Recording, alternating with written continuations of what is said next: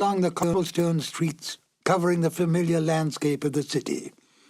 In Baker Street, the lodgings of 221B are empty, for Sherlock Holmes and Dr. Watson have left long ago on another case of murder.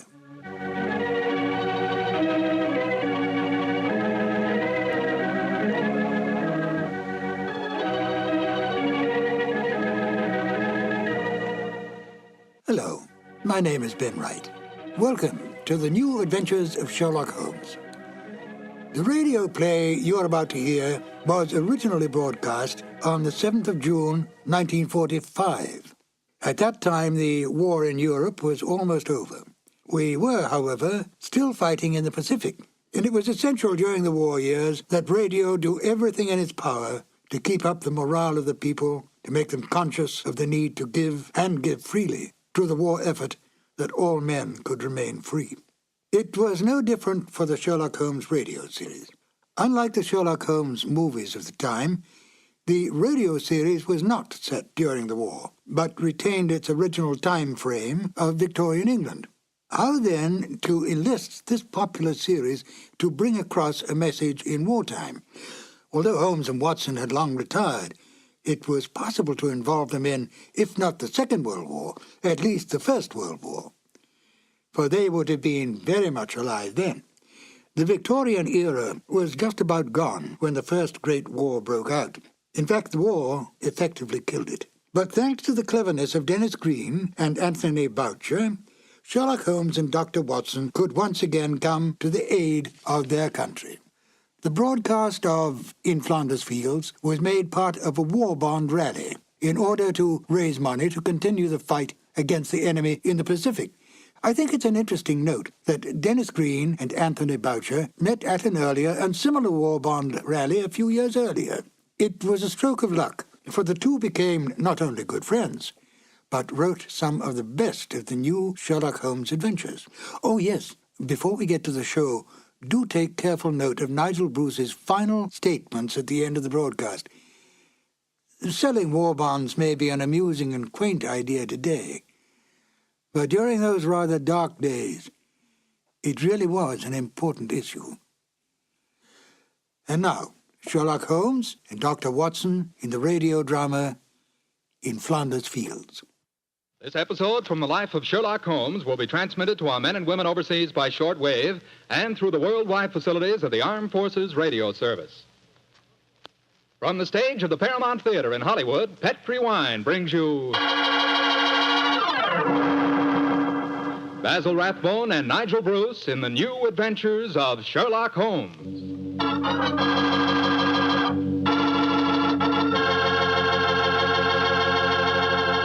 The Petri family, the family that took time to bring you good wine, invite you to listen to Dr. Watson tell us about another exciting adventure he shared with his old friend, that master detective, Sherlock Holmes.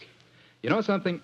If right now it were possible for me to ask every one of you what you had for dinner this evening, I'll bet a good many of you would say chicken. Chicken is an all-American favorite.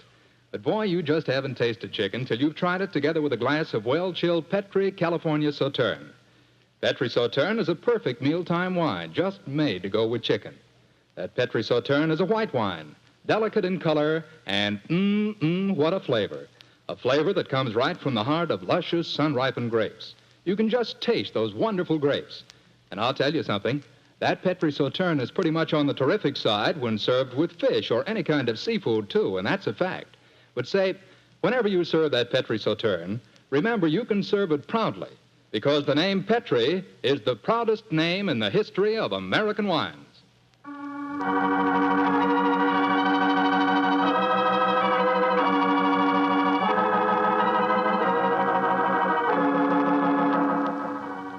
And now for our weekly doctor's appointment.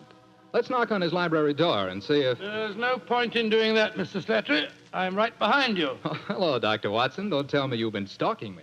No, my boy, I was on the patio and I heard your footsteps, so I thought that I'd come in and fetch you. Let's go back and sit out there, shall we? It's a beautiful evening. That's fine with me, Doctor. Here we are. Now, settle yourself down in a chair and light a cigarette, if you have one. And I'll get on with my story. Well, last week, you told us it concerned an adventure that you and Sherlock Holmes had in Flanders during the First World War. That's right, Mr. Slattery, did. I thought that you and the great man had retired at that period. We had, my boy, but it was only natural that as soon as the war broke out, we both offered our services in any capacity that might help our country. Of course. And how did tonight's story begin, Doctor? It was in the winter of that first year. Things weren't going very well for the Allies. The Germans were advancing on Paris, and the picture was looking very black. It was just 24 hours before the famous Battle of the Marne began, the battle that changed the early course of the war, when Holmes told me that we had to go up to the front lines on a secret mission. We'd been in Paris for several weeks, where Holmes had just solved the case of the missing aide-de-camp. I was anxious to get back to England and my work in the war hospitals, but of course this new summons was in the nature of a command. And so, late on a rainy September afternoon, Holmes and I, with the boom of gunfire in our ears, found ourselves in the front seat of a staff car, sloshing and jolting its way towards the battlefield. Am I driving too fast for you, gentlemen? No, Sergeant, not at all. No, you're doing a splendid job. Oh, my man, look out considering the state of the road. Thank you, sir. Hello? The gunfire's getting nearer, Holmes. Yes, old fellow. I imagine we haven't much further to go, have we, Sergeant? No, sir, we're nearly there. Did you notice the two civilians in the back seat, Holmes? Yes. Handsome woman and a distinguished-looking man, several years her senior. I wonder who they are. I'll tell you. He's a Shakespearean actor of some note, though he never achieved the fame to which he thinks he's entitled. I shouldn't be at all surprised if he feels that he's been slighted in not receiving a knighthood. But, Holmes, that's amazing. How can you possibly deduce all that from just looking at the man as we got into the car? Elementary, my dear fellow, I didn't deduce it. We saw him twice last year in the London Theatre, if you remember. What? His name is Maitland Morris. As for his biography, he's a friend of my brother, Mycroft's. He told me about him. What do you suppose he's doing up here near the front line? His brother is General Sir Stanley Morris, who's in command of this particular front, and it would seem reasonable to presume that his brother has come up here to give a performance for the front-line troops. I suppose this hut is as far as we can drive, Sergeant. I'm afraid so, sir. We're 4 miles from the front line now. You'll have to clear your papers here. See that ruined farmhouse there, sir? Yes, Sergeant. Is that the General's headquarters? Yes, sir. Come on, Watson. Good Lord, it's pelting with rain. Yeah, let's make a dash for it.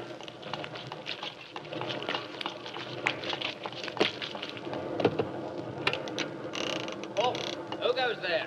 Friend, Give the password. St. Crispin. Pass, friends, and show your papers. How did you know the password, Holmes?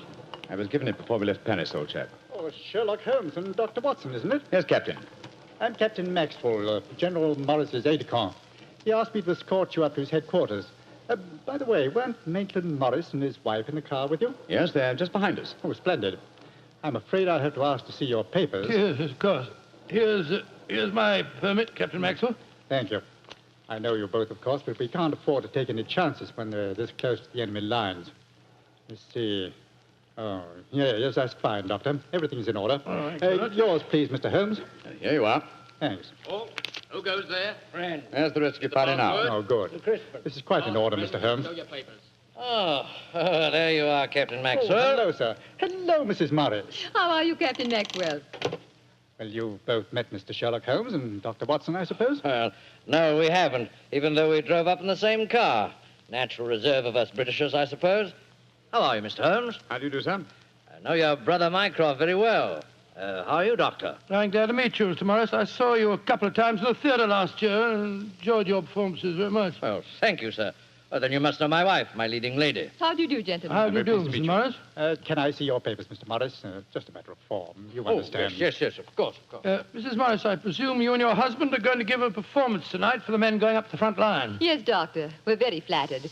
They've asked us to do some Shakespearean scenes. Oh, yes. Although I should have thought something a little lighter would have been more appropriate. The General, he's Maitland's brother, you know, seemed to think differently. Well, my dear, show Captain Maxwell your papers. Then we can all go along and see my brother Stanley. Very well, Maitland. Mr. Morris, I shall look forward to hearing your reading of Shakespeare's St. Crispin speech from Henry V tonight. Well, bless my soul, Holmes. How did you know I was planning to do it? Well, the setting is so perfect and the time so appropriate, I can't conceive an English actor who could resist the temptation. Oh. I noticed that your brother appreciated the fact in naming today's password. Yes, it's amazingly appropriate. You know, it's almost 500 years ago to the day that the Battle of Agincourt took place. Well, let's hope that the results of the forthcoming battle will be equally successful for England. Yes, indeed. Oh, by the way, Holmes, this will probably seem rather silly to you, but I'm an inveterate autograph collector, and I have my book here with me. I wonder if you'd mind signing I it. should be very glad to, Mr. Morris. Give me a pen, will you, Watson? Here we are, Holmes. You'll find yourself among quite distinguished company in that book, sir. So I see. Adelina Patti, Crown Prince of Norway. Hello. Field Marshal von Tauchnitz. Oh, yes. He was one of my admirers when I played in Munich before the war. I suppose now that our countries are fighting, I should tear that page out. You know, I cannot help but feel that art and the appreciation of art are independent of national hatred. Quite so, sir. I myself still have a medal presented to me by the University of Leipzig for some trifling services. There you are, Mr. Morris. Oh, thank you very much, Mr. Holmes. A notable addition to my collection. I shall be very glad to sign your book for you, Mr. Morris, if you'd like me to. That's very kind of you, Doctor. Oh, Captain Maxwell, if our permits are all in order, don't you think we should be moving along? Just what I was going to suggest myself. I'll take you all straight over to General Morris's headquarters.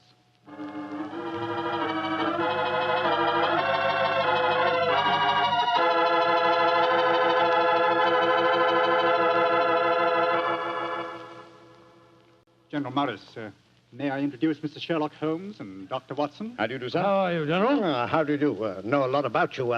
Long way from Baker Street, isn't it? Yes, indeed, sir. Where's that brother of mine? Ah, there you are, Maitland. Cynthia, how nice to see you both. Oh, it's good to see you again, Stanley. Hello there, Stanley. The men will be glad you arrived. They're looking forward to your show tonight. We're very flattered that they want to hear us do some Shakespeare. Oh, rubbish, old boy. With you and Cynthia up there on the platform, you could read the telephone book and they'd love you. Oh, very kind. By the way, you'll find the stage very primitive, just a few trestles and a large tent and a curtain made of army blankets. And your dressing room will be even worse. Oh, don't worry about our comfort, Stanley. As long as we cheer the boys up, that's the important thing. Yes, of course. By the way, what program do you have mapped out for us? Well, I thought we'd have two shows. The tent's not large enough to hold everybody at once. Anyway, we have to keep up an alert all the time. Think you can manage two separate shows? Oh, of course I can, Stanley. I may look old, but I don't feel it. You don't even look at you, scoundrel. Thank you. Perhaps we could take a look at the stage and equipment, eh? Oh, certainly. Captain Maxwell, take them over to the tent and show them what the facilities are, will you? Right, sir. Will you follow me? Oh, yes, of course. See you later, Stanley. Come along, my dear. All right. I'm glad you're here, Holmes. I'm sure I can speak quite freely in front of Dr. Watson. Oh, yes, with perfect freedom, sir. He's my colleague, and he's an old army man himself. Really? What regiment, Doctor? 5th Northumberland Fusiliers, sir. Later attached to the Berkshires in Afghanistan and wounded in the Battle of Mainwan. Really? Oh, then I'm sure I can speak freely in front of you. Holmes, you know why you're up here so near the front line, don't you? I have a very shrewd suspicion, sir. Yeah, I thought you had. That's why I asked for you to be sent here. You asked for me to be sent here, General. Yes, I think I understand. Well, I wish I did. You will, Doctor, in due time. In the meanwhile, gentlemen, I'll have an orderly show you to your quarters. Thank you, sir. And, Holmes, take a look around, will you, and keep your ears open. We're comparatively a little distance from the German front lines, and yet there's a very puzzling silence just now. Yes, I noticed that, sir. And half an hour ago, on our way up, there was quite a lot of shelling. Exactly.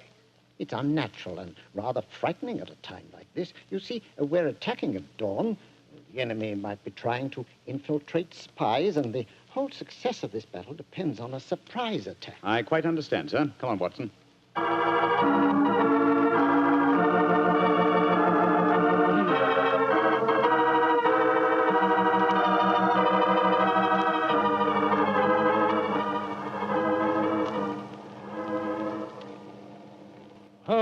Holmes, the first performance starts in a few minutes, you know. They're all there waiting. Why are we tramping about out here in the mud and the rain? I thought a pipe or two in the open air would clear our brains. Yes, a pipe in the open air is one thing, but a pipe in a downpour of rain's another. Was it raining? Oh, didn't even notice it. I was listening to the silence. What do you mean? Thousands upon thousands of Germans. Armed Germans.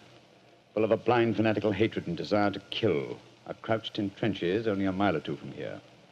Surrounding us are an equal number of English boys, also armed, and with a will, if not the desire, to fight. because they know their cause is the cause of freedom and justice. All these thousands poised, ready to pounce on each other and fight to the death, and yet, beyond that patter of rain, there isn't a sound to break the stillness of a September evening. Huh. Strange world we live in, old chap. You're being unusually rhetorical, Holmes. Yes, I am, aren't I? Let's be a little more practical, shall we? I wonder what is wrong with the actors tonight.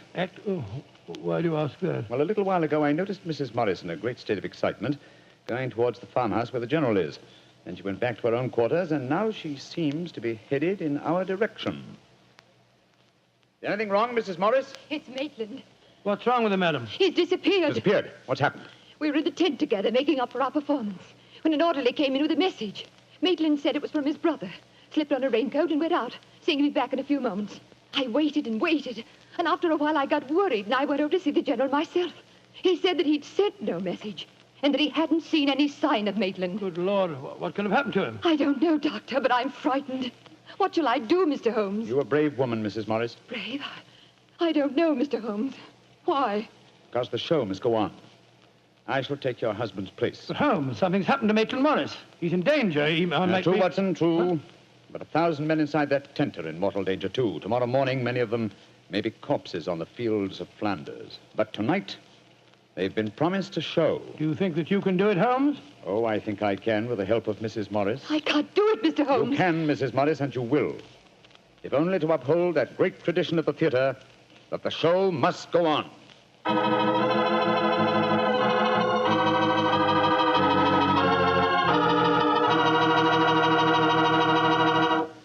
We'll hear the rest of Dr. Watson's story in just a few seconds.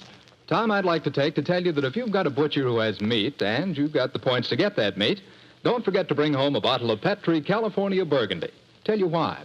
That Petri Burgundy is a rich red mealtime wine that's wonderful with any meat or meat dish. That's a fact. Petri Burgundy can make a banquet out of a hamburger. And boy, Petri Burgundy and old-fashioned Irish stew are bosom companions. Just get yourself some Petri Burgundy and share it with your family. Petri Burgundy is the best friend a good meal ever had.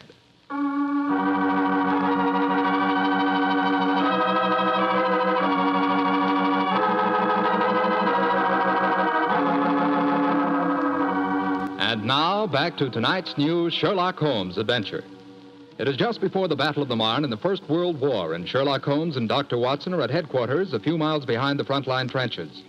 A famous Shakespearean actor who was to give a performance for the troops has mysteriously disappeared, and the great detective has taken his place at the last minute. As we rejoin our story, Sherlock Holmes, alone on the improvised stage, is delivering a Shakespearean speech before a spellbound audience. This happy breed of men, this little world, this precious stone set in a silver sea, which serves it in the office of a wall or as a moat defensive to a house against the envy of less happier lands. This blessed plot, this earth, this realm, this England.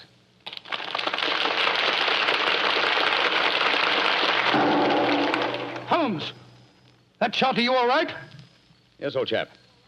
Fortunately, I started to leave the stage as the shot was fired. The bullet just missed me. I heard it splinter some wood nearby. But who on earth would want to shoot you? That's what we've got to find out, though I think it more likely that the shot was intended for me. It was not intended for me, but for Maitland Morris, the man for whom I'm substituting. Well, even so, who'd want to shoot him? Oh, don't ask me so many questions, old fellow. Let's see what clues we can find. Now, the shot was fired from outside the tent from behind me. Yes, look there. See the hole in the tent there? By Jove, yes. The footlights would outline your shadow on the back of the tent. Whoever it must have fired at your silhouette. The question is, where did the bullet embed itself? Aha. Look here, Watson. You got a penknife? Yeah, wait a minute. Here you are, Holmes. This shouldn't be hard to extract. Look at this splintered tent pole. Wait a minute. There we are. Excellent. Huh. Very interesting. Well, what's so interesting about it? Just a revolver bullet, isn't Oh, no, it? it isn't, Watson. Huh? It's far from just a revolver bullet. This bullet was fired from a German Luger pistol. A German pistol? There must have been a spy here behind our lines. That's a reasonable enough assumption. Yes, we may be sure that no English soldier would carry such a weapon and face inspection. Come on, I want to talk to Mrs. Morris.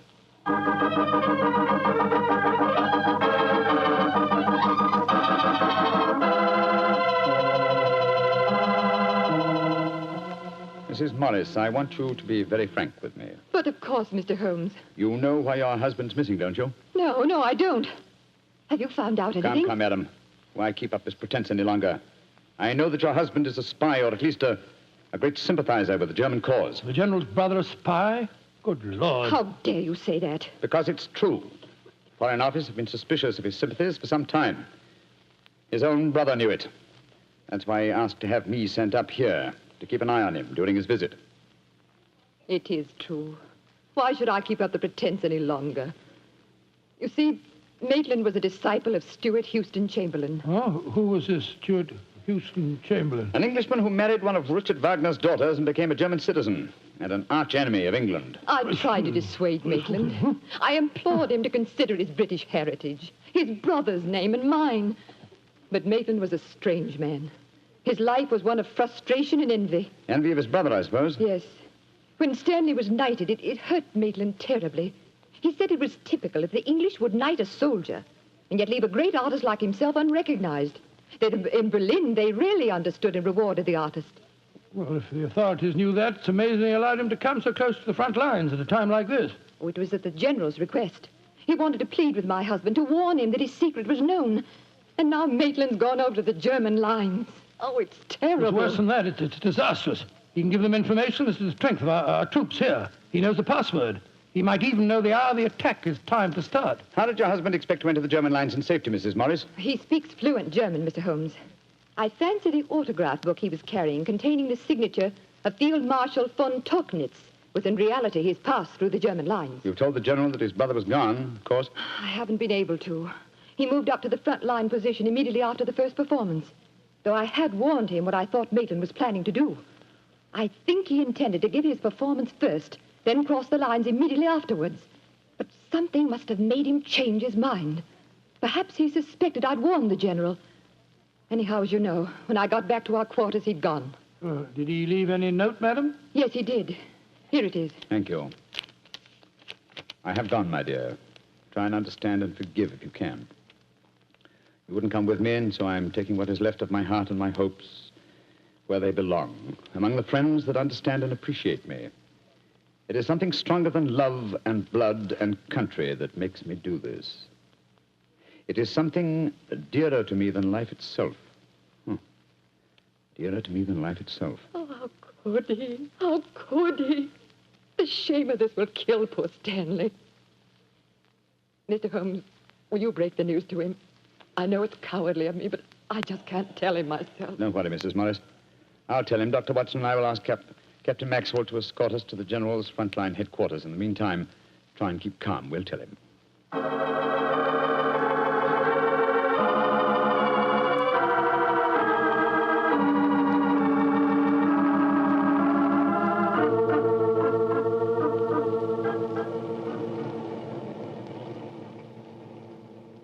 If you will wait in the dugout, Mr. Holmes, I'll tell the General that you're here. Thank you, and be sure to let him know the urgency of the matter. Yes, sir.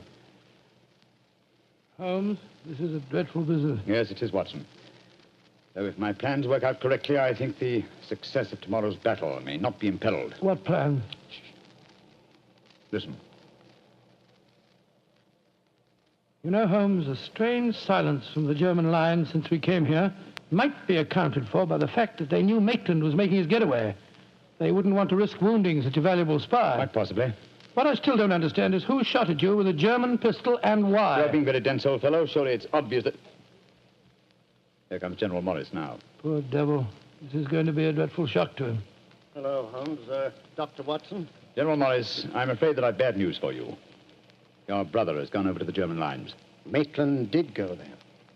I should have put him under an armed guard as soon as he came here, but I thought I could reason with him, appeal to his sense of honor. Instead of which you tried to shoot him, sir, but fortunately for me, you missed. You see, I took his place at the first performance. But that shot was fired from a German pistol. True.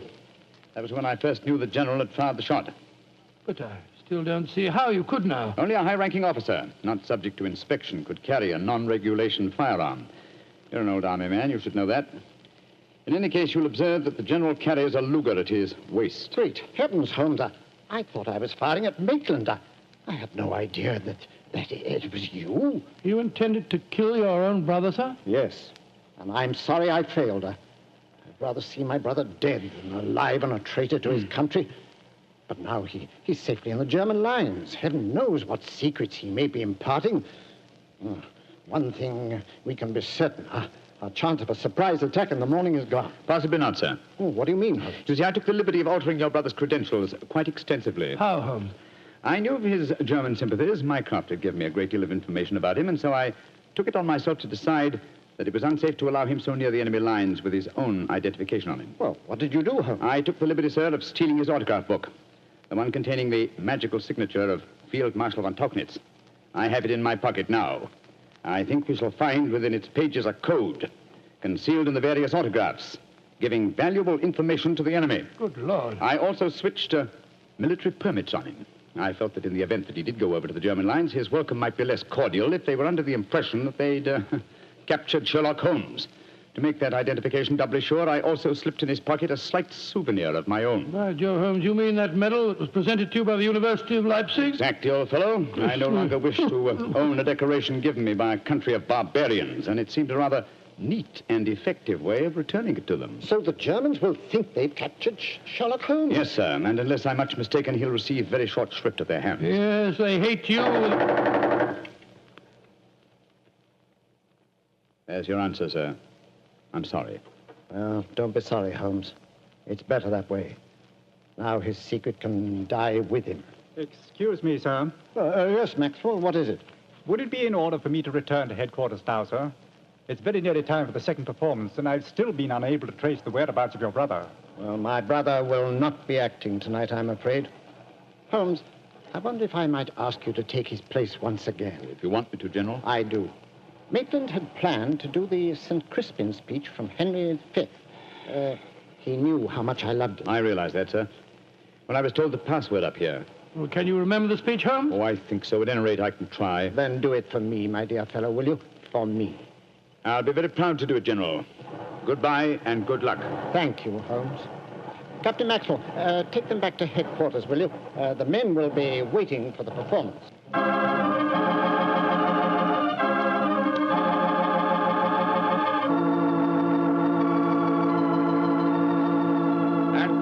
Crispian shall ne'er go by from this day to the ending of the world, but we in it shall be remembered. We few, we happy few, we band of brothers. For he today that sheds his blood with me shall be my brother. Be he ne'er so vile, this day shall gentle his condition. And gentlemen in England now abed shall think themselves accursed they were not here, and hold their manhoods cheap, while any speaks that fought with us upon St. Crispian's Day.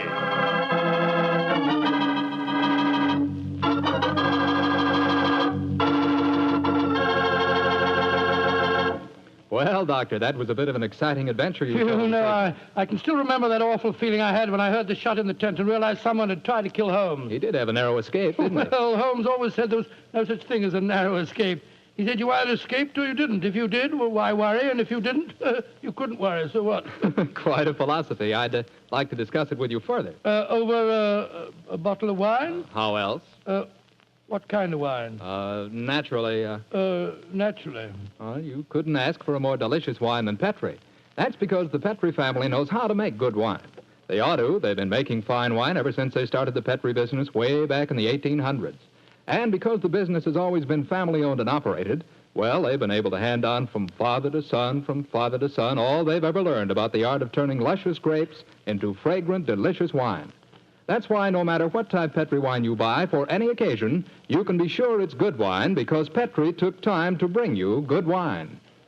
And now, Dr. Watson, how's about giving us a clue to next week's Sherlock Holmes adventure? Next week, Mr. Clatter, I'm going to tell you in a most unusual adventure in which Holmes and I are trapped in an airtight metal chamber, our only companion being a murdered scientist. Well, it sounds like a story we don't want to miss, Doctor. See you next week. Yes. Oh, just a second, Mr. Clatter. Before we go, I just want to tell our listeners that tonight we're broadcasting from the stage of the Paramount Theater here in Hollywood on behalf of the 7th War Loan Drive. The ticket of admission to the theater was a war bond. I'm mentioning this to remind you, our friends, that you have an important part to play in making the 7th War Loan a success. Buy more and buy bigger bonds than ever before. They're needed to pay for new super forts, new jet-propelled fighters, newer and bigger weapons to lick Japan. Remember, in spite of the magnificent achievements of our forces in the Pacific, the Japanese war has just begun. So let's go all out for the mighty 7th Warlord.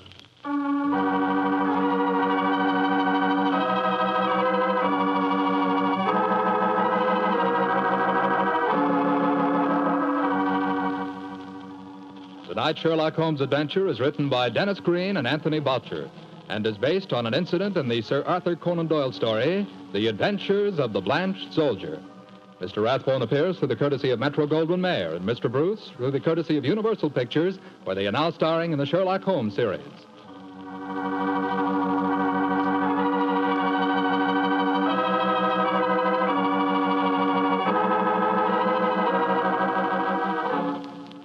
The Petri Wine Company of San Francisco, California, invites you to tune in again next week, same time, same station.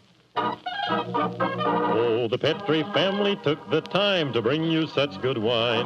So when you eat and when you cook, remember Petri wine. To make good food taste better, remember... Petri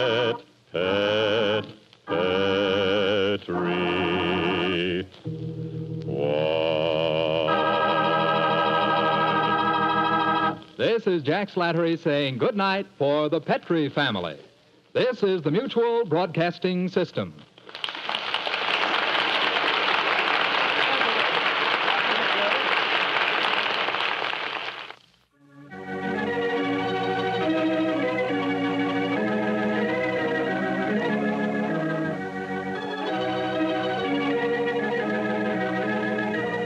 It was only a short time later that calls for the sale of war bonds would come to a complete halt.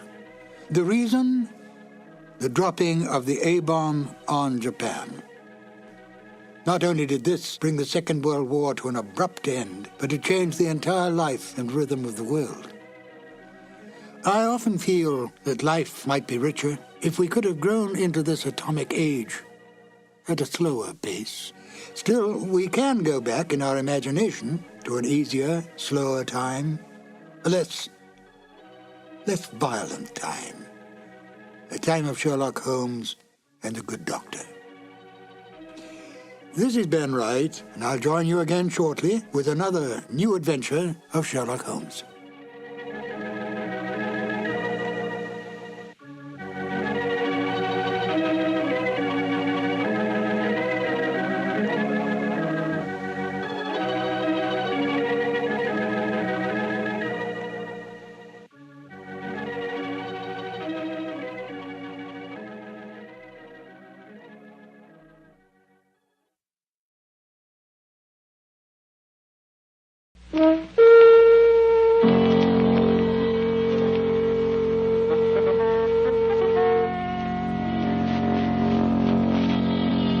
The Adventures of Sherlock Holmes, starring Basil Rathbone and Nigel Bruce.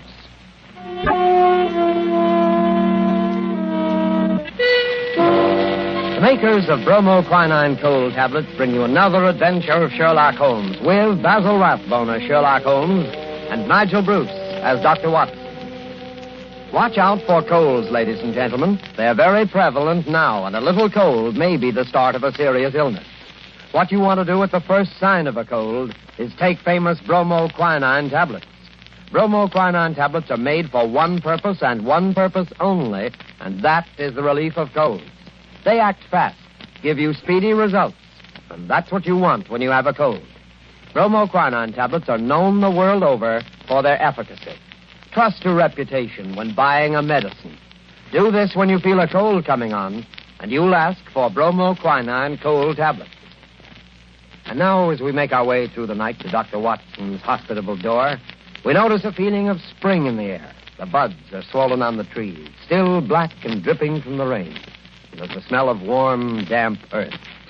Delicious. Eh, Mr. Manning? Well, hello, Dr. Watson. I didn't see you in the doctor. Yes, I've been out checking up to see if my magnolias survived the winter. Any casualties? No, they all seem to be fairly bursting with buds. There's nothing as delicious as that first faint whiff of spring. All is treacherous. Come along to the house before we both catch our death of cold. After you, sir. Not at all, my boy. None of that age before beauty nonsense. I'm not as decrepit as all that. Oh, what's this? The front hall littered with trunks and suitcases? Oh, yes. I'm afraid my annual wanderlust has broken out rather early this spring. I'm off on a little jaunt first thing tomorrow morning, but come along into the study. Does that mean that this is the last of our storytelling evening? For this winter, yes, I'm afraid it does. Well, I trust I'm not too forward if I hope to be invited back again in the fall. Oh, of course not. You know we'll be waiting for your return. Oh, thanks very much. It's very, very decent of you. To put up with the meanderings of an old fellow like myself, huh? I appreciate it, you know. But sit down, Mr. Manning. Sit down there, over there, in the usual chair. Let's get on with our story before I get all glittery and sentimental. You're going to tell us about Professor Moriarty tonight, aren't you? Well, I had intended to, but I've changed my mind. I'm going to tell you the adventure of Retired Colorman instead. Retired Colorman? Isn't that a military term? No, it isn't. Mr. Josiah P. Amberley had been the junior member of Brickfall and Amberley, manufacturers of artistic paint boxes. He made quite a tidy little fortune. Retired from business at the age of 61, bought a house at Lewisham and then settled down. Early next year, 1897, I think it was, the old fool married. Married? Yes, married. And the woman 30 years his junior. Yes, that's always a bit risky. Risky? Within 2 years, he was as miserable a creature as crawls beneath the sun. Oh, dear me, I'm jumping ahead in the story again. As I was saying, it was the 23rd of April, 1899, and a rainy and disagreeable April it had been. Holmes was in a melancholy and philosophic mood that morning as he stood by the window, watching the raindrops chasing one another down the pane. Rain had always depressed him when he was not working on a case. When he was working on a case, I don't believe he realized that there was such a thing as weather.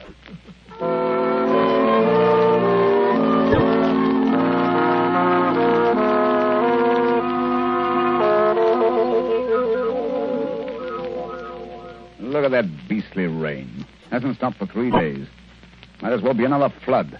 Well, heaven only knows what transgressions could have brought it on. That's been a really first-class crime for months.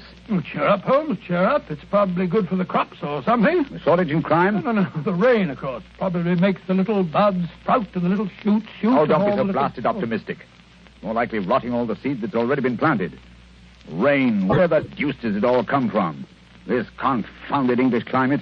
Why any man with half a brain stays on this rain-soaked, mist-bound island is beyond me. Oh, I doubt if the men have anything to do with it. It's the ladies, God bless them. This climate gives them perfect complexions, and with so many lovely creatures about, what Englishman would think of quitting the country? So much beauty, such exquisite... Oh, rubbish, Watson, rubbish. The spring has given you a temporary softening of the brain. I regret to say it seems to have that effect on most impressionable males. Impressionable nonsense. When a woman's concerned in one of your cases, you never even notice whether she's 16 or 60, and then you don't care whether she's got a well-turned ankle or whether she's flat-footed. Oh, why should I? Holmes, there are times when I think you're a cold-blooded fish. Possibly, Watson, possibly.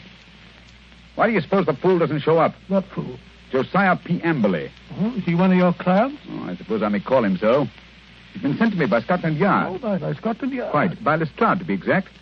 You must consider the case fairly hopeless if Lestrade hands the matter over to me of his own accord. Look, Holmes, there's a cab drawing up in front of our front door. He must be your client, Mr. Amberley. Yeah. Strange-looking individual, eh, Watson? He's quite an old fellow. Looks literally bowed down with care. Ah, but no weakling. Look at those shoulders and that chest. The framework of a giant. He's arguing with the cab driver about the fare. Huh. Watches the pennies, eh? I must say I don't like his face. So fierce and eager, and the way those snaky locks of grizzled hair stick out from under his hat. I wonder what he's worrying. What's worrying, Mr. Amberley? Willing to bet it has something to do with money.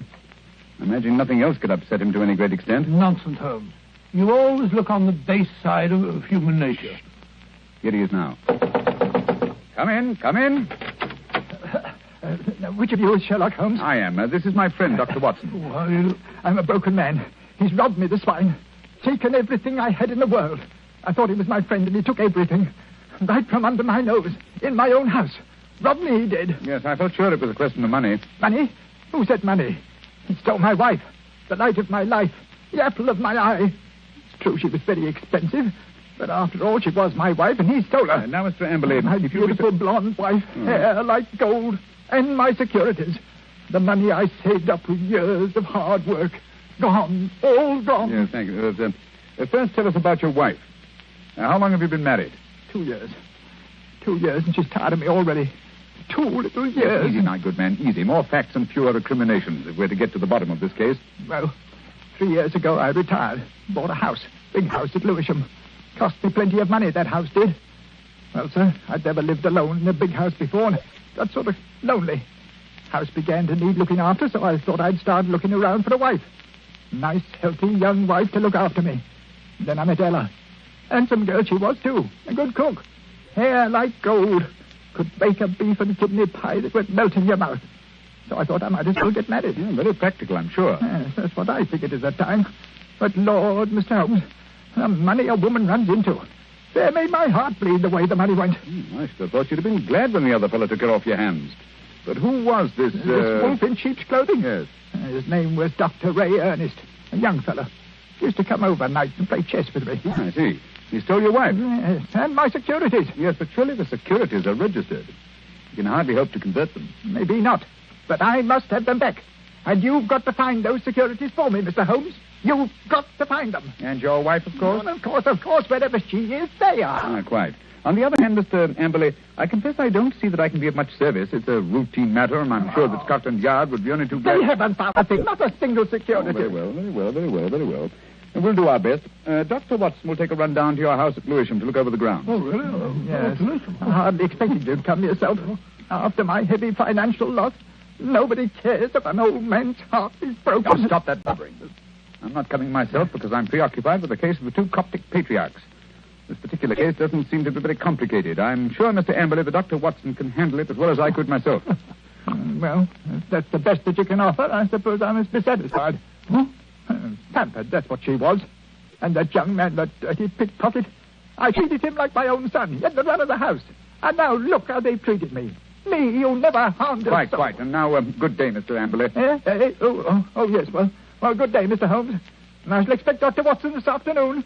You have my address, I believe. Oh, the ingratitude, the rank ingratitude of it all. I must say, Holmes, I like the way you shoved all this off onto my shoulders. Coptic patriarchs, indeed. You just don't want to go. Right, Watson, right, the very first time. You've been begging for a case all to yourself for months. Well, here it is. Yes, and a nice case you've given me, I must say. That old skinflint. Oh, my daughter, oh, my ducats, eh? With the emphasis on the ducats, if I'm not mistaken.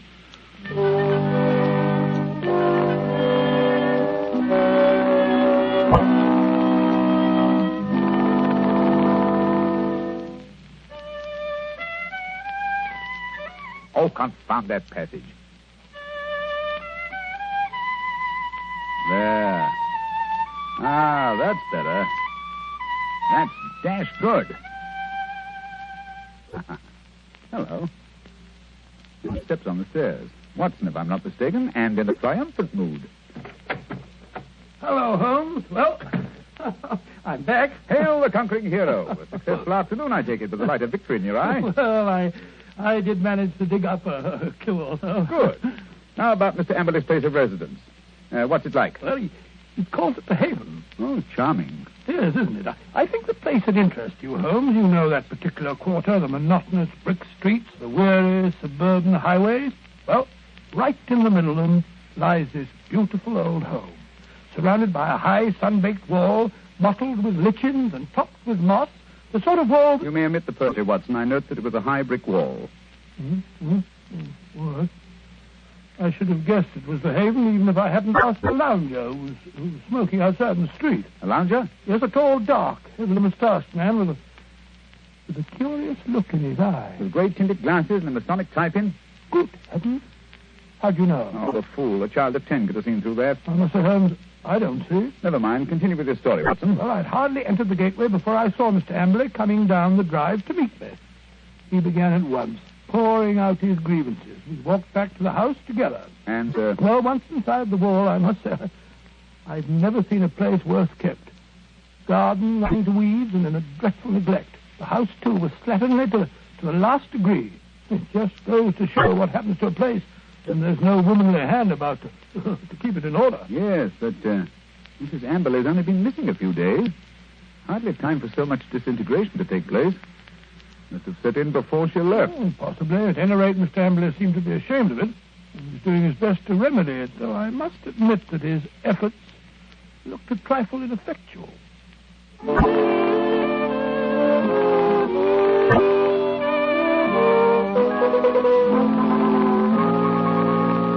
What's to become of me? What's to become of me? My wife gone, most of my fortune stolen. Oh, come in, Dr. Watson, come in. Here you see what remains of what used to be called my home. An Englishman's home is his castle, so they say. But home is where the heart is. And my heart... Look out, Dr. Watson, look out. That wood waste just been... Oh, look at that. My best pair of trousers. Too bad. Careful. You almost stepped in that pot of paint. Oh, dash it all, Amber. This is absolutely the limit. Sorry, I shouldn't have left that pot of paint in the middle of the passage, I suppose. When one's alone in the house, one forgets. Well, alone? So you've been doing this painting yourself? It must strike you as strange occupation under the circumstances. One must do something to ease an aching heart. And step in here, Dr. Watson. This is my study, my sanctum sanctorum. Oh, sanctum sanctorum. I see you've just finished painting woodwork in this room, too. What a smell of paint. Yes, it's not dry yet. That's why I have a fire in here. Now, let me see. Where did you keep your security? In the safe in that wall. This room is really a strong room, like a bank, with an iron shutter on the window and an iron door, burglar-proof. Ah, that's the irony of it. No thief from without could have taken my money, but my wife, my own wife. There's a picture, Dr. Watson, on the mantel, taken in a wedding dress. Nice-looking girl, Emily. It doesn't look the sort that... The viper, the ingrate. Oh, really? Why, that very night, I bought 2 upper circle seats at the Haymarket Theatre. Wanted to give her a treat, I did. Oh, didn't she go? No. Last moment said she felt sick. That she had a headache, she did. I believed her, went alone. When I came back, she was gone. My safe was ransacked. Just a minute. What night was that, Mr. Emily? Last Thursday. Oh, Thursday, was it? Here's an unused ticket. Money wasted. She was always wasting money. May I have that ticket, Mr. Emily? Hold on. You've thrown it in the fire. Oh, why? I want to get rid of it. I want to get rid of everything that reminds me of her. Here, give me that picture. Well, I say... There, into the fire she goes, closer. May her soul burn in torment. Their picture's burning now.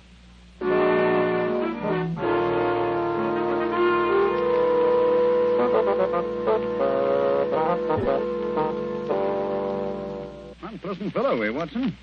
This case begins to look more somber than I suspected. If you could only have brought me that ticket, Watson. Oh, I did my best, Holmes. I may not have the ticket itself, but I did notice the number of the seat. Oh, bravo, Watson. How did you happen to remember it? Well, as a matter of fact, it was my place and form at school, 31. See from the bottom. And so it stuck in my head. Splendid, old fellow. Then Amberley's seat must have been 30 or 32. Hear me now. Who can that be?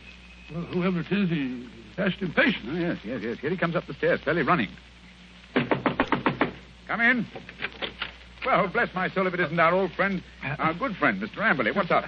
A telegram, Mr. Holmes. I can't make anything of it. Here, see for yourself. Uh-huh.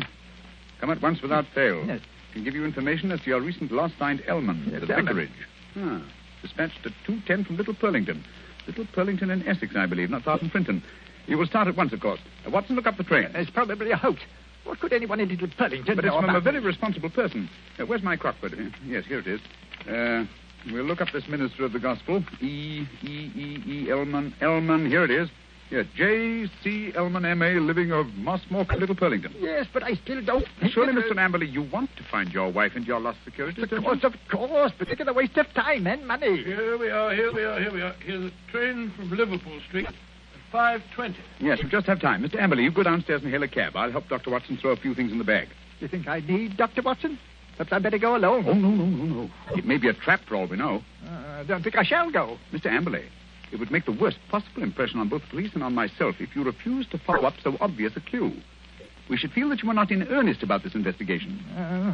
Very well, I'll go. Perhaps you'd better go with him, Holmes. What? Take your case, Watson. After the brilliant ways in which you've handled it? No. Go along, Mr. Amberley, or you'll miss your train. Very well, but the expenses... Here you are, Watson. Here's your bag. It's packed. Yes, you never know when you may be called off on a case like this. I packed it for you. Holmes, I do think that... Quite. Now, whatever you do, see that he really does go to Little Purlington. Yes, I don't think that he's... Again, quite. Should he break away and try to return, get to the nearest telegraph station and send me the single word bolted. I will arrange to have it reach me wherever I am. What? You have something to look into at this end, then? I have, Watson. This case is beginning to take on a rather curious and sinister aspect. Above all, old man, take good care of yourself. And Mr. Amberley.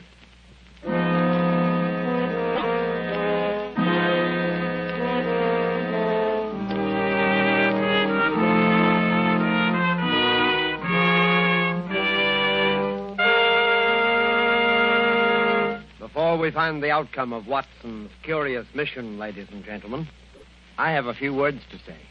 Here's what you want to do when you feel a cold coming on. Here's what you want to do at the very first sign of a cold.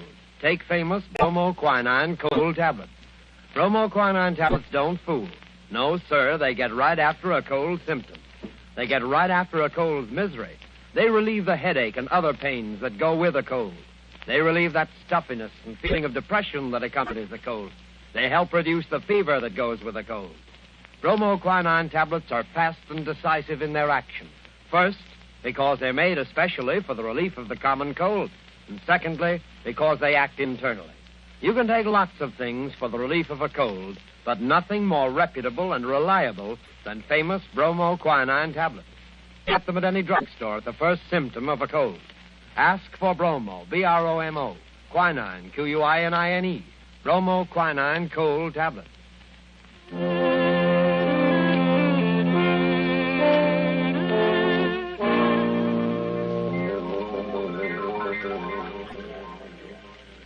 Confound this rain. Everything's as dark as a black hole of Calcutta. Yeah, the haven. Shitty little haven this is. I can find a window unlatched. Not much chance on the first floor. The old boy's 2 quarters. Ooh. Second story window, perhaps. Now, if I can manage to scale this porch pillar. This confounded rain. Just slippery as a greased pole. Come on. Hey, there we are. Yeah. There's the window that's unlatched. Easy, easy, easy. Now. 1 foot over the sill. Now up with your hands. Up with them, I tell you. Thought I wouldn't see you prowling round down below, eh? Well, I've caught you red-handed.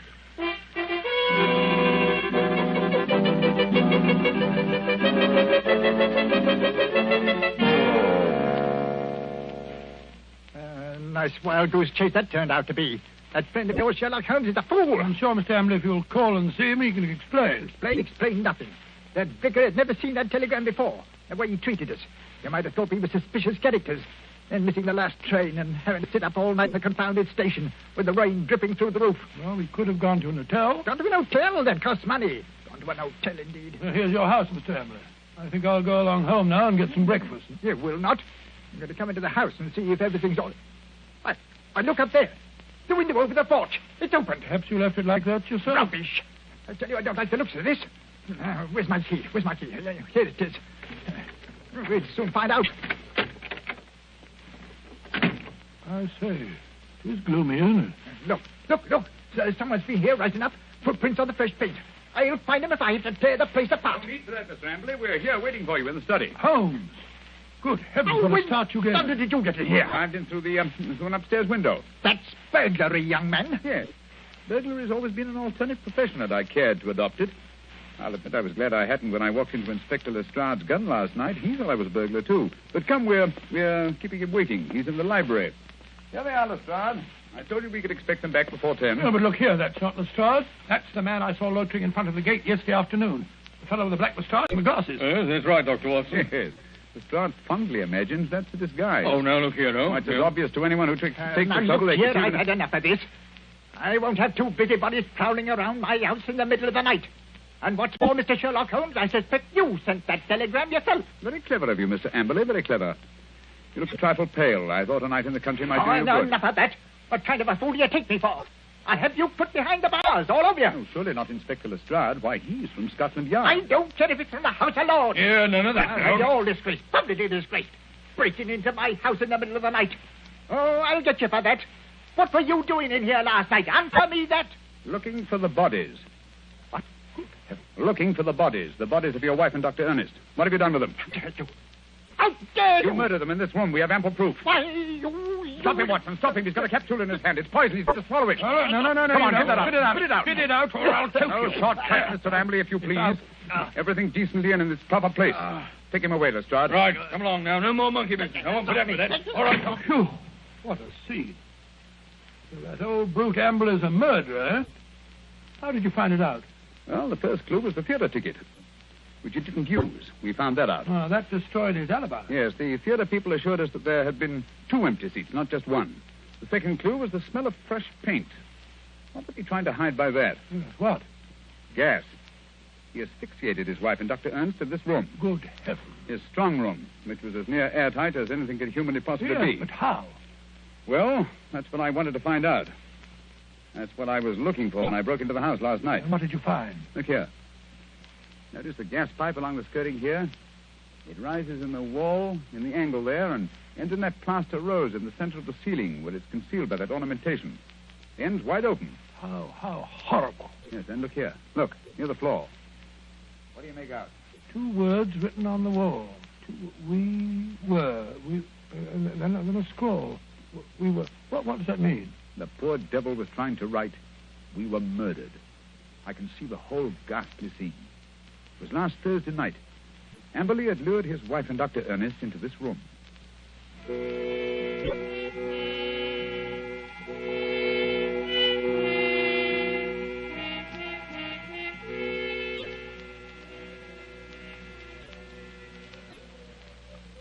Oh, listen to that wind. I wish it would stop. It's not so bad in this room. Let's have a little game in here, eh, Dr. Ernest? Just you sit here, there. Entertain the doctor while I go and look for the chessmen. Excuse me for a minute, Dr. Ernest. Certainly. And if you don't mind, I'll close the door. There's such a draught. It'll be much cozier in here with the door closed. Much cozier. If that wind only wouldn't howl. I feel so depressed. Is there something terrible we're going to happen? Oh, nonsense, my dear Mrs. Amberley. This house is getting on your nerves. Is it any wonder? He gets worse and worse. Oh, Dr. Ernest, I'm so frightened. You must go away. What? Now, don't be alarmed, Mrs. Amberley. I've had your husband under observation for some time. I'm afraid he isn't quite normal. It isn't safe for you to stay here any longer. But, Dr. Ernest, don't you understand? I can't leave my husband. Heaven knows what would happen if I left him alone. We could get a nurse to take care of him. You can't stay here with him. What was that? Josiah, he heard us. He was outside the door listening. Oh, Dr. Ernest, this is terrible. What can we do? Listen. You hear that? It's the gas. Someone's turned on the gas. I can smell it. Hurry. We've got to get out of here. Why, the door's locked. He's locked the door. Amberley! I say, Amberley, open the door. Quick, the window. No, that's locked, too. The iron shutters. Amberley, let us out.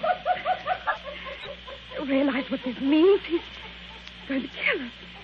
He must have gone mad, I'm afraid. Yes, it's what I was afraid of. He's a maniac. A homicidal maniac. Oh, this is horrible. We're trapped. What a fool I was. What can we do? I feel so faint. I can hardly breathe. Here. Lie down on the floor. The air's better down here. It's no use. I can't stay awake. I don't mind anymore. I'm quite all right. Really. Mrs. Amberley. Don't give up. I feel pain, too. I must warn people. It's dangerous. I can't think. God, I can't breathe. I can't think.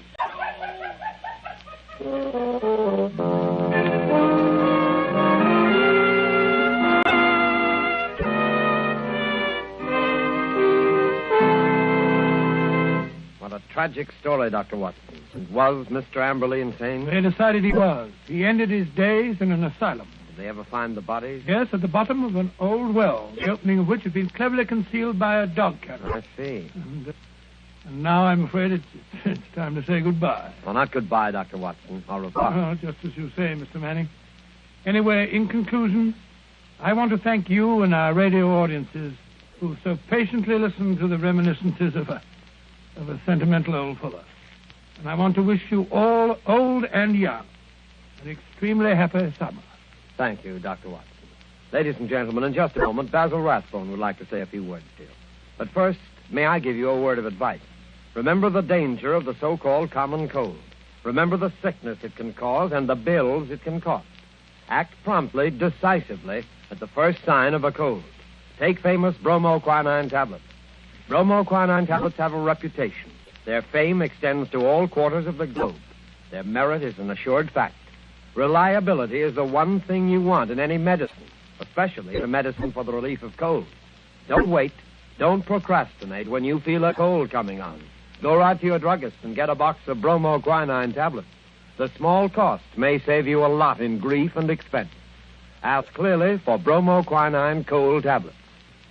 And now, here's Basil Rathbone. Ladies and gentlemen, to me, Sherlock Holmes has always been one of the greatest characters ever created. Tonight, as our present series ends, I'd like to thank our sponsor, the makers of bromoquinine, for giving me the opportunity of playing Holmes on the air, especially with such an inspired Dr. Watson as Nigel Bruce. Oh, Basil, that's Quiet, very... please. Oh, sorry, what? Speaking to myself and Mr. Bruce, may I express our gratitude to our radio audience for the many letters of interest and encouragement that we received. And finally, a word of appreciation to all the performers and others concerned with this program who have helped so immeasurably in making the Baker Street days live again.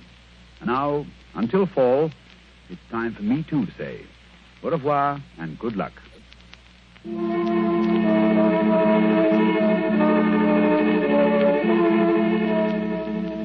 have been listening to a Sherlock Holmes adventure adapted by Edith Meiser from Sir Arthur Conan Doyle's story, The Retired Colorman, with Basil Rathbone as Sherlock Holmes and Nigel Bruce as Dr. Watson. The Sherlock Holmes series was produced by Tom McKnight. This program was presented from Hollywood by the makers of bromoquinine cold tablets, quick relief for colds. This is Knox Manning speaking.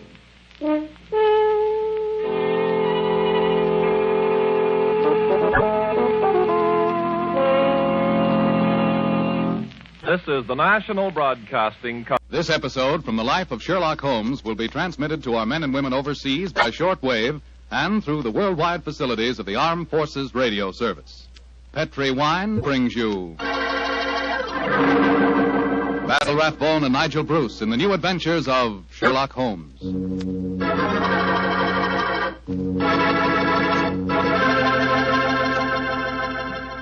The Petri family, the family that took time to bring you good wine, invite you to listen to Dr. Watson tell us about an exciting adventure he shared with his old friend, that master detective Sherlock Holmes. And say, while you're getting comfortable, I'd like to tell you about an old American custom. The custom of serving a glass of sherry wine before dinner. Petri, California sherry. You know, Petri sherry is to a good meal what the overture is to a good musical comedy or an opera. Before you sit down at the dinner table, just pour yourself a little glass of Petri sherry and sip it slowly. Look at that beautiful amber color. Smell the fragrance of those sun-ripened grapes. And taste that fine sherry flavor. You'll agree with me, I'm sure, that Petri sherry is the best beginning a good meal ever had. And say, if you happen to like your sherry dry, as I do, you'll really like Petri Pale Dry Sherry.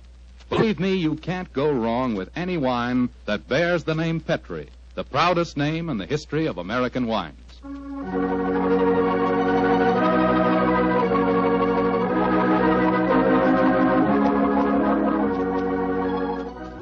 And now let's drop in on the good Dr. Watson, who's waiting for us in his California ranch house. Good evening, Doctor. Good evening, Mr. Foreman. Come in and make yourself at home. Thank you, Doctor. Sitting here with the lights off, I see. Have you been getting yourself in the mood for tonight's Sherlock Holmes story? No, my boy, I was watching the sunset. It's quite a beautiful tonight. Aye, Doctor, the sun set over an hour ago. Yes, I know that, young fellow, my lad. I know that. But at my age, a fellow's entitled to take a little snooze after dinner, isn't he? Of course he is, Doctor. And now that we've settled that, how about tonight's story? Well, a very beautiful girl figured prominently in this adventure, Mr. Foreman. Her name was Jasmine Lafleur. Huh? You say that again, Doctor, please? I know, my boy, but that was her stage name. When she was a magician's assistant, unfortunately, I never had the opportunity of seeing Jasmine Lafleur in the theater. But I'm told that she was a fascinating figure in tights and and spangles. When Holmes and I first met her, however, she was dressed a little more conventionally. And her name was then Diana Vennering. Lady Vennering. Lady Vennering? Say, those tights and spangles really paid off, didn't they? Well, how did you and Sherlock Holmes come to meet up with her, Doctor? In rather spectacular style, Mr. Foreman. Miss Lafleur became something of a femme fatale in the early 1900s. First of all, she married Signor Rossoni, the magician for whom she was working. On the wedding night, he was mysteriously stabbed to death. A few months later, Madame Rossoni, very fetching in her widow's weeds, I'm sure, met Sir Wilfrid Vennering. And, after a whirlwind courtship, she married him. Don't tell me he got murdered, too. He did, Mr. Foreman. Also on the night of the wedding. But this time the police found a suspect. It was a certain Major Beckworth, cousin of the dead man, and an ardent suitor of the fair Diana. The trial at the Old Bailey was one of the most sensational I ever remember. Sherlock Holmes and I, in court on the closing day as a jury, were still considering their verdict. Holmes, the jury's been out over 8 hours. I bet you they can't agree on a verdict and there'll be a new trial. I think not, old chap. Look, here they come now. You know, there's a strong moral probability of guilt, but I'm sure they'll agree that there's insufficient evidence to convict. Oh, perhaps you're right. Just look at Lady Vennering down there ahead of us. What a stunning woman. Yes, and a woman of great poise and courage. Here it comes. Gentlemen of the jury, have you arrived at a verdict? We have, my lord. How say you? Do you find the defendant guilty or not guilty? Not guilty. Exactly. Come on, Watson. Let's get a breath of fresh air. Well, I was wondering perhaps if we shouldn't go over and congratulate Lady Vennering. On what? The fact that our husband's murderer has not been found? Oh, I suppose you're right. You ever read the Book of Tobit, Watson? Tobit? I don't think so. When was it published? Well, a little before our time, old chap. It's an Old Testament story. Whatever made you think of it at this moment? Well, it's so remarkably apposite with the case of Lady Vennering. It deals with a highly peculiar series of murders, 7 of them, if I remember correctly. Who was the murderer? A jealous demon by the name of Asmodeus, who strangled husbands on their wedding nights. Well, judging by the verdict just now, Major Beckworth isn't the Asmodeus, or whatever you call him in this case.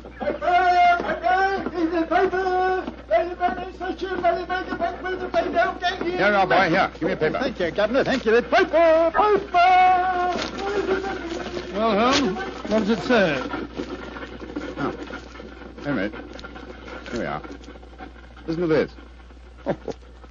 Lady Vennering, widow of the murdered man, says that she will marry the suspect. Lady Vennering told newspaper reporters this afternoon that if Major Beckworth is acquitted, she will marry him before the year is out. Oh, from my soul, Holmes, there's a positive sparkle in your eyes. You read about her. I must admit the lady fascinates me, old chap. I hope before she becomes involved in any further tragedies that we may have the opportunity of meeting her, and something tells me that we will.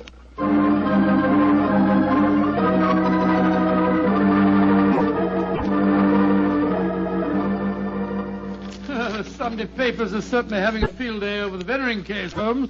Did you read them? No, I didn't, Watson. There's a complete life history of Lady Vennering in one of them with photographs. It's rather interesting. Really? What are you doing over there, Holmes? Looking out of the window. Ah, yes. You expecting anybody home? No, come over here, old fellow. Oh, it's a clergyman. Yes, a very agitated one. Look at the way he's pacing up and down. And looking up at our window, too. By Joe. What eyes? Yes, there's a fanatical look about him, which suggests either the martyr at the stake or the inquisitor lighting the faggots. Mrs. Hudson's letting him in now. Well, I'll be interested to know what he's come to us about. I can hear footsteps on the stairs here. I'll go and have a look. How do you do, sir? Come along in, won't you? It's all right, thank you, Mrs. Hudson. You're Mr. Sherlock Holmes? I am, sir, and this is my colleague, Dr. Watson. My name is Whalen, the Reverend Arthur Whalen. How do you do, sir? How do you do, sir? Sit down, won't you, and tell me what I can do for you. Thank you. Mr. Holmes, this is a very difficult subject to broach. In fact, it's only after intense personal conflict that I've been able to force myself to come to you. May I ask you, are you familiar with the Book of Tobit? Book of Tobit? Oh, gracious me. You were talking about that yesterday, Holmes. I see that you've come to consult me about the Vennering case. But that's amazing. How did you know? Has Lady Vennering been in touch with you? No, sir, but I'm familiar with the Book of Tobit, and Lady Vennering's case closely resembles that of the woman Sarah in the Old Testament story. More closely than you realize, Mr. Holmes. Did you know that before each one of Lady Vennering's husbands was killed, they received a threatening note? Yes, I recall that from the trial. Signed in some sort of gibberish, weren't they, sir? No, Doctor. Yesterday I was permitted for the first time to examine one of these notes. The apparent gibberish was in reality ancient Hebrew writing. Indeed. Were you able to translate it? Yes, Mr. Holmes. In effect, it said, "If you go through with this marriage, your hours are numbered." And it was signed Asmodeus. Oh. The name of the jealous demon who strangled husbands in the Book of Tobit. Exactly. Just why have you come to me, sir? I want you to talk to Diana, to Lady Vennering, to tell her she must not go through with this new marriage. Murder is stalking her, Mr. Holmes. I have argued with her, prayed with her, implored her to realize her danger. But she is adamant. I'm afraid I should feel extremely presumptuous in giving her my advice. No, Mr. Holmes. I have prepared the way for you. You could, I'm sure, make her realize her danger. And she's willing to see me, you say? Willing and anxious. Oh, very well. But I'd like to ask you a few questions first. Anything, Mr. Holmes. What is your interest in her? She's a member of my flock. She needs my guidance. Nothing further? No, Mr. Holmes. By the way, I believe that you performed the marriage ceremony at both of her previous weddings. Yes.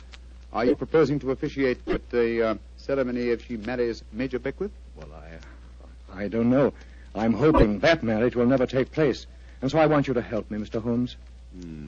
Where does the lady live? 47, Berkeley Square. Very well. Dr. Watson and I will call on her this afternoon. Delighted to, delighted. I doubt if I can be there myself. In fact, Diana might speak more freely if I'm not. But here's my card. Oh, thank you. You'll know where to get in touch with me if you want to. Very well, sir. Good day to you, gentlemen. And I'm greatly in your debt. Good day, sir, good day. Strange business, Holmes. I can't believe that Mr. Whalen's motives are entirely impersonal. Nor can I, old chap. What are you laughing about? I was thinking of the Book of Tobit, Watson. In that the role of protector, the role I have just been asked to take, was played by the Archangel Raphael. I can't help feeling, Watson, that I'm making distinct strides in my profession.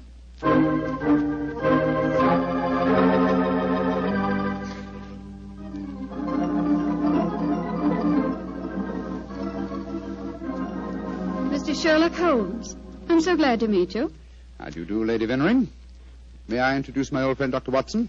How are you, Dr. Watson? I'm awfully glad to meet you, Lady Vennering. Let's sit down, shall we? You're just in time for tea. Thank you. You know why we're here, of course. Oh, naturally. Mr. Whalen came round here as soon as he'd left you. You're to persuade me to look after my mortal affairs, while he takes care of my immortal ones. Isn't that it? Well, that's charmingly put, Lady Vennering. Charming. May I say, Mr. Holmes, that I'm flattered that a man of your eminence should be sufficiently interested to bother about me. You underestimate your own importance, Lady Vennering. Though I may mention that if your problem had been as simple as Mr. Whalen made it out to be, I might have been otherwise engaged. You're being very frank and a little mysterious. Are you suggesting that Mr. Whalen didn't tell you everything? I am. And I hope you will be more candid with me. Sherlock Holmes, I like you. You're most refreshing. Milk and sugar in your tea? Just milk, thank you. Here you are. How about you, Dr. Watson? Oh, just the same way, please. Thank you, my dear. And now, Mr. Holmes, perhaps you'll tell me why you think that you haven't been told everything. Before I answer that, Lady Vennering, I wonder if I might ask you some questions. But of course. Anything. When your first husband, Signor Rossoni, was killed, did the police find any suspects? Yes, one. Ferdinand Gautier, a young man who had been an assistant in our Magician's Act. A stupid, good-looking boy who thought he was in love with me. But of course Inspector Lestrade had to release him. There was no evidence. Inspector Lestrade? Well, you can bet that if he arrested him, the boy was innocent. A warning note was found among your husband's effects, wasn't it? Yes, and it was signed in Hebrew with the name Asmodeus. But perhaps you're not familiar with the Book of Tobit. Oh, yes, I'm familiar with it, Lady Vennering. How did you know then that the Hebrew letters signified that name? Mr. Whalen translated them for me. Oh, I see. And also read me the Book of Tobit. He's always been particularly fond of that book. Perhaps because it illustrates his own ideas on the dangers of marriage. Holmes told us that he hadn't seen one of the warning notes until yesterday. Precisely. Lady Bennering, I read in the papers that you intend to marry Major Beckwith, the man who has just been tried for your late husband's murder. Yes, Mr. Holmes. When are you going to marry him, may I ask? When it pleases me. Doesn't it occur to you that a great deal of comment will be caused? Also that Major Beckwith's life is in obvious danger? Of course it occurs to me, my dear man. But because of 2 tragic marriages, am I to spend the rest of my life alone? As Mr. Whalen would have me do? I'm young, alive. Peter, what are you doing here? I just arrived back in England today, Diana. What's this I read about you marrying Beckwith? Peter, I have guests. Mr. Sherlock Holmes and Dr. Watson. This is Peter McComas, one of our most promising young painters. Diana, tell me it isn't true. When I left England, you loved me, and I you. I come back, and what do I find? You're planning to marry Beckwith. Well, I won't stand for it. If you think you can throw me over like some silly boy, you're very much mistaken. I can tell things, you know. I can tell lots of things. Get out of here, Peter. Get out. Diana. And don't come back until you've learned manners and discretion. But Diana... Get out.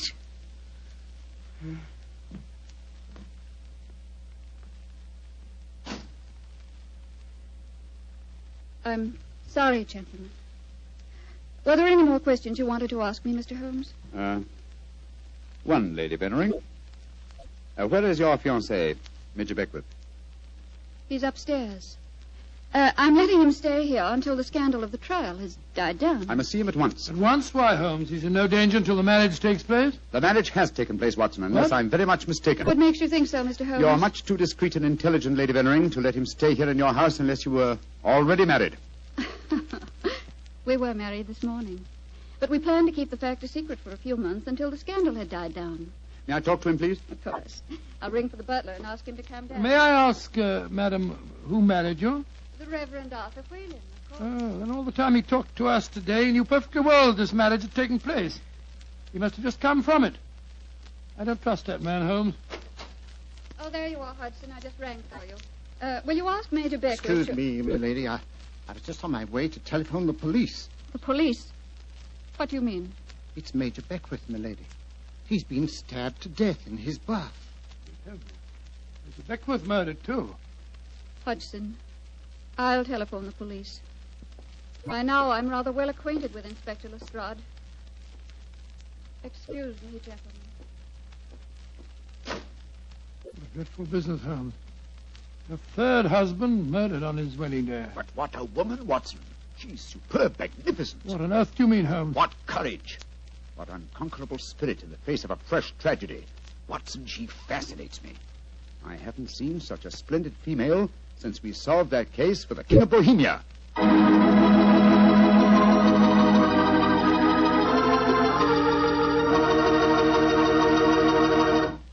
Dr. Watson's story will continue in just a few seconds. Time enough to remind you that the easiest way to make good food taste better is to serve that good food with a swell Petri wine.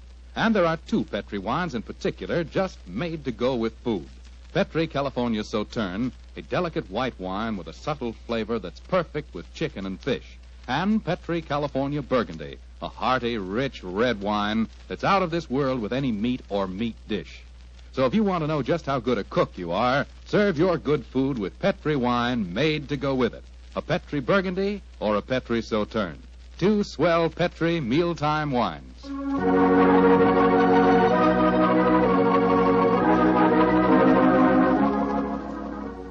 And now back to tonight's new Sherlock Holmes adventure. The famous detective and his old friend Dr. Watson have become involved in the affairs of thrice-married Diana, one-time magician's assistant. Each of her husbands has been mysteriously murdered on his wedding day, the latest murder occurring on the same day that Sherlock Holmes and Dr. Watson are brought into the case. As we rejoin our story, it's a month later, and for some obscure reason, Sherlock Holmes seems to have lost interest in the case, though not in the beautiful Diana. Mr. Holmes. Yes, Lestrade? It's over a month now since Major Beckwith was murdered, and we haven't found a single clue to work. Do you expect me to supply the deficiencies of Scotland Yard? Well, it's unlike you not to help us, Mr. Holmes. And after all, you and Dr. Watson were in the house when it happened. If you ask me, the murderer's either McComas, that Irish painter, or the clergyman Whalen. What do you think, sir? As far as I'm concerned, the case is closed, Lestrade, and I wish you'd stop bothering me. What do you think I am? Nothing but a detecting machine? Mr. Holmes, whatever's come over you? Holmes, you're not going out again this evening, are you? I'm afraid so, old chap. Well, this will be the fourth night in a row. I was hoping that we might have a nice, quiet evening in front of the fire. Oh, I'm sorry, Watson, but I promised to take Diana to the horse show at Olympia. I should be home by midnight.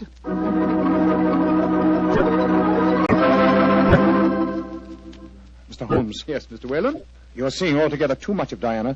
She seems to be completely under your spell. But you introduced me to her in the first place, with the request that I keep an eye on her. I made a great mistake. As her spiritual protector, I'm afraid I must ask you to stop seeing her. I'm afraid I must ask you, sir, to mind your own business.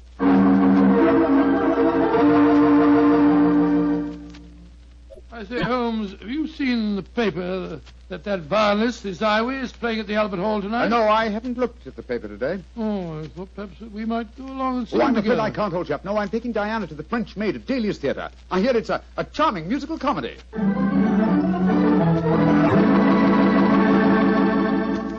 Look here, Holmes. We've been friends for a good many years now. Very true, old fellow. And I think I'm entitled to speak to you straight from the shoulder. Of course you are, Watson. Very well, then. This Diana Beckworth. Oh. Yes, it's your own business, I suppose, but I can't bear to see her making such a fool of you. You've neglected your work entirely since you met her. You get about as though you're a young fellow of 20. What's come over you, Holmes? Stop pacing about, old chap, will you, and sit down. In fact, it might be a good idea if you fortified yourself with a nip of brandy from the Tantalus there. What I'm about to tell you may be something of a shock. Watson, Diana and I are getting married tomorrow. What did you say, Holmes? I'm getting married tomorrow. But you're insane. Oh, that's not very flattering, Watson. Anyway, I don't see why you should be so surprised. You yourself married and left Baker Street once, didn't you? For you, Holmes, a confirmed woman Oh, hater. no, my dear Watson. No, indeed, no.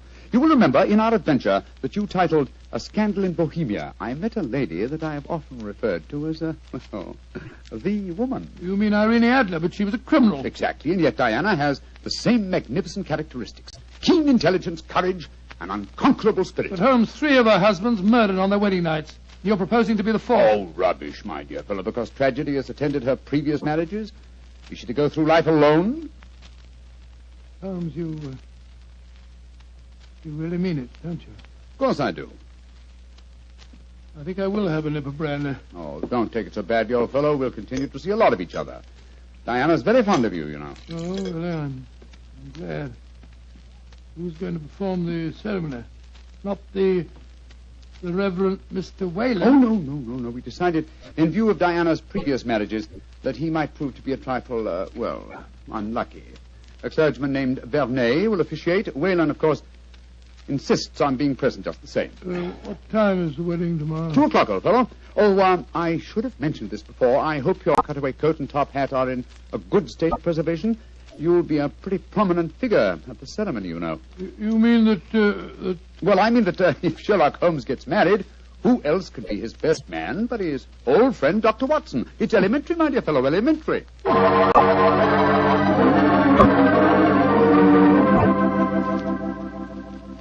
I now pronounce you man and wife, and those whom God hath joined together, let no man put asunder.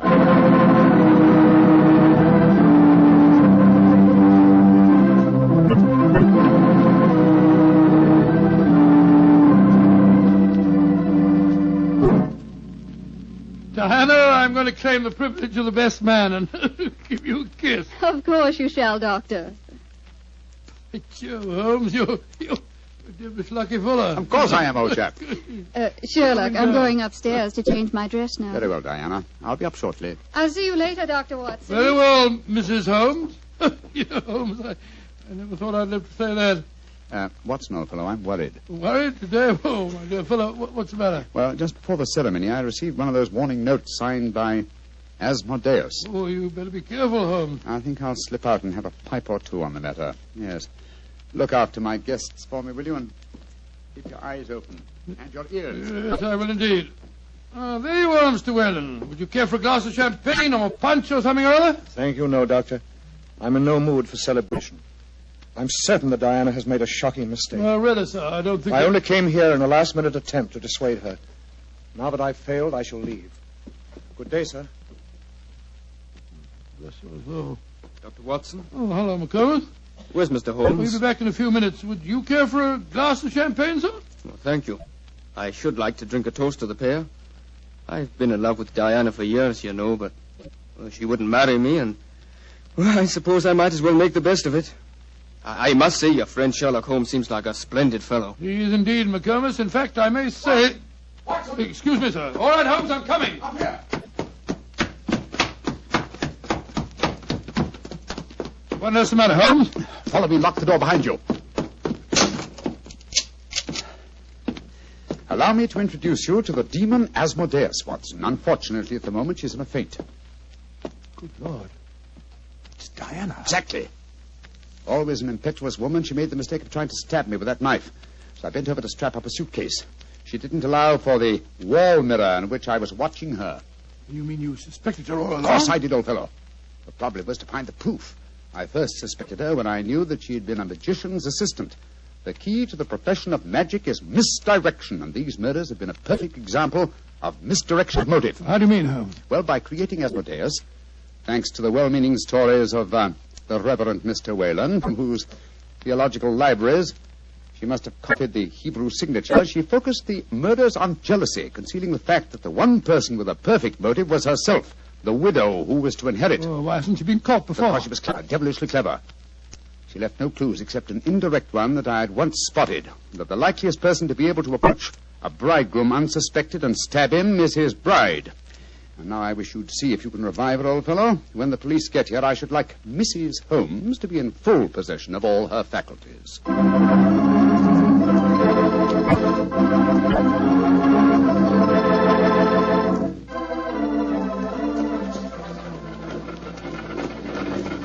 Well, Holmes, I must say I never expected to be driving back with you to Baker Street on your wedding day. I can't tell you how happy I feel. Dear old Watson, you really thought that I deserted you, didn't you? Oh, naturally, I wish you'd told me the truth. Oh, I couldn't tell anyone, not even you.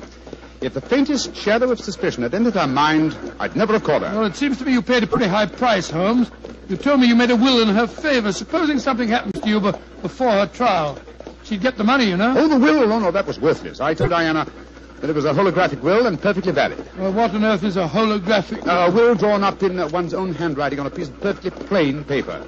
Such a document is quite legal, but I drew mine up on a paper with a letterhead. That made it invalid. Oh, I see, but the fact remains that you are married, Holmes. I really fooled you completely, didn't I, Watson? Didn't the name of the clergyman who married us suggest anything to you? The Reverend Vernet? No, and why not should it? Well, Vernet was a French painter of some note. He also happens to have been a great uncle of mine and Mycroft's. You mean that your brother Mycroft was a clergyman? I mean that Mycroft was disguised as a clergyman. And a very convincing job he did, too. A more satisfactory clergyman than the Reverend Mr. Whalen, no doubt, whose possible complicity may compel him to answer some very awkward questions. Then you're not married. Well, upon my soul, Holmes, I don't know what to say. Then I suggest that you say nothing, my dear chap. Let's just sit back quietly, as two good friends can, and brood about the mutability of human affairs.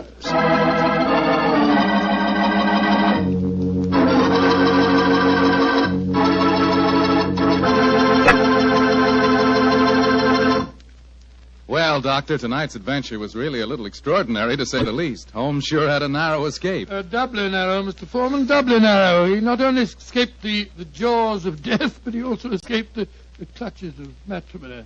Actually, the story had a happy ending for everybody but Lady Vennering, Jasmine Lafleur. What about that artist fellow, McComas? How did he take it? Oh, very well indeed. In fact, in gratitude, he even painted Holmes's portrait. Not exactly a good likeness, though. One of those modern artists who paints as impressions of a person rather than a portrait. What do you mean? Well, now, let me see. If he were to paint his impression of you, you'd probably end up by looking like a bottle of Petri wine in a sports jacket. Go ahead, Doctor. You can tease me all you want to, but I'll still rave about Petri wine. And why not? The facts bear me out that Petri wine most certainly is good wine. After all, the Petri family knows all there is to know about the art of turning plump, sun-ripened grapes into fragrant, delicious wine. That's because they've been making wine for generations, ever since they started the Petri business way back in the 1800s. And because the making of Petri wine is a family affair, the family has been able to hand down from father to son, all their skill and knowledge and experience. And believe me, that adds up to plenty. So no matter what type of wine you prefer, one to serve with meals or a wine for any special occasion, choose one of the fine Petri wines. You can't miss, because Petri took time to bring you good wine. And now, Dr. Watson, what story do you have lined up for us next week? Well, now, let me see, Mr. Foreman. I'm going to tell you about a strange adventure that began by my taking a wild cab ride through the moonlit streets of London and ended with Holmes and me being trapped in a luxuriously furnished cellar below a furniture warehouse down by the waterfront.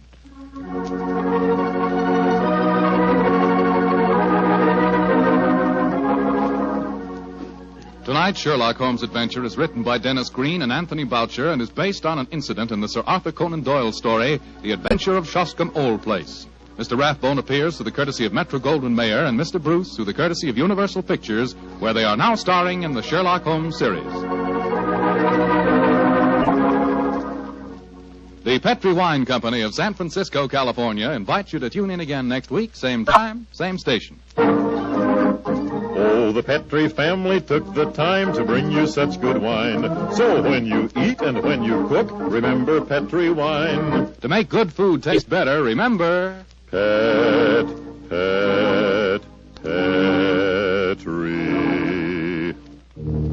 wine. This is Bill Foreman saying goodnight for the Petri family. Sherlock Holmes comes to you from our Hollywood studios. This is the Mutual Broadcasting System.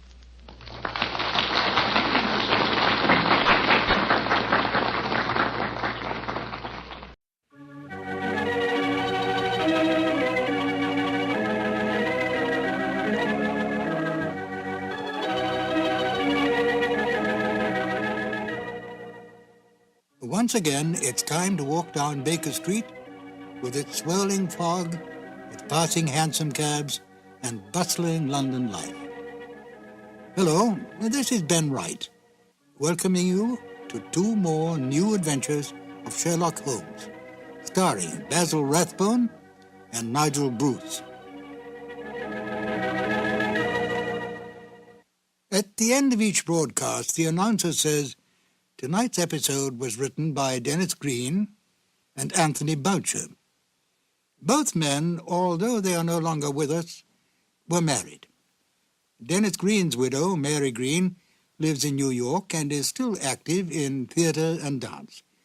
And Phyllis White, Anthony Boucher's widow, lives in San Francisco and makes numerous guest appearances at Mystery Club gatherings and at the meetings of the Baker Street Irregulars. Well, tonight it is my pleasure to present Phyllis White, who will tell you a little about what her husband and Dennis Green did for the Sherlock Holmes radio series. Phyllis? I've been asked to give an account how it happened that my husband got involved with the Sherlock Holmes show. The way his career developed was not according to any underlying plan. Whenever he turned a corner and moved into a new field, it was brought about by chance. And this was a good example of that. He was at the time a mystery reviewer for the San Francisco Chronicle. Well, this time he went over to the book department office, got his books in his mail, and found among the mail an invitation to a cocktail party. It was in honor of Basil Rathbone and Nigel Bruce, who had come to San Francisco to do a war bond promotion. The party was going on right then, so he could quite easily have learned about it too late. But he trotted right over, and aside from meeting Rathbone and Bruce, there were other people who had come along from the radio program. There was Glenn Hall Taylor, who was the producer, and there was Dennis Green, who was one of the writers. He was writing in collaboration with Leslie Charteris. Well, as it turned out, the Greens were staying on a little longer in the Bay Area. My husband invited them to come over to Berkeley and have dinner with us and see his Sherlock Holmes collection. Well, they went back to Hollywood, and not long after, it turned out that the program was in need of a new writer. Dennis suggested Boucher. Well, it turned out that it meshed just beautifully as a collaboration. Here was a noble project working with gifted colleagues, something that they could all feel affection for and respect, and a lot of fun along the way, too. Thank you, Phyllis. And now, Sherlock Holmes and Dr. Watson in Colonel Warbutton's Madness. Petri Wine brings you Basil Rathbone and Nigel Bruce in the new adventures of Sherlock Holmes.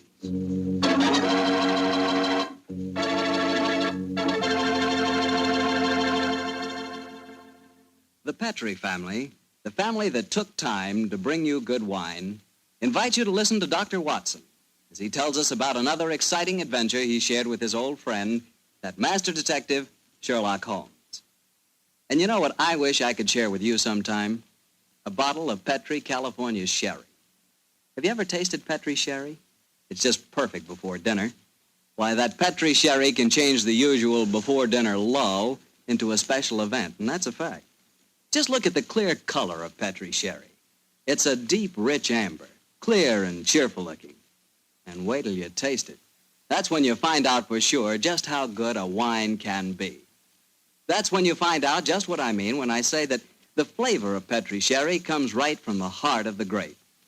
Try Petri sherry by itself, or with hors d'oeuvres or canopies or whatever you call those little cocktail sandwiches, and say, if you like your sherry dry, well then Petri California Pale Dry Sherry is the sherry for you. Just be sure the label says Petri, the proudest name in the history of American wines.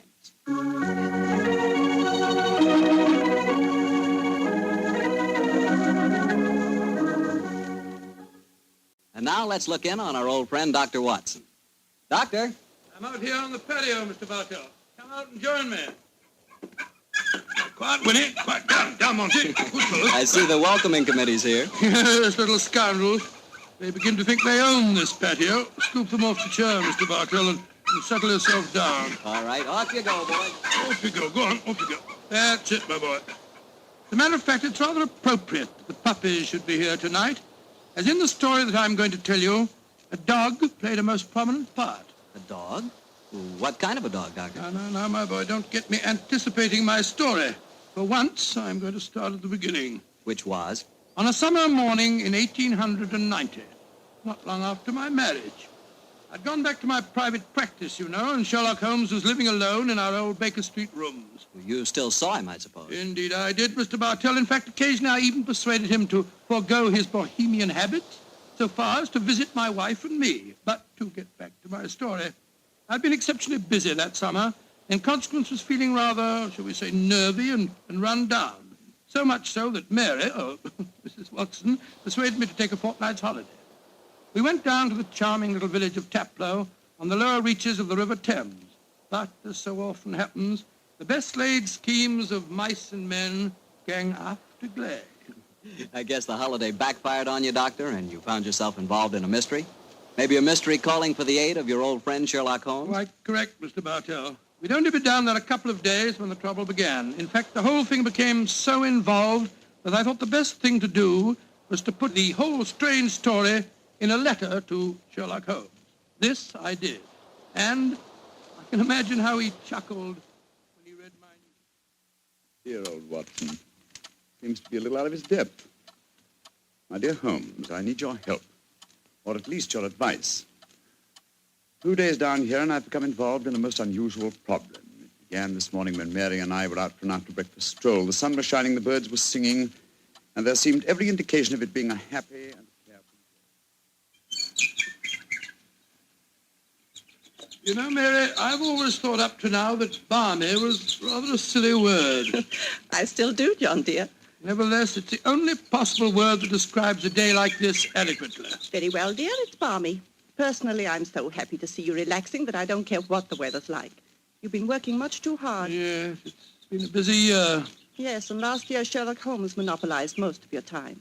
At least I've got you to myself for once. You dear little thing, you've always been rather jealous of my association with Holmes, haven't you?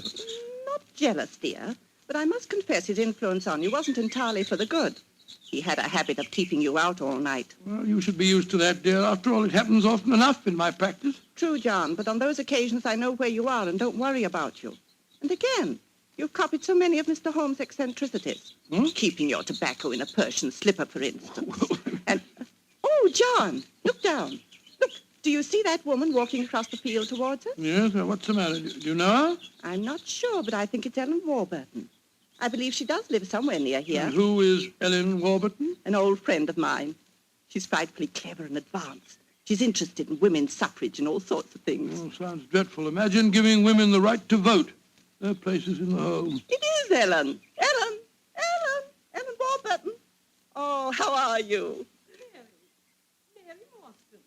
How very nice to see you again. I'm Mary Watson now. This is my husband. How do you do, Miss Warburton? How do you? How do you do? Mary, I'd heard that you'd married. Aren't you a medical detective or something, Mr. Watson? Not quite, dear. I hold the degree of Doctor of Medicine from the University of London, madam. But he's helped the great Sherlock Holmes on many of his cases. That's how I've heard of him, then. Do you mind if I walk with you a little way? Of course not, Ellen. Come along. Do you live near here, Miss Warburton? About 4 miles away, Doctor, at Chevy Grange. I'm a glorified housekeeper for my uncle, Colonel Warburton. Oh, dear, that sounds rather dull for you. As a matter of fact, the state of my uncle's health at the present moment makes it anything but dull for me. That's why I asked if I might walk with you for a way. Well, what's the matter with him, Ellen? He's going mad. Before my eyes.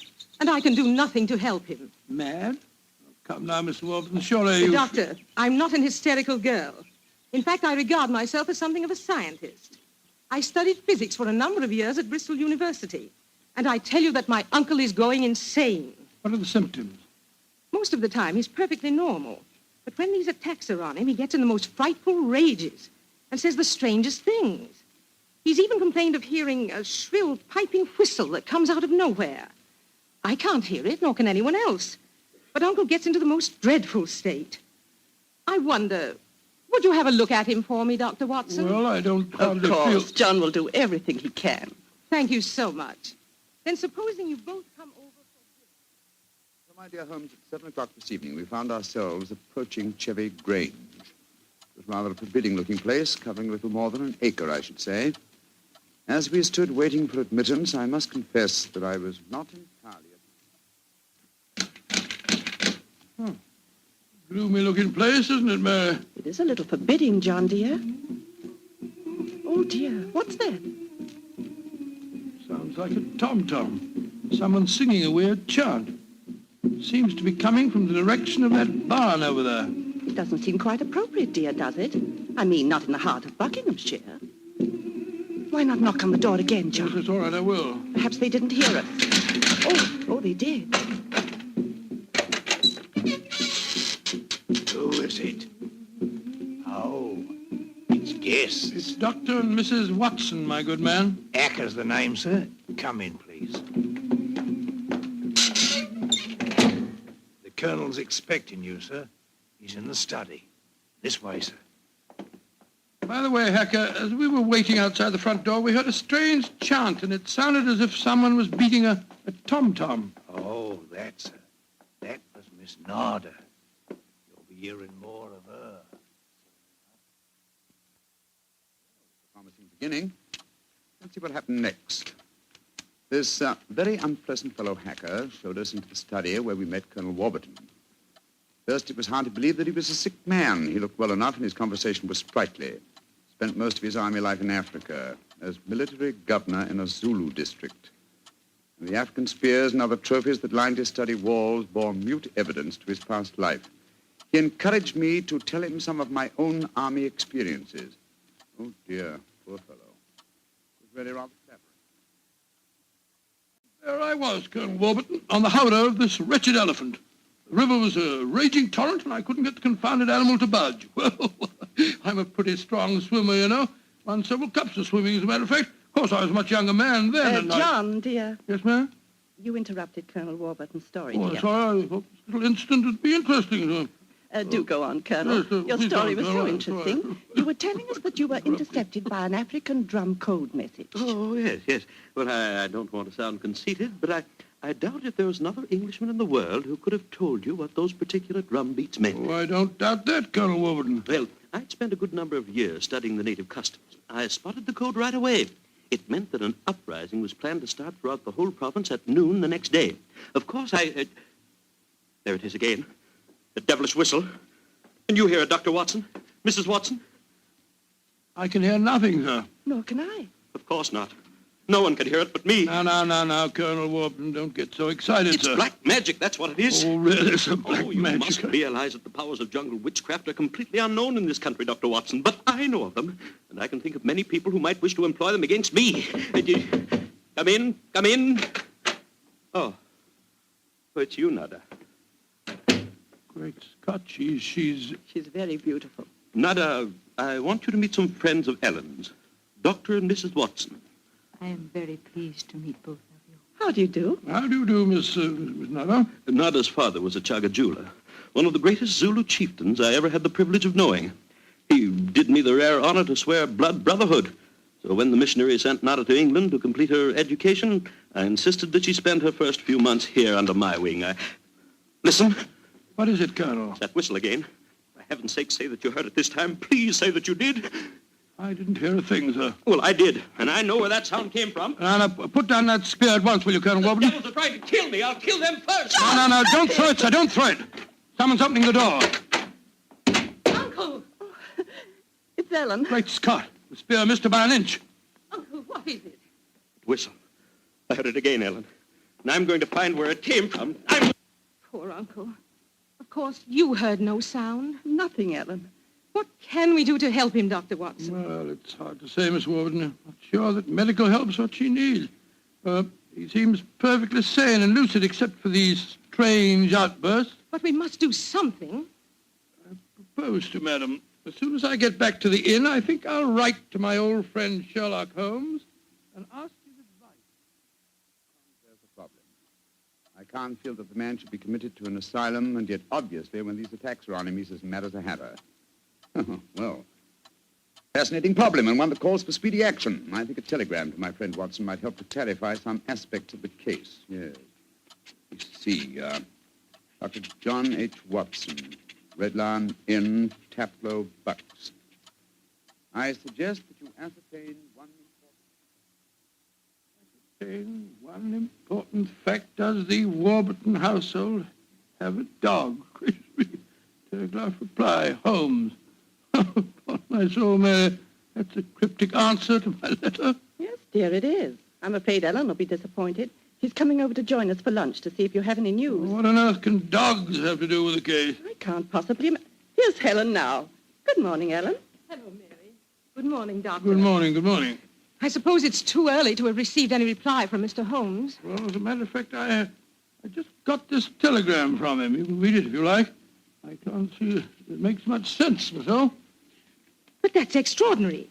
I did have a little dog. He was killed a week ago. But it didn't occur to me to tell you about it yesterday. Well, that's amazing. How could Mr. Holmes have known about it? It's very little that Holmes doesn't know, my dear. How was your dog killed, Miss Warburton? I found him in the grounds with his head smashed in by a stone. Oh, how dreadful. Who do you think did it? It might have been a poacher. And then again, it might have been... Your uncle? It's possible. When he's in those rages, I don't think he knows what he's doing. That's very important. I think I shall go and send Holmes a telegram at once. Don't wait lunch for me.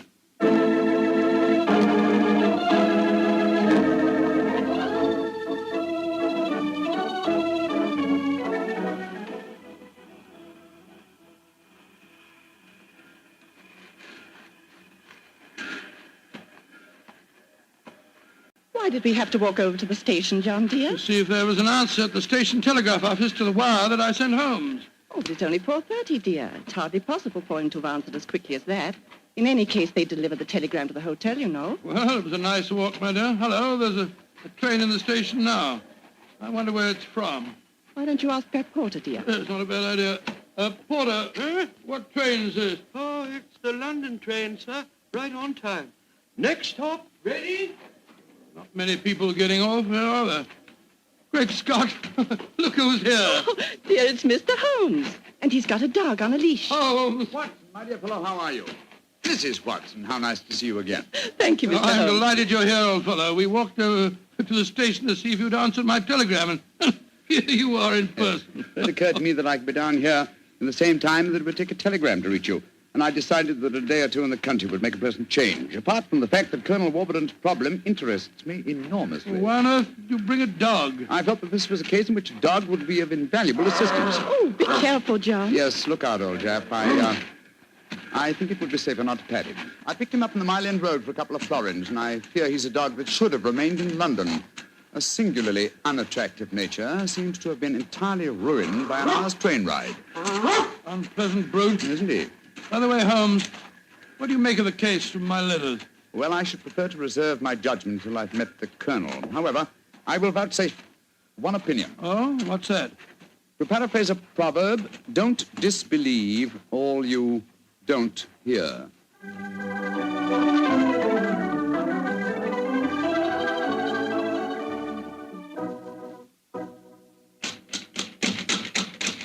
I can't think why someone doesn't answer. They can't all be out.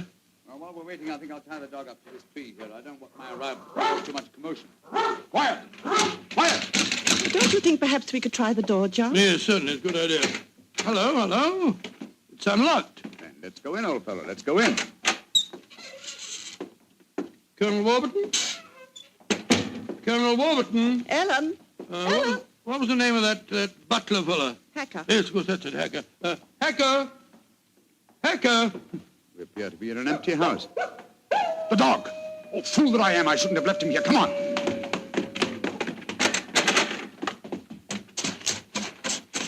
Ah. We're too late. Oh, the poor dog. He's been killed. Yes, poor brute. Stabbed to death by one of the Colonel's spears. That proves it, Holmes. The man is mad. I think not, Watson. I think it proves that Colonel Warburton is a great deal more sane than some of the members of his household.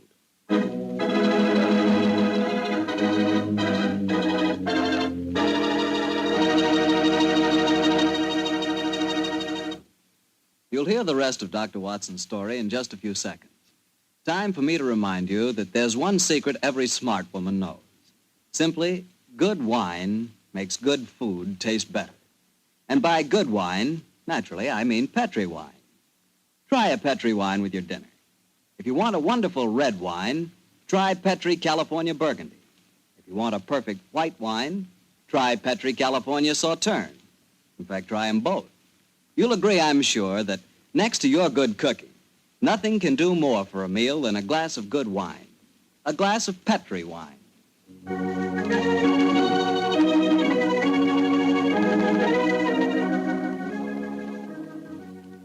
And now back to tonight's new Sherlock Holmes adventure, the story of Colonel Warburton's madness.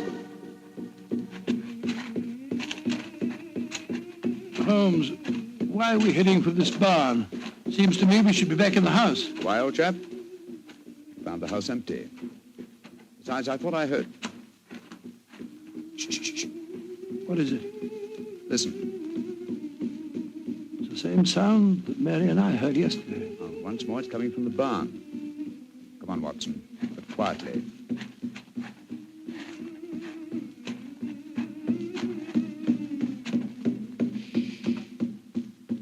We can see through this window here. It's that Zulu girl, Nada. She's beating a drum and chanting. Who's the man with her? It's Colonel Warburton. No, it isn't. It's that servant fellow, Hacker. What in thunder's he doing here? Apparently assisting Miss Nada in some of her African mysticism. It's black magic they're dabbling with, just as the Colonel said. Let's go in and catch them red-handed. No. Stay quiet. We'll talk to them soon enough. At the moment, I feel it's much more urgent that we find Colonel Warburton. Come on.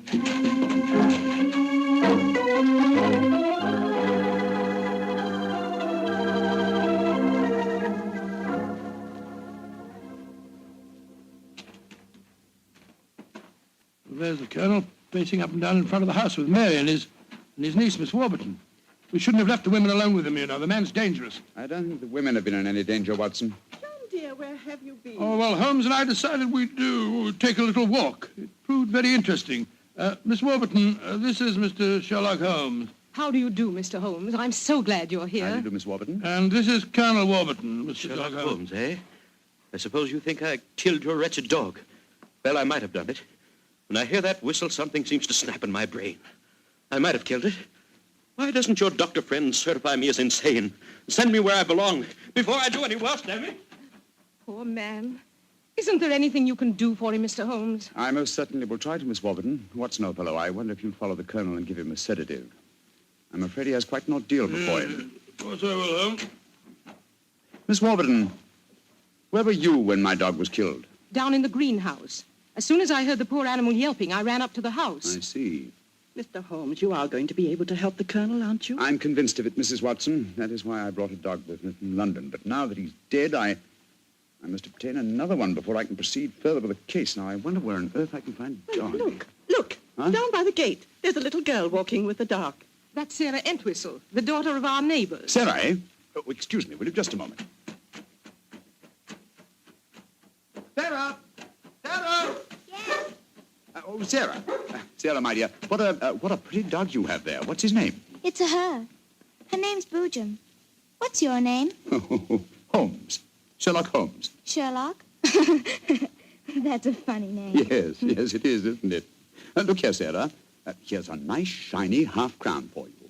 Why are you giving me money? Well, because I love dogs, and I want to borrow, what did you call him? Boojum. Boojum, oh, yes. I want to borrow Boojum for half an hour. Why? Well, I want to play with her, Sarah. You can play with her here. She's awfully friendly. Well, you see, I really want to take her for a nice walk. Why?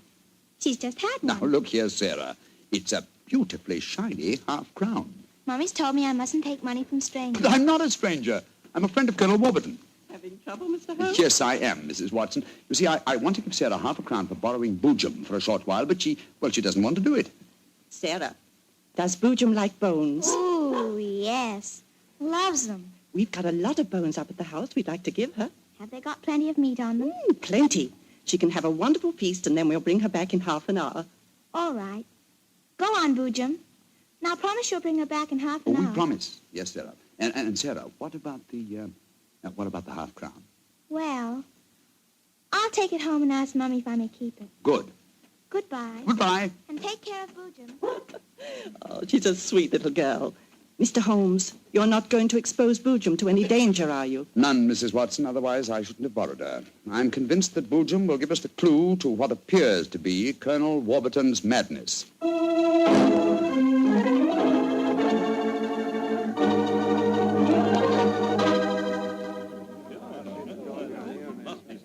Now, let me see. We're all here. Miss Warburton, the Colonel, Miss Nada, Hacker, and the dog Boojum. Yes. Now, ladies and gentlemen, I propose to conduct an experiment. Before I conduct it, I should like to point out the chronology of the events in this case. First, Miss Nada arrived here. Mr. Holmes, you're not suggesting Please let me finish, Miss Nada. First, Miss Nada arrived here. Second, the Colonel first heard the mysterious whistle. Third, your dog was killed, Miss Warburton. Fourth, the whistling set in dead earnest. The Colonel Warburton and Miss Warburton. Doesn't that pattern suggest anything to you? No, I can't say that it does, Mr. Holmes. I don't see what you're driving at. Nor do I, Holmes. We should be more explicit. Very well, then I will. I shall now conduct my experiment. I want you all to watch Colonel Warburton and the dog Boojum. Excuse me while I turn my back. Now. There it is again. That whistle. The dog heard it, too. Great Scott, Holmes. What does it mean? It means that this wooden whistle in my hand is the answer to the mystery. The sound made by this cunningly designed instrument is above the normal range of pitch. You see, the Colonel has hypersensitive ears. But the dog heard it. Perhaps I should have said the normal human range of pitch. Then do you suppose someone has deliberately been trying to drive the Colonel mad? Of course, Mary, that's why the dogs were murdered. Whoever it was knew that a dog would give the game away. And it's not hard to guess who that someone is. Nada, this started when you came here. Is this your gratitude for the Colonel's kindness to you? Endangering his sanity with your evil black magic? That is not true. One moment, please, Miss Warburton. Miss Nada. Yes, Mr. Holmes. Dr. Watson and I watched you in the barn some 3/4 of an hour ago with Hacker. Were you engaged in practicing any form of black magic? No. I was praying to my old gods to save the Colonel's sanity. What were you doing there, Hacker? Don't tell me you were praying to old gods, too. I used to be a chapel-going man, sir, but I don't know. No harm in trying something new, I always say. In any case, why should Miss Nada wish to persecute the Colonel? It might be for some tribal revenge. Oh, but that's ridiculous, Ellen. Her father and I were sworn blood brothers. Exactly, sir. No, it should be obvious. Who had a motive for making the Colonel appear mad? His niece and heiress. What do you mean? She has studied physics, you will remember, and so could know about supersonic research. Possibly she was afraid the Colonel might leave his estate to Miss Nada, and so wished him to appear insane and thereby invalidate a new will. What? In any case, I found this whistle in a drawer in your room, Miss Warburton. Ellen, how could you? I did it for your sake, to save you from Nada. She's just an adventuress, only you won't see it. Colonel Warburton, what action do you wish me to take regarding your niece, Miss Warburton? My niece? I have no niece, Mr. Holmes. Come, Nada, my dear.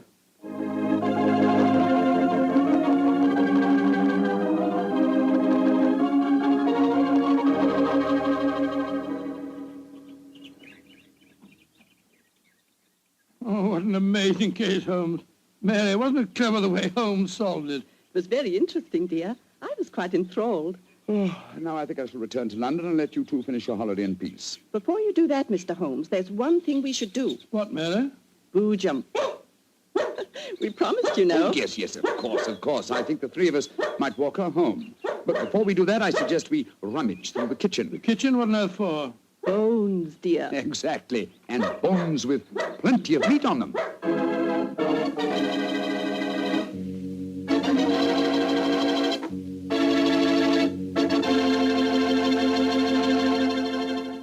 Say, Doctor, that was a swell story. And look, you mean there really is a whistle that only dogs can hear? I thought you'd ask me that question, so I've got one of those whistles to show you. There. Well, there's nothing unusual about it. Blow it, Doctor. Well, listen, Mr. Bartell, if I want you to come quickly, I don't just have to whistle. All I have to say is, would anybody like a glass of Petri wine? And hey, presto, there you are. Well, can you blame me? I know a good wine when I hear it. And Petri wine sure is good wine. It ought to be. The Petri family's been making wine for generations. As you know, ever since they started the Petri business way back in the 1800s, that business has always been family-owned and operated. So just think of all the experience the Petri family's gained. They've been able to hand on down from father to son, all they've ever learned about the art of turning luscious California grapes into fragrant, delicious wine. So whenever you're choosing a wine to serve before dinner, with dinner, or at any time, you can't go wrong with a Petri wine. Because Petri took time to bring you good wine.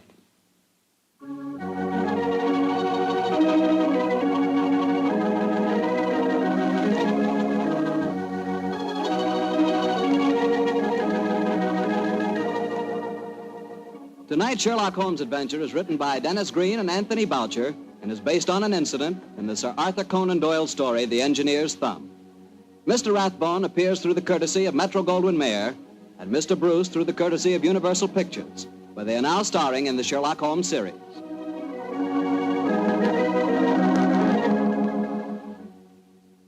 The Petri Wine Company of San Francisco, California, invites you to tune in again next week, same time, same station.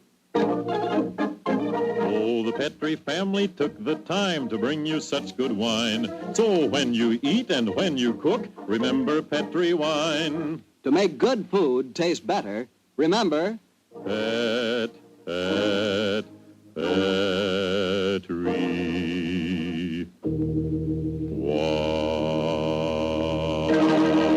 wine. This is Harry Bartell saying goodnight for the Petri family. Sherlock Holmes comes to you from our Hollywood studios. This is the Mutual Broadcasting System.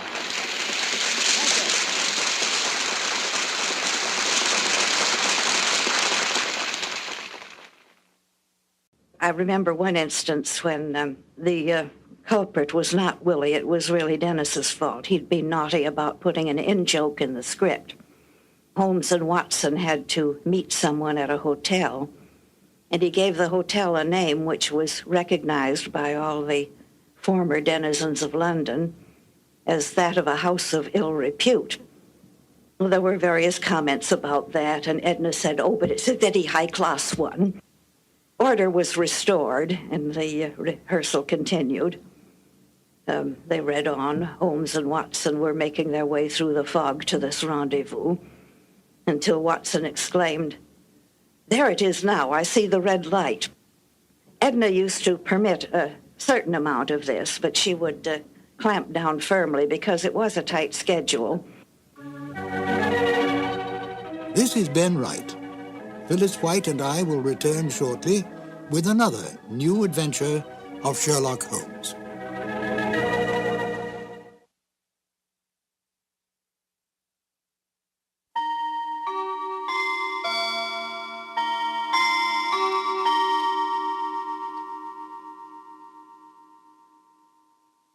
We return again to Phyllis White, who had some more delightful information about the Sherlock Holmes radio broadcasts.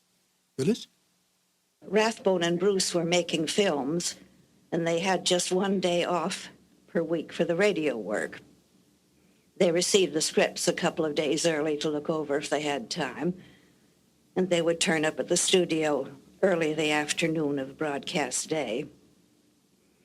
And the first reading would be rather slow and broken up as there was discussion and maybe a few changes. Then there would be a reading for timing to fit to the exact number of minutes available. It was more likely to be too long than too short. Edna would flip over a few pages and knock out a couple of words here and a couple on another page, and it would miraculously come out exact to the minute. And so they went through the rest of the afternoon as the tempo and pressure increased and the show sharpened up. At the end of the afternoon, they went on the air for the eastern United States. Then there was a couple of hours break, and everybody would go out to dinner. Then they would come back and do it all over again for the West Coast. I feel very thankful now that these live and ephemeral shows were captured on disc and that they could now reach a new audience. Now, please join Phyllis and I as we listen to The Iron Box. This episode from the life of Sherlock Holmes will be transmitted to our men and women overseas by shortwave and through the worldwide facilities of the Armed Forces Radio Service. Petri Wine brings you Basil Rathbone and Nigel Bruce in the new adventures of Sherlock Holmes.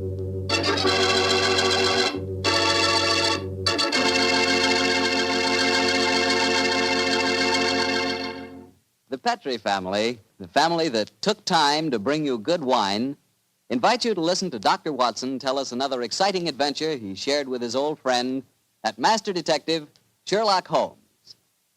Well, this is it, New Year's Eve. And I wish you could be here with us this evening so we could toast each other with a glass of Petri California port. As you know, port wine has long been a favorite wine for celebrating a happy occasion. That's because port is a wine rich in tradition. And you couldn't ask for a more delicious port than Petri port. Petri port is a deep, glowing red color, beautiful to look at and wonderful to taste, with a hearty, full flavor that's right from the heart of the grape. And when you serve Petri port to your friends tonight or any time, remember you can serve it proudly because the name Petri is the proudest name in the history of American wine.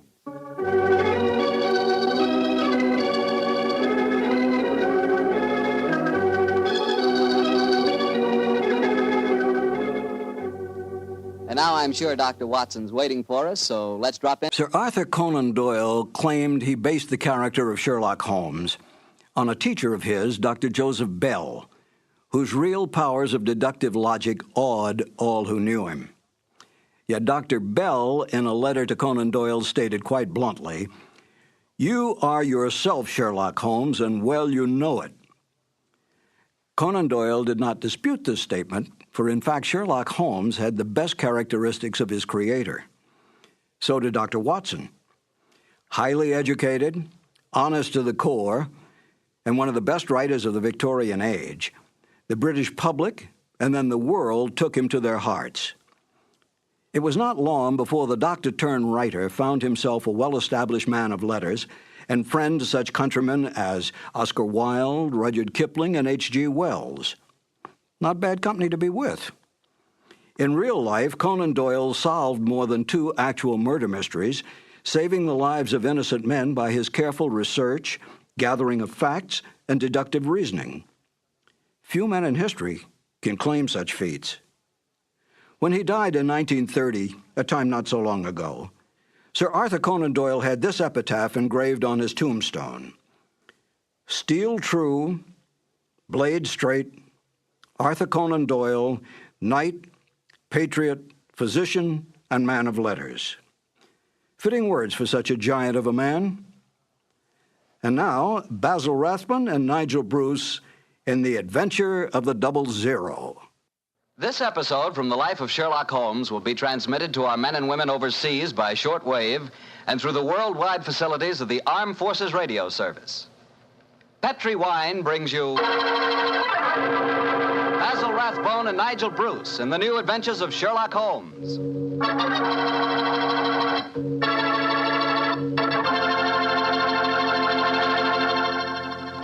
The Petri family, the family that took time to bring you good wine, invites you to spend the next half hour listening to Dr. Watson tell us another exciting adventure he shared with his old friend, that master detective, Sherlock Holmes. And say, let me tell you something I found out just the other day. Steaks are really back again. Good, thick, juicy porterhouse steaks. That's for me. A thick, tender steak on the rare side, together with a glass of Petri California Burgundy. You know, Petri Burgundy is a perfect mealtime wine. And with meat or any meat dish, it's the very last word in good eating. Honestly, when you taste the wonderful flavor of that rich red Petri Burgundy, you're tasting one swell example of the art of winemaking. It's full-flavored and just about the most delicious wine that ever poured from a bottle. Try it the next time you have steak or chops, or the next time you have hamburger or pot roast. Believe me, Petri Burgundy is the best friend a good meal ever had.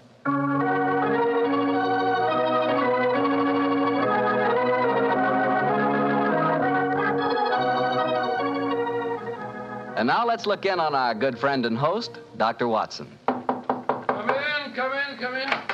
Ah, there you are, Mr. Bartell. Evening, Doctor. Just in time to join me in a cup of coffee.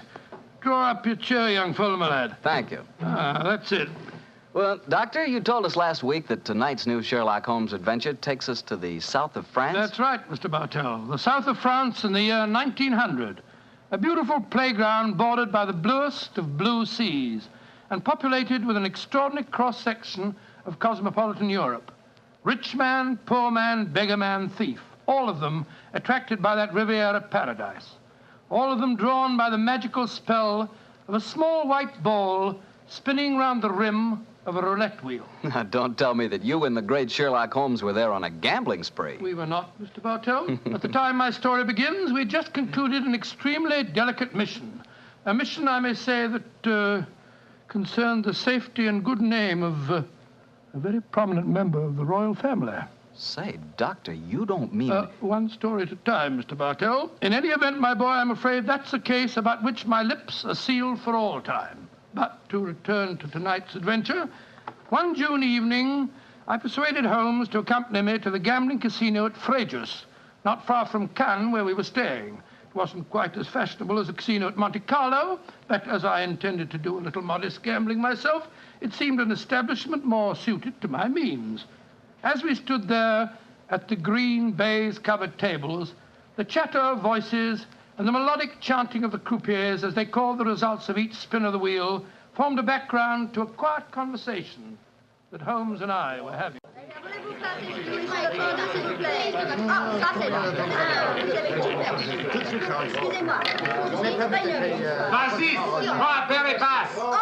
Lost again, Watson? Oh, confound it. That number 10 must come up soon. Oh, why not cut your losses, old fellow, and come for a stroll with me on the waterfront? Well, just a big wait. A couple more bets, Holmes. I have a feeling that 10 is bound to come up in a minute. Watson, I believe the blood of a gambler courses through your veins. Oh, there's no harm in taking a little flutter once in a while. Why don't you risk a few francs, Holmes? No, thanks you, my dear chap. The law of averages convinces me that my money is safer in my pocket. In any case, I'm a little dubious as to the integrity of this particular casino. Well, what makes you say that? Well, you will observe that this roulette wheel has a 00. Most continental wheels have only a single one. It would indicate that this house is extremely concerned with its percentage. Mesdames et messieurs, faites vos jeux. Oh, just two more turns of the wheel, Holmes, and I'll take that walk with you. Why müssen Sie hier spielen? Why do you not play from the other side of the table? Why must you always stand next to me? Hello. the trouble up there? I've placed my bet, so let's go and see. Excuse me, why do you play here beside me? I'm afraid I don't see any reason why I can't play wherever I swish. You've broken my luck. Ever since you come to the table, I've done nothing but lose. Please to move away. Well, move away yourself if you don't like my company. Heinrich, why do you not stop now? You've already lost more than we can afford. One more throw, Elsa. I can win it all back if only this young man will move away. Why should my husband move? He's had a bad run of luck, too. Rien ne va plus. Neuf. Rouge, impérément. Ah, you've lost again, Watson. Heinrich, you must stop now. I must stop, Elsa, because I've lost everything. I hope you're satisfied, Mr. American. You've broken my luck and ruined me. I hope that you and your turn will be ruined too. Heinrich! Heinrich, wait for me! I never heard such rubbish in my life. Were you listening to him, sir? I heard his last few remarks, Mr. Gilbert. Roger Gilbert. And this is my wife, Helen. How do you do? My name is Holmes, and this is my friend, Dr. Watson. How do you do? How do you do? Didn't you think his remarks were a little out of place, Doctor? I certainly did, Mrs. Gilbert. I don't see how he can possibly blame your husband for his run of bad luck. I didn't like the look on his face as he left the table, though. Have you any idea who he is? His name is Schneemann. He's staying at the same hotel as we are. I've never spoken to him, but I've heard him being paged there. Well, he shouldn't gamble unless he can afford to lose. Well, I'm losing, darling, and I can't afford it. Oh, but I can let you have more money. You know that. Oh, no, Helen, I may have married an heiress, but I'm not going to use her fortune to gamble with. Oh. I'll lose my own money, and then I'll quit. Mesdames et messieurs, faites vos jeux.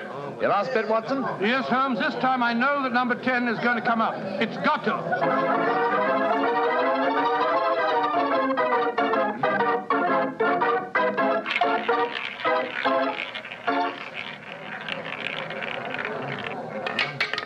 Numéro 10. I've lost again, darn it. Helen, this is my bad night. Well, why don't you stop now, dear? Holmes, I've made 350 francs. On this throw of the wheel, old fellow, but as you've lost some 500 francs doing it, I can't say that your profits stagger me. Oh, Mr. Holmes, I can see that you're no gambler. I'm afraid not, Mrs. I Gilbert. wouldn't say that, Holmes. You may not like roulette. You've taken a good many chances in your life with long odds against you, too. Well, nevertheless, old chap, in the sense Mrs. Gilbert means it, I'm not a gambler. Say, what's the commotion over there? Oh, that German woman with a crowd forming around her. Yes, the wife of that man that said I ruined him. Attention! Attention! Est-ce qu'il y a un docteur dans la salle? There must be trouble. He's asking for a doctor. A doctor? Come along, then. Will you excuse me, please? Thank you. Excuse me, madame. Mon ami est docteur. Monsieur, cette dame a besoin d'un docteur. What happened, madame? It is my husband. Is he ill? I just found him lying out in the garden. Please come with me at once, gentlemen. Of course we will, madam. What seems to be the matter with him? Herr Doctor, I think he is dead.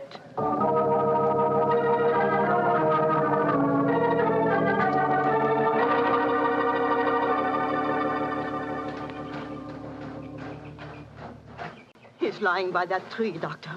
Please see if you can help him. Somebody else seems to be on the scene before us. Who are you, sir? I am Monsieur Chevray, director of the casino. Do any of you know this poor man? I am his wife. Is he dead? I am afraid so, madame. Let me look at him. I'm a doctor. Was your husband gambling in the casino tonight, madame? Yeah, he was. Poor Heinrich. He lost everything that we have. I'm afraid he's dead, madam. Shot through the heart. Oh, du lieber Gott. Suicide, Watson? Yeah, looks like it. Yes. Powder burns on the shirt front, revolver clutched in the right hand, fingers in a natural position. The angle of the wound settles it. Obviously self-inflicted. I missed you as you slipped out of the casino. What's wrong with him? I'm afraid he's dead, Mr. Gilbert. Yes, he committed suicide. I hope, young man, that you are satisfied. All night you brought him bad luck. He asked you to move away from him to change his luck, but no, you could not do it. Oh, Frau Schneemann, I'm terribly sorry, but I really don't see how you can blame me. I do blame you, and I also blame you, Monsieur Chevry. Me? But what have I done, madame? Why do you let a man lose all his money at your tables? Is life so cheap to you, and money so important, that you cannot close the tables to someone before he's ruined? Madame, I am all sympathy for you in your tragic loss. But the casino cannot be held responsible. If your husband could not afford to gamble, then he should not come here. How are we to know the financial limitations of our customers? You say that your husband lost everything you had tonight, madame. Yeah, everything. Then how do you account for this sheaf of banknotes in his breast pocket? Good Lord, must be several thousand francs, sir. Then he wasn't ruined. And his suicide, therefore. cannot be blamed on his losses at my casino, madame. How do you account for this money, Frau Schneemann? Well, I do not understand. Heinrich kept nothing from me. I know that he had not so much money on him when he started tonight. Well, why do you all look at me like that? Is it that you think? You think... Quick, Watson, she's fainted. I've got her. Let's get her to her room. You can take her to my suite in the casino. No, let's take her to the hotel. My wife will look after her. Poor woman, she's had a dreadful shock. She can probably do with another woman's company. That's very considerate of you, Mr. Gilbert. Where are you staying? At the Hotel Crillon. It's quite near here. I'll get a cab, and while I'm doing that, Watson, see if you can revive her, will you? Yes, Then we'll take her to the Hotel Crillon.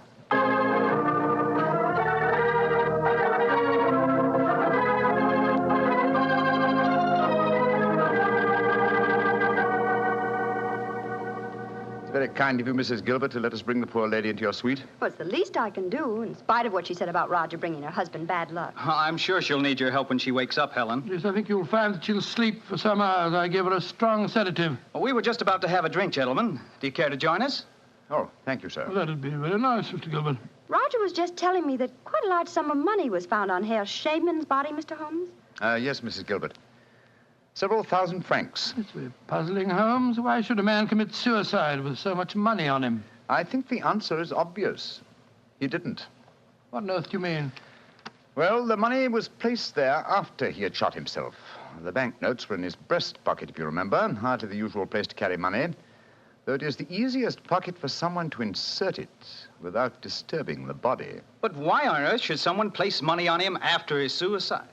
To prevent the casino from getting a bad name. I've heard of it being done on several similar occasions.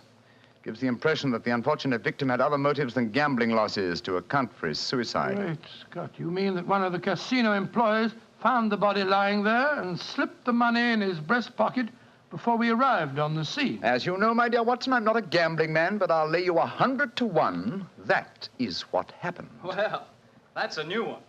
Well, here are your drinks, gentlemen. Thank you. Thank you, sir. Thank you. Say, Helen, Mr. Holmes has given me a brainwave. Another one? What is it this time, Roger? Now, I've been losing very heavily tonight. Roger, I've told you, if you need money, I'll be only... But I don't. I've got a scheme for making some. I'm going to gamble again tonight after dinner. If I lose, here's what I'll do. I'll stain my shirt front with red ink, walk out in the grounds, fire a shot, and lie down as though I'm dead. I'll wait for someone to come along and stuff my pockets full of banknotes. Not a bad idea, Mr. Gilbert. I think it's a darn good one. What do you say, Mr. Holmes? It's a whimsical one at any rate. Who knows? You might even be successful. Roger, you're not really going to do it, are you? Sure. Perhaps I'll get some of my losses back that way. Well, let's drink to it, gentlemen. At least I may have hit upon an idea of making money.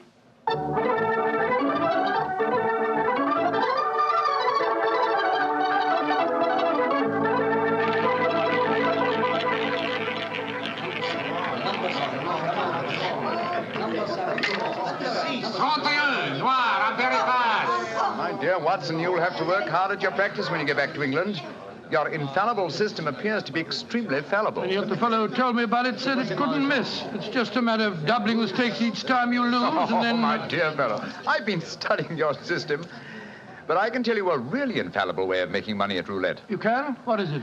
Well, own the gambling house and operate the tables yourself. The odds would be all in your favor. Oh, what a brilliant suggestion. Own the gambling house and operate Not gambling for tonight, Watson? It's nearly 11 o'clock. Yeah, I think so. Let's take a stroll around the other table, shall we? By the way, old fellow, the young American, Mr. Gilbert, was losing heavily again tonight. He was? I wonder if he'll try that trick that he threatened, the one with the red ink and the shot in the night. I shouldn't be at all surprised. As a matter of interest, I saw him leave the tables about half an hour ago. Here comes his wife, on the arm of Monsieur Chevrier, the director of the casino. Good evening, Mrs. Gilbert. Monsieur? Bonsoir, monsieur. Hello, Mr. Holmes, Dr. Watson. Monsieur Chevrier is giving me a personally conducted tour of the casino. It's quite fascinating. And it is quite fascinating for me to have so beautiful a woman on my arm, mademoiselle. I know that I am the envy of all the men in the room. Oh, stop flattering me so much. I'm not used to it. Mrs. Gilbert, how is Frau Schneemann? She seems much better. She wakened an hour ago and insisted on going back to her own room. I wanted her to spend the night with us in our suite, but she wouldn't hear of it. I think I should drop in and see her before I go to bed. Oh, you have finished the gambling for tonight, perhaps, Doctor? No, perhaps about it, Monsieur Chevrier. I've had a bad run at the tables. Oh, I am so sorry. Has anyone seen Roger? You left the tables about half an hour ago, Mrs. Gilbert. After doing as I did and losing quite heavily. So he lost again, did he? I wonder if he'll try that new system he was talking about. We were just discussing that possibility ourselves, Mrs. Gilbert. Mrs. Gilbert! Mrs. Gilbert! Frau Schneemann, you shouldn't have left your hotel, you know. It is too late to worry for me, Herr Doctor. It is for Mrs. Gilbert now that you should worry. What do you mean, madame? Well, I went back just now to where poor Heinrich died. And there, lying in the grass, I saw another body. I was too shocked to go too close. But I am quite sure that I recognize your husband, Mrs. Gilbert. Oh, Dr. Watson, she's ruined Roger's trick. And he'll have taken fright and bolted by the time we get there. Possibly. Let's go at once and find out, shall we?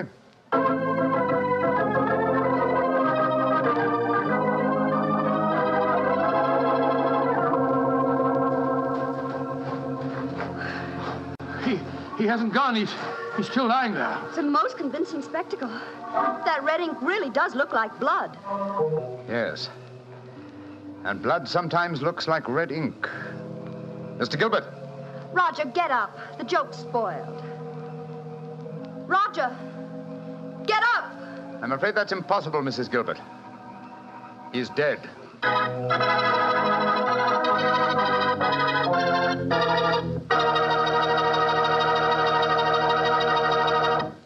Dr. Watson's story will be continued in just a second, which is all the time I need to tell you that the easiest way I know to transform a simple meal into a feast is to serve that meal together with Petri California Sauterne. Petri Sauterne is a delicate white wine that's the perfect companion for chicken or turkey. Turkey, ah, yes. Turkey and Petri Sauterne. That's the heart of any Thanksgiving dinner. Look, why not make this Thanksgiving dinner the best one you ever had? Give it the air of a banquet. Serve it with Petri Sauterne. And when you buy that Sauterne or any wine for your Thanksgiving dinner, whatever you do, look for the letters P-E-T-R-I, because a Petri wine is always a good wine. Well, Doctor, so the young American's joke turned out to be another tragedy. Yes, Mr. Bartell. The poor fellow was lying there dead, with a bullet wound in the heart and a great splash of blood staining the whiteness of his shirt front. What happened next? Monsieur Chevre, director of the casino, took the distraught widow away from the scene, while Holmes and I examined the body closely. Within a few minutes, we were joined by Inspector Ganivet of the French police. As we stood there in the moonlight, the sounds of music could be heard from the casino. It was hard to believe that two men had died in that lovely garden since the moon had risen.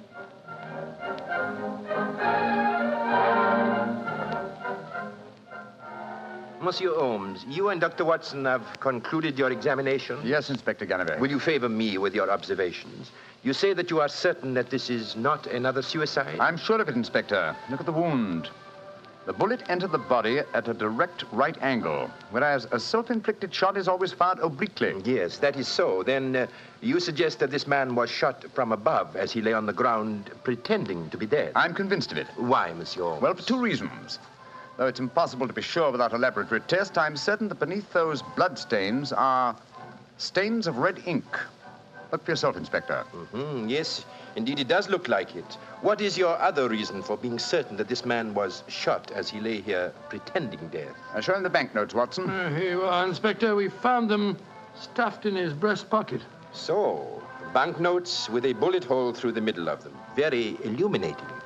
Tell me, gentlemen, how many people knew of this little plot you have told me about, this plan of the dead man's to pretend to be shot? Just 3 people, Inspector. Dr. Watson, myself, and Mrs. Gilbert. Alors, then the answer is obvious. You and your friend are innocent. It must be the wife who killed him. No one else knew of the plot. I'm not so sure of that. Frau Schneemann, the dead German's widow, was in the next room when Gilbert told us about his plan. She might have heard, though I could swear that she was asleep. I gave her a very strong sleeping draught. From what you have told me of her husband's suicide, she might easily have had a motive for murdering this man. Come, gentlemen. Surely it's obvious who murdered Mr. Gilbert? Who, Monsieur Holmes? Well, it's certainly one of the 2 widows. Since there seems to be some doubt in your minds, I suggest we return to the casino. I can promise you the answer to your question within a very few minutes.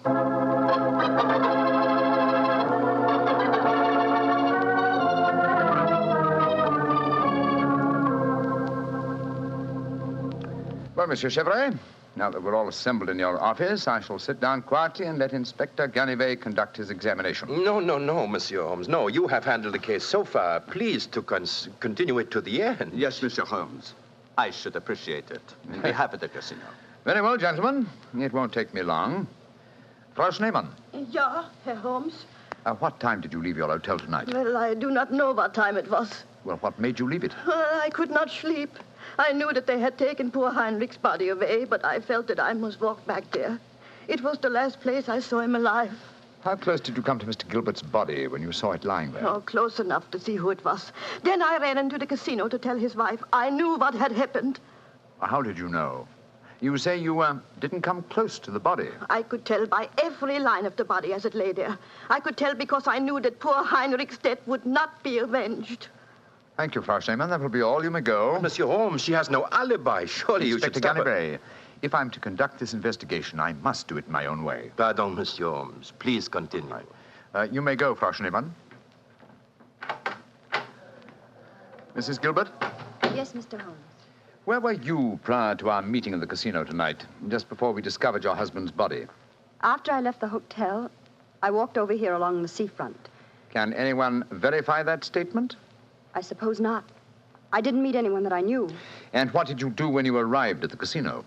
I played a little chemin de fer. A few moments later, Monsieur Chevrolet came over to the table and asked if he might escort me over the club. 10 minutes after that, we walked into you and Dr. Watson. That is quite true, Monsieur Holmes. I can swear to it. Thank you, Mrs. Gilbert. I'm sorry to distress you with these questions. You may go. I'll wait outside, Mr. Holmes. I must know what happened. Wait for me there, madame. I shall join you in a few minutes and escort you home. Well, another suspect with a poor alibi, eh, Ganivet? I must say, Monsieur Holmes, your methods puzzle me. It seems to me that both those women should be watched. Yes, I agree with the inspector, Holmes. Please don't worry, Inspector. I've asked 2 of your plainclothes men to keep an eye on the ladies.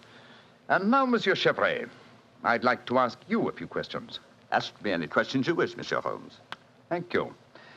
You will agree that it is the custom of the casino to put money on the bodies of suicides after their death, to give the impression that gambling losses were not responsible for the tragedy. Well, I do not think... Oh, come now, Chevrolet. I know that is a fact as well as you do. Exactly. Now, on those rather gruesome occasions, whose responsibility is it to secrete the money? Yours?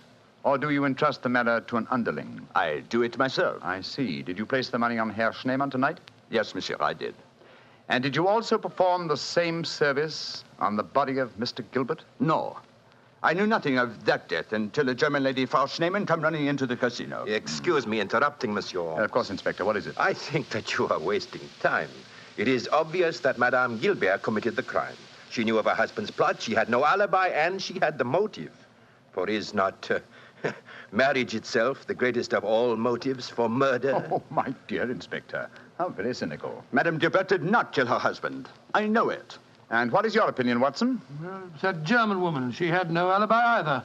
And remember, she was half mad with grief. Mr. Chevrolet, you say that you know Mrs. Gilbert is not guilty. How do you know? I was with her myself at the time the murder was committed. Oh, indeed. How very interesting. And what time was the murder committed? Well, it was... Our investigations have never established what time the murder was committed, Monsieur Chevrolet. I'm afraid you've walked into my trap. You've given yourself away. Great Scott, Chevrolet, it was you. Chevrolet, I've known you a good many years, and this is going to be a hard thing to do. I am going to arrest you. Oh, no, you're not, Ganivet. Put down that revolver, sir. Do not be frightened, Doctor. I am not going to shoot you. Chevrolet, why did you murder Roger Gilbert tonight? Surely you know that too, Monsieur Holmes. Because I am in love with his wife. She's young, beautiful, and rich. It did not occur to me until I saw the young fool lying there tonight pretending to be dead. In my profession, it is natural that I should carry a revolver. What was simpler? Mr. Gilbert gave me the perfect opportunity. I could not resist it. Put down that revolver, Chevrolet. Why are you all so frightened? Surely you know how I am going to use it this time. I think so, monsieur. But it's a coward's way out. What an unperceptive remark for such a perceptive man. No. No, all my life I have been a gambler. I gambled tonight for the highest stakes of all, and I lost. No. No, I'm not afraid to pay for my losses. Au revoir, monsieur.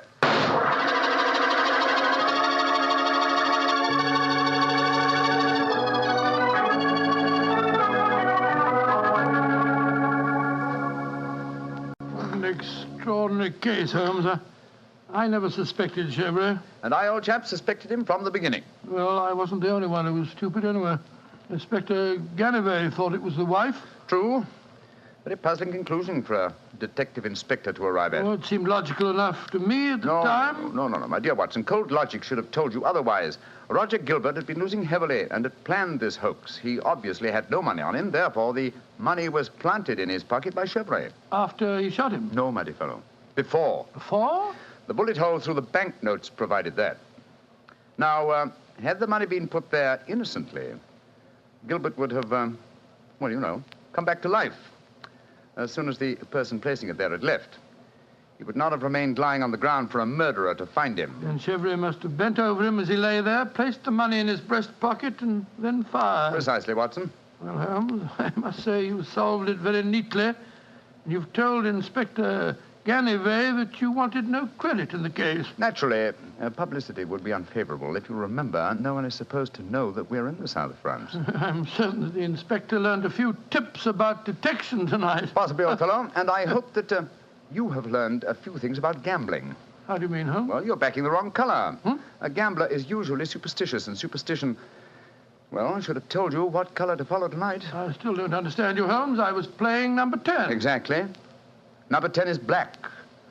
You should have followed a red color tonight, old fellow. The color of red ink. Red ink. And blood.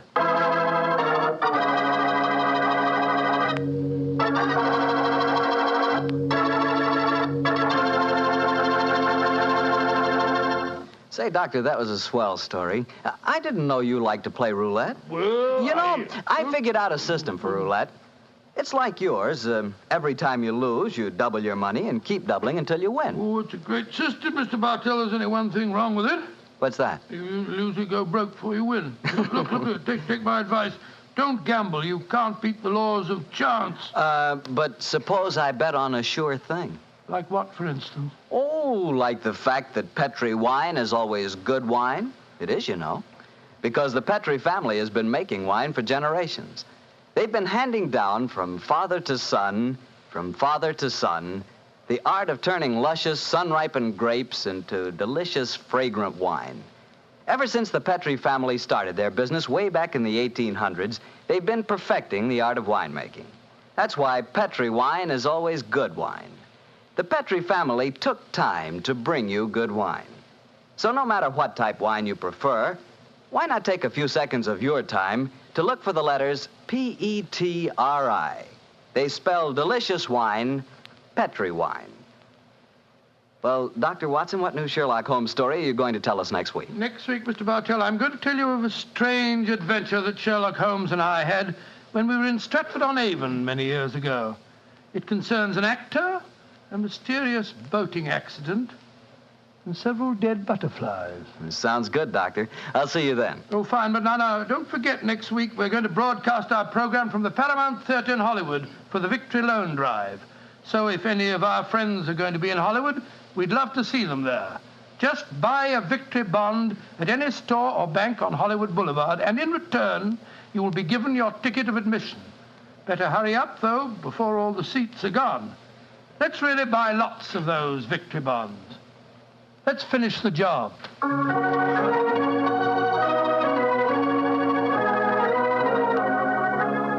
Tonight's Sherlock Holmes adventure is written by Dennis Green and Anthony Boucher and was suggested by an incident in the Sir Arthur Conan Doyle story, A Study in Scarlet.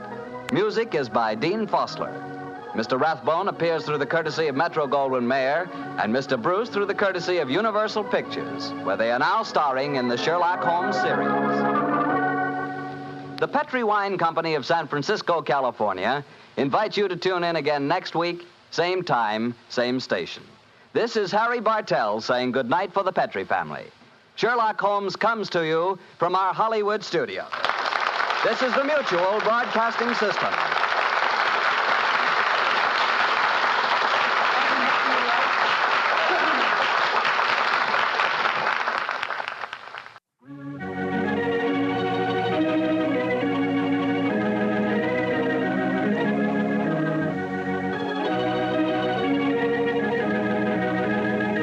two episodes you've just heard, the original The Adventure of Thor Bridge and The Double Zero, are part of the New Adventures of Sherlock Holmes starring Basil Rathbone and Nigel Bruce, and are a 1989 copyrighted production of 221A Baker Street Associates.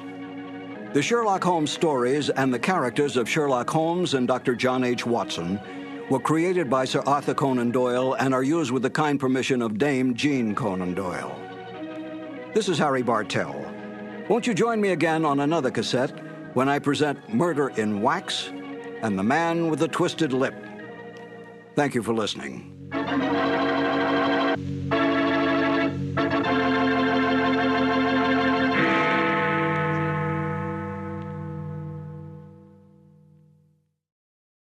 This has been a presentation of Simon & Schuster Audio. Sherlock Holmes considered himself as the only unofficial consulting detective, and rightly so. In point of fact, Holmes worked outside the law. If he'd been a policeman working for Scotland Yard, he would certainly not have had the freedom that allowed him to use his unorthodox methods. This both pleased the police and frustrated them. Pleased them because he almost invariably let such men as Inspector Lestrade and Inspector Gregson take the public recognition for a case that he had solved. Frustrated them because he could literally work on a case using his own specialized abilities while they had to stay within prescribed limits. Yet Holmes did respect the law, for he was in fact an amateur and felt it best to have a healthy relationship with the professional police. This encouraged such men as Lestrade and Gregson to bring various unsolved crimes to him for his solution. His freedom outside the restraints of the law allowed him to assume many roles in disguise and to work with Watson as his accomplice. Excellent examples of this kind of work can be found in such original stories as A Scandal in Bohemia, The Man with the Twisted Lip, and The Illustrious Client, to name but a few.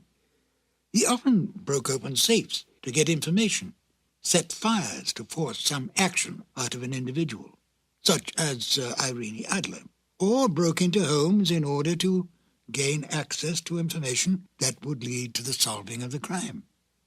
Any admonitions by the police were soon dropped when Holmes produced the criminal or solved the crime. Most of this work was done by Holmes and Watson in London or various other parts of England. In The Waltz of Death, Holmes and Watson find themselves in Vienna on a case. Now here, on foreign territory, and completely outside the orthodox methods of the English police, Holmes had even more free rein. He still used his brilliant sense of deductive logic, but now he did not have to worry about reprimands from Scotland Yard. And besides, there was new excitement for Holmes when he could deal with murder from other than the English criminal. Join me now as we present Sherlock Holmes and Dr. Watson in The Waltz of Death. Petri Wine brings you Basil Rathbone and Nigel Bruce in the New Adventures of Sherlock Holmes.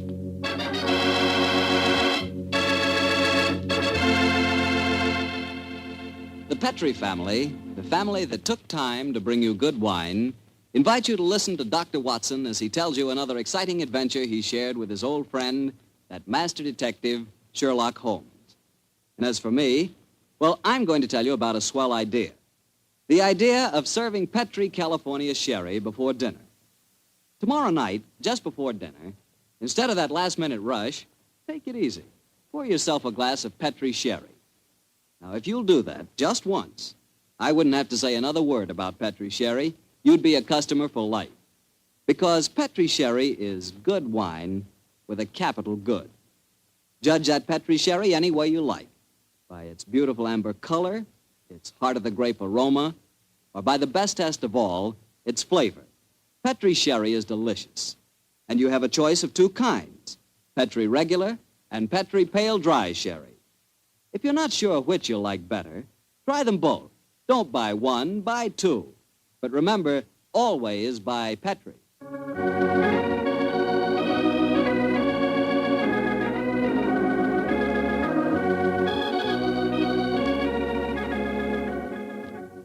And now I'm sure our good friend Dr. Watson's expecting us. Let's go in and join. Good evening, Dr. Watson. Good evening, Mr. Bartell. All set for tonight's story? Yes, my boy, I'm all set, as you put it. It began in Vienna in 1889. The old Vienna of bright lights, lovely ladies, and lilting music. What were you and the great Sherlock Holmes doing there, Doctor? Mr. Bartell, what were we doing there? Yes, sir. Were you just taking a trip? Oh, in those early days of our association, we didn't have either the time or the money for trips. No, we were in Vienna at the express command of the Emperor Franz Joseph. It was in October, I remember, that we arrived in the city, and for several days we were forced to cool our heels awaiting the imperial pleasure. On one of those idle evenings, at the good services of our friend, the chief of police, Count Frano, secured us an invitation to a resplendent ball that was being held at the palace of Princess Stephanie von Kram. It was an incredibly colorful spectacle, Mr. Bartell. A string orchestra high in the gallery of the palace ballroom played a haunting Strauss waltz, while on the floor below, the cream of Viennese aristocracy swayed and glided gaily to the lilting music. I can remember the picture so well, Mr. Bartell, as Holmes and I stood there talking to the chief of police, Count Frano.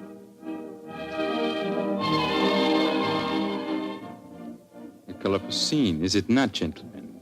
Right, George, yes, Count Frano. It must be a real holiday for you and Mr. Holmes. What makes you say that, Watson? Well, it's hard to think of the criminal world when one looks at such a gathering. And yet Count Frano knows as well as I do that the criminal is not confined to class or environment. Indeed, no, Mr. Holmes. I can assure you that every guest here tonight has been scrutinized as he entered. Yes, I imagine that many plainclothes men are present in this room now, aren't they, Count Frano? Oh, yes. We take no chances. I suppose you can't afford to. There's enough jewelry being worn here tonight for a king's ransom, I should say.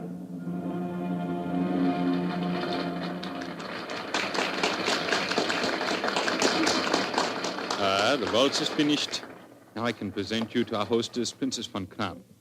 Stephanie, my pigeon. My pigeon must know the princess pretty well. Yes, I'm glad to see that in Vienna the profession of criminal detection carries no social stigma. Allow me to present you Mr. Sherlock Holmes, Dr. Watson, the Princess Stephanie von Kram. I'm very honored to meet you, Your Highness. I'm most happy to meet you, gentlemen. Permit me to introduce my protege, Janos Horvat, the Hungarian composer. How do you do, sir? This ball tonight, Mr. Holmes, will mark a rare occasion. A signal honor is to be conferred on Herr Horvath and myself before tonight is through. The next waltz is a new composition of his. Tonight will be its debut. Indeed, how very interesting. It is a great honor the princess has conferred on me. A new composition could not possibly be presented under more auspicious circumstances. Count Frano, you spoke of an honor in connection with yourself. May I tell them our secret, Stephanie? No, I will tell them myself, Anatole.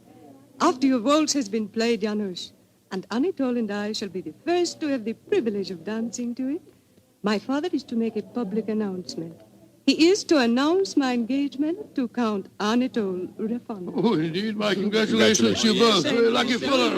Am I not the luckiest of men? Is she not exquisite?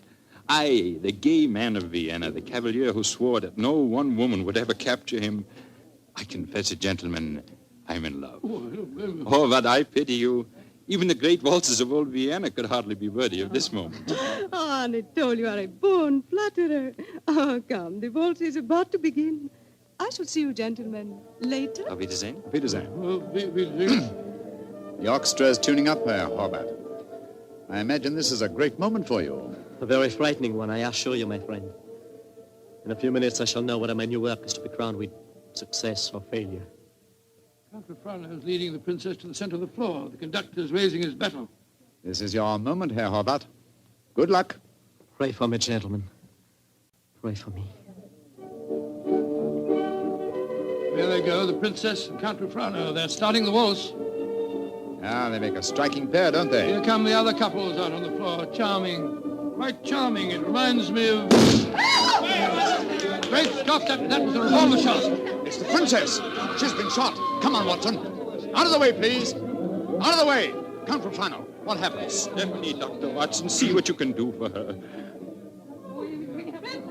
Count Frano, there's nothing I can do, I'm afraid. She was shot through the brain. She died instantly. Stephanie is dead. Stop that devilish music. Lock all the doors. There's a murderer to be found.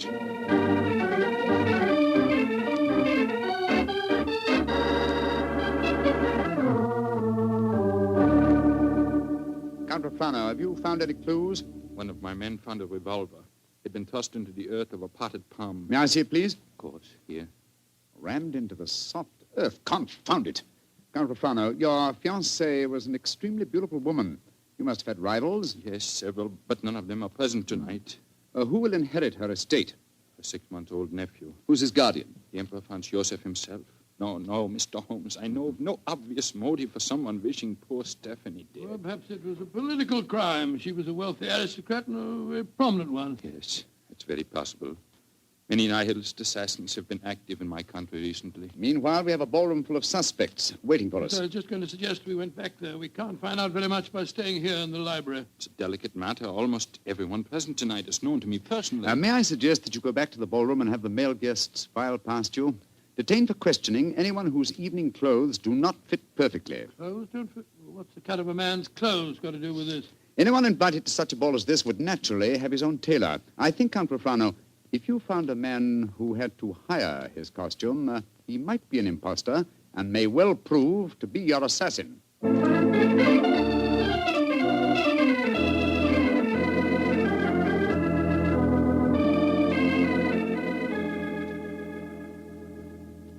Mr. Holmes, your plan has not been effective so far. We find one Englishman who is unusually badly dressed, and what do we discover?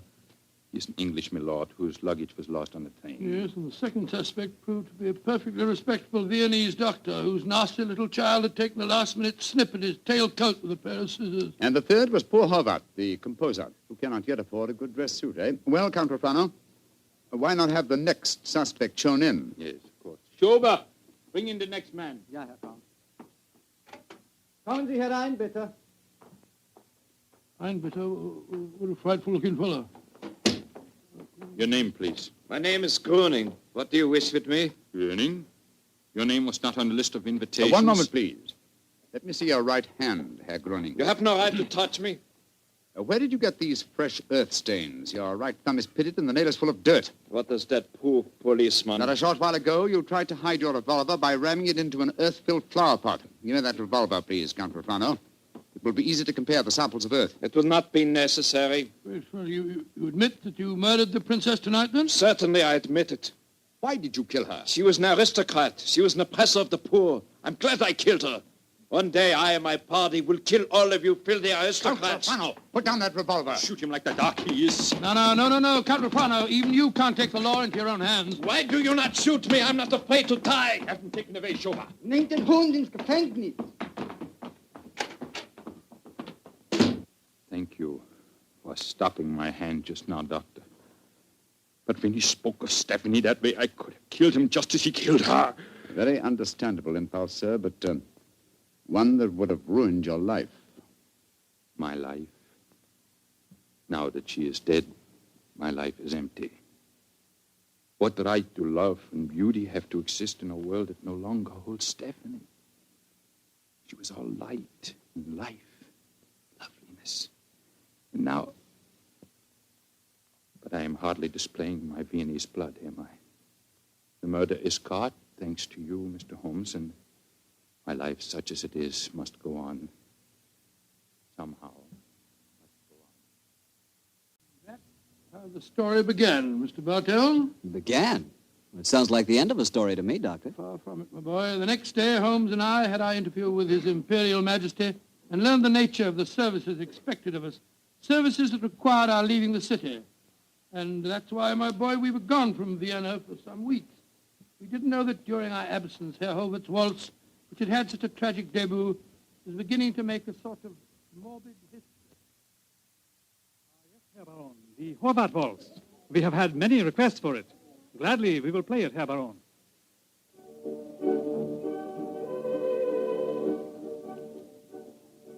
Isn't that the Horvath waltz they are playing? Yes, my dear, and see who is walking onto the floor to dance to it. Leah Mollenstein, the actress. A beautiful creature. Are you trying to make me jealous, Hans? Gott in Himmel, it's Leah Mollenstein! She's been shot!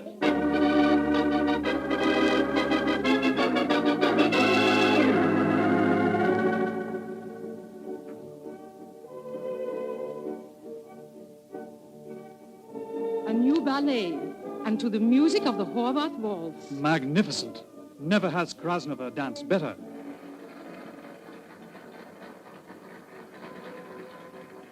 Have you ever seen such exquisite pirouettes?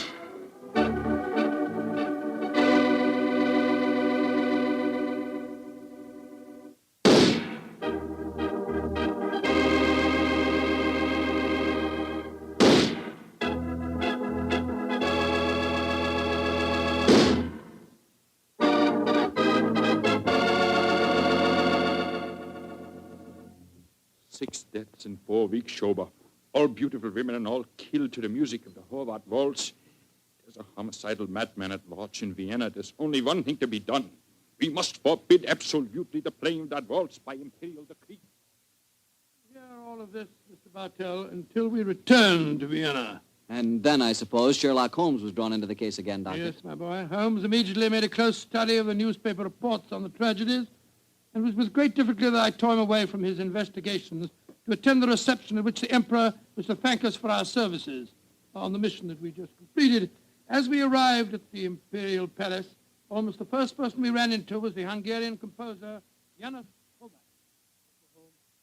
Dr. Watson, you have heard of the tragedies connected with my waltz? Yes, we have indeed, sir, we have indeed. I was making a close study of the newspaper reports on them just before I came here. You must do something, Mr. Holmes.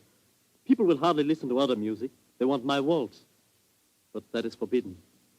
I'm losing a reputation and a fortune while that waltz remains unplayed. Or perhaps, Herr Horvath, you are laying an excellent foundation for a later reputation and fortune. What do you mean? All this publicity, however distasteful to you at the moment, must in the long run prove invaluable. Ah, there you are, my dear Count Rufano. Mr. Holmes, Dr. Watson, I'm glad to see you back in Vienna. You've heard of the murders? Yes, Count, we were just discussing them. I need your help again, my good friend. For over a month now, the murder has been at large, and I cannot seem to get on the trail. But I'm Gruning, the first killer. What have you done with him? Released him. What? Released him? Great Scott, why? At the hearing, it was obvious the man was an egomaniac. He boasted of the murder of Stephanie, apparently out of pure vanity. The liberal newspaper editors made quite an issue of the case. They brought pressure to bear, and we had to let him go. Confound it. I wish I hadn't left Vienna. Well, if the fellow's at large again, Count Rufano, it's pretty obvious that he's the murderer of the other women, too. On the contrary, Doctor, he was in prison until yesterday. The last of the murders was committed 3 days ago. Oh, here comes His Imperial Highness Franz Joseph. Good evening, gentlemen. Your Highness. Good evening. Your Highness. Well, I see we have very distinguished company tonight. Not only the masterful Sherlock Holmes and his colleague, Dr. Watson, our English friends that we are honoring, but I see that we have a distinguished representative from our Hungarian Empire, Janos Horvath.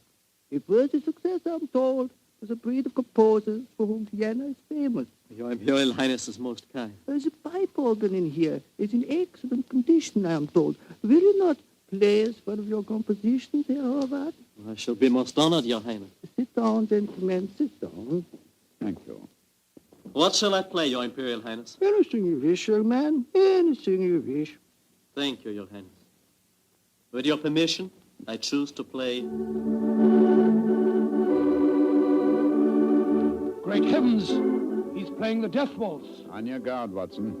Even in the Imperial Palace itself, this twirling tune may invoke murder.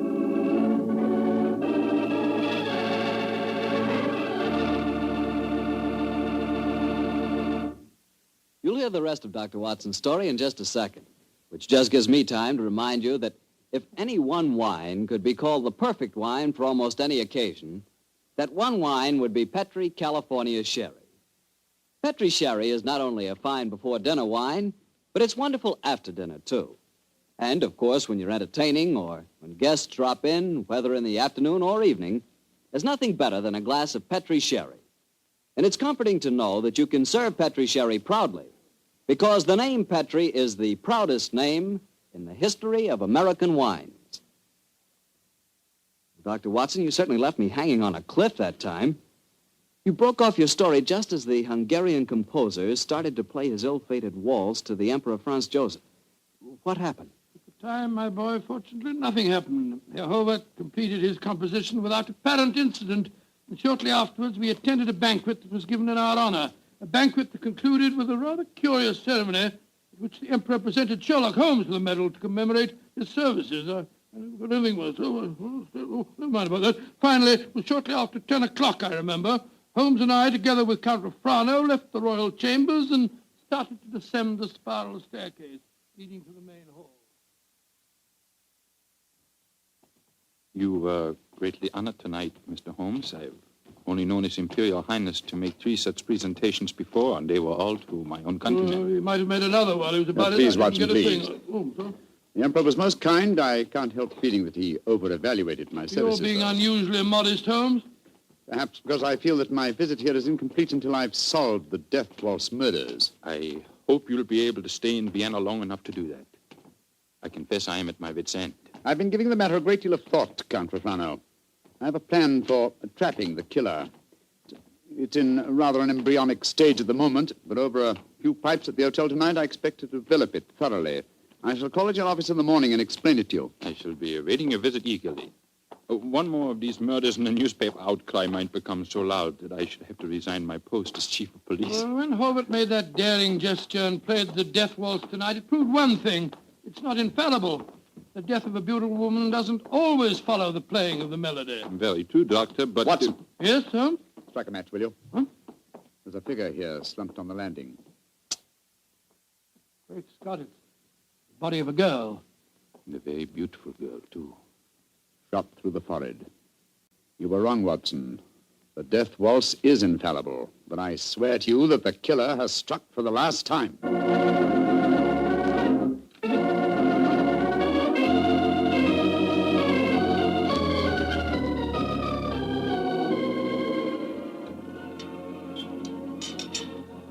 There you are, my dear Count Refrano. Yes, I followed the instructions you gave me this morning, Mr. Holmes. Schenbaum's is at the moment the smartest restaurant in Vienna. I've reserved the best table for you, and I've invited the guests that you named. A strangely assorted couple, I must say. Janos Horvath, the composer, and that grinning fellow, the one that admitted shooting your fiancée, Count Refrano. It's as much as I could do to keep my hands off him when he arrived here, Doctor. But Mr. Holmes insisted that I ask him. Just the same, I wish he would tell me his plan. I'm completely in the dark. Completely in the dark. I can sympathize with you, Count Refrano. Holmes never tells me a thing either. Let's join our guest, shall we? In a very few minutes, I'm sure that my plan will be perfectly apparent. Good evening, Herr Horvath. Oh, good evening, Mr. Holmes. Dr. Watson. How do you do, Herr Horvath? And how are you tonight, Herr Gröning? Angry at having to come here against my will. My party does not approve of these aristocratic, padded pigsties. But Count Refrano informed me that if I did not come here tonight, I could expect to find myself back in prison. How could I resist such a persuasive invitation? Here comes the third guest for our table. I met her at the hotel a few hours ago. Miss Banks, I'm so glad that you were able to come. Hello, Mr. Holmes. I didn't know this was going to be a party, but I couldn't be happier. Allow me to present you, Count Refrano, Dr. Watson, Herr Horvath, Herr Gröning, Miss Barbara Banks from the United States of America. How do you do, Holmes? I wish I knew what you're up to. And how can a young American girl afford to come to Vienna, may I ask? Of course you can ask. My father made a lot of money, and he wanted me to have the advantages he never had. Your father made money because he ground the faces of the poor. Oh, my father never ground a poor face in his life. He was a capitalist. I spit on him. Oh, that's rather unfriendly. And also, geographically speaking, something of a problem. You see, he's living in Wyoming. You make fun of me. Only because you made fun of me. Mr. Holmes, I did as you asked me. I'm very grateful, Miss Banks. The orchestra leader didn't want to play it. He seemed scared. But I waved a lot of money in front of him, and I promised to pay the fine as well. Splendid. Great Scott, I see it all now. So do I. You persuaded Miss Banks to bribe the orchestra leader to play. My waltz. My forbidden waltz? Yes, Herr Horvath.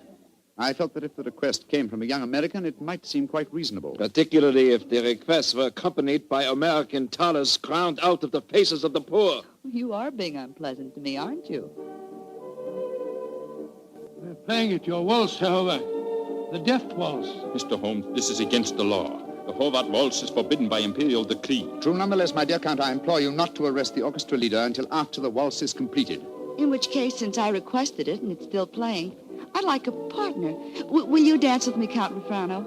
I'm sorry, Miss Banks, but to this melody I shall never dance again. Oh. Well, how about you, Dr. Watson? Oh, I like you very much, my dear, but I'm afraid I'm not as light on on my feet as I used to be. In any case, I was never much of a hand at the waltz. The polka's more in my line. Dear me, I'm getting an inferiority complex. Oh, please do not, Miss Banks. You'll observe that the general public seems singularly unwilling to dance, too. Not one couple has ventured onto the floor. Oh, can you blame them? The waltz with Horvath may mean death. How can you blame them? I'm not afraid. After all, Herr Horvath, it's your own music. I'll dance with you. You're most kind, Miss Banks, and courageous. But to be a partner of the only woman on the floor would mean ruin, an admission of failure. My third refusal. I'm a wallflower. No, my dear Miss Banks, the aristocrats, they're afraid. But I, plain, simple Gröning, I will dance with you, Miss Millions. Oh, bless you, Herr Gröning. And I assure you my father does not grind the faces of the poor. He does grind the faces of the poor, this I know. Stop her, it's suicide. I think not, Herr Horvath. I think so. And I'll not stay here to watch it. Where the devil's he off to? Do not worry, Doctor. I shall keep an eye on him. Yes, and we'll keep an eye on both of them. Come on, Watson. Horvath is leaving the room. Whereas Count Rolfrano has deserted his trail and has slipped behind one of those pillars. Good Lord, he's drawing a revolver. Exactly, Watson. He's our man. Put down that revolver, Count Rolfrano. Put it down, I say! He's turning it on himself. Count Rolfrano!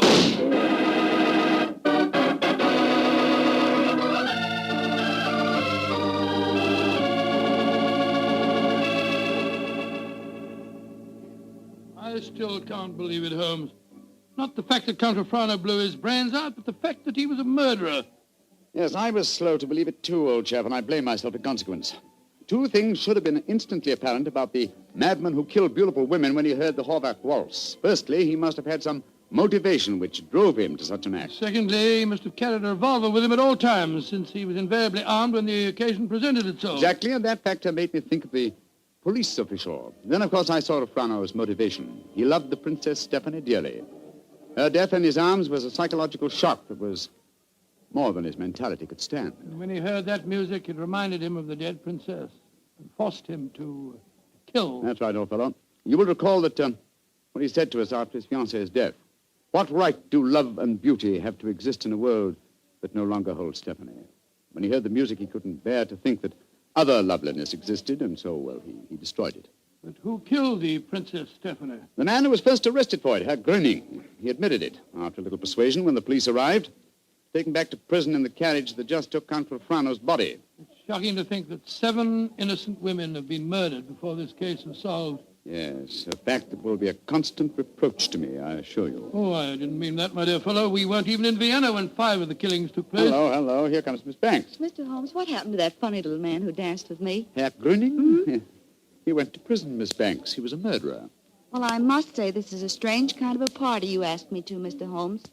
One of the guests blows his brains out, and the other, the only man who danced with me, turns out to be a murderer. Oh, I see now why Father sent me to Europe. An evening like this could never happen in Wyoming. Look. Helvet's walking out in front of the orchestra. Ladies and gentlemen. Shh. Listen.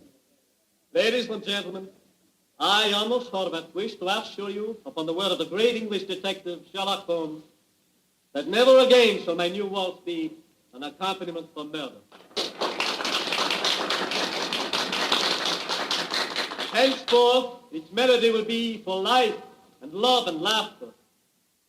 I have ordered a bottle of the finest Tokay sent to each of your tables.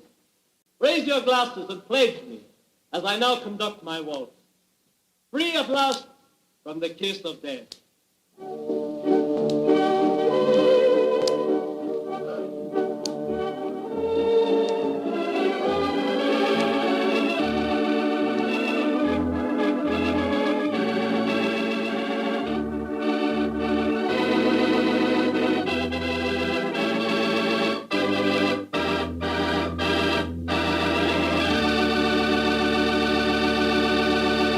Say, Doctor, I really like that story.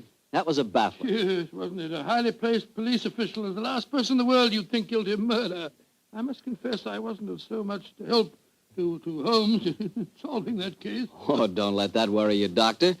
After all, Holmes almost missed solving it himself. Oh, thank you, my boy. Nice of you, thank you very much. But it certainly was one of the most interesting cases that I was ever connected with. I know what you mean. You know, I came across quite an interesting case myself the other day. Oh, you don't say where?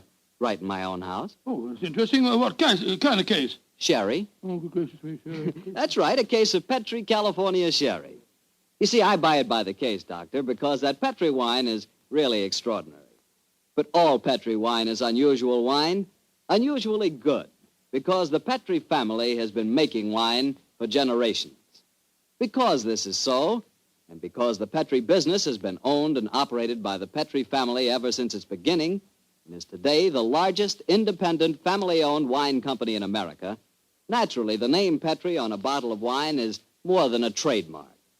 It's the personal assurance of the Petri family that every drop of wine in that bottle is good wine. Naturally good wine because Petri took time to bring you good wine.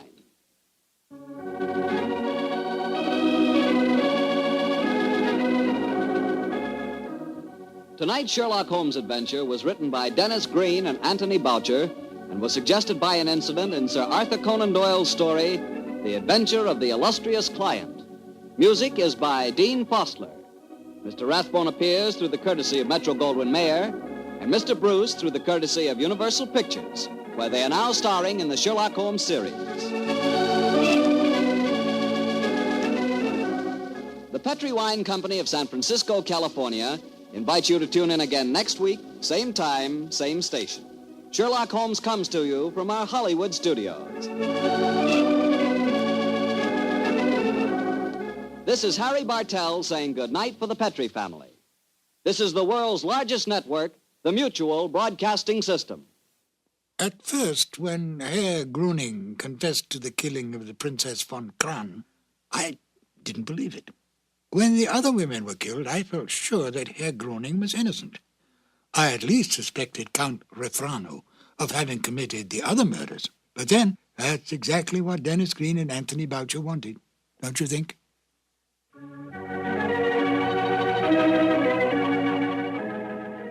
The two episodes you have just heard, The Out-of-Date Murder and The Waltz of Death, are part of the new adventures of Sherlock Holmes, starring Basil Rathbone and Nigel Bruce, and are a 1988 copyrighted production of 221A Baker Street Associates. The Sherlock Holmes stories and the characters of Sherlock Holmes and Dr. John H. Watson were created by Sir Arthur Conan Doyle and are used with the kind permission of Dame Jean Conan Doyle. This is Ben Wright. Won't you join me again soon for more new adventures of Sherlock Holmes? Thank you for listening.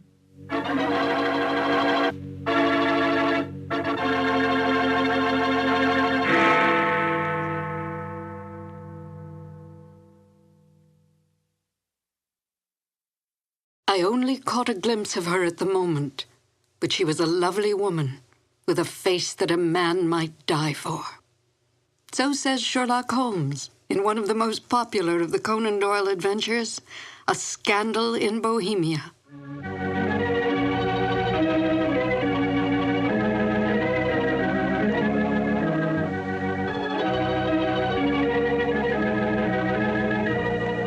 Hello, and welcome to two more new adventures of Sherlock Holmes. My name is Peggy Weber, and I had, as a young actress, the good fortune to perform with Basil Rathbone and Nigel Bruce on some of their Sherlock Holmes radio broadcasts. To Sherlock Holmes, Irene Adler was the woman. A great deal has been made of this over the years in many a pastiche, and even in some recent feature films, implying that Holmes was in love with Miss Adler. But we must not lose sight of the true nature of Sherlock Holmes. As Dr. Watson writes, Holmes was a man to whom all emotions, particularly that of love, were abhorrent to his cold, precise, but admirably balanced mind. It would not be in Holmes' nature to be in love with such a woman. We must also bear in mind that outward signs of love in the Victorian era were suppressed. Women were considered second-class citizens, creatures who stood behind their men, bred and raised their children, and stood by silently and supportively.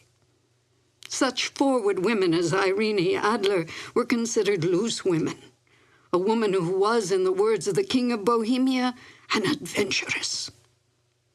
Holmes accepted this label placed upon Miss Adler by his client, but did not have so narrow a mind about women himself. He might not care for them, but he certainly did respect them, especially such a formidable woman as Irene Adler. Miss Adler was a benign adversary to Holmes, for in truth all her actions were to protect herself, not to bring harm to the great detective or his client, the King of Bohemia. Miss Adler's cunning, her awareness, as well as her immense beauty, and her ability to best Holmes, who rarely lost the game, are the traits that endeared her to Holmes from the moment he realized she had outfoxed him. And now, Sherlock Holmes and Dr. Watson in the classic adventure, A Scandal in Bohemia. This episode from the life of Sherlock Holmes will be transmitted to our men and women overseas by shortwave and through the worldwide facilities of the Armed Forces Radio Service. Petri Wine brings you Basil Rathbone and Nigel Bruce in the new adventures of Sherlock Holmes.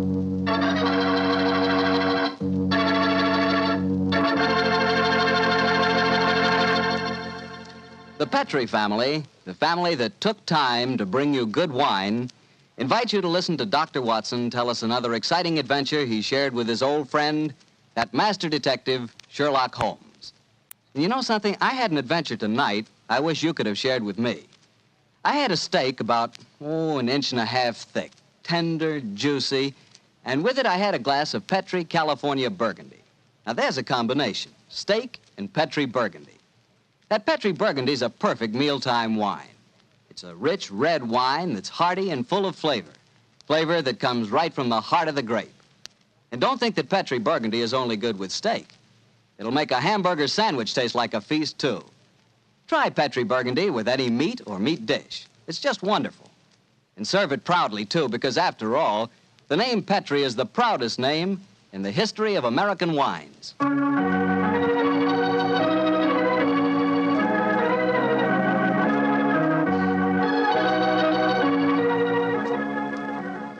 And now I know Dr. Watson's waiting for us, so let's go in and join him. Come in, come in, come in, come in.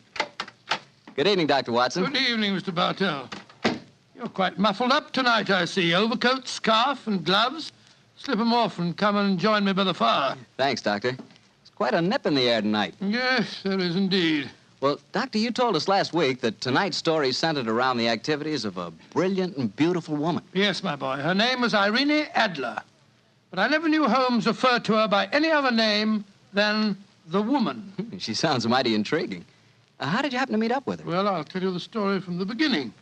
One night, it was on the 20th of May in 1888, to be exact, I was returning home from a visit to a patient when my steps led me through Baker Street. Since my marriage, I hadn't seen much of Sherlock Holmes. And you couldn't resist stopping by at 221B, I'm sure, Doctor. Of course I couldn't. As I stood outside the well-remembered door, I looked up at the lighted windows and saw the tall, spare figure of my old friend, pass twice in dark silhouette against the blind. He was pacing the room swiftly, eagerly, with his head sunk on his chest and his hands clasped behind him. To me, who knew every mood of his and habit of his attitude and manner told their own story. He was hot on the scent of some new problem. I rang the bell, and a few moments later, found myself standing before him. You look in splendid shape. Yes, Holmes, I'm feeling very well, thanks. And in practice again, I see. You didn't tell me that you'd gone back into harness. Oh, and how did you know? Elementary, my dear chap. If a gentleman walks into my rooms smelling of iodoform with a black mark of nitrate of silver on his right forefinger and a bulge on the left side of his hat to show where he's secreted his stethoscope, I should be dull indeed if I didn't pronounce him to be an active member of the medical profession. Just the same as ever, Holmes. By the way, I'm not interrupting you. Well, you are, old fellow, but it's a most welcome interruption. You're working on a new case? It looks like it. This letter arrived by the last post today. It's undated and has neither signature nor address. Read it. Let's have a look. There will call upon you tonight at 7:45 a gentleman who desires to consult you upon a matter of the very deepest moment. Your recent services to one of the royal houses of Europe have shown that you are one who may safely be trusted This account of you we have from all quarters received. Be in your chamber, then, at that hour, and do not take it amiss if your visitor wears a mask. Great Scott, it's all very mysterious. What do you imagine it means? Look carefully at the note, old fellow. What do you deduce from it? Well, now, let me think. The man who wrote it was presumably well-to-do. Such paper couldn't be bought under half a crown a packet. And it's peculiarly strong and stiff. Peculiar. That's the very word. It's not an English paper at all. Hold it up to the light. Don't you notice anything? Yes. There's a large E with a small G and a large G with a small T. That's right. Woven into the texture of the paper. What does that suggest to you? The name of the maker, no doubt, or perhaps his monogram. Not at all, my dear fellow. The G with the small T stands for Gesellschaft, which is the German for company. And the EG? That stands for Igria. It's a German-speaking country in Bohemia, not far from Carlsbad. Oh, so the paper was made in Bohemia? Undoubtedly, my dear fellow. And the man who wrote the note is a German. How do you know that? Observe the curious construction of the sentence. This account of you we have from all quarters received. A Frenchman or a Russian could not have written that. It's the German who is so discourteous to his verbs. Oh, there's your client now. I better go home. No, unless you have to. Well, I could stay. I thought that Then perhaps stay, old chap. I'm lost without my Boswell, and this promises to be interesting. I told Mrs. Hudson to let the masked visitor come upstairs unannounced. Come in. Good evening, sir. You received my note? Yes, indeed, sir. Come in, won't you, and sit down. This is my friend and colleague, Dr. Watson. You may say anything before him that you can say to me. Whom have I the honor to address? You may address me as Count von Kram. How do you do, sir? You must excuse this mask that I wear. The august person who employs me wishes his agent to be unknown to you, and I may confess at once that the title by which I have just called myself is not exactly my own. I'm well aware of that fact, sir. You see, Mr. Holmes, the matter I am about to discuss implicates the great house of Ormstein, hereditary kings of Bohemia. That has not escaped me either, sir. In fact, if you will state your case, I shall be the better able to advise you. Your Majesty. How did you... Yes. Yes, I am the king. Why should I attempt to conceal it? Why, indeed? I shall remove the mask. There. Mr. Holmes, I have traveled incognito from Prague for the express purpose of consulting you. Then pray consult. Briefly, the facts are these. Some 5 years ago, during a visit to Warsaw, I made the acquaintance of the well-known adventuress Irene Adler. Irene Adler? We know of her, Your Majesty. Look her up in the index for me, will you, Watson? It's right beside you on the desk there. I imagined that the name would not be unfamiliar to you. Here we are. Abrahams, Acton Green, Hatchet Murders, Adler. Splendid, old fellow. Hand me the file, will you? Thank you. Irene Adler, born in New Jersey in the United States in 1858, contralto. Prima donna Imperial Opera of Warsaw. Retired from the operatic stage, living in London. Quite so. And here's a recent notation. Your Majesty, as I understand, became entangled with this young person, wrote her some compromising letters, and is now desirous of getting those letters back. Precisely so, but how did... Was there a secret marriage? None. No legal papers or certificates? No. Then I fail to follow, Your Majesty. If this young lady should produce her letters for blackmailing purposes, how is she to prove their authenticity? There is the handwriting. That could be a forgery, Your Majesty. But it was private note paper. Stolen. My own seal. Imitated. My photograph. Bought. What? We were both in the photograph. Oh, dear, that's very bad. Your Majesty has indeed committed an indiscretion. Did you inscribe the photograph, Your Majesty? Yes, Dr. Watson, I'm afraid I did. Precious me. Mr. Holmes, it must be recovered. Perhaps if you were to pay enough, the photograph might be bought. She refuses to sell. Oh, stolen, then. 5 attempts have been made. Twice burglars in my pay ransacked her house. Once we diverted her luggage when she traveled. Twice she has been waylaid. There has been no result. Oh, dear. It's quite a pretty little problem. It is a deadly serious one to me. Your Majesty, what does Miss Adler intend to do with the photograph? To ruin me. Oh, how? Well, I'm about to be married to the second daughter of the King of Scandinavia. She is the soul of delicacy. A shadow of a doubt as to my conduct would bring the matter to an end. And Irene Adler threatens to send the photograph to your fiancé, I suppose. Yes, and she will do it. Rather than let me marry another woman, There are no lengths to which she would not go. Are you sure that she's not already sent it, Your Majesty? I am sure. Now, why, Your Majesty? She said that she would send it on the day my betrothal is publicly announced. That day will be next Monday. Splendid. Then we have still 3 days yet. Your Majesty will, of course, stay in London for the present. Certainly. You will find me at the Langham Hotel, registered as Count von Kram. Just 2 questions before you leave, sir. What are they? Is the photograph large or small? Quite large.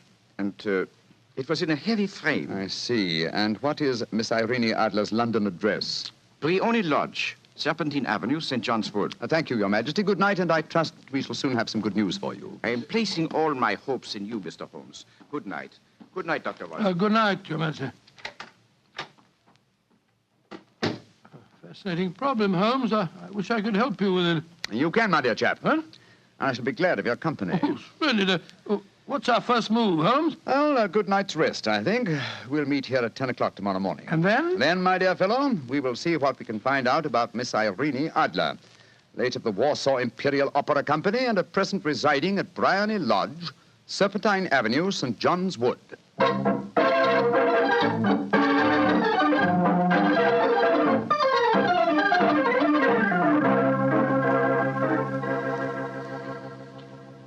Well, Holmes, a cursory examination of Briony Lodge didn't prove very illuminating. No, a bijou residence that represents the essence of dignified suburbia, but tells us very little about its owner.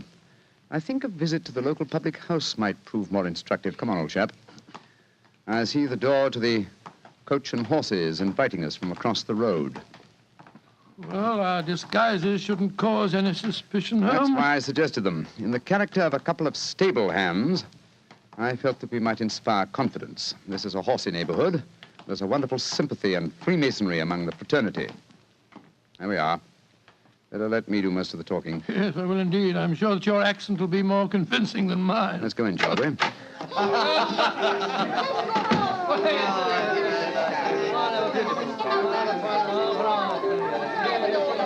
Well, what'll it be, mateys? Half of Old and Mild, please. How about you, Charlie? I'll have a sight. 2 halves of Old and Mild.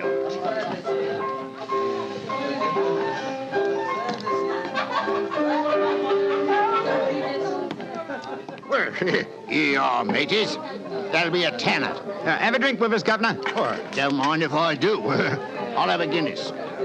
You blokes new round here? Yes, that's right. Came over from Clapham. Clapham, eh? Well, here's looking at you.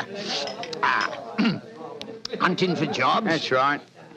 We was told that Miss Adler across at Briony Lodge needed a new coachman and a groom. Well, it's the first I've heard of it. It might be true. Have you been over there to ask? No, not yet. We thought we'd find out something about the old girl first. She ain't no old girl, matey. She's the prettiest young thing you ever saw under a bonnet, and that's a fact. You know her, Governor? Why, of course I know her. Used to drive her carriage, I did, afore I came to work here. Oh, what's she like? Oh, nice little lady, as you'll find, chum. Work hard? No. She lives quiet like. Goes out singing at concerts once in a while. The rest of the time, it's money for jam. She goes out for a drive in the park every day at 5 and comes back to dinner at 6:30. The rest of the time's your own. She ain't married, you say? No. But she's got a bloke what comes to see her all the time. He's a barrister. Nice gentleman. Mr. Geoffrey Norton is his name. Good-looking fella. Wouldn't be surprised to see him get spliced. Sounds like a cushy job to me. Come on, Charlie. Let's get over to the house and see what's what. Much obliged to you, chum. Well, good luck, mateys, and thanks for the Guinness.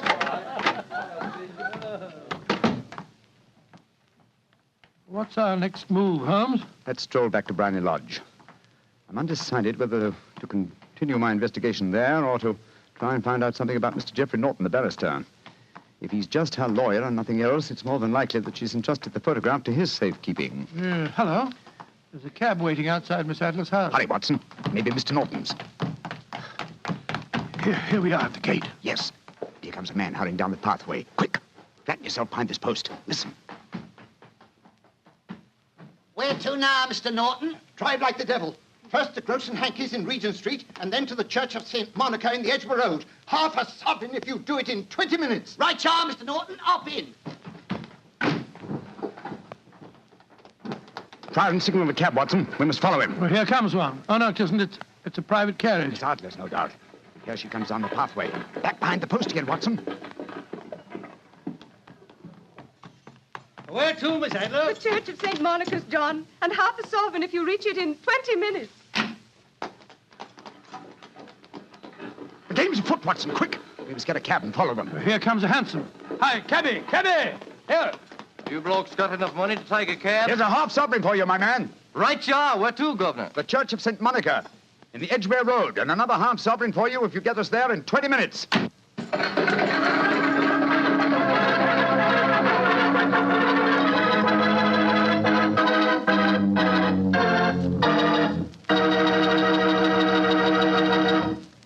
We'll hear the rest of Dr. Watson's story in just a second, but let me tell you something. If you're going to have chicken for dinner tomorrow night, or any night, don't forget to serve that chicken with Petri California Sauterne. Believe me, Petri Sauterne is just about the last word in white wines. It's beautifully golden in color, it's delicate and intriguing in flavor, and it's just, well, you taste it and see for yourself. If you want a delicious white wine, you certainly want a Petri Sauterne. Well, Doctor, once again, you broke off your story at the most exciting point. Did you and Sherlock Holmes reach that church inside the 20 minutes? Yes, Mr. Bartell, we did, but the other carriages were there before us. Holmes went into the church after telling me to guard the outside. I must have waited for 10 minutes or more before Mr. Geoffrey Norton and Miss Adler came out, spoke a few words to each other, and then left in their separate conveyances. A moment later, Holmes, still dressed as a stable hand, came striding out of the church and down the steps towards me. He was obviously very excited. Watson, have they left? Yes, in separate cabs. I overheard him say that he was going back to his office, and she said, I shall drive out in the park at 5 this evening. Splendid, old fellow. Then come on. We can return to Baker Street. What happened inside the church, Holmes? They were married. Married? Of course. The ceremony would have been illegal if it had been performed after noon. That accounted for their wild dash to the church. Jump into the cab. Where to now, Governor? 221B Baker Street. Oh, so they got married, eh? Yes, and it may amuse you to know that I acted as witness at the ceremony. Oh, you did? But how did that happen? Their own witness had failed to appear, and I was dragged into the breach. The bride gave me this sovereign as a memento. I think I'll wear it on my watch chain in memory of the occasion. What an amazing situation. Things begin to look better for the king, don't they? Yes. Now that she's Mrs. Norton, the chances are that she won't want to expose His Majesty after all. I hope so, Watson, I hope so. But we can't afford to take any chances. I think the time is right for us to come to closer grips with the lady.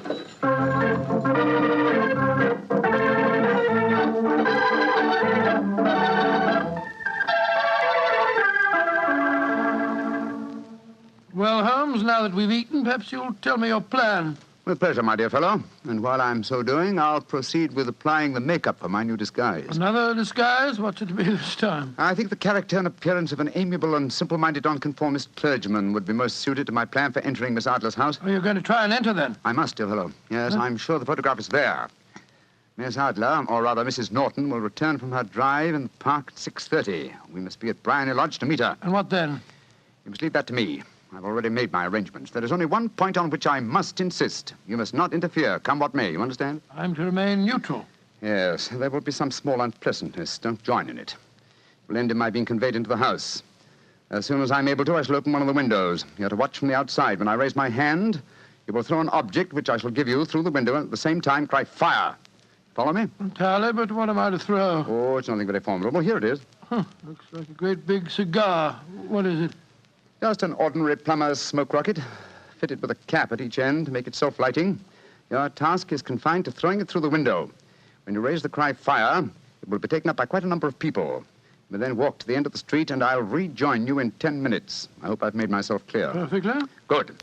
And now, old fellow, as soon as I've donned my clerical attire, let's be on our way. There's no time to be lost.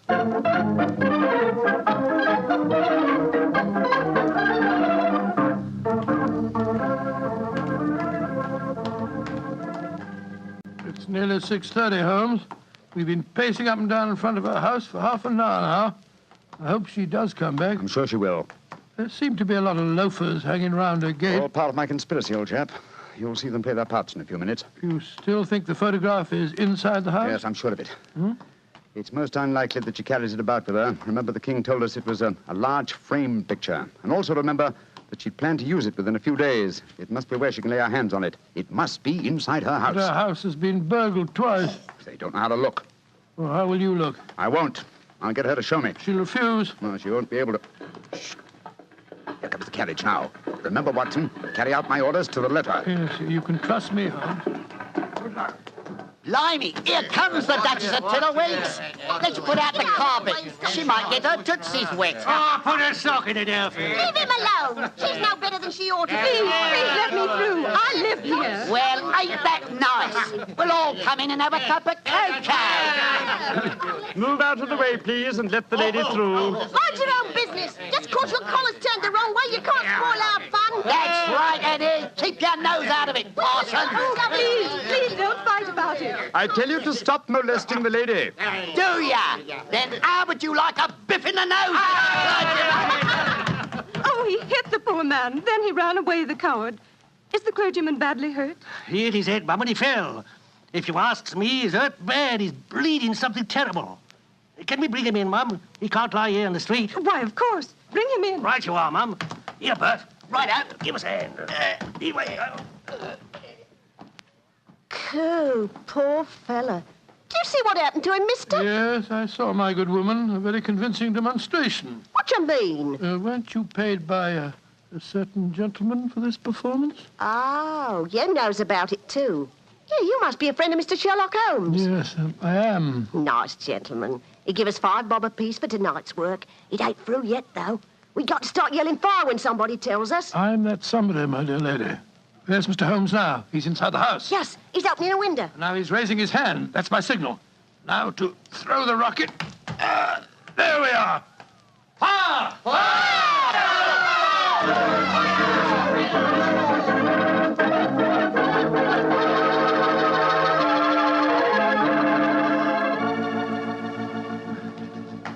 Holmes, there you are. You have the photograph? No, but I know where it is. She showed me, as I told you she would. I'm still in the dark. There's no mystery, old chap. When my accomplices started the round the street, I had a little moist red paint in my hand. As my good friend Alfie pretended to strike me, I clapped my hand to my head and fell down. It's an old trick. Yes, I understand that, but how did my throwing the rocket help you? It was all important, my dear fellow. When a woman thinks her home is on fire, her instinct is at once to rush to the thing she values most. A married woman grabs her baby. An unmarried reaches for her jewel box. In this case, of course, it was the photograph. Where was it? In a recess in the living room, just above the right-hand bell pull. I caught a glimpse of it as she half drew it out. When I made it known that the fire was a false alarm, she replaced the photograph. As soon as I was able, I assured her that I was feeling well enough to leave. You didn't take the photograph, then? No, I felt that over-precipitance at this stage might ruin everything. And what do we do now? Drive to the Langham Hotel and inform His Majesty of what has happened. Then return with him here. After that, my dear chap, the case will be ended.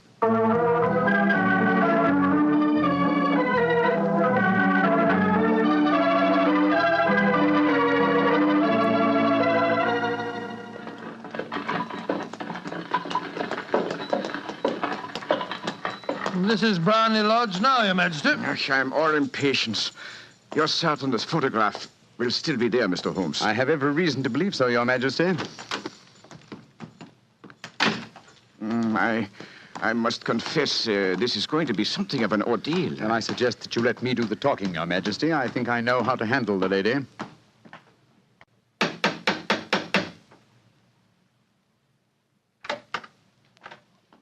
Mr. Sherlock Holmes, I believe. Yes. I am Mr. Holmes. How did you know? My mistress told me that you would be likely to call. She has left for the continent with her husband. You mean she's left England? Never to return. Then the papers, the photograph. All is lost, Mr. Holmes. We'll soon see. Follow me. She said you've been looking for something. I hope you find it. This was the bell pull. There's a sliding panel behind it somewhere. Ah, here it is.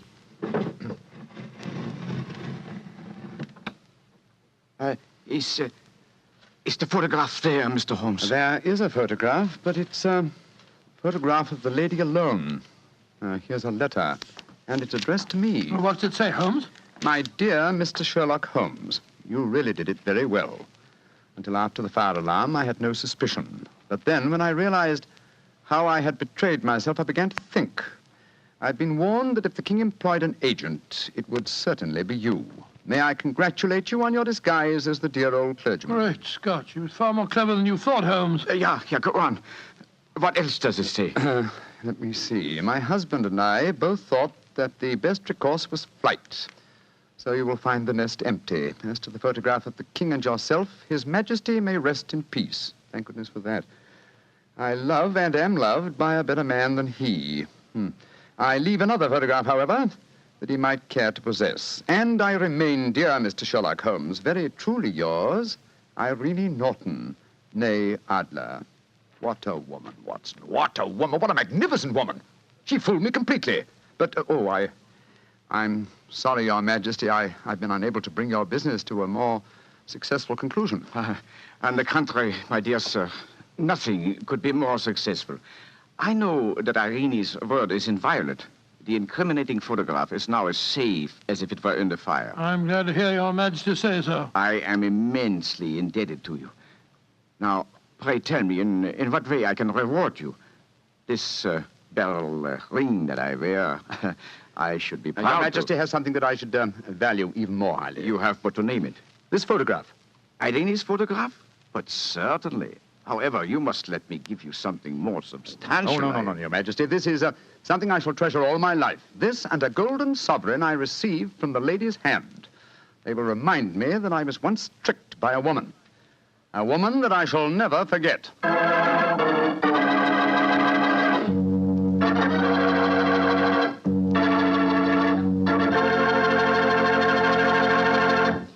What a woman, that Mrs. Adler. Or should I say, Mrs. Norton. That's the kind of woman I could really go for, Doctor. Yes, you could. Just between ourselves, you know, I sort of could go for her myself. She was intelligent. Yeah, she was rich. Beautiful. That's the kind of woman you want sitting next to you in front of a cozy fire on a nippy fall night. Just the three of you. The three of you? Mm-hmm. You, she, and a glass of Petri port. Mr. Bartelli. Why not? That Petri California port is some wine. Boy, that Petri family really knows how to make good wine, all right. And no wonder. Look at all the experience they've had. Ever since they started the Petri business way back in the 1800s, the Petri family has handed down from father to son, the art of selecting perfect sun-ripened California grapes and making them into clear, fragrant, delicious wine. Those letters, P-E-T-R-I, on the label of every bottle of Petri wine are the personal assurance of the Petri family that every drop of wine in that bottle is good wine. It's got to be, because Petri took time to bring you good wine.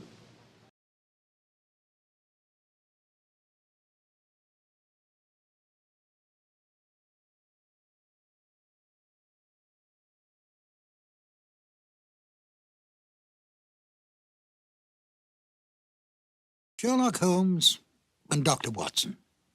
Murder, mystery, and intrigue at the turn of the century.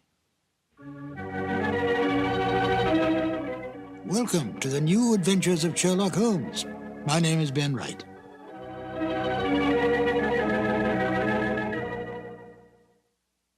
Sherlock Holmes, the most brilliant mind in crime detection, is without peer. He has more than stood the test of time. He has become an institution, a myth, the best of the best. But he was deeply human. He seemed a man possessed, focusing all his energies on crime detection. Yet he could be humbled by his own mistakes and was deeply attached to his friendship with Dr. Watson. He distrusted women, and yet spoke glowingly of Maud Bellamy as a most remarkable woman. And of Irene Adler, she was to him the woman. A man of almost manic depressive nature, he could be brilliant beyond belief, and yet turn quickly to cocaine when his depression reached deeply into his inner being. With an almost photographic memory, he could recall some small detail in a long-forgotten unsolved case and then use it to solve one on which he was presently working. Although he lived and worked in the bustling city of London, Holmes loved nature. Witness a remark he made in the story The Naval Treaty. Our highest assurance of the goodness of Providence seems to me to rest in the flowers. Could this be the foreshadowing upon retiring of his desire to become a beekeeper on a small farm in the Sussex Downs? Although Holmes did not cultivate friendships, with the major exception of Watson, he did have some friends. At least Dennis Green and Anthony Boucher, the writers of The Out-of-Date Murder, would like us to think so. They enjoyed embellishing the original Holmes stories and adding information to the canon that Sir Arthur Conan Doyle never touched upon. Listen carefully to the end of this exciting adventure, where the story reveals the exact kind of payment Holmes accepts for solving this case. It's a delightful addition to the canon, totally imagined by Dennis Green and Anthony Boucher. And here they are now, Basil Rathbone as Sherlock Holmes and Nigel Bruce as Dr. Watson in The Out-of-Date Murder. This episode from the life of Sherlock Holmes will be transmitted to our men and women overseas by shortwave and through the worldwide facilities of the Armed Forces Radio Service. Petri Wine brings you Basil Rathbone and Nigel Bruce in the new adventures of Sherlock Holmes.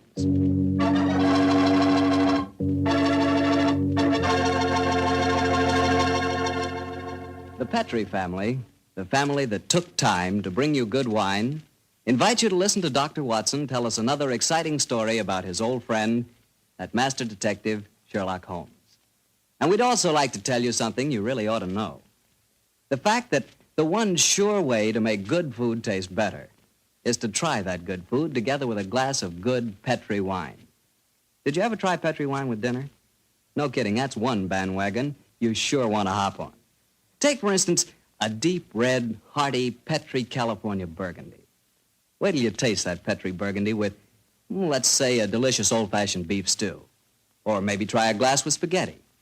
I'm telling you, when you add the luscious flavor of that Petri Burgundy to the flavor of your favorite foods, you're really living. You're finding out for the first time what good eating really means, on the level. So better keep a bottle of that Petri Burgundy right on the dining room table.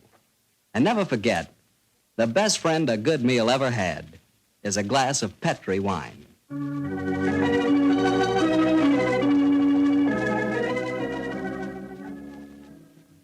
And now for our weekly visit with the good Dr. Watson. May I come in, Doctor? No, Mr. Bartell. You know me better than that. Of course you can come in. I'm expecting you. I always look forward to these Monday evenings together, you know. Me too, Doctor. In fact, I always say this is the one doctor's appointment that never scares me. Oh, that's very nice of you, my boy. Draw up your chair and make yourself comfortable. Thanks. And what prescription do you have in mind for us tonight, Doctor? Well, now, let me see. Take one measure of subterranean peril, one of aristocratic lady in distress, a sprinkling of assorted villains, a corpse or two, and a little more than a dash of Sherlock Holmes and Dr. Watson. Shake the mixture well, and you have the case of the out-of-date murder. Well, how did the adventure begin, Doctor? Exactly enough. It was in September of 1900. I remember that Holmes and I went to Eastbourne for a much-needed rest. First couple of days we spent in soothing idleness. On the morning of the third day, Holmes, a dash of color back in his cheek and a hint of the old sparkle in his eye, suggested that we should go and call on his good friend Evan Whitnell, curator of a nearby museum. And so, just after lunch on that September day, found the two of us talking to Professor Evan Whitnell in his private office at the museum. It only seems yesterday.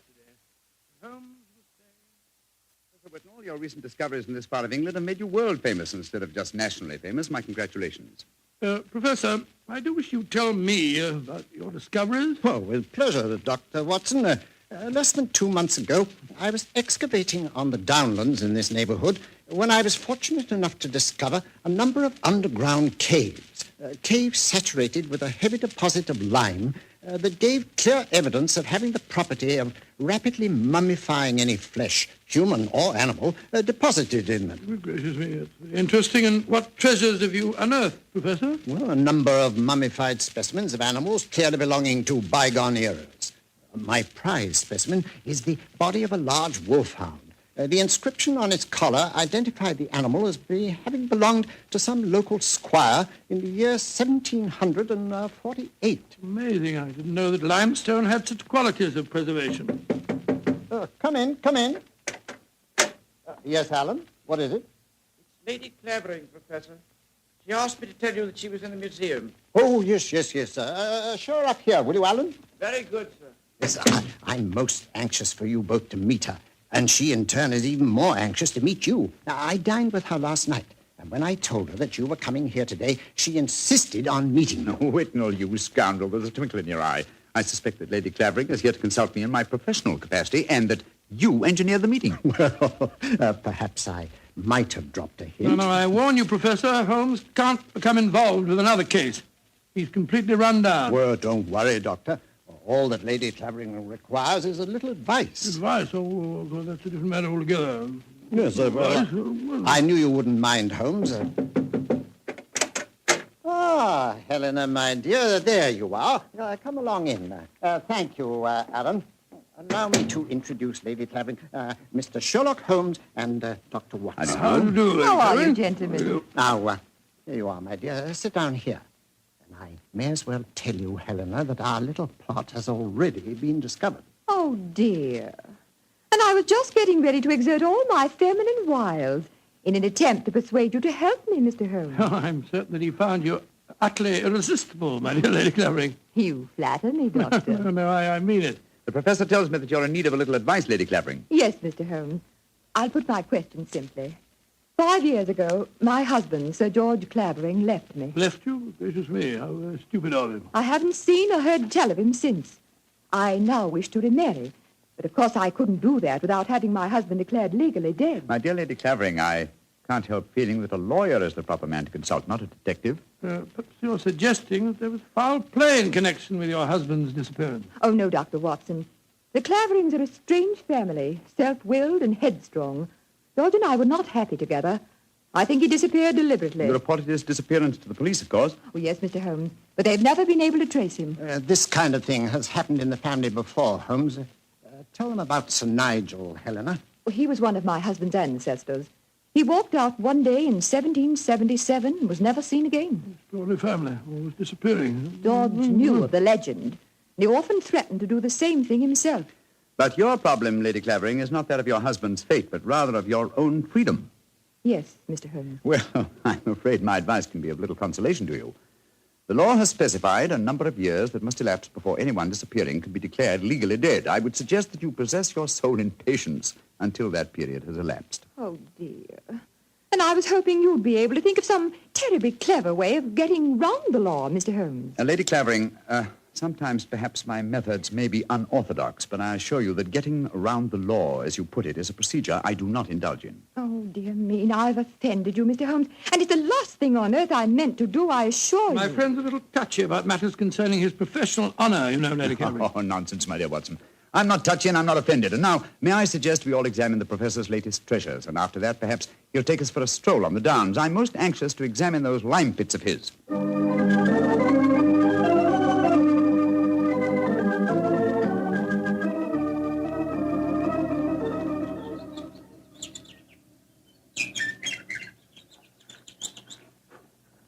The lime pits are about a mile from here. It's a nice walk across the cliff tops. I'm sorry Lady Clavering didn't want to come with us. A charming woman, even though she did rub you up the wrong way. A beautiful woman, Watson, but I must confess her charm eludes me.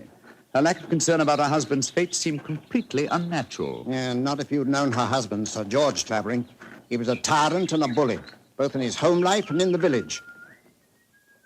Hello? Who's this coming towards us? It's Timmy. Daft Timmy, they call him in these parts. He isn't quite right in the head, poor fellow, but he's perfectly harmless. Has two passions in life, birds and bonfires. Hello, Timmy. I've got something beautiful to show you. Oh, it's so beautiful. Well, what is it, Timmy? Look, it's in my cap. See. Oh, isn't it lovely? It's robin's egg. I found it when I was bird nesting. Did you ever see such a blue egg? It's a beauty, Timmy. Where did you find it, my boy? Down by the lime pits. Oh, I'm going to build a lovely fire on the downs tonight. I'll let you come and watch it if you give me a shilling. Now, you be careful, Timmy, or you'll be in trouble again. Timmy doesn't get in trouble anymore now. Not since he had Sir George carried away. Sir George Clavering used to whip Timmy when he found him on the land. Timmy, tell me, how did you have Sir George, as you put it, carried away? I told my birds about him. I told them how he used to beat poor Timmy, and they said they'd carry him off and drop him over the cliffs. and that's what they did, because he never came back again. Oh, Lord, here comes Harry, Sir George's brother. Now there'll be trouble. Timmy, you'd better run. Oh, no, Timmy can't run. He'll break his pretty blue egg. Timmy, get off my land. If I catch you here again, I'll take my riding crop to you. Timmy hasn't done anything. Go on, be off with you, do you hear? I'll tell my birds about you. That's what I'll do. Oh, don't forget my bonfire. Infernal scoundrel. Hello, Whitnell. Hello, Harry. Have you met Sherlock Holmes and Dr. Watson? Oh, Sherlock Holmes, the professional nosy Parker, eh? Yes, Helena was just telling me about you. I'm very angry with her for talking to you about my brother. It's a private affair, and I intend it should remain one. You understand, Holmes? Well, upon my soul. The devil with your brother, sir, and with you. I'd advise you to remember that you're not addressing a half-witted villager who can't defend himself. If you know what's good for you, you'll do what I say. Here, Chris. Impertinent brute. He spoke to you as if you were a stable boy, Holmes. Oh, really? He was quite refreshing.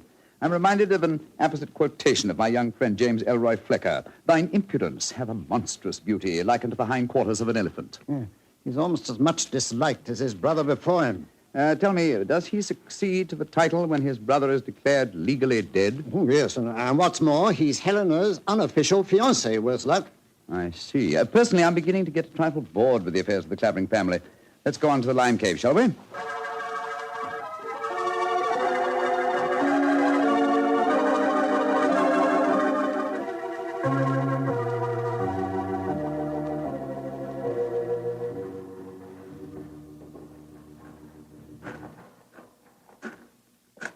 These caves are amazing. We must be 50 feet below the level of the ground, aren't we, Whitnell? Well, more than that, I should say. Rock formation is most unusual, a series of caves connected by a veritable honeycomb of tunneling. Yes. I think I'll light the lantern now. It's getting darker in here, and I haven't explored this particular cave before. Yes, I've had a wall cave in on me a couple of times, so you'd better watch where you're walking. There. Now we can see better. Let's go deeper, shall we? But do watch your step. It's eerie down here, isn't it? Hello, what's this in the crevice here?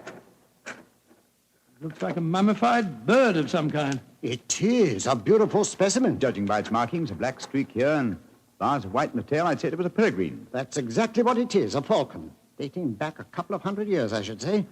And in a perfect state of preservation. Oh, this is a treasure. Come on, let's explore deeper. Seems to be another cave over here. If you'll hold the lantern up a little, I'll... Oh, I say.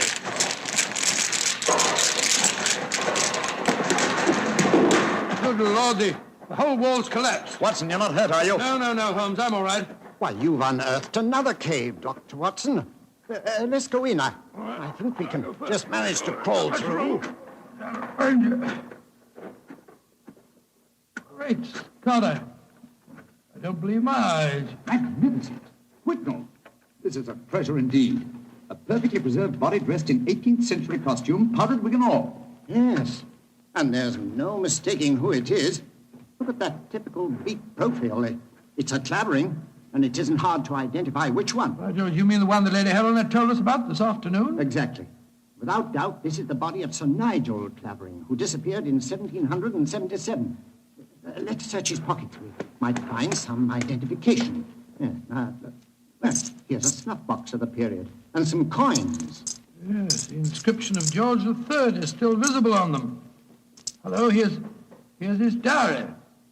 This is unbelievable. What are you up to, Holmes? I was examining the body, Watson. This man was murdered. Murdered? With this wound just above the heart. Obviously inflicted with a sharp instrument, probably a dagger. This is interesting. An entirely new experience for me. The opportunity of solving an unsuspected murder committed well over 100 years ago. Glance through that diary, Watson, will you, old chap? Let's see if the poor devil suspected his fate. Rather hard to read. All the S's look like F's. Peculiarity of the 18th century writing.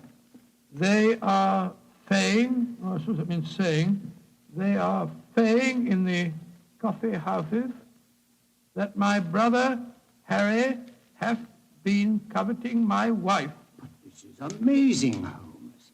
See how history repeats itself. It's an exact parallel of the situation existing today.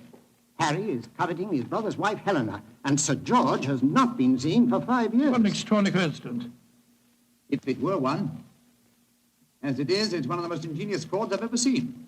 The clothing appears authentic, so do the coins and the faded ink, the paper of the diary, and due to the peculiar mummification of the body, it would be almost impossible to say how long it's been here. Nevertheless, I am convinced that this is a recent corpse, and undoubtedly that of Sir George Clavering. Well, what makes you so sure, Holmes? Writing in the diary.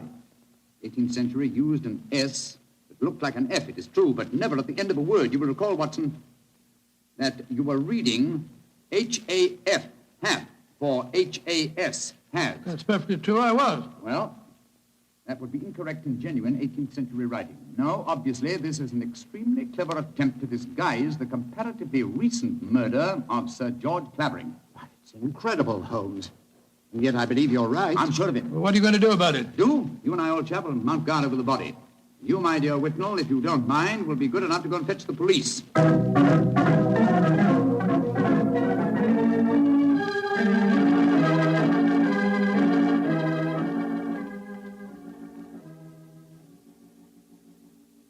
Holmes. Yes, old chap? What do you suppose is keeping the police? Whitnall must have gone over an hour, and the lantern with him. Here we are, crouching in the dark in a smelly cave, 50 feet under the cliffs, with a mummified corpse. Very true, Watson, but I don't. Uh-huh.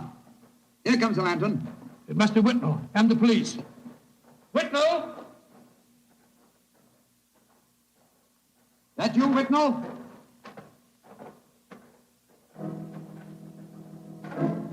That lantern's blinding me. Is that you, Whitnall? Answer, can't you? Look out, Watson!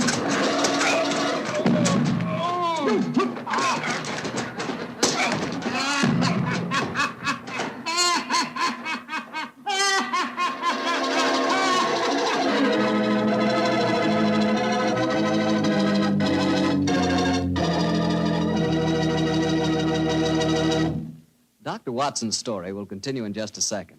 And I'm going to take that second to ask you what you think of when I say good food.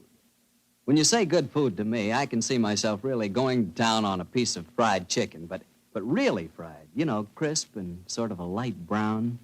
And when I see that chicken, I sure want to see some Petri California Sauterne. Because, believe me, Petri Sauterne is a white wine that's the wine for chicken. That Petri Sauterne has a delicate kind of flavor. Delicate like its pale gold color. But what a flavor, and what a wine. If you want a swell white wine, you certainly want Petri Sauterne. Try it and see.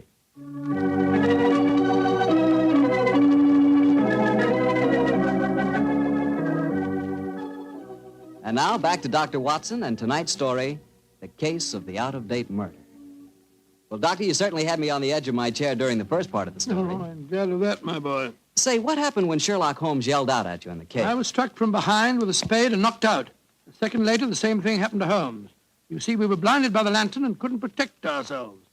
When we came to, we found we were at the bottom of a pit. The walls were narrow and vertical, and I saw no earthly way of our getting out of the trap. But as usual, Holmes had something up his sleeve.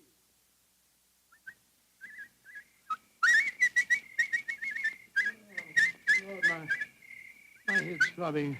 Never mind that for the moment, old chap. Get the coat off in your shirt. Oh, Come on, off with it, old boy. Come on, off with it. I've already removed mine and tied them together. Oh, what for? Oh, dear me, that blow on your head must have been unusually severe. I'm trying to make a kind of rope, Watson, a rope to get us out of here. Oh, what's the good of a rope unless there's someone on the ledge above us to haul us out? If you think you're performing the Indian rope trick. My dear Watson, this is no time for your rather heavy-handed humor. Why do you keep whistling like that? You've been doing it for the past 20 minutes. I'm whistling for help. Well, why not shout? Whistle carries further. No, dear. Who's going to hear that? That, Timmy, I hope? Remember, he was having a bonfire on the cliff tops tonight. My whistle is that of a nightingale, a song unheard in Sussex at this time of the year. If he does answer it, I'm sure it'll bring him down here. I hope you're right. Seems to me that Whitnell and the police will never find us here. We shall mummify, just as the filthy murderer intended us to. Courage, Watson. I'm sure... It's worked! It's Timmy! Carrying a burning log. We're down here, Timmy! Nightingale, pretty birdie, what are you doing down there? Timmy!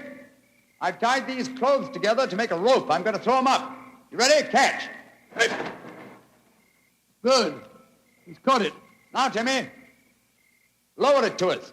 Oh, I shouldn't do this. They'll whip me. No. Nobody will whip you, Timmy. And we both want to give you a shilling to come up and see your bonfire. Oh, that's different. 2 shiny shillings. I'll lower the rope. Here it comes. That's it. All right, now then. You first. All right, Timmy, pull away. Here I go.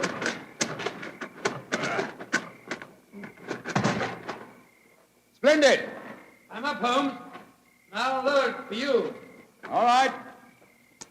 I've got it. Look out now. Here I come.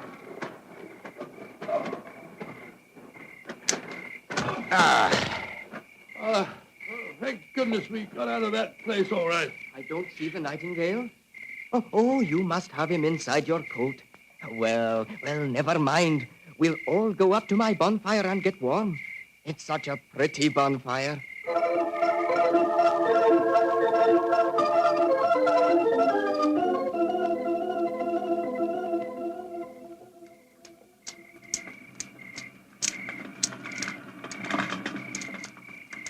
Did you ever see a finer bonfire? Never, Timmy. It's lovely. It's the most comforting sight I've seen for the last couple of hours. Oh, just one thing's bad, though.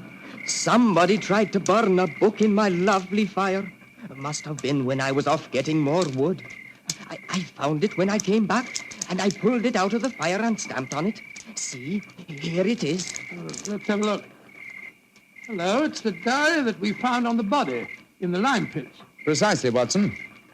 Now I begin to see daylight. People shouldn't burn books. Books are nice. Books are like birds and bonfires. Well, they're nice to be near. Oh, your nightingale must be cold. I'll get some more twigs to burn. Well, now that fellow's gone away for a moment, I can see why we were attacked tonight. The murderer knew that we were going to the caves. He was afraid that his devilish plot wouldn't stand up under your scrutiny. So he watched us. When we discovered the body and sent Whitnell off for the police, he knew that he'd got to get rid of us. And who do you think that somebody is, old fellow? Well, that's easy. There's only one person strong enough to have knocked us both out and shifted our bodies. The dead Sir George's brother, Harry Clavering. I think not, old fellow. Didn't you observe as we entered the caves that pickaxes and wheelbarrows were much in evidence? Yes, that's right. They were, of course. Strength was not required under the circumstances. We were extremely vulnerable in the darkness. Any man with a modicum of cunning could have disposed of us, or any woman, for that matter. Good Lord, you're not suggesting that... Watson! Oh, Whitnell! Why, thank heaven you're safe. I've had the police with me for the last hour, but we couldn't find you.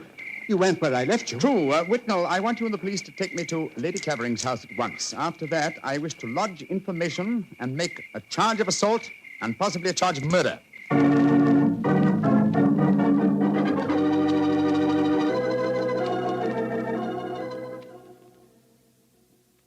And that, Lady Clavering, is the story of how we found your husband's body.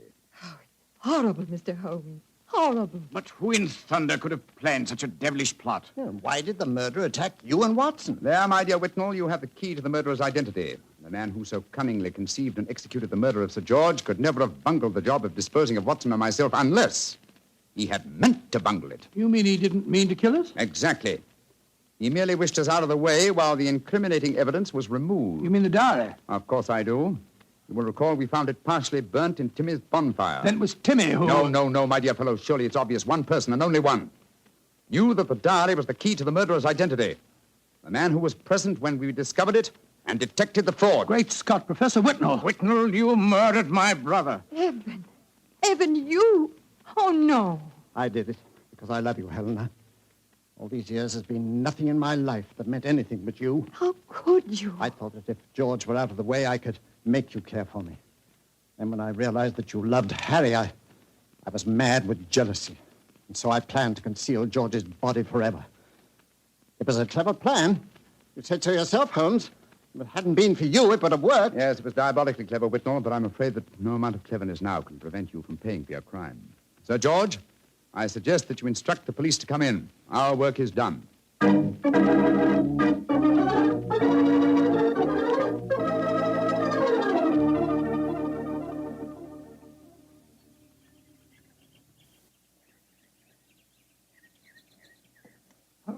Holmes, look there on the point.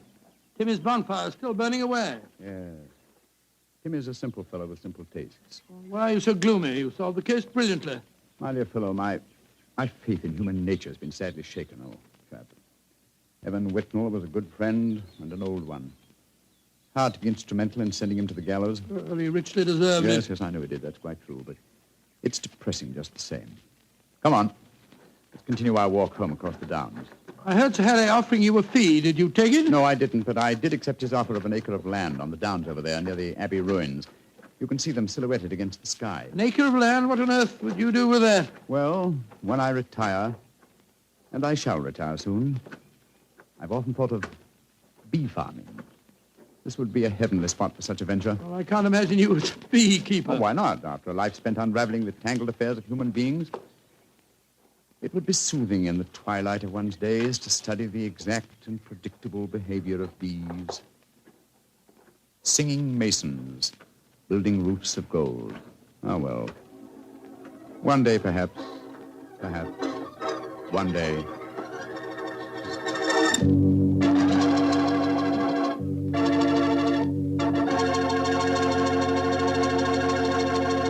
Well, Doctor, that was a swell story.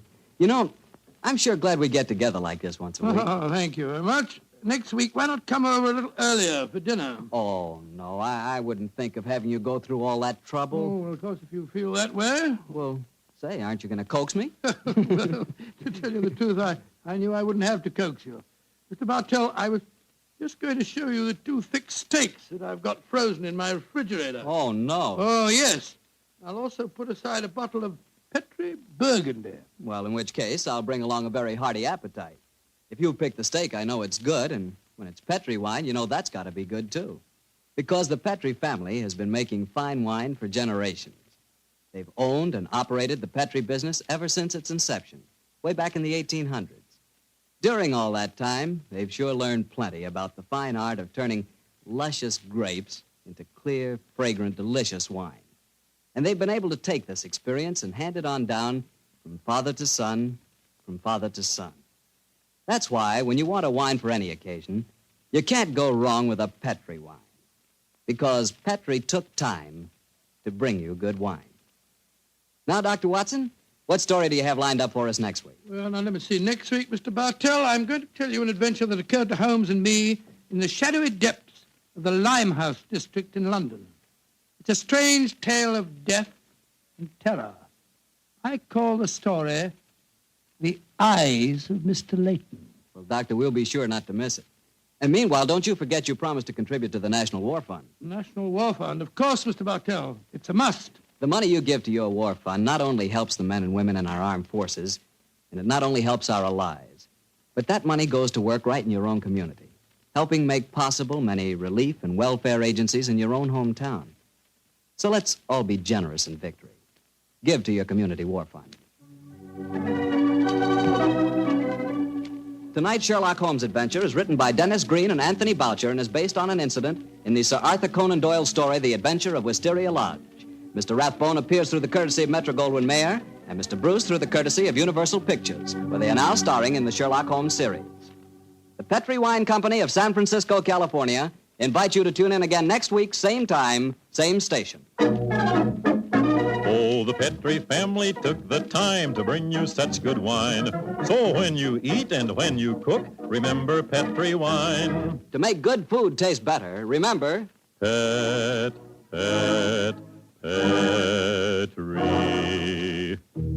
wine. This is Harry Bartell saying goodnight for the Petrie family. Sherlock Holmes comes to you from our Hollywood studios. This is the Mutual Broadcasting System.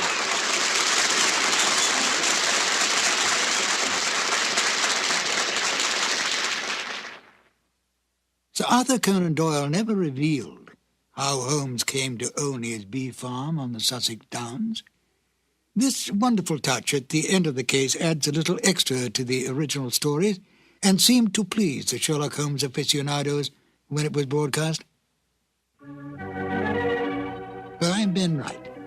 In a moment, I will present you with another new adventure of Sherlock Holmes.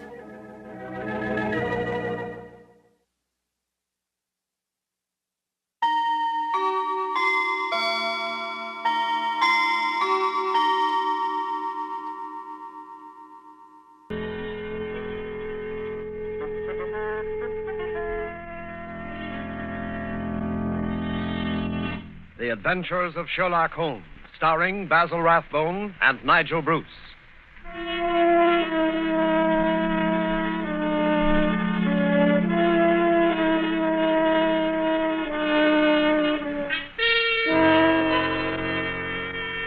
The makers of Grove's bromoquinine tablets bring you another adventure of Sherlock Holmes with Basil Rathbone as Sherlock Holmes and Nigel Bruce as Dr. Watson.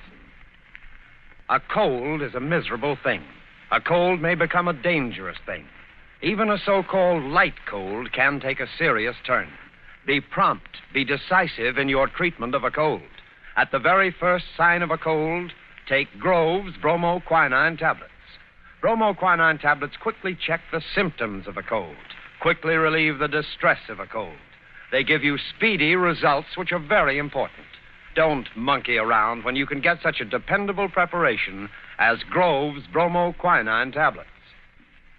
And now, here we are again on our usual visit to Dr. Watson. He's waiting for us in his study, a cheerful blaze crackling on the hearth. I'm very relieved to see you, Mr. Manning.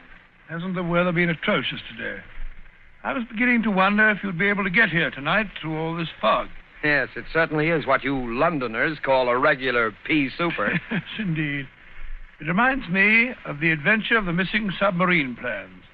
A case that was solved in the underground. Underground? What you Americans call a subway.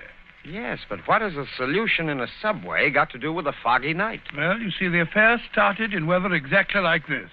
It was the third week in November, the year 1895, to be exact. On Monday, a dense yellow fog had settled down upon London. On Thursday, it was still there, thicker and murkier than ever. At first, Holmes had turned his nervous energy to cross-indexing his huge reference books. But when, after pushing our breakfast chairs back for the fourth morning, we saw the greasy brown swirl still drifting past the windows, Holmes's patience snapped.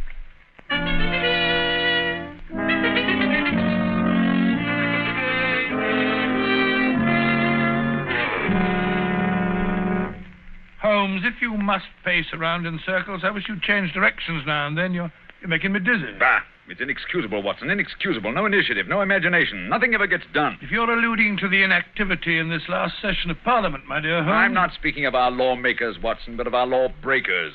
The London criminal is certainly a dull fellow. What makes you say that? Well, look out of the window. Ideal weather for committing a crime. The criminal advances on his intended victim practically unseen. He pounces and disappears into thin air. There have been numerous petty thefts, I believe. Petty thefts, pickpockets, ragamuffins. What's the country coming to? Now, if I were a criminal, Watson... Well, I, for one, would move to America. Oh, hello. Mrs. Hudson's knocking. Excited. What's up, I wonder? Yes, Mrs. Hudson, what is it? Oh, a telegram for me. Yes, sir. Very well, thank you. Oh, well, what's it say? Oh, wait until I open it, can't you? Ah, dear me, what next? Most unusual, Watson, most unusual. What's most unusual, Watson? What's it say? Well, it's from my brother, Mycroft. You remember him. He helped us solve the case of the Greek interpreter. He's coming here. Why not? What's so phenomenal about Why this? not? Why not, indeed? It's as startling as it would be to meet a tram car coming down a country lane. Yes, now I come to think of it. Mycroft is rather like a tram car. His rails lead from his Pall Mall lodgings to the Diogenes Club in Whitehall. That's his circle. I wonder what upheaval could have derailed him. Doesn't the telegram explain? It says, must see you about Cadogan West, coming at once. Cadogan West? Cadogan West? Why, that's the young chap who's found dead in the underground on Tuesday morning. I remember reading about it in the papers. Oh? The young man had apparently fallen out of a train and killed himself. He hadn't been robbed, and there was no reason to suspect violence. Quite an uninteresting case, if I remember correctly. And yet, it's serious enough to cause Mycroft to alter his habits. No, Watson. This must be an extraordinary event. Do you recall any other facts about the affair? Yes, I come to think of it, there was one unusual bit came out at the inquest. They were unable to ascertain at what point he entered the train, because his ticket was missing. Strange. What articles were found on the body? £2.15, I believe it was, a checkbook and... Oh, yes, 2 dress circle tickets for the Woolwich Theatre, dated for that evening. Theatre tickets, eh? Then it wasn't suicide. A man doesn't procure theatre tickets for the evening on which he intends to end his life. Anything else? A small packet of technical papers. Technical papers? What kind of technical papers? The newspapers didn't say. Ah, as serious as that. What did the young man do? Where was he employed? He was a clerk at Woolwich Arsenal. Ah, government employee. There we have it, Watson. British government, Woolwich Arsenal, technical papers. That's why Mycroft is involved in this affair. I don't understand. No, I suppose not. Watson, have I ever told you what Mycroft is? Your brother, of course. Oh, no, Watson. Do you have to be so dense? I mean, do you know what he does? I seem to have some vague recollection that you once told me that he'd held some small office under the British government. It would be more accurate to say, in a way, that he is the British government. What? His position is unique. He made it for himself. As the tidiest and most orderly brain of any man alive, with a great capacity for storing facts and giving them the proper interpretation. The conclusions of every government department are passed on to him. He's the central exchange, the clearinghouse. Again and again, his word has decided the national policy. He thinks of nothing else. Nothing else can lure him from his contemplations. And yet he's coming here. Yes, Jupiter is descending on us today. What on earth can happen? Watson, that sounds suspiciously like a bad pun. Ah, here he is, if I'm not mistaken. To speak for himself. Come in. Hello, Mycroft. What's up? You look flustered. Most annoying business, Sherlock, most annoying. You know how I dislike altering my habits. Extremely awkward for me to come away from the office, particularly with Siam in its present state. Oh, dear me. Yeah, sit down, Mycroft, sit down. You know Watson, of course. Yes, of course. I'm trying to find a chair that I can trust to hold me. I'd better take the sofa. You certainly haven't got any thinner. I've never seen the Prime Minister so upset. As for the Admiralty, it's buzzing like an upset beehive. You know anything about the case? Watson's just been telling me what was in the newspapers. Just what were the technical papers found on the body? Sherlock, for the love of heaven, not so loud. Those papers which the wretched youth had in his pocket were none other than the plans of the Bruce Partington submarine. Oh? A submarine which will completely revolutionize naval warfare. The most important papers in our government archives. Under no circumstances could they be removed from the office. Even the chief constructor of the Navy was forced to go to Woolwich if he desired to consult them. And yet we find them in the pockets of a dead junior clerk in the heart of London. Yeah, from an official point of view, it's deplorable, my dear Mycroft. Simply deplorable. You may laugh, Sherlock, but this country won't be safe until they're recovered. But I thought you said that they were found in the pocket of this chap, Cadogan West. 10 papers taken from Woolwich. 7 were found in the pockets of Cadogan West. 3 are still missing, the 3 essential ones. To recover those 3 papers is imperative. The peace of Europe depends on them. Nice little problem, eh, Watson? Why did Cadogan West take the papers? How did he die? How did his body reach the place where it was found? And where are the missing papers? Find the answer to those questions, Sherlock, and you'll have done your country an invaluable service. Why don't you solve it yourself, Mycroft? I believe you could. Possibly. But it's a question of digging out details. Give me the details, and I can give you the solution from an armchair. No, when it comes to running about and cross-questioning railway guards and lying on one's face with a lens to one's eye, no, that's not my métier.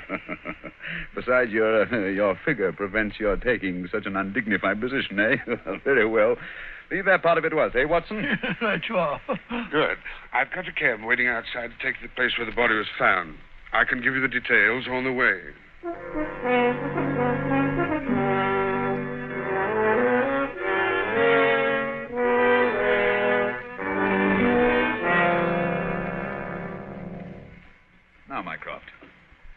was the official guardian of these famous papers? No less a personage than Sir James Walter, a gentleman who's grown grey in the service.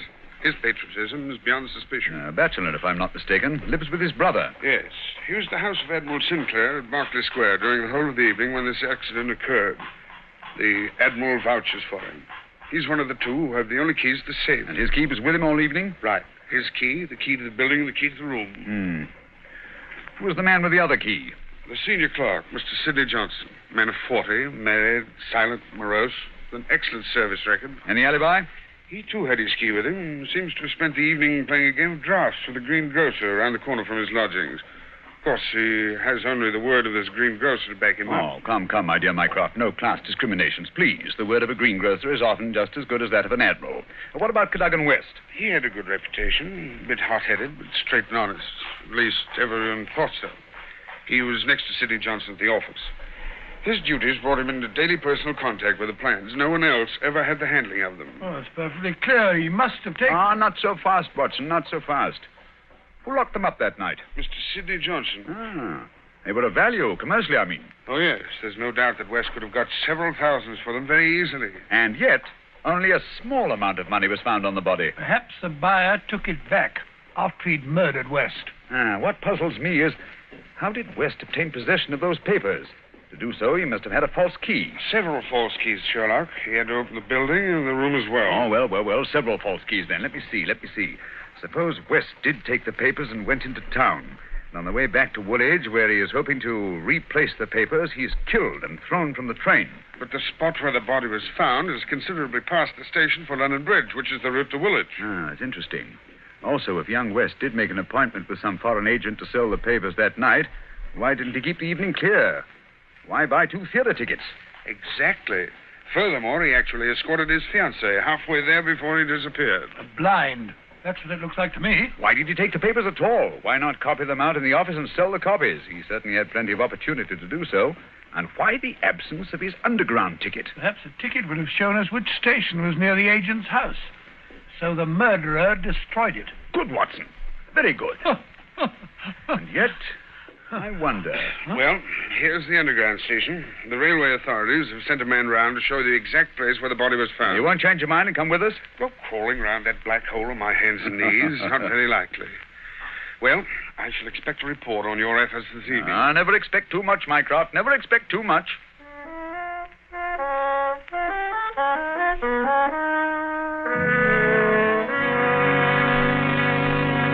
Before we follow Holmes and Watson into the mazes of the London subway system, I have a word of advice.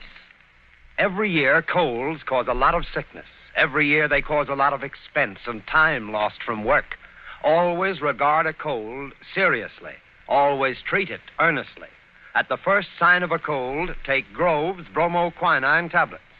Bromoquinine tablets are famous relief for the distress of a cold. Their efficacy has been fully established. Bromoquinine tablets go right to work on a cold symptom. They don't waste any time. They don't pull any punches. They quickly relieve the misery of a cold. They help reduce the fever of a cold. Thousands of people keep bromoquinine tablets handy all winter. Thousands of people depend on them as their relief for colds. No other preparation enjoys greater confidence than bromoquinine tablets. Follow the example of millions, and at the first sign of a cold, take Grove's bromoquinine tablets. Get them at any drugstore, a few cents a box. Ask specifically for Grove's, Groves, Bromo, Bromo, quinine, Quinine, Grove's bromoquinine tablets.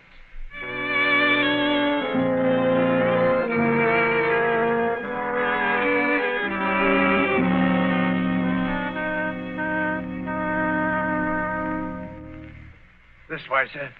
Step right along the tracks. But it isn't safe. Supposing a train should come shooting round that curve. Oh, that's all right, sir. There won't be another for 5 minutes anyway. Here we are, sir. This is where they found the body. Right here alongside the rails. Lying on its face it was. Spooky old place, eh, Holmes? Like the catacombs, only without the skeletons. Yeah. Anything in his hands when they found him? No, sir. Were they clenched or spread out as if he were protecting himself? No, sir. They was what you might call relaxed. What time did all this happen? Well, sir, the train he was hoisted out of, as near as we can figure, passed along here about midnight on Monday. All the carriages have been examined for signs of violence, I suppose. They didn't find nothing, not even the missing ticket. There was a passenger to Aldgate on the ordinary train. About 11:40 it was. He said he'd heard a heavy thud, like something striking the line, just before the train reached this station. But it was so foggy, he said he was blessed if he could see what it was. Holmes, what's the matter? What are you staring at? The curve, Watson. What curve of it? of the rails. What of it? What do you mean? I suppose there aren't many curves as abrupt as this. No, sir, I can't say as there is. What have curves got to do with it? Oh, an indication, Watson. Merely an indication. Unique. Perfectly unique. And yet, why not? I don't see any indications of bleeding on the line. No, sir, there wasn't any to speak of. But I understand there was a considerable wound. The bone was crashed right enough. Holmes, do you hear that? It's a train. It's coming this way. Run, sir. Run for your life. Yes, but where? Up ahead. There's a place where the train switches off. Run, Watson, run. It's just around the curve. We'll never make it.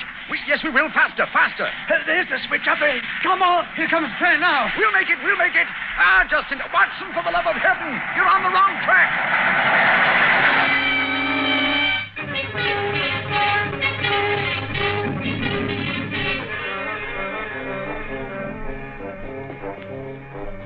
Well, that was a narrow escape, Holmes. I must say my knees are still shaking. Look at the shoulder of my coat where you pulled at me.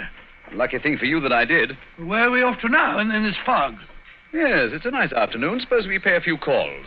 I think Sir James Walter claims our first attention. After that, we might drop in on Miss Westbury. Miss Westbury? Who's she? She is Cadogan West's fiancée and the last person to see him alive. Holmes, we seem to be going around in circles. We've accomplished absolutely nothing so far except to get ourselves nearly annihilated in the underground. After all, it's perfectly obvious that the young man had a quarrel with someone, in all probability the agent, to whom he sold the papers, and got himself thrown out of the railway carriage for his pegs. I disagree with you, my dear Watson. His body fell from the roof of the carriage where it had been placed. Cadogan West met his death elsewhere. The roof of the train? Consider the facts, Watson. A, the curve in the tracks. The body is found at a spot where the train pitches and sways as it comes around the points. B, there was no ticket. C, there were no signs of bleeding on the line because the body had bled elsewhere. Of course. Everything fits together, but where was the body placed on the train? I think I can make a fair guess at that, my dear Watson. Here we are. This is the famous official villa of Sir James Walter. And that, if I'm not mistaken, is his brother, Colonel Valentine, just coming out of the house. What's the matter with the man? He looks positively haunted. Oh, pardon me, Colonel Valentine, but can you tell me if Sir James is at home? Sir James, sir? Sir James is dead. Good heavens, dead? He died this morning. It's terrible. Terrible. How did he die? Oh, it's this horrible scandal. My brother, sir, was very sensitive of his honor. He couldn't survive the disgrace to his department. It broke his heart. Pardon me, gentlemen, I must go. It broke his heart. Most appalling development. Eh, Holmes? I wonder if his death was natural, or if the poor fellow killed himself.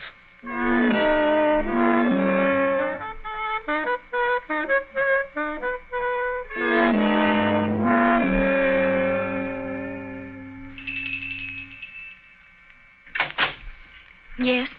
Will you tell Miss Westbury that Mr. Sherlock Holmes would like to see her? Oh, please come in, gentlemen. I'm Violet Westbury, Mr. Holmes. I've been expecting you ever since I heard you had taken the case. Please be seated. Well, thank you. Oh, Mr. Holmes, we must save his good name. He couldn't have done it. Cadogan was the most chivalrous, patriotic gentleman on earth. He couldn't have done it. He would have cut his right hand off rather than sell a state secret. But the facts, my dear Miss Westbury. I admit I can't explain them. Was he in need of money? No, Mr. Holmes. His needs were simple and his salary very good. He'd saved several £100s. We were to be married at the new year. I see. Had you noticed any signs of mental excitement? Why, well, that is... Come, Miss Westbury, be frank with us. Yes, Mr. Holmes. That night, I had a feeling that there was something on his mind. Mm-hmm. Tell us about it, will you? We were on the way to the theater. It was a foggy night, you remember? We were walking slowly. Our way took us close to his office. Cadogan seemed thoughtful and worried.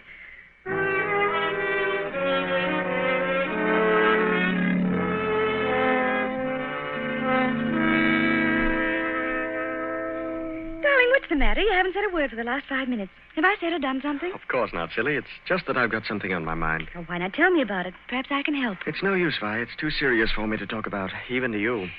You know, sometimes, Caddy, I feel just the least little bit jealous of that old job of yours when you're cooped up in that building all day. Oh, now you're not going to be jealous of the building. Well, not really. But it is funny to think of a husband having secrets he can't tell his wife. Mighty important secrets, I can promise you. There's one in particular that any foreign spy would pay good money to get hold of. How thrilling. Well, I don't know. They're awfully slack about some things over there in that building, Violet. Much too slack.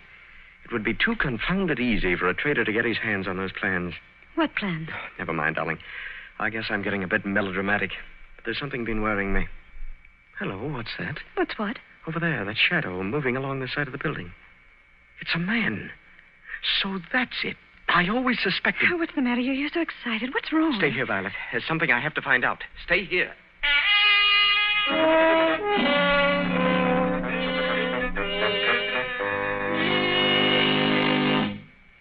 I waited and waited, but he never returned.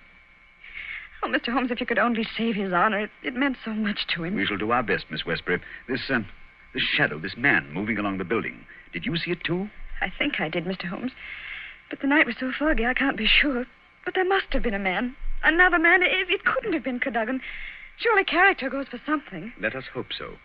Come along, Watson. We must return home. I'm expecting an answer to some telegrams I sent Mycroft earlier this afternoon. We've done enough for one day.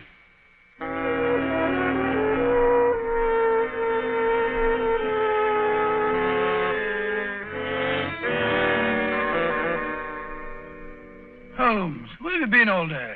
You left this morning before I was up. Now you've come home with your towel awry, your suit torn, and as ravenous as a wolf. Yes, I've had a bit of exercise, my dear Watson. Pass me the tongue, will you? It would have done you good to go along. Yes, well, what were you doing? Investigating the premises inhabited by foreign spies known to have been in London on last Monday. Mycroft sent me a list of them.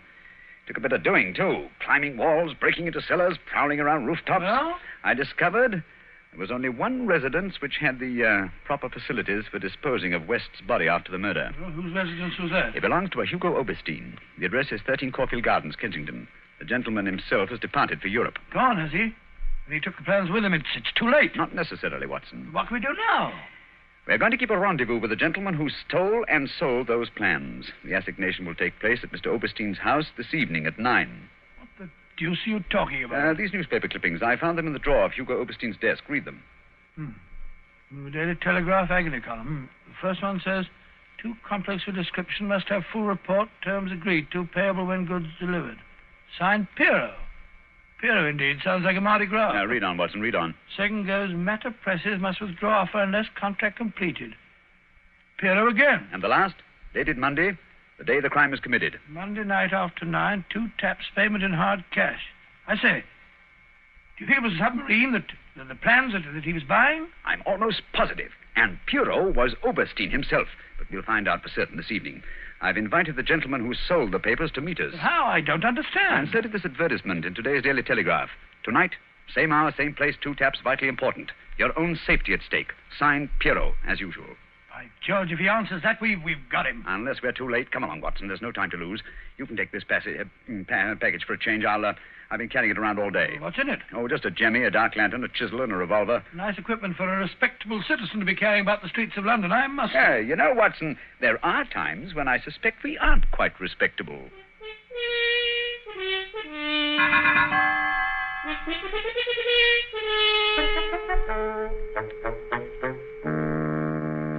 Here we are. This is Caulfield Gardens. Thank heavens, it's still foggy. I shouldn't like to be caught in the act of housebreaking. Yeah.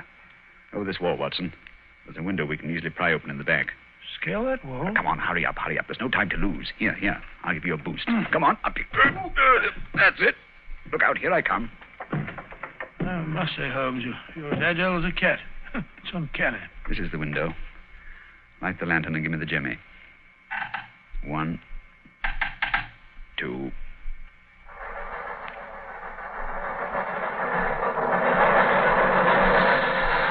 Holmes, the underground runs right past here, almost on the level of these windows. I could have reached out and touched it. Yes, quite convenient, wasn't it? It was here the body was placed on the roof of the train. Look out of this, look on this windowsill. You can see the soot is blurred where they rested the body. And here, look. This brown stain is blood. Nasty, eh, Holmes? Let's get on into the house. Very well, then. Come along, come along. The window's open. Easy, easy. Don't break the glass. Supposing Overstein should happen to return home. Well, we must take our chances in this business. Come along, Watson, come along. Our visitor will expect to be let in by the front door. I wish these stairs didn't squeak so. 9 o'clock. We can expect him at any moment now. You take your position on one side of the door. I'll be on the other. We can pounce on him when he enters. I'll throw my greatcoat over his head. Oh, well, I wish he'd hurry. Shh, Watson. What if he doesn't come? There he is. Ready now. I'll open the door. You wanted me? No, you don't. Take that. What the...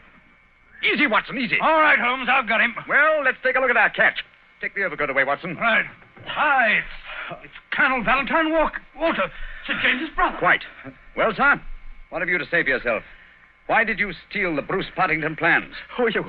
What do you know about this? I am Sherlock Holmes, and I know everything. Oh, this is terrible. I'm lost. I didn't realize their importance until my brother killed himself. But I needed the money. I had to have it. Overstein offered to give it to me if I'd let him see the plans. So you took an impression of your brother's key, opened the safe, and procured the papers. Cadogan West saw you leaving the building, followed you here, and you killed him. No, I didn't do that. I swear I didn't do it. No? Then perhaps you'd better tell us who did murder Cadogan West and placed him on the roof of the railway carriage. I'll tell you. I promise you I will. I did the rest. I confess it, but not that. Very well, then. How did it happen? I got the papers, as you've discovered. Made my way through the fog until I reached the door. Once or twice, I fancied I was being followed. I could hear footsteps on the pavement behind me.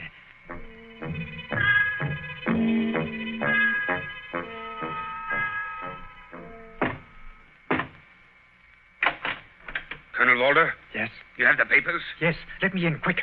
I think someone's been following me. Yes, it's me. You can't do this, Valentine. It's treason. Who are they? Do you hear? No, you can't sell the papers. Papa Overstein, he knows how to use a blackjack, eh? You've killed him.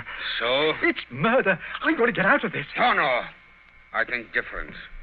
You will come in here if you do not wish to taste the blackjack, too. But That is better. Oh, what can we do? They'll find the body. I have an idea. First, I look at those papers. I take the ones I want, and the rest we put in the pocket of this foolish young man. And then we give him a nice ride on top of the underground train, no? He will be the guilty one. Who will ever know?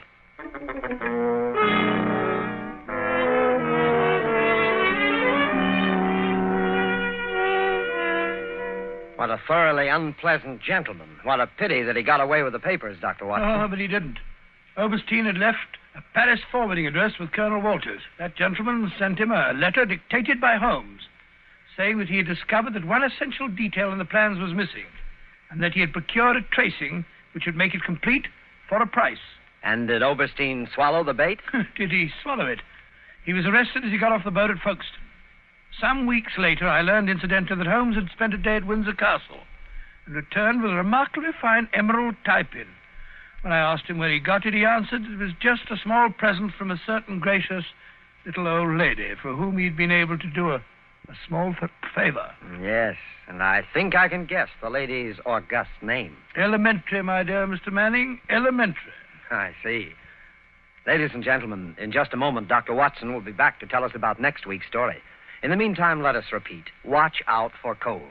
At the first sign of a cold, take Grove's bromoquinine tablets. Bromoquinine tablets are made especially for the relief of colds. In other words, they're specialized medication, and that's what you want. Yes, at the very first sneeze or sniffle, go right to your druggist and get a package of Grove's bromoquinine tablets. Now, Dr. Watson, next week? Next week, I think I'll tell you the story of the lion's mane. The lion's mane? What was that, Dr. Watson? Well, the answer to that question, Mr. Manning, almost stumped Sherlock Holmes himself. Suffice it to say that they were the last words gasped out by a dying man as he lay writhing in agony on the sands of the Sussex coast.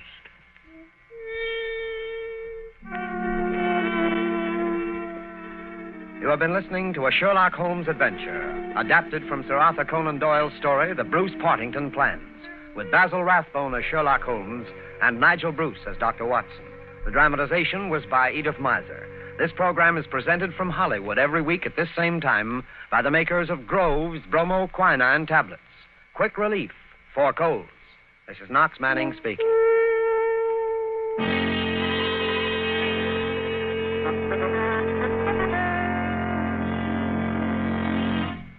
This is the National Broadcasting Company.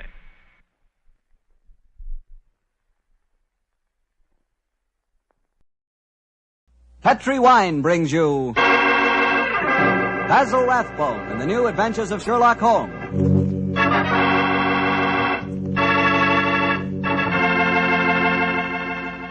The Petri family, a family that took time to bring you good wine, invite you to listen to Dr. Watson tell us another exciting adventure he shared with his old friend, that master detective, Sherlock Holmes. And say, if you'd like to try a new adventure in good eating, will you just make sure that your dinner tomorrow night includes a bottle of Petri California Burgundy. Petri Burgundy is the ideal wine with any kind of meat or meat dish. That Petri Burgundy is a hearty red wine, just as rich in flavor as it is in color. It's the perfect companion to a thick, juicy steak or a piping hot pot roast or a good hamburger. You know, that Petri Burgundy has a happy faculty of turning a simple meal like, say, a hamburger sandwich into a feast. Believe me, here is a wine that's clear, fragrant, and delicious. A wine that you can serve to your friends proudly. Petri Burgundy. Remember, the name Petri is the proudest name in the history of America's wines.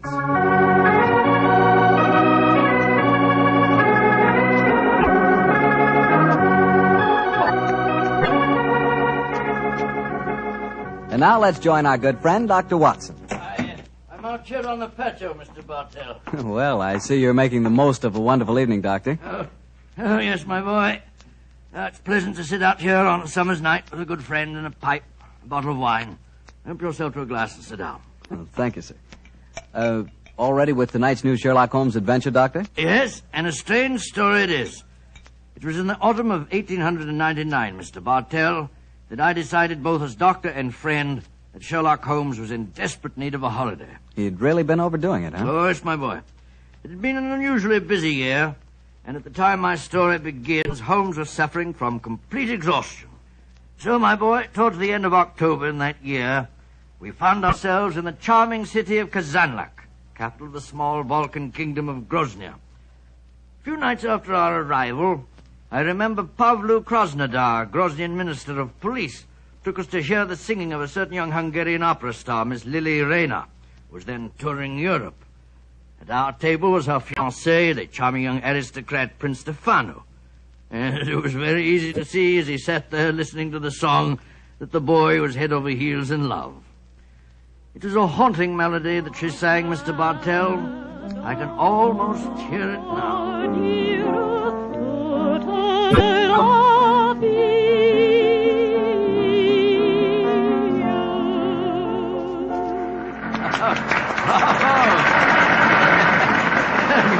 You're a very lucky man, Prince Stefano.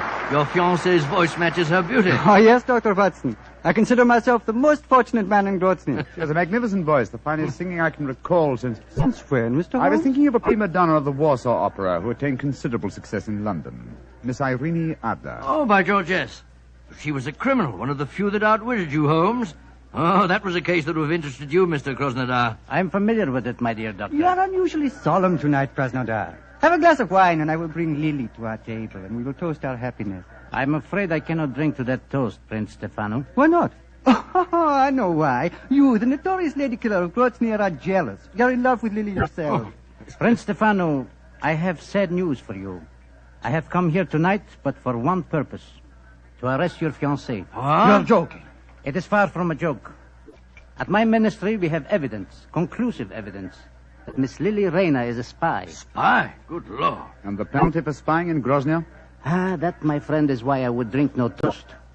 In Grozny, the penalty for espionage is death.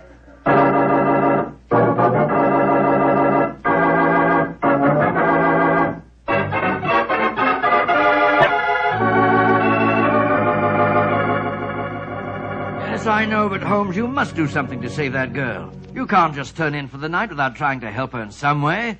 They might shoot her in the morning. Krasnodar's no fool. Since he's made the arrest, obviously he has a watertight case against the girl. I suppose so.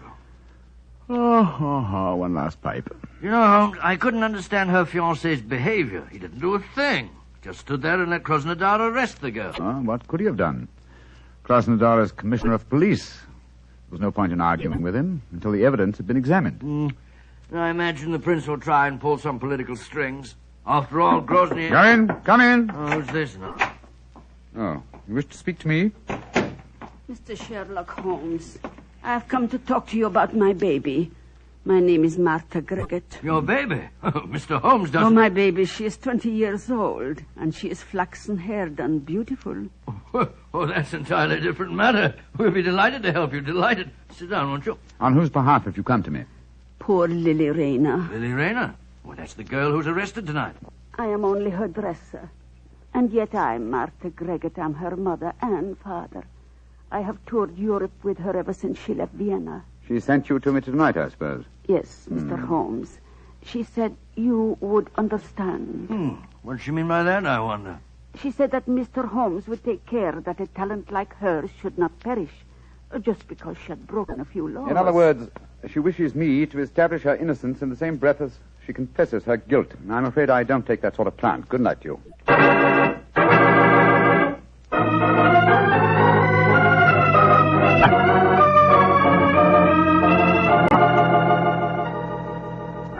Mr. Holmes, Dr. Watson. I am glad that you came to my office this morning. I can show you the proof of Miss Lily Rayner's guilt. As distinguished foreigners, I should like you to know that though the penalty for political crimes is swift and severe, we are most careful that the incriminating evidence is beyond question. You see these letters?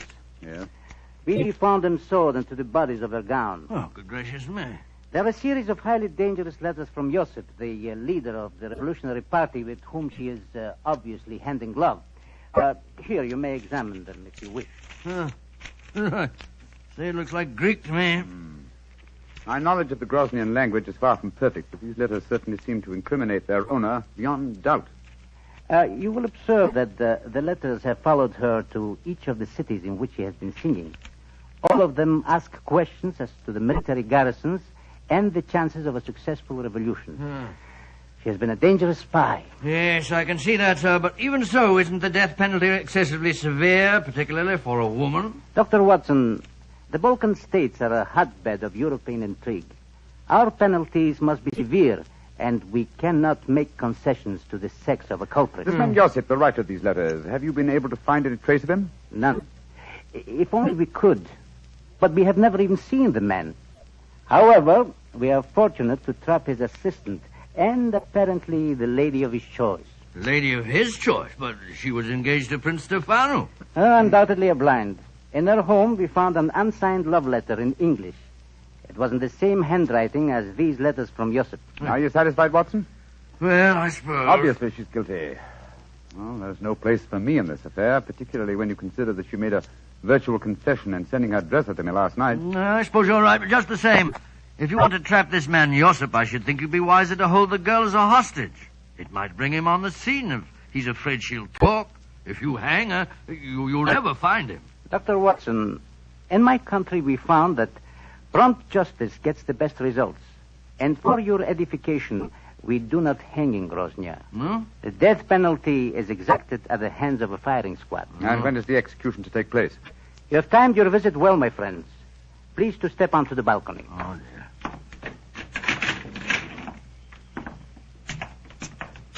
I think that answers your question, Mr. Holmes. Great Scott.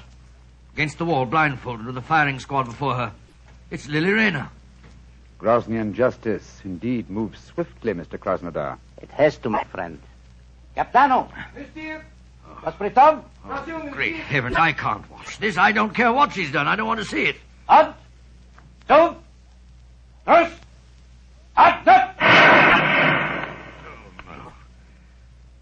She's crumbled to the ground. Poor little thing. What an artist. Hard to see a woman executed even if she is a spy. May all traitors to Grozny die as swiftly. But what a loss. Her beautiful voice. Yes, her beautiful voice. Shall we go in, gentlemen?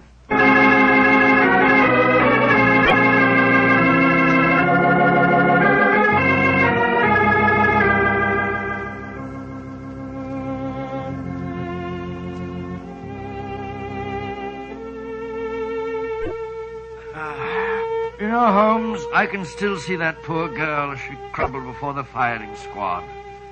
So can I, old chap. That's her song you're playing, isn't it? Yes. The melody still haunts me.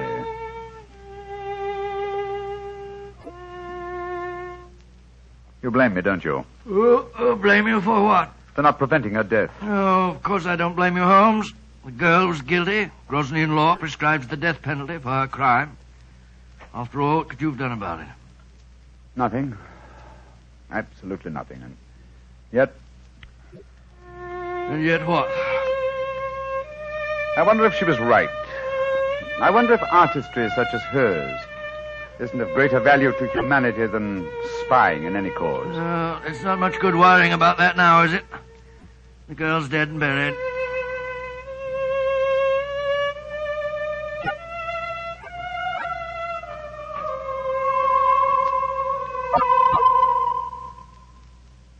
Watson. What's the matter, Holmes? Did you hear that? I hear what? I can swear that I heard the dead girl's voice. She was singing a song to my accompaniment. Oh, dear. Your nurse must be in a very bad state, Holmes. Hearing voices indeed. You'd better turn in for the night.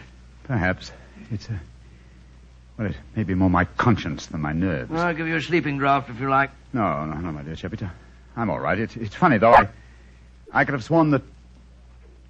Oh, well. Play some more of that tune, will you, Holmes?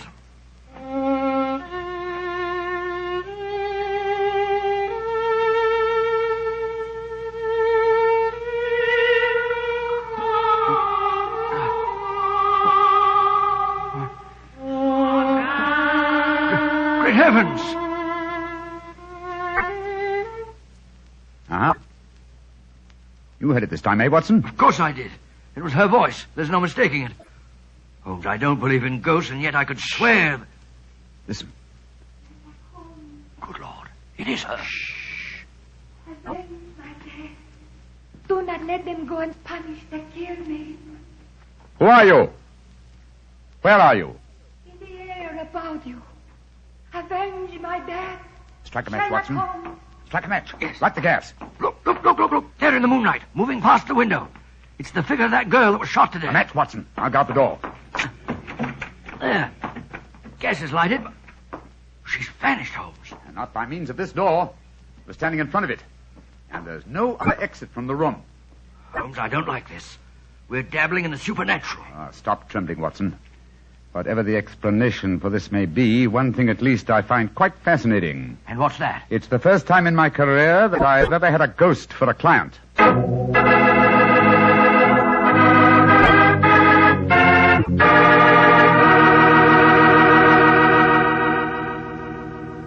Dr. Watson will tell us the rest of his story in just a second, so I'm just going to tell you about a wine that adds the perfect finishing touch to a good meal. Petri California Muscatel. With its sunshiny golden color and its full aroma, you just know Petri Muscatel is going to taste good. And it really does. The flavor of big, plump Muscat grapes picked when they're full to bursting with luscious juice. For the wine that everybody likes, serve Petri Muscatel.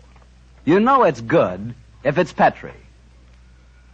Well, Dr. Watson, so you had a ghostly visitor calling on you at the hotel that night, huh? Yes, my boy, and I confess I was so badly shaken by the experience that I hardly slept a wink all night. Well, the next morning, after an early breakfast, Holmes and I located the proprietor of our hotel and began to question him as to the history of the building. I've admired the architecture of this building ever since we came here. A house of this period would undoubtedly have been built with secret passages and staircases. I confess that I know of one secret staircase there. There may well be others. Indeed, and where is the one you know of? Do you wish to explore it, gentlemen? Oh, very much. My friend and I are most interested in such things. Follow me, please. These stairs lead to our wine cellars. Thousands of feet have tramped up and down these steps. Only a select few know that behind this tapestry here... behind this tapestry, gentlemen, is apparently a solid wall. but the wall is not solid. You have a match, perhaps? Oh, yes, of course. Here you are. We keep a candle here in this niche for just such an occasion as this. So, please hold back tapestry, sir. Oh, I've got it. Thank you. Now, let me see. 1, 2, 3, 4. The fourth brick up from the stair. I press it so, and... Look, Holmes. Great Scott, a section of the wall swinging out. Disclosing a stairway behind it. Ingenious. There, gentlemen. Allow me to give you the candle. But aren't you going to lead the way? No, sir. I'm not going to lead the way, thank you. I have owned this hotel for 32 years, and yet I have never explored this stairway. Why, sir? Is it reputed to be haunted? Yes, it is supposed to be haunted. The candle, gentlemen. Thank you. Yes, I'm much obliged to you. Come on, Watson. I shall wait here. I don't think I care for this, Holmes. Frightfully dark in here. Damp and mouldy, too. Look, Watson. Look here. Where? This landing. Landing? Nothing but dust and cobwebs. Closer, old chap. There's the faint imprint of a woman's heel here. Oh, by George, yes. Shoes that have gone both up and down these stairs in the last 24 hours. Exactly. And there's a reverse print over here. This, my dear chap, I think accounts for the appearance and disappearance of our visitor last night. Yes, but Holmes, it was the singer, Lily Rayner. Yet we saw her shot yesterday morning. Rubbish, Watson, rubbish. What have we to do with walking corpses? Come on, old fellow. Let's see where this stairway leads us to. No, but then what did we see if we didn't see a ghost last night? That, my dear chap, is what we have to find out. Wait a minute. Staircase ends here. That's strange. Yes, and against a blank wall. That doesn't make sense. And yet the entrance to this stairway was an apparent blank wall, too, remember? Let's see if the same formula will do the same trick here. What was it? Oh, yes. 1, 2, 3, 4. 4 bricks up from the step. I press so and... Open sesame! The wall swinging back again. What do we see? Another tapestry. A tapestry that seems very familiar. Well, I should say so. This hidden door leads into your very own bedroom. Exactly, my dear chap. Now we know beyond doubt how the apparent ghost made her appearance last night. Don't you suppose it must have been someone impersonating the dead girl? That, my dear fellow, is a question that can only be answered by calling on her fiancé, Prince Stefano. Let's go over and see him at once, shall we?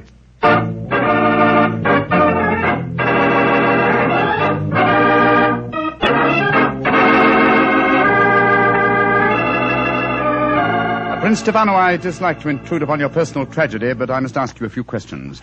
Ask your questions. Did your fiancée have a sister who may have resembled her? No. She had no living relatives at all, Mr. Holmes. Well, tell me this. Who inherits her estate, sir? Her dresser. A faithful old woman by the name of Arthur Gregor, who looked after her for some years. I see. Did Miss Rayner have an understudy? As a singer, she could have no understudy. She was irreplaceable. You say as a singer.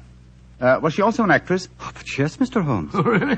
How very unusual for an opera singer. Quiet, Watson, please. The first time I saw her was in Tosca. She was not another Baroness, but her performance was very promising one, considering her age. In my country, of course, she was not able to appear in anything but opera because she could not speak Grosnian. She didn't speak Grosnian? Now I have the answer. The answer? Yes, to what? To this entire story, from the arrest of your fiancée to certain strange visitations at my hotel last night. What do you mean, Mr. Holmes? If you come to my hotel room tonight, my dear Prince, I can safely promise to make the whole matter clear to you. And I dare go a little further. I think that I can even help you to find consolation in your bereavement.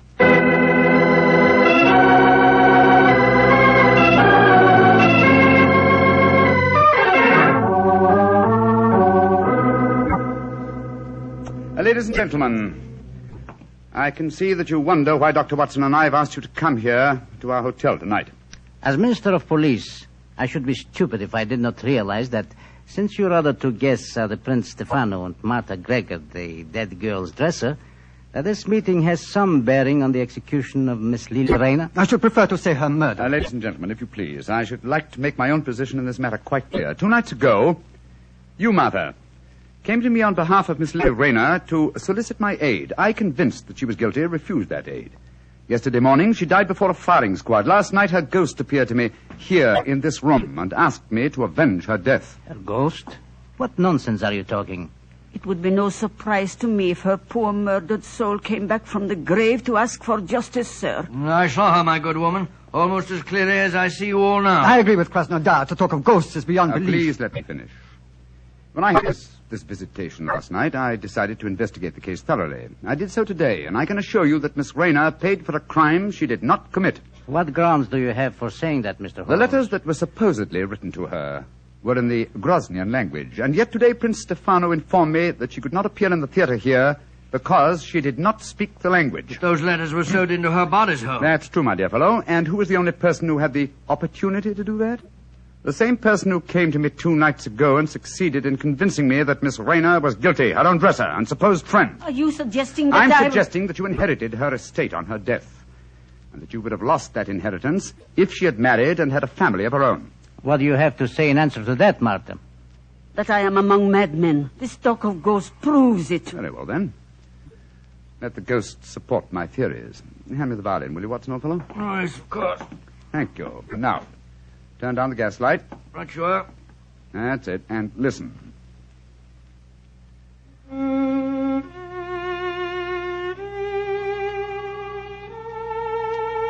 Yes. Yes. That's her voice. And that's her figure standing there in the moonlight, even though she's dead. Now what do you say, Martha? Aren't you responsible for her death?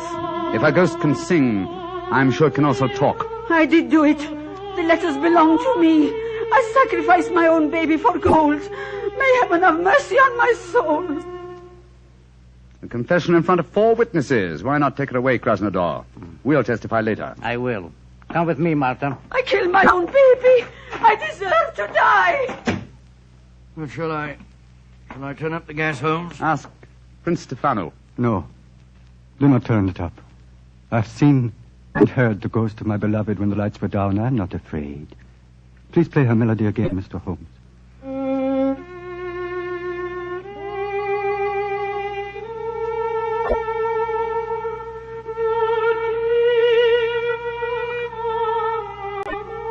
Aren't you afraid, Prince Stefano? Why should I be afraid? Lily, my beloved, your spirit I know can be no evil one. I love it as I loved you living. The pleasure of love lasts but an instant. Love's regrets last for a lifetime. This is now my lifetime, brightened by your gracious ghost. I'm sure this is a very touching scene, but it's getting dreadfully maudlin. All right, Miss Rayner. You may come from behind the tapestry now. Watson, old chap, turn up the gaslight. There's a good fellow. Right you are, Holmes. Prince Stefano, permit me to reintroduce you to your far from ghostly fiancée, Miss Lily Rayner. Lily, my beloved, you're not dead. No, I am not dead. Though I cannot see how Sherlock Holmes fathomed my secret. And there, my dear young lady, you're in exactly the same boat as I am. Surely the answer is obvious. You gave me the key yourself, Prince Stefano. I did, but how, Mr. Holmes? When you informed me that Miss Rayner had once played the title role in Tosca. Tosca? What's that got to do with anything? Consider the plot, Watson. A minister of police who is very susceptible to a lady's charms arranges a false execution. Knowing Mr. Krasnodar's weakness, Miss Rayner, you prevailed upon him to do likewise. Well, then the whole execution was a piece of pantomime. The rifles must have contained blanks. That's right, old fellow. And what should have heightened my suspicion, Miss Rayner, was the fact that at the moment of your apparent death, Mr. Krasnodar quoted a line from Tosca. He said, "What an artist." I was not perceptive enough at the time to evaluate the remark correctly, I'm afraid. When the simulated execution took place, you were free, but assumed dead. But why should I indulge in such a trick, Mr. Holmes? You reasoned that had you come to me directly, I might easily have turned you over as a fugitive from justice. And when you decided to dramatize the situation and appear last night as an apparent ghost, you knew it would, well, at the very least, stimulate my curiosity. It would cause me to investigate the matter and possibly to learn the truth and clear you from suspicion. Well, yes, but Holmes, if she's innocent, how about the love letter in English, which was in the handwriting of Josip, the revolutionary leader? Well, I can see only one explanation for that. You, Prince Stefano, are that mysterious revolutionary Josip. Stefano? Oh, no, that is not possible. Mr. Holmes, you're a visitor in my country. I do not suppose you will be staying here much longer. Stefano, all these months you deceived me. Silence, Lily. Gentlemen, I hope for your own sake you will not be staying here much longer. Oh. I've been threatened by far more imposing adversaries than you, Prince Stefano. I suggest that you leave my room. It's none of my business dabbling in Grosnian political affairs. Your secret is safe. In any case, I came to Grosnia for a holiday. Goodbye. Goodbye, Mr. Holmes. On my soul, Holmes, if we were in London, you wouldn't behave in this offhand way. But we're in Grosvenor, old chap, aren't we? Hand me the violin, will you? All right, here you are. Thanks. You know, Watson, I've only had professional dealings with 2 singers in my life. The first was Irene Adler, and she fooled me, oh, so cleverly. And this singer tried to fool you and failed dismally. Seems to me the score's about even. No, old chap, no. This one was an amateur. Irene Adler will always be the woman. Ah, well, I think that's enough excitement for one day, don't you? After all, I am supposed to be taking a holiday.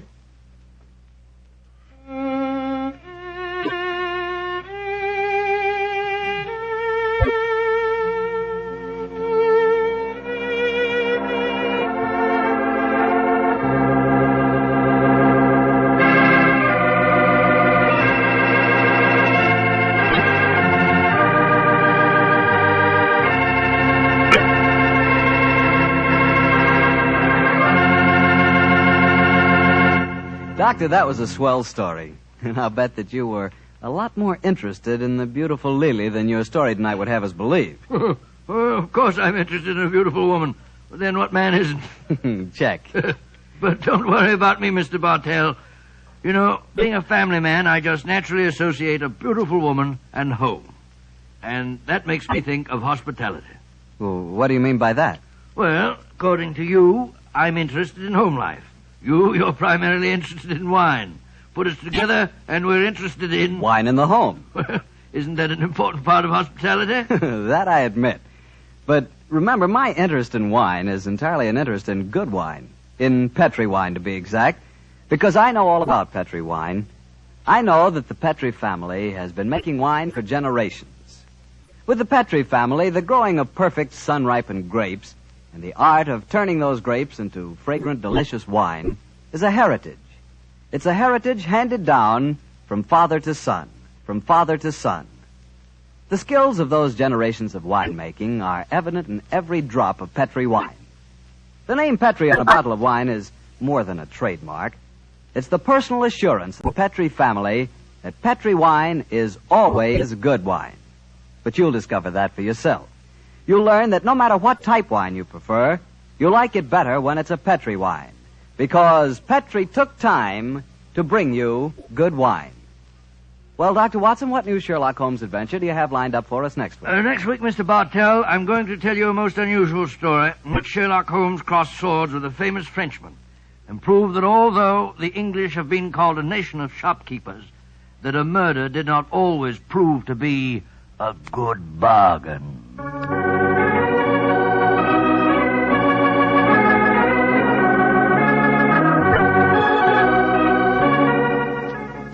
Tonight's Sherlock Holmes adventure was written by Dennis Green and Anthony Boucher and was suggested by an incident in the Sir Arthur Conan Doyle story, The Sussex Vampire. Music is by Dean Fossler. Mr. Rathbone appears through the courtesy of Metro-Goldwyn-Mayer, and tonight Dr. Watson was played by Mr. Joe Kearns, who substituted for Mr. Nigel Bruce. Mr. Bruce is scheduled to return to the program next week.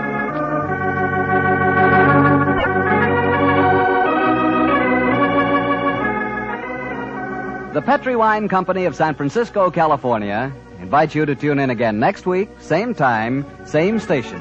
Sherlock Holmes comes to you from our Hollywood studio.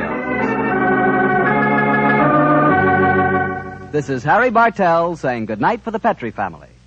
For a solid hour of exciting mystery dramas, listen every Monday on most of these same stations at 8 o'clock to Michael Shayne, followed immediately by Sherlock Holmes. This is the Mutual Broadcasting System. Sherlock Holmes, starring Basil Rathbone and Nigel Bruce. The makers of Bromo Quinine Cold Tablets bring you another adventure of Sherlock Holmes, with Basil Rathbone as Sherlock Holmes and Nigel Bruce as Dr. Watson. Friends, when you're the victim of a cold, remember this. Bromo Quinine Cold Tablets are made exclusively to help relieve the usual distress of cold. They're not a cure-all. They're made for one purpose, and one purpose only. To help relieve the common miseries of a cold. The ache, the pain, the fever, and nasal stuffing. That's why they do such an effective job. Give yourself the advantages of specialized medication. When a cold attacks, take bromoquinine cold tablets as directed and only as directed.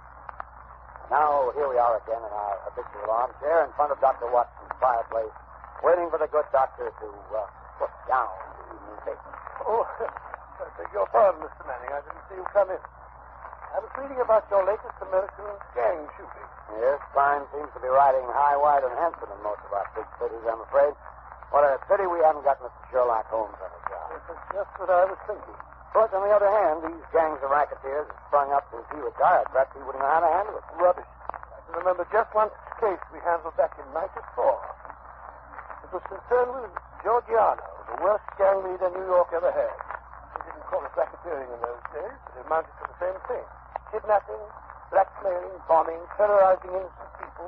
Why, during the course of that particular case, Giorgiano had one man taken for a ride, as you call it. Yeah, that sounds interesting. Why don't you tell us about it? Well, it's a bad story. Let me see. It was in November in the year 1894. Holmes and I were sitting in our rooms in Baker Street. Well, I thought you said this story was about the head of a New York gang. Yes, so I did, Mr. Manning, so I did, just to interrupt. Even famous gangsters have been known to travel about from time to time. Well, as I was saying, Holmes and I were sitting in our rooms in Baker Street, and our housekeeper, Mrs. Hudson, ushered in a friend of hers, a landlady who kept lodgings in Great Orm Street. Holmes invited her to sit down. The poor woman was obviously harassed and kept sucking away at the fringe of her cape.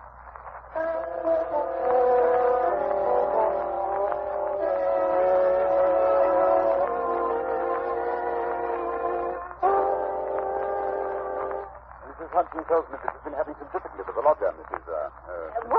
Warren, that's thank my you, name, sir. No, Mr. Henry, you couldn't call it difficulty I'm having.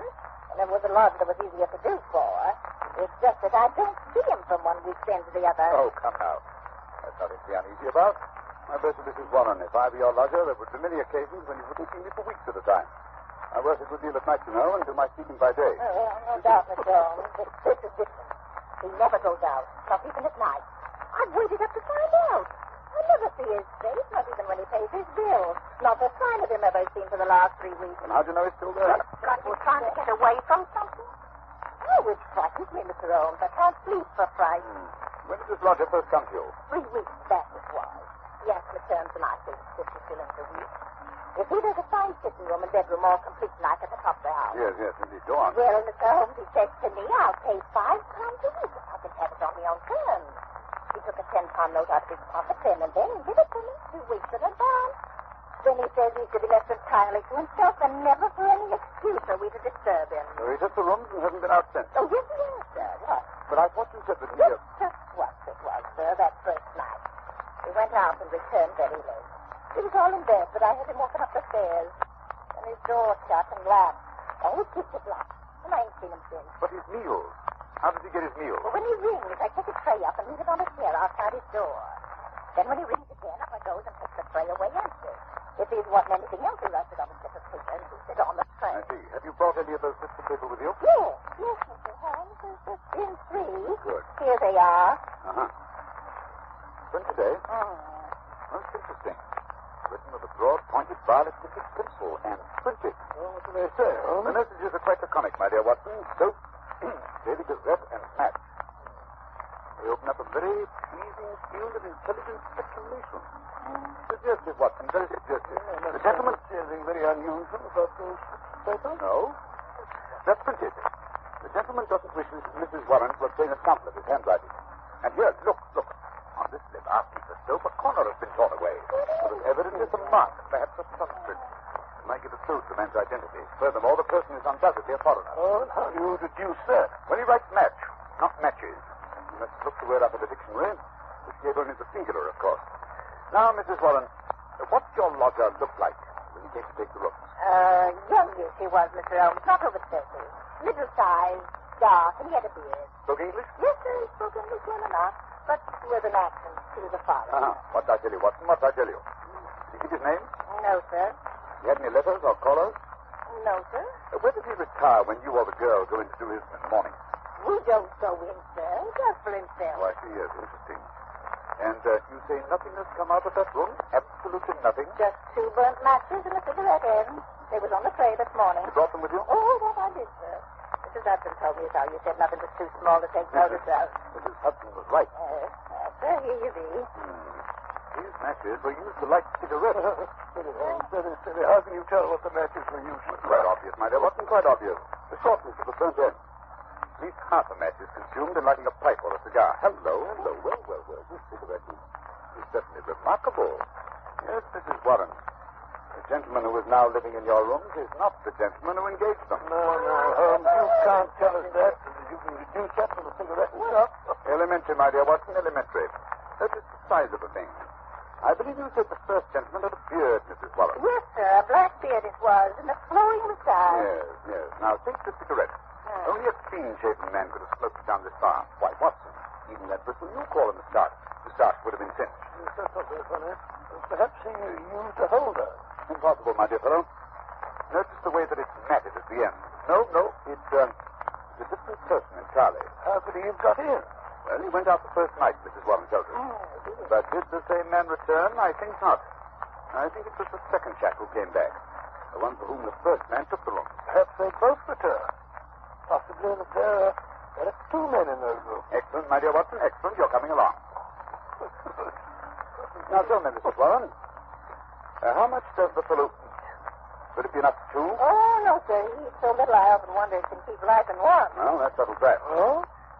Well, Mrs. Warren, there seems to be nothing more to be done for the moment. I hardly think the situation is dangerous, at least not for the present. But keep us informed of any further developments. Oh, thank you, Mr. Holmes. I feel easier in my mind already. Thank you, sir. Thank you. Not at all. Good day, gentlemen. Good day, Mrs. Warren. Look here, Holmes. You're not going to go bucking about in this affair. The man is probably just a harmless eccentric of some sort. You never know, Watson. You never know. Whoever he is living in terror. Huh? Terror of what, I wonder? Oh, rubbish. Besides, who's going to foot the bill? What do you expect to get out of a case like this? Education? The pursuit of knowledge, Watson, is my great hobby. Pursuit of knowledge of a foot. Curiosity, that's what it is. Plain, unadulterated curiosity. Oh, possibly, Watson, possibly. Education, pursuit of knowledge, curiosity. Perhaps they all amount to the same thing. So where are you going to look for your education in this case, if I may ask? In the Daily Gazette, my dear fellow, in the Daily Gazette. A newspaper is often a very storehouse of knowledge.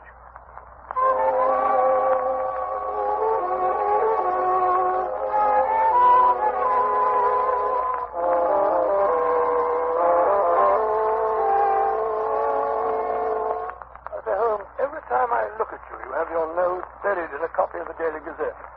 Why the fondness for that yellow rag? Yeah. The Daily Gazette is the paper Mrs. Warren's mysterious lodger asked for, remember? Well, what of it? What can you discover from a common newspaper? The answer is nothing. Nothing at all. Here it is 4 days since we heard of that mysterious gentleman, Mrs. Warren. What have you unearthed? Nothing. Absolutely nothing. You're wrong as usual, my dear Watson. We interrupt this program to bring you a special bulletin from the NBC newsroom in New York. President Roosevelt will address the joint session of Congress at noon tomorrow. We return you now to the Adventures of Sherlock Holmes. My chief enemies to the hiding place of the mysterious lodger. How would you go about keeping in touch with him? Just now. Through the papers, my dear fellow, through the agony column. And since Mrs. Warren's lodger received only one paper, the notices must appear in that. See now, but how can you tell which notice is the one we're after? By elimination, Watson. By elimination. Take this paper, for instance. The edition which appeared 2 days after the lodger took up his residence with Mrs. Warren. The agony column, huh? Let's have a look. Dear me. What a collection of groans, cries, and utter nonsense. Oh, perhaps, my dear Watson, perhaps, but nevertheless, an invaluable hunting ground for the searchers after education. Well, go on. The first one reads, surely Jimmy will not break his mother's heart. That's a very certain. Listen to this. It's the lady who fainted in the Brixton bath. Disregard that. The lady doesn't interest me. Here's another. Every day, my heart long. Oh, bleach, Watson. Unmitigated bleach. Go on, please. Well. Be patient. We'll find some means of communication. Meanwhile, watch this column. It's signed G. Sounds more plausible, eh? Are there any others? Yes. 3 days later, we picked up the trail again. Here it is. There, that one. in making successful arrangements, patience and prudence, the clouds will pass. Yes. Yes, nothing for 2 weeks after that. Then comes something more definite. Here. The path is clearing. If I find chance to signal, remember code. A1, B2, and so on. You'll hear soon. Oh, what's 4G? By Jove. Things are warming up. Oh, see who that is, will you, Watson? Sure. I'm sure you wanted to run. Thank you so much. Well. What is it? It's the afternoon copy of the Gazette that has just arrived. This is how to make that order up. Good. See if there's anything in it. House of Parliament in heated session. Actress has pearls still. Oh, come on, give me that paper. Look out, Holmes. You tell. Snatching a paper out of a fellow's hands like that. Nice manners, I must say. Here we are, Watson. Here we are. High red house with white stone facing, third floor, second window left after dusk. G. Ha. That's definite enough, Watson. That's definite enough. Hello. What's that? Look out of the window, will you, Watson? Your friend, Mrs. Warren. I said it. She must be excited. Her hat's on the side of her head, and she's puffing like a steam engine. There's Mrs. Hudson. Just let her in. Yeah, something's happened. We weren't there. Confound it, Watson. I hope nothing did it. Come in. Mrs. Warren, what's up? Oh, Mr. Holmes, sir, I've come as fast as I could. Well, here, take a chair and get your breath. Oh. No, wait a minute. Sit down. Oh. That's better. Now then, what's happened? It's a police matter, that's what it is. I'll have no more of it, and I won't. I'll pack him on bag and baggage. I'm at the end of my patience, I am. When it comes to knocking my old man about... Mr. Watson, well, treating him rough anyway. Who did that? Well, that's what we want to know. It was around 11 this morning. There was a fog, you remember? Well, I sent Mr. Warren around to get me some money in for the stew we were to have for lunch. Well, he says he got no more than 10 paces down the road when 2 men come up behind him, threw a coat over his head, and bundled him into a cab that was standing beside the curb. 12 o'clock, 1 o'clock, and he don't come back. And there am I in me stew left waiting for the onions. Well, at 2 o'clock, they come up a stew anyhow. And you know what a stew is like without onions. Yes, like tea without... Yes, I like mine. Well, tea without milk is about that. That's one of the most... Go on, Mrs. Warren. Go on, never mind. Yes, well, at 3 o'clock, my old man comes home, all black and blue, and his coat tore. At first, I think he's been in some pub. He's got a weakness for a drop now and then. Yes. So go on. Pretty soon, I see he's not drunk, just dazed, and he tells me he's been driving around for 2 hours with a couple of men threatening him, and finally they opened the door and shoved him out. And when he comes to, we found he was on Hampstead Heath, so we took a bus home, and there he lies now on the sofa, moaning and groaning. Indeed, most interesting. Did he notice the appearance of the men? Did he hear them talk? No, Mr. Holmes. He's clean dazed. He just knows he was lifted up as if by magic and then dropped again. If by magic? Yes, sir, that's right. And you connect this attack with your lodger? Well, sir, we've been living there 15 years now, and no such happenings ever came before. I've had enough of it. Money's not everything. I'll have him out of the house before the day is Now, done. wait a minute, Mrs. Warren. Wait a minute. Don't do anything rash. Matters becoming more and more interesting. It's clear that these men mistook your husband to your lodger, and the heavy fog this morning, and when they discovered their mistake, they released him. They threw him out, they did, on his ear. Yes, well, wait a minute. The important thing is that your lodger's enemies have found him. They're on his track. They'll be back. I suggest you return to your home at once, before anything serious has a chance to happen.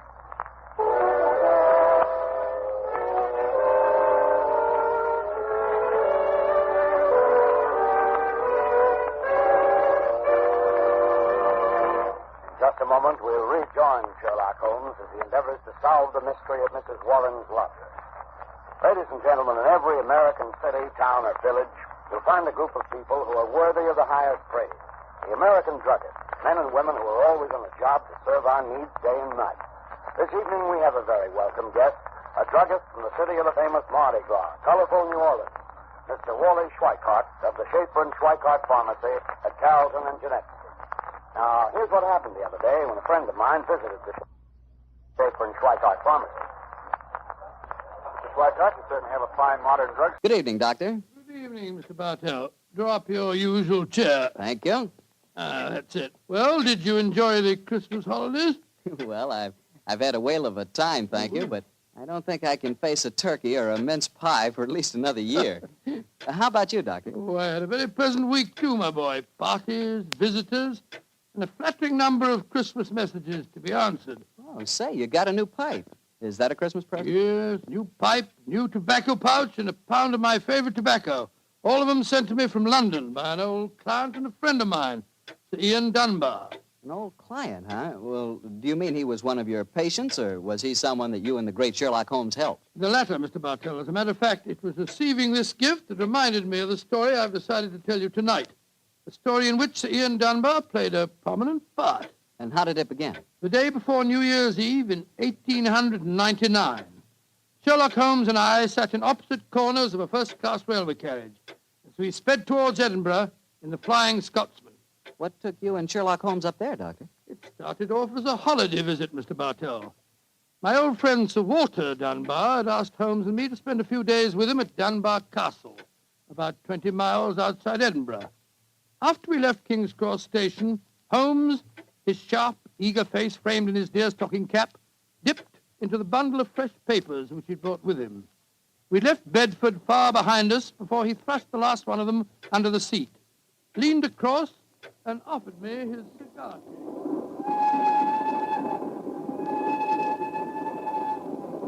Care for a cigar, Watson? No, thanks, awful. I'll stick to my pipe. Flying Scotsman's living up to its name. We're going splendidly. Our present rate is 53.5 miles an hour. Oh, I hadn't noticed the quarter-mile post. Nor have I, but the telegraph posts on this line are 60 yards apart. With the aid of a watch, the calculation is a simple one. Watson, my dear fellow, we have several hours ahead of us. Tell me more about Sir Walter Dunbar. I have a feeling that he's in some kind of trouble, but you haven't wanted to talk about it. Well, it's not exactly trouble, Holmes, but there's a strange problem that confronts the Dunbars. A problem that'll be settled at midnight tomorrow. Oh, indeed. Night of New Year's Eve, eh? Yes, exactly. But to really appreciate the story, I have to begin by telling you of the death of old Sir Thomas Dunbar. The father of the present baronet, I suppose. Yes, he was severely wounded at Waterloo, though he managed to last out long enough to get back to Dunbar Castle. The story goes that as he lay there on his deathbed, he told his wife of his plans for their unborn child. Dinner grave, lass. I fetched the baronetcy home from Waterloo. What if I fetched a mortal wound as well? Oh, hush, lass. I'm not afraid to die. All that niggles me is that I shall ne'er see the child you bear. Is Sir Walter Scott no coming yet? Can he visit the deathbed of his old friend? Who's there? Is that you, Sandy Murdoch? Aye, Thomas. It's me. Aye. I'm leaving an unborn son behind me when I die. Now, I don't trust women or children or banks for that matter. I put the best part of my wealth and gold in the big iron box you'll find under the bed. The money's there. Aye, and something else for a rainy day. You're to keep that box in trust for me, Sandy. You can turn it over to my boy on the New Year's Eve before his 21st birthday. And he'll be a man and wise enough to know how to use it. You understand, Sandy? Aye, Thomas. But supposing your bairn's a girl. A girl? I tell you, it'll be a boy. And we'll name him Walter after my good friend, Sir Walter Scott.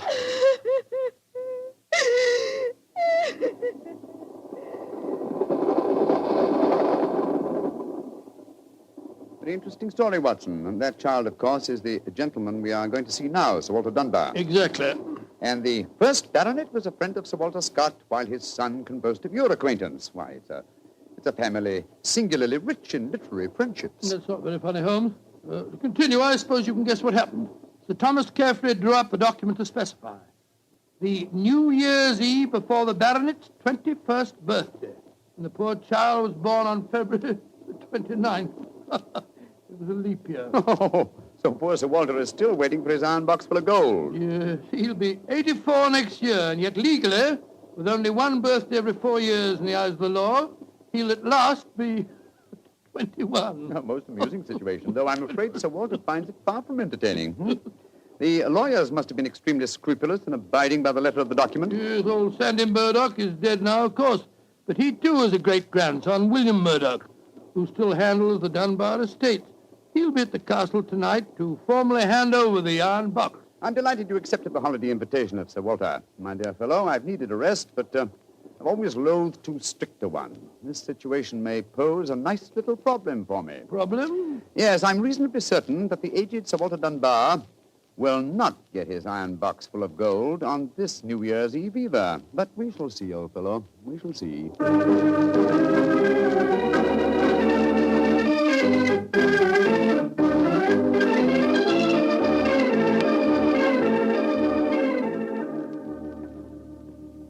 Dr. Watson, I'm glad to see you and Mr. Holmes here at the castle. Thank you, my boy. Holmes, this is Ian Dunbar, Sir Walter's grandson. How do you do, Mr. Dunbar? I'm very proud to meet you, Mr. Holmes. I've heard a lot about you. Grandfather will be down in a few moments. Let's go into the library, shall we? Well, I imagine Sir Walter's quite excited about tonight's ceremony, isn't he? Wouldn't you be, if you'd waited 63 years too long for an inheritance? Indeed, I should. Thank the Lord I had the foresight to be born on the prosaic date of August the 21st. Even if your grandfather's death, you would be the next baronet, I take it. Yes, Mr. Holmes. You see, my father was killed 2 months ago at Mafeking. Yes, I read about it in the papers, my boy. I'm very sorry. Thank you, Doctor. The opening of the box isn't going to be the only ceremony at midnight. Dorothy and I are announcing our engagement. Dorothy? Dorothy Small. She and her father are staying here, too. My congratulations. Yes, indeed, Ian. Indeed, mine, too. Thank you. It's been quite a battle with her father, though. He's a businessman and isn't impressed with titles when they aren't accompanied by a suitable income. But when we told him about the inheritance, he relented and gave his consent. Here's Dorothy now. Dorothy, darling, I want you to meet 2 friends of mine, Mr. Sherlock Holmes and Dr. Watson. How do you do? Now, how do you do, Miss Small? How are you, my dear? From what this young man's been telling us, I gather that congratulations are in order. Thank you. I finally persuaded Father that Ian would make a worthy son-in-law. For a while, I was afraid we'd have to elope to Gretna Green, live in a cottage on bread and cheese and law, but brave the parental wrath, just as they do in the storybooks. Oh, Sir Walter, there you are. Watson, my dear boy. How are you? And this must be your friend Sherlock Holmes. How do you do, Sir Walter? Very well for a young nipper who'll be 21 at midnight. Gentlemen, may I introduce Mr. Herbert Small? How do you do, sir? I believe that we have to congratulate you on the engagement of your daughter. That was supposed to remain a secret until midnight. The Dunbar box was finally opened. Dinna be grouchy, Herbert. The children are in love, and I'm going to settle money on Ian, and it's New Year's Eve. Let's enter into the spirit of the occasion. Bring out the glasses, Ian. I've had some bottles of my special pride put out. It's the finest port in Scotland, the cream of Dunbar. Aye, my father laid the first bottle down the year before I was born. And a drink of the brew will surely warm the cockles of your heart. Well, my mouth's watering already, Sir Walter. When is this lawyer fellow, young Murdoch, getting here? Oh, any moment, Herbert. As soon as he arrives, we'll have dinner, and then we'll be ready for the evening ceremonies. He's bringing the famous iron box with him, Sir Walter? If he doesn't, they won't get any dinner, Holmes. Ian, pass the glasses around, my boy. There you are, Murdoch. Good evening, Sir Walter. Oh, you've got the box with you, I see. Now the party's complete. Let me introduce you. Miss Small, her father, Mr. Small, my grandson, Ian, you know. Mr. Sherlock Holmes, Dr. Watson. How do you do, sir? I'm sorry I'm late, Sir Walter. My train was delayed. Oh, that's all right, Murdoch. You're here, and you brought the box. That's all that matters. Ian, give our young lawyer a drink. Here, I'll help you pour it. I must say that this is rather exciting, Holmes. The famous iron box with its inheritance of gold. Yes, and from the size of the box, at a rough guess, I should estimate its cubic content in gold at around 5,000 pounds. Not a vast sum, perhaps, to a businessman like Mr. Small, but a windfall to an impecunious Scottish baronet. Yes, I suppose it is. A strong young man, Mr. Murdoch. How do you mean strong, Holmes? A box that size, full of golden sovereigns, would weigh a considerable amount. And yet the lawyer carried it single-handed. And now that we're all assembled, I'm going to propose a toast. Though it's still some hours off yet, let's drink to the new year. It means a lot to some of us.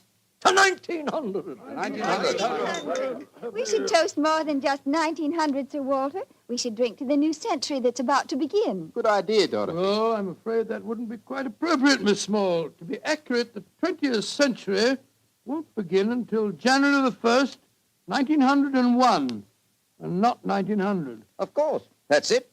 Dorothy, I'm afraid your wedding can't take place for some time yet. Father, what are you talking about? I read an article in The Guardian the other day that said just the same thing as you, Dr. Watson. And what's more, it said something even more important.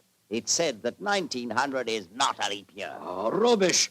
Leap year comes every 4 years. There was one in 1896. Then obviously 1900 is one. I think Mr. Small may be right. What do you say, Mr. Holmes? Do you know? Well, I hope no one would bring up this point, but it's the little problem I referred to on the train, my dear Watson. Yes, I remember. Holmes, for heaven's sake, answer. Is 1900 a leap year or no? I'm afraid it's not, Sir Walter. No? Because of a slight imbalance that would otherwise be produced in the calendar. Of the even century years, only those divisible by 400 are leap years. In other words, 1600 was a leap year, the year 2000 will be a leap year, but 1800 and 1900 are not leap years. Then you have no birthday next year, Sir Walter, and I'm afraid I can't open the box tonight. And the Dunbars won't get their inheritance. And you, my dear, don't marry for a few more years. I won't allow you to marry a pauper. Mr. Holmes, are you sure of your facts? I'm very much afraid that I am, young man. Oh, this is terrible. I cannot stand any more. No, don't take it too bad, Mr. Walter. Here, drink this. That's it. After all, you only have to wait another 4 years. Another 4 years? At my age, young man, at my age. Oh, no, I shall never live that long. Aye, what is it, Angus? Dinner is prepared, Sir Walter. You can serve it as soon as you're ready, sir.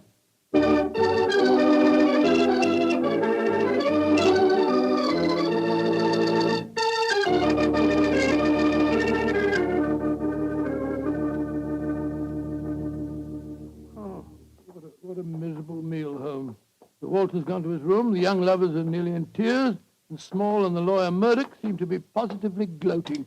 Yes, a most depressing atmosphere in which to welcome the new year. But let us, at least, make the best of it. I think I'll go and have a talk with Sir Walter. And you, my dear chap, why not try and cheer up the young folks? Some of your experiences in India may make them take their minds off their trouble. Yes, quite an idea. I'll join you in the library. Call me if you want me, Holmes. Ah, there you are, my dears. Hello, Dr. Watson. All alone in front of the fire, eh? I'm afraid we're not in very good spirits, sir. Oh, nevertheless, I'll sit down here and join you, if you don't mind. Misery loves company, you know. You're very kind, Doctor.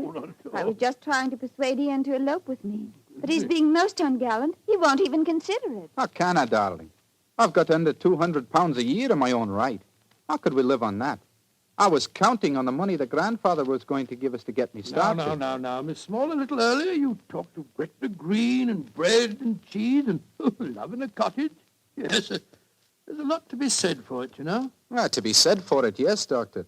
But have you ever tried it? Not literally, my boy, but I may tell you that when Mary, my wife, and I were first married, I had very little money. In fact, my income was just about the sum that you mentioned. And we were very happy. Ah, but you have a profession, Doctor. Look at me. I've been trained for nothing except to be Laird of Dunbar Castle. I can't support a wife on tradition. But you're young, Ian. You can get some kind of position. I'm sure you can. Yes, of course. As a matter of fact, I think that... Holmes, what is it? What's wrong? There's devil's work afoot, Watson. Come with me, old fellow. And you, Mr. Dunbar. Mr. Holmes, what's happened? It's Sir Walter. I went to his room. It was in darkness, but in the moonlight I saw two figures struggling by the open casement. One of them was Sir Walter. As I entered, he disappeared from sight. His attacker had pushed him out of the window into the moat. How dreadful. The other man got away in the darkness. We must get lanterns and go out to the moat at once. Though I'm very much afraid, Mr. Dunbar, that your grandfather is beyond our help.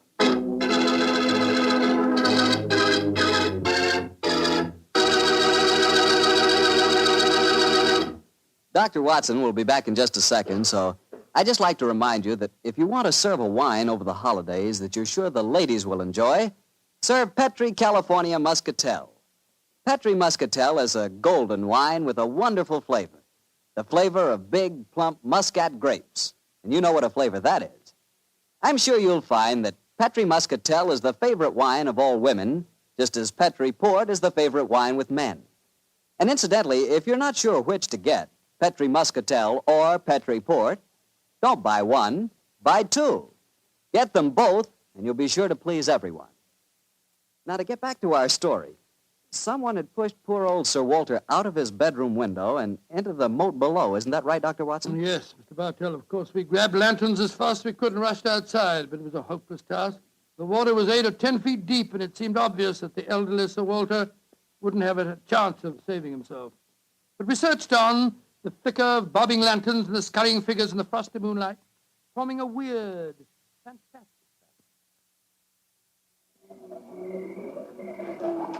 Angus, bring a lantern over here. Aye, sir. Can you see anything, Holmes? Nothing. I don't see why your friend doesn't call the police, Dr. Watson. He's accomplishing nothing. He thought there might be a chance of finding the old man alive, Mr. Small. He wants to avoid a scandal, if possible, for your sake, sir, as well as the Dunbars. The scandal can't touch me or Dorothy over this. Her engagement was never announced. Thank heaven. That's a great pity, sir. I should think some new blood in your family would be a great improvement. You're being confoundedly impertinent, Doctor. And you'll be confoundedly heartless, sir. Well, Holmes, have you given up hope? I'm afraid we'll never find him without dragnets and grappling hooks. Have to call the police. What time is it? Sir Ian, you know the time? What did you call me, Mr. Holmes? Sir Ian. By Jove, yes. It does seem a bit premature, Holmes, but of course you're right. If your poor grandfather's dead, Mr. Dunbar, you're the baronet now. And the time, Sir Ian? It's 11:45, Mr. Holmes. A quarter of an hour to the new year. Sir Ian, doesn't that fact suggest something to you? Yes, it does. So I'm the new baronet, am I? Very well, then. There'll be no more talk of the police for 15 minutes. I want all of you to come back to the castle with me. As the last chime of midnight rings out, I shall have a statement to make. A statement that I want you all to hear.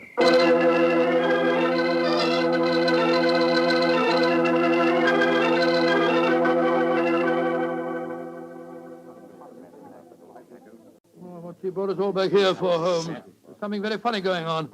I tell you, I don't like the look of it. And I, Watson, like the look of it very much. I wish you wouldn't be so dashed mysterious. What are you up to? You haven't taken a step yet towards finding the murderer? Haven't I? And I wonder what causes the beads of perspiration on Mr. Small's brow. Small? You mean that Small... Yes, and I wonder what causes the singular look of apprehension on the face of Murdoch, the young lawyer. You remember, of course, on my remarking how easily he carried the large iron box. Great Scott, yes. And it took a strong man to throw Sir Walter out of the window. Watson, huh? The new year is approaching. Ladies and gentlemen, in view of our recent tragedy, this is one New Year's Eve when none of us feels like song and jollity. But there still remains a ritual duty for me to perform. Mr. Murdoch, open the iron box, please. But I can't do that. It was only to be opened for your grandfather. No, Mr. Murdoch. The phrase was that it was to be opened on the New Year's Eve before the baronet's 21st birthday. I am now the baronet, and I shall be 21 next year on August 21st. Open the box, please, Mr. Murdoch. Ian, darling, how frightfully clever of you. Good lad. I hoped you'd think of it. Sir Ian. Murdoch, open that box. Very well, Sir Ian. But I'm afraid you're in for something of a shock. Great Scott, the box is empty. Except for a sheet of notepaper in the bottom. What's the meaning of this, Murdoch? Read that paper, Sir Ian, and you'll understand. I owe you 4,000 sovereigns. And it's signed Alexander Murdoch, on behalf of Murdoch and Murdoch, lawyers. You'd better explain this. It's the family skeleton, Sir Ian. That note is signed by my great-grandfather, the one that witnessed the original deed concerning the box. As soon as Sir Walter was born on that February the 29th, my great-grandfather realized the money wouldn't have to be produced for 84 years. And so he stole it. He borrowed it. He always intended to pay it back, but he was never able to. When he died, he told my father of his secret, and my father in turn told me. We've always planned to put back the money, Sir Ian, but we've never been able to. This is daylight robbery. You should prosecute them, Ian. The firm's still in business. You can ruin them. You can sue them for every penny they have. Mr. Small, you've already shown a marked aversion to my family. I suggest you allow me to handle their affairs. Bravo, Ian. How dare you, Dorothy? Go to your room. No one's going to their room. No one's leaving here until the police arrive. I'm convinced that one of you murdered my grandfather tonight. And if you ask me, it's obvious who that someone is. Who, Dr. Watson? You, Mr. Murdoch. You came here planning to kill poor old Sir Walter because you never intended to open that box. You thought that your secret would die with him. That's a lie. I was going to tell him everything and then ask for time to pay the money. I didn't kill him. Of course he didn't. There's your murderer. You yourself, Ian. Father, what are you saying? I'm saying that Ian's the murderer. He saw that the box wasn't going to be open for another 4 years. He realized out the money couldn't marry Dorothy, so he killed his grandfather and then ordered the box opened. You're trying to cover yourself. You pushed grandfather out of that window tonight. You thought that if he died, the box would never be opened. So Dorothy couldn't marry me. You young whippersnapper. Gentlemen, please. Upon my soul, Holmes, you seem remarkably calm. Do I, my dear Watson? I must say I'm absolutely fascinated by listening to three people accusing each other of murder, and each of them producing perfectly sound motives. It's a remarkable example of the dangers of reasoning from motive alone. We should profit by experience, Watson. Mr. Holmes, how can you be so calm? There's a murderer in this I room. suppose this game of charades is getting a little out of hand, Miss Small. Let's conclude it. You'd better come out now. That tapestry. It's moving. A happy new year to you all. Grandfather. Sir Walter, oh, am I seeing a ghost? Oh, Sir Walter, you're all right. Then what kind of a game have you been playing? It's a bonny game that Holmes and I invented. You might call it forcing the issue. I was determined to have the box open before the next 4 years were out, whilst I was still alive to look inside it. But the trickery of your family, Murdoch, has made me a very unhappy man. Sir Walter, I shall pay back the money in a few years. I swear I will. It'll be too late to do me any good, but I'll take care that Ian gets it. I've half a mind to prosecute you. Grandfather, the money isn't important now that you're all right. You were counting on it just the same, my boy, so that you could marry Dorothy. I know that. She'll never marry a pauper. I won't allow it. When I'm 21, you can't stop me, Father. And I am going to marry Ian. Be quiet. Sir Walter, it's a very unsavory business. I think that you owe us an explanation of your behavior tonight. You tell him, Holmes. I fancy a wee drop of cream of Dunbar. Watching you all search for my body in the moat has made me thirsty. The explanation is a very simple one, ladies and gentlemen. When you arrived here tonight, Mr. Murdoch, I knew from the way you handled the box that it could not contain the sum of gold it was supposed to. And so you suspected fraud and devised a plan to force the opening of the box. Yes, huh? and Sir Walter was an eager conspirator. Of course I was. Ian is 21 next August. Supposing I had died after he came of age and before my next birthday, 4 years hence, the box would never have been opened. And so we invented the fake murder story. By the way, Ian, I must congratulate you for grasping the possibilities of the situation so speedily. If you hadn't demanded the opening of the box, the Murdoch secret might still be a secret. Well, it was a clever plan, Holmes. It's too bad that it had to have such a miserable ending. I'm not sure that we have finished with the matter. Mr. Murdoch. Yes, Mr. Holmes? You say that your family took £4,000 from that box? Yes, Mr. Holmes. Curious. I would have sworn from its size that it would hold closer to 5,000.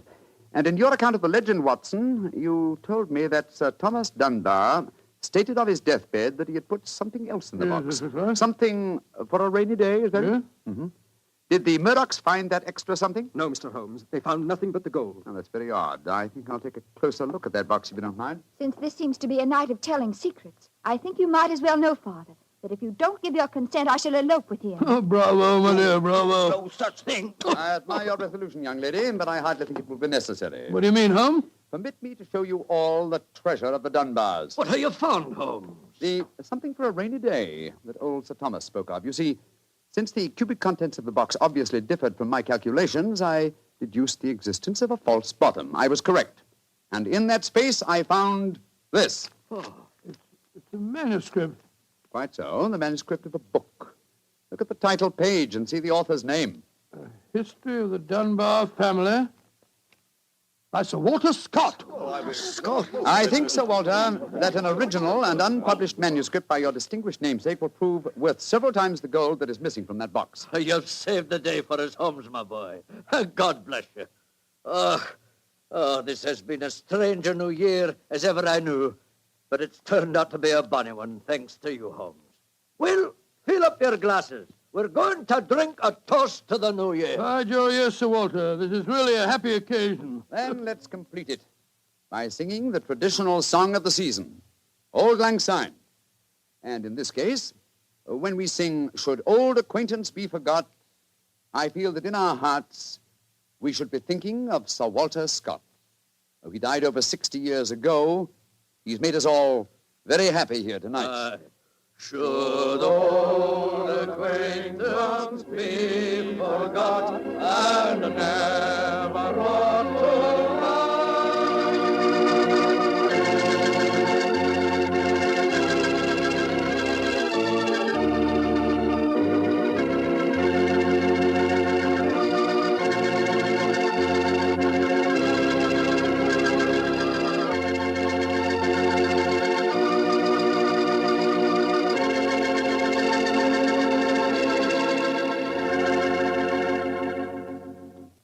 Doctor, that turned out to be a very happy new year for all concerned. Yes, that's one new year that I'll never forget. Well, I sure hope you'll always remember this one, too. Oh, just a second, my boy. That calls for a glass of port. Fine. Well, to a happy new year, my boy, for you and for our many friends listening in. And to you, Doctor. Oh, thanks, boy. That's good. Doctor, this has indeed been a pleasant association for me. Oh, I'm glad to hear. You're the best storyteller I've ever known, and the Petrie family makes the best wine I've ever tasted. I hope that just as they've been making wine for generations in the past, The Petrie family will continue to make fine wine in the future. And Mr. Bartell, I know that you'll always be here to tell us just how good that Petrie wine is. Well, I hope so, Doctor. And I hope you'll always be right here beside me to tell another swell story about Mr. Holmes. I hope so, too, my boy. Oh, and incidentally, Doctor, what new adventure are you planning to tell us next week? Next week, Mr. Bartell, I'm going to tell you a weird story. It starts with a series of murders on Hampstead Heath and ends with a battle to the death in a burning waxworks. I call it the strange case of the murderer in wax. Tonight's Sherlock Holmes adventure was written by Dennis Green and Anthony Boucher and was suggested by an incident in the Sir Arthur Conan Doyle story, The Silver Blaze. Music is by Dean Fossler. Mr. Rathbone appears through the courtesy of Metro-Goldwyn-Mayer, and Mr. Bruce through the courtesy of Universal Pictures, where they are now starring in the Sherlock Holmes series.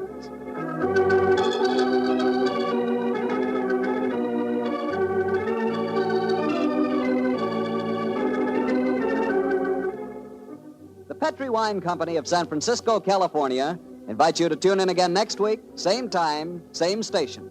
Sherlock Holmes comes to you from our Hollywood studios.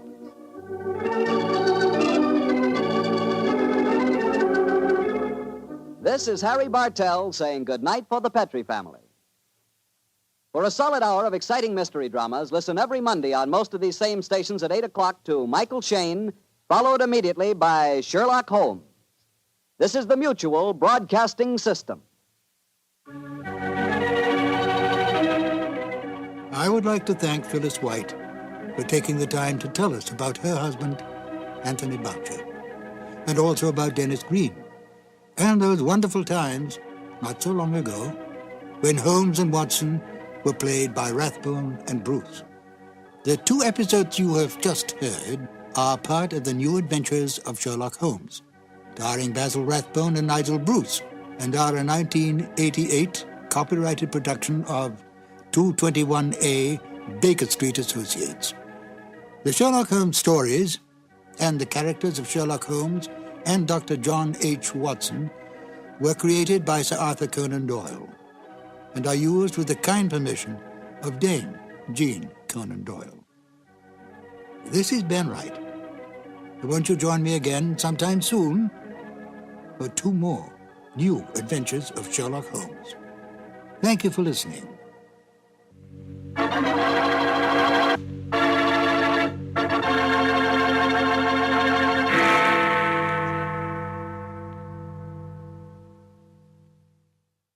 This episode from the life of Sherlock Holmes will be transmitted to our men and women overseas by shortwave and through the worldwide facilities of the Armed Forces Radio Service. Petrie Wine brings you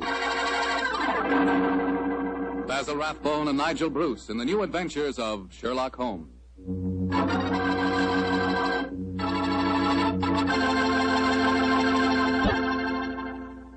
The Petrie family, the family that took time to bring you good wine, invite you to listen to Dr. Watson tell about another exciting adventure he shared with that master detective, his old friend Sherlock Holmes. And say, I want to tell you about a little present I've got for you. A present, and it's free. It's a swell recipe calendar printed in full color, and it's good for 2 years, 1945 and 46. But best of all, this calendar not only gives you the dates, it gives you loads of swell recipes and ideas for cooking with Petrie wine. Want to know how to make spare ribs that are out of this world? You want to learn a new way to fix liver and onions, a swell way to make soup more delicious than ever. It's a cinch with this calendar handy in your kitchen to tell you how. In fact, this calendar tells you all you ought to know about wine. And remember, it's free. Just write to Petrie Wine, P-E-T-R-I, Petrie Wine, San Francisco 26, California. Petrie Wine, San Francisco 26, California. We'll send you your swell recipe calendar immediately.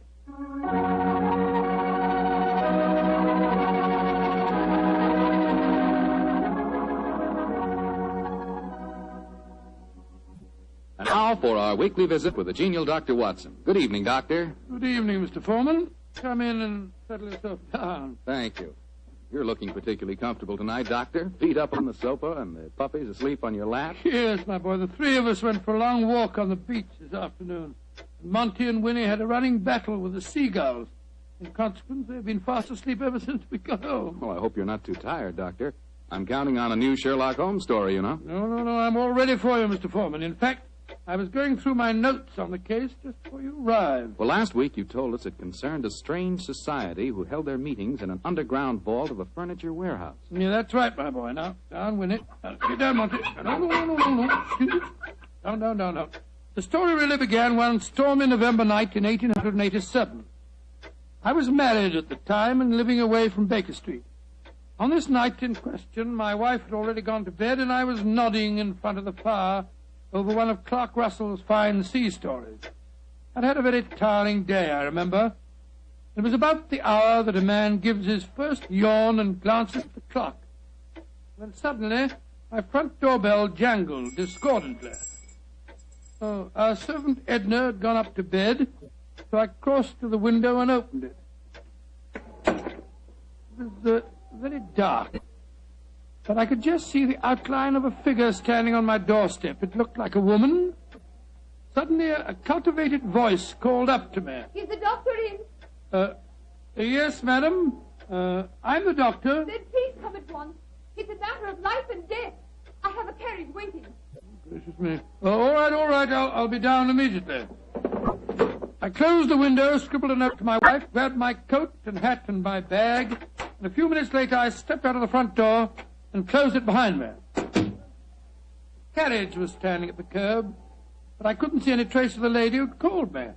The only person in sight was an old and repulsive-looking beggar woman, dressed in rags and tatters.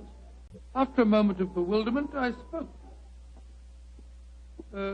My good woman, did you see a lady leave here a moment ago? No, Doctor, she didn't leave. She's still waiting for you.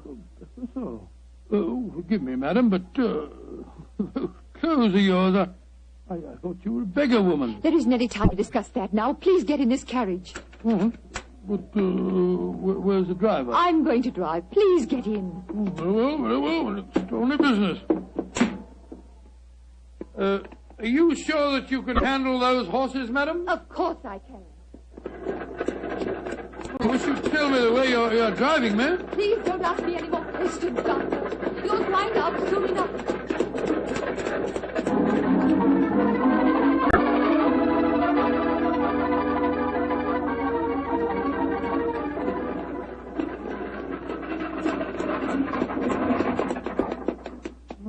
Thank heavens we've finally reached our destination.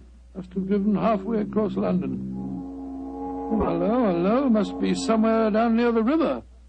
No dwelling places here. Nothing but enormous warehouses. Why have we stopped here, madam? Well, this is where we're going. Please follow me down these steps.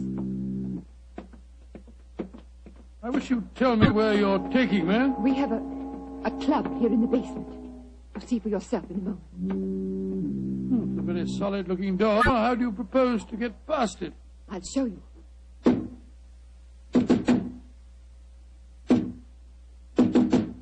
Lord, it must be a very secret club of yours, madam. It is, Doctor.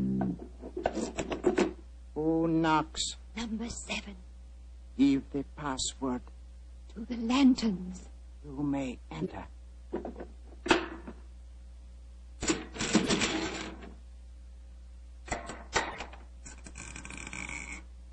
Follow me, Doctor.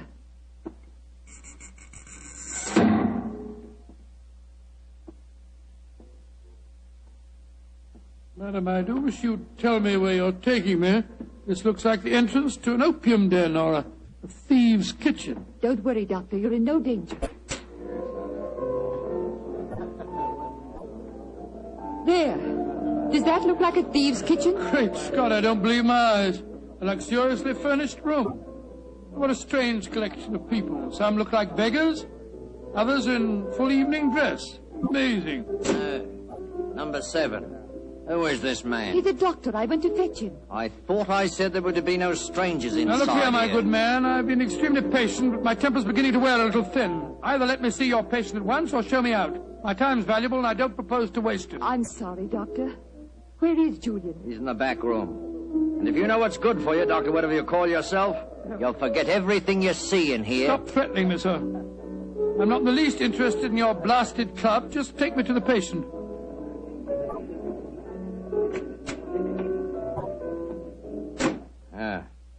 This is the man we want you to examine, Doctor. Huh?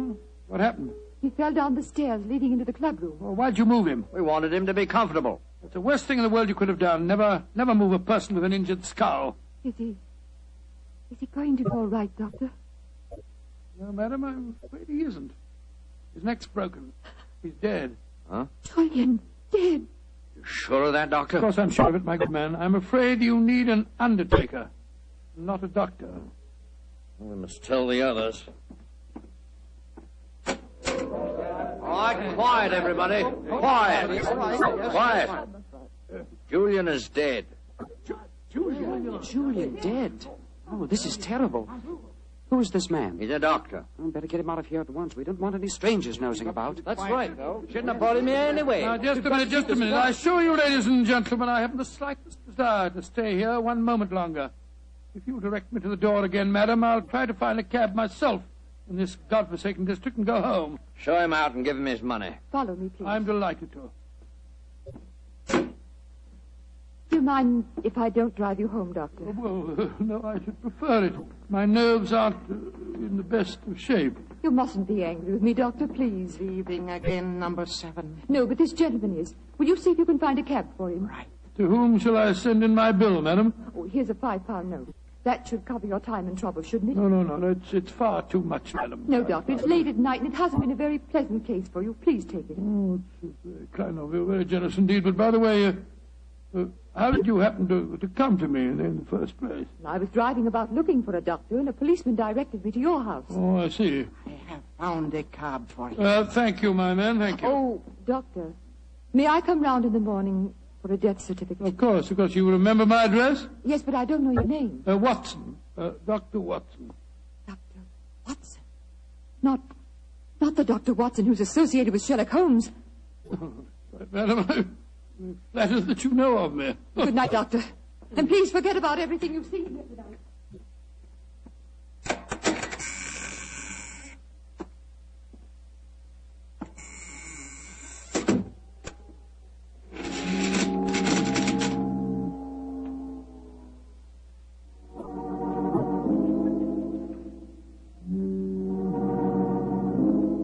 Well, upon my soul, what an amazing business. Holmes will be interested to hear about this.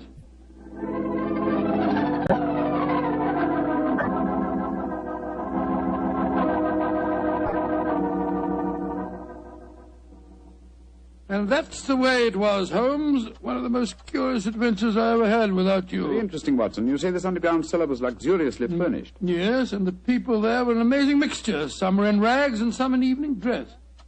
Huh, like the nursery rhyme, eh? Some in rags and some in tags and some in velvet gowns. Exactly. You have the feeling that I was taking part in a story out of the Arabian Nights. I must say, though, I was pretty angry at the time. However, after a good night's rest, I feel quite differently this morning. I thought I'd just drop round and tell you all about it. I'm glad you did, my dear fellow. It would be interesting to see if any repercussions of your strange adventure reach us. Oh, I doubt it. The woman seemed frightened to death when I mentioned your name. We shall see. Meanwhile, I'm expecting a client. You're not too busy. Perhaps you can stay. No, I'd like to very much. Who is it, you know? This telegram will tell you much more than I can. Arrived an hour ago. Let's have a look. Be at your lodgings this morning to discuss our problem. Signed AMS. Pretty high-handed message. Be at your lodgings. Oh, please. What do you suppose AMS stands for? I was just toying with that problem when you arrived. Could it be the American Medical School? No, there's no such body. It's the American Medical Association. Oh, yes. The imperious tone of the message inclines me to believe that the A stands for amateur. Very possibly. Amateur Masker Society. Or the amateur murderers. That would be a nice thought, wouldn't it?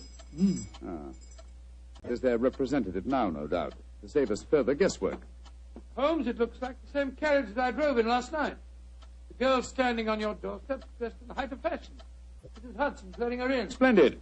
It seems that we have not heard the end of your adventure. Go and meet the lady at the top of the stairs, will you, old chap, and save Mrs. Hudson's legs. Right, you are, Holmes.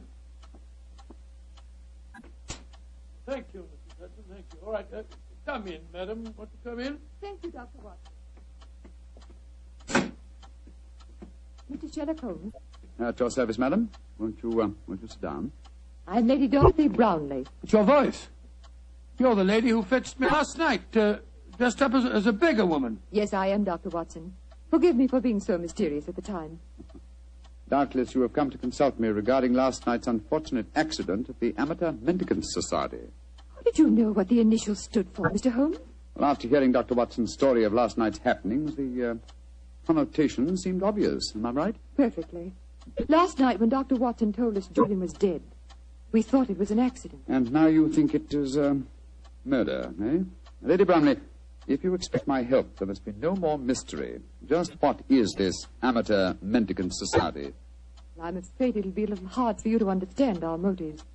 We're a group of people, rather wealthy people, I suppose, who find pleasure in deliberately leading a seamy life disguised as beggars. We use the basement that you were in last night, Doctor, as our headquarters. We keep our beggars clothed there and change out of them before we go home. What a fantastic idea. What a futile, worthless way of spending your leisure time, Lady Brownlee. I suppose it must seem so, Mr. Holmes. But we're curious to learn how the other half lives. And of course, there's a certain thrill in rubbing shoulders with the police. At least we do some good. Indeed. I should be interested to learn how. All the money we make as beggars we give to charity. Oh, do you really? And you feel that this gesture on your part absolves you from any responsibility to the real beggars whose livelihood you're impairing? I hadn't thought of it just like that. No. Then I suppose you won't want to help us. Oh, that's quite another matter, madam. As a professional detective, I cannot afford to be a moralist. Yes, I will investigate this case for you, though I warn you my fee will be an extremely high one. Money isn't important, Mr. Holmes, as long as we can solve Julian's death without bringing the police into the case. Lady Brownlee, who is the dead man? The man you refer to as Julian? Julian Trevor, the poet. He was the one who started our society. Yes, I think I've read some of his work. Decadent. Distinctly decadent. Well, what makes you think that he was murdered, Lady Brownlee? Well, after you left last night, Dr. Watson, there was a terrible scene. You remember Sidney Holt? Oh, was he the big fellow who was so unpleasant to him? Yes, that's the one. Oh, do I remember him? He said that he saw Lord Cecil deliberately trip Julian as he came to the head of the staircase. Oh, Lord Cecil being... Lord Cecil Dyrenforth, son of the Earl of Mersham. Oh, yes. There was a bitter argument. Cecil accused Sidney of doing the same thing. Then they had a dreadful fight. And it ended up with Cecil threatening to go to the police. So that's when we decided to send a telegram to you, Mr. Holmes. Oh, yes, I see. So the proof of murder depends on such flimsy evidence as to whether the dead man fell or, well, should we say, was pushed? What it seems like. Mr. Holmes, even though you don't approve, please help us, won't you? Yes, Lady Brownlee, I will. Then you come back with me now to our headquarters? I shall join you within the hour. In the meantime, my old friend Dr. Watson can go with you. But Holmes, what can I do without you? You know my methods, old chap. Act accordingly. Oh, very well, Mr. Holmes. But you promise you'll be there. I promise you that I will be there, madam. Thank you so much, Mr. Holmes. We'll be expecting you. Come on, Doctor. Well, I'll just get my hat and coat. Holmes, what are you up to? Go with her and ask no more questions. I shall join you within the hour. Holmes, there's a glint in your eye. I don't think you believe the story. Of course I don't, Watson. Well, then what? Then go with her, old fellow, and keep your wits about you. The game's afoot.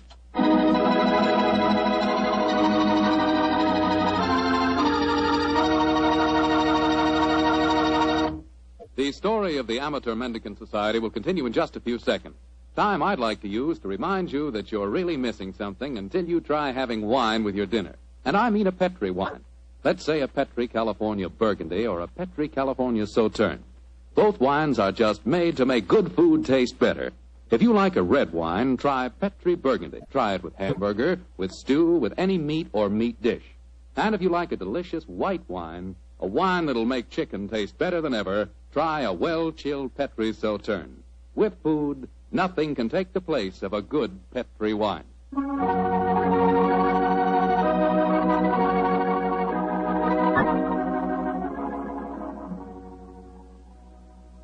And now back to tonight's new Sherlock Holmes adventure.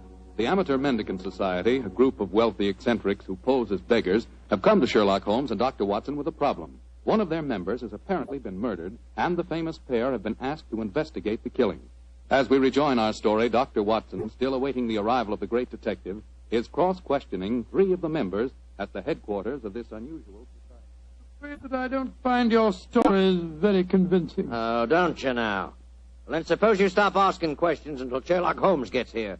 He's the man we've engaged to settle this business, not you. We're paying for his services, not those of his assistant. Mr. Holmes asked me to conduct this preliminary investigation, my good man. I'm perfectly familiar with his methods, so keep a civil tongue in your head if you want us to continue with this case. Well, I'm not answering any more questions till he gets here. Insufferable fellow. Lord Cecil, you say that you saw Holt deliberately trip the dead man as he came down the stairs last night. Yes, I did. Well, where were you standing, sir? At the head of the staircase. Holt was beside me, and as Julian came by, he deliberately... Excuse me, number 11, excuse me. What is it? There is a strange man just come in. He is dressed as you when you work, but I do not remember to have seen him here before. He speaks very rough. Did he give the correct signal? Yes, and the password. He must be a new member. I suppose we better see him. Bring him in. Oh, bad time for him to come here, confound it. This way, please.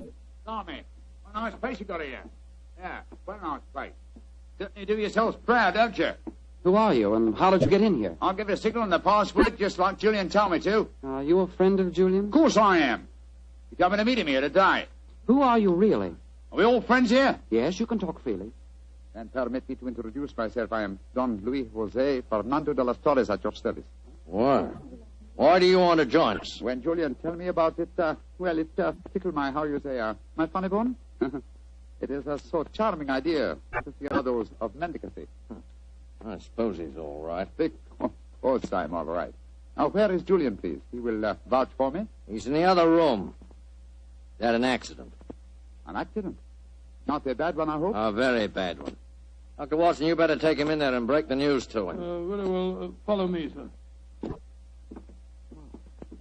This is terrible.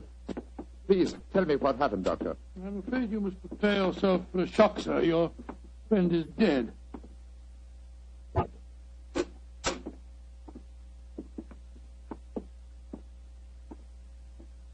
His neck was broken last night in some brawl. Yes, except that I do believe it was an accident, Watson. Holmes! Quiet, old chap, quiet. But not quietly enough, Mr. Sherlock Holmes. Come on, come back to the others and let all take a look at you. Come on, get moving, both of you. This isn't a pop gun in my hands. Sorry, Holmes, I gave the whole thing away. That's all right, old chap. Oh, Cecil, Dorothy, come here. I want you to take a look at the great Sherlock Holmes. Walked into our trap just like any stupid policeman. No, I had to dress up to do it, though, Mr. Holmes. We were waiting for you here anyway, you know. Oh, I was well aware of that, Mr. Holt. You see, I knew I was walking into a trap. How did you know that, Mr. Holmes? Lady Brownlee, the story you brought to us today was so obviously a false one. Just as there is no amateur mendicant society. Who are they, Holmes? Go ahead, Mr. Holmes. Tell him. Let's see how much you really do know. Yes, go ahead. Why should I tell you what you already know? Go on, talk if you know what's good for you. Oh, you're so persuasive, aren't you, Mr. Holt? Very well. Undoubtedly, Julian Trevor's death last night was an accident. You fetched a doctor, Lady Brownlee, a very natural move, and later discovered that the doctor in question was the old friend of Sherlock Holmes. You were all afraid that I would become interested in your unusual society, and so you invented that very thin story about the accident being a murder. You wanted to lure me here so that I could be disposed of, and you could all continue your nefarious works without hindrance. Well, now aren't we clever? What is our nefarious work, may I ask? Your password gave me a clue to the lanterns, the cry of the French revolutionists. They strung the aristocrats up on the lampposts. Then again, the combination of various costumes and a luxurious establishment in a low-class area posed another question. What political belief provides a common meeting ground for misguided aristocrats and dangerous commoners? And how did you answer that question? Oh, very simple, my dear sir. One word. Nihilism. Its doctrine of assassination and overthrow of government would find every chance of being put into practice by all of you at the forthcoming Jubilee celebrations to be held here in London. And also would account for your beggar's clothes. A beggar would have greater freedom of movement in a crowd than an ordinary person. You're a clever man, Mr. Holmes. Too bad you'll have to die. I'll get the rope. What are you going to do with him? Do? Give him a first-hand taste of nihilism, of course. He can't live. They know too much. You can't possibly do this, you know. The police will track us here. By the time the police get here, you and your friend Holmes will be blown to kingdom come. Here's the rope, Sidney. Oh, right. Hands together, Mr. Holmes. That's it. Ah! Oh, mind that bandaged wrist of mine, will you? It's confoundedly sore. Oh, isn't that a shame now? Is this any better? Ooh. Tie up the doctor, Cecil, while I bind Holmes's legs. pleasure. I can't go through with this. What do you mean, Dorothy? You can't go through with it. I just can't stand by and see two innocent men murdered. Don't be a fool, Dorothy. We can't let them live. They know too much. I don't care. If you go on with this, I'm going out for the police. You fool. Tie her up as well, Cecil. Leave me alone. Sit down there beside him. Go on. You're a devil. Oh, shut up. Now, Mr. Holmes, I'm going to fetch a little invention. A little invention I'm sure you'll be interested in. Mr. Holmes, it's a pity you and your friend didn't learn to mind your own business. I'm afraid it's too late to teach an old dog new tricks. It's too late now, at any rate.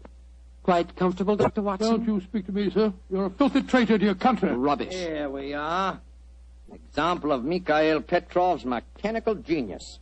This bomb will blow the entire building sky high, and the three of you with it.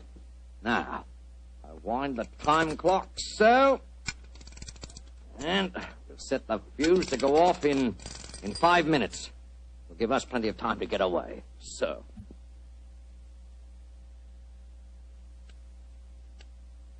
Come on, Sidney, let's get out of here. Right. Charming picture. Three of you bound hand and foot sitting beside each other on the sofa. Well, ta-da, Dorothy. Think of our cause during the 5 minutes. And as for you, Mr. Holmes, and your friend, good riddance to bad rubbish.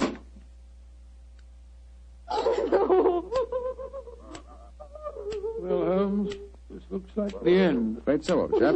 I blame myself. If I hadn't been so infernally noisy when I recognized you, we wouldn't be in this mess. Wasn't your fault, old fellow. I think they suspected me anyway. Well, I must say, it seemed to me that you told them a great deal more than was necessary about your suspicions. Surely you could pretended ignorance. Oh, I suppose I could have done. I can't die yet. I'm not ready to Courage, die. Lady Brownlee, courage. And by the way, was I right in assuming that your associates are nihilists? Of course they are. They're planning to assassinate the Prime Minister during the Jubilee celebration. Prime Minister, great heavens, Holmes, we've got to get free. Assuming some miracle happened, we did get free and your former associates were arraigned in court. Would you testify against them? Oh, of course I would. But what chance is there of that? That devilish confine doesn't escape. If it bothers you that much, Lady Brownlee, I'll stop it for you. Holmes, your hands are free. Of course they are, my dear fellow. The bandaged wrist I mentioned just now concealed a razor-edged blade. I cut through the ropes almost before our friends had left the room. Then why did you keep us in the suspense, Mr. Holmes? I wanted to be quite sure that you'd testify in the forthcoming trial, madam. There we are. That renders the bomb harmless. Aha! And that means that the police have sprung the trap that I set for your associates, Lady Brownlee. It's lucky for you that you had a change of heart and prevented you from leaving us. Oh, Mr. Holmes, how can I ever thank you? Holmes, you had the place surrounded with police when you came in here. Of course I did, my dear fellow. Here, let me undo your ropes. No wonder you were so calm. No wonder you told them so much. You wanted them to show their hands. Precisely, old fellow. And they obliged me most satisfactorily. They attempted our triple murder.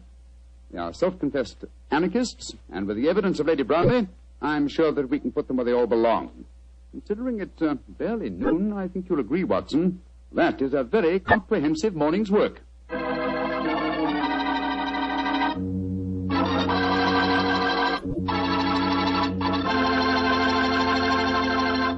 Doctor, tell the truth. Were you scared waiting for that time bomb to go off? Scared, my boy? I was so scared that to this day I can't stand being in the same room with a loud ticking clock. Each tick of the clock seems to speak to me. Seems to say, tick-tock, this is the end. Tick-tock, this is the end. The clock ever speak to you like that? Well, yes, Doctor. How did you know? Well, what's the clock say to you? Tick-tock. Petri took time to bring you good wine. Petri took time to bring you good wine. Gracious me, Mr. Foreman. Well, you listen to your clock and I'll listen to mine. Gosh, Doctor, can I help it if I like to hear about Petri wine? After all, that Petri family really knows how to make good wine. And it's no wonder. They've been making wine ever since they started the Petri business generations ago, way back in the 1800s. And because the making of Petri wine is a family affair, well, they've been able to hand on down from father to son, the skill and experience of each preceding generation.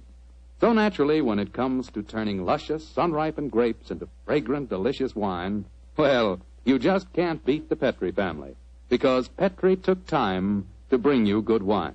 And say, don't forget to take time to send for your Petri recipe calendar. It's free. Just write to Petri Wine, P-E-T-R-I, Petri Wine, San Francisco 26, California. San Francisco 26, California. This offer is intended to apply only in those states and other localities where its acceptance is permissible by law and regulation. And now, Dr. Watson, what adventure are you planning to tell us next week? Well, next week, Mr. Foreman, I'm going to tell you a story of old Vienna. The Vienna of sparkling lights, beautiful women, and lilting music. And of an extraordinary murder that takes place to the accompaniment of a Mozart sonata. Boy, that sounds like a thriller. I'll see you for sure next week. Just a minute. Before I go, Mr. Foreman, I want to urge every registered nurse listening in to get all the facts about the Army Nurse Corps. The Army needs you, nurses, needs you desperately. They'll make you an officer at once and give you every chance to further your post-war careers. So if you're a registered nurse under 45, call at your local Red Cross chapter and get all the details. Or wire collect to the Surgeon General, U.S. Army, Washington, D.C. And if you can't qualify for the Nurses Corps, see if you can't get into essential civilian nursing so that you can release a nurse who does qualify. But do something about it first thing tomorrow, won't you?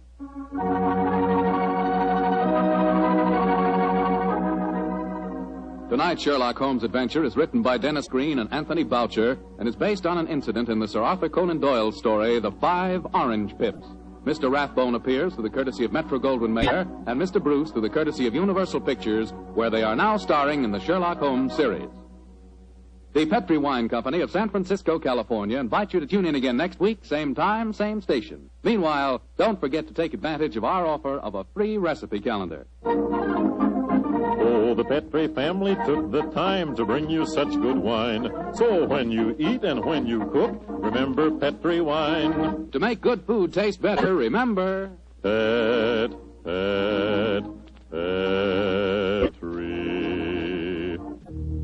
wine. This is Bill Foreman saying goodnight for the Petri family. Sherlock Holmes comes to you from our Hollywood studios. This is the Mutual Broadcasting System. It was tragic to me, the death of radio. Radio was sold down the river. It needn't have disappeared. It didn't disappear in England. It didn't disappear in France. And it needn't have disappeared in the United States.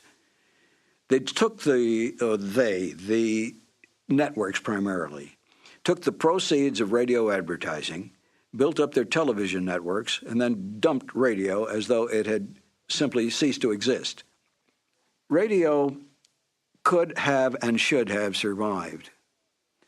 And the fact that there's as much interest in it as there is now, I think is proof of that. I did a show once on Armed Forces Radio service with John Anderson. We did a 13-week series on Lewis and Clark. It was an excellently produced and directed show, very well written, historically accurate. And I've played those records for my children and other children at times, and they're fascinated. The idea that they create the scenery, they create the action. They think this is great, and we don't even have to sit down and watch television. Petri Wine brings you Basil Rathbone and Nigel Bruce in the new Adventures of Sherlock Holmes.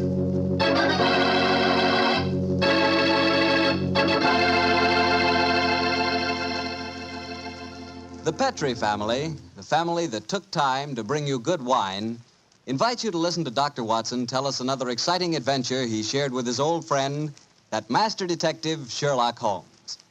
You know, the lives of Holmes and Watson were not always filled with action. They spent many a quiet evening at home in Baker Street, discussing the problems of the world over a glass of port. You know, it seems that no wine is more expressive of friendship and hospitality than port. And I'm sure there's no port wine more enjoyable than Petri California port. Try a good glass of Petri port after dinner some evening, or any time you get together with your friends. You'll love the rich, ruby red color of that Petri port.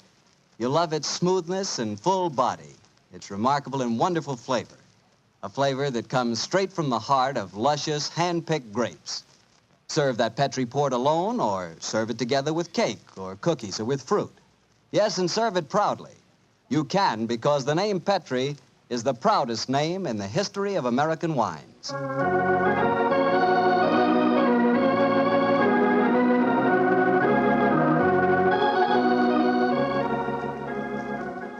And now I'm sure our old friend Dr. Watson's expecting us. Let's tap on his study door.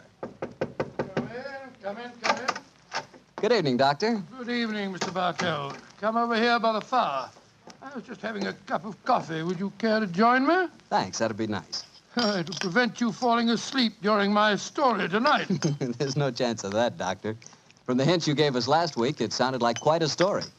It began in a circus in Paris, you told us? Yes, my boy, the circus. A colorful world of sawdust and spangles. A world, Mr. Bartell, that I may tell you confidentially, always held an irresistible fascination for me when I was a youngster. Me too, Doctor. In fact, when I was 8 years old, I fell desperately in love with a lady bareback rider, a stunning creature who wore pink silk tights with gold sequins on them. Unfortunately, my mother caught me writing her proposal of marriage, and I'm afraid that, well, that's another story, and one that you probably wouldn't find very interesting. I'm sure I would, Doctor, but I think it would be safer to stick to your Sherlock Holmes story. Yes, you're probably right, my boy. Well, it was a winter in the 1890s, and Holmes and I were in Paris. On our second day there, Holmes suggested we attend that night's performance of the Cirque Royale. Needless to remark, I was delighted, Mr. Bartell. And shortly after 9 o'clock that night, I found myself seated beside Holmes in a box near the ringside. It was an incredibly vivid scene, even for that city of color and light. The gay costumes of the women and the gaudy trappings of the ringmasters and clowns looked like a giant kaleidoscope under the blazing glare of the arc lamps. As we sat there, a brass band nearby blared forth some popular music of the day, and yet he didn't appear to be enjoying himself. And so I leaned across and touched his arm.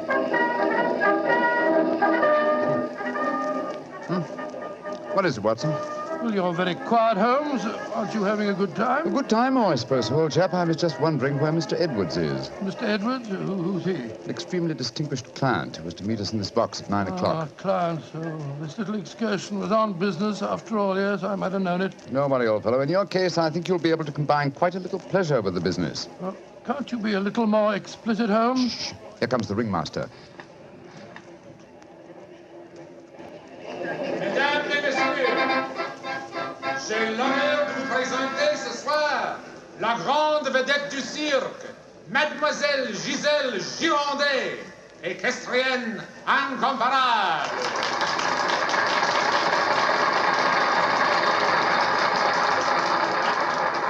Giselle Girondet, yes, I've heard of her. She's a bareback rider, isn't she, Holmes? Honest in France, old fellow. She also has quite a reputation as a femme fatale. 3 duels have been fought over her. A young English officer in the Grenadier Guards committed suicide last year because of her. And a famous French banker is at present languishing in prison because her extravagances drove him to appropriate funds that did not belong to him. Yes, Watson, she's an extremely colorful personality. You know, Holmes, it's a funny thing. When I was 8 years old, I fell violently in love with a lady bareback rider. She wore pink silk tights with golden sequins on them, but unfortunately... Yes, she is, old fellow. Yes, she is.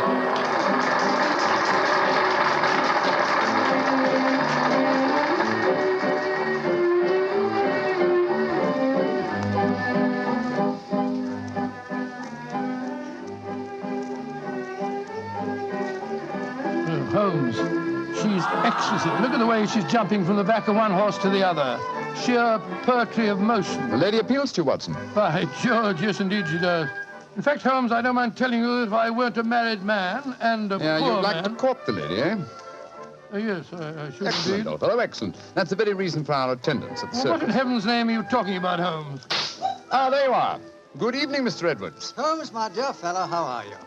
I haven't seen you since that little affair at Windsor Castle when Mother... Excuse me, sir. I am Mr. Mycroft, and this is my friend, Sir William Nigel. Sir William Nigel? Of course. And I am Mr. Edwards. We must respect each other's incognitos, eh? How do you do, Sir William? Well, I'm extremely honored to meet you, Your Royal, Mr. Edwards. How'd you like Giselle? Isn't she a stunning creature? Yes, indeed she is, sir. The four of us to have supper together after the performance tonight, I understand, Mr. Edwards. Well, unfortunately, I can't be there, Mycroft. There's some stupid affair at the embassy which I have to attend. We must postpone the dinner until tomorrow night. Oh, very well, sir. Come over to my hotel a little early and we can discuss the whole business. Personally, I think a lot of fuss is being made about nothing.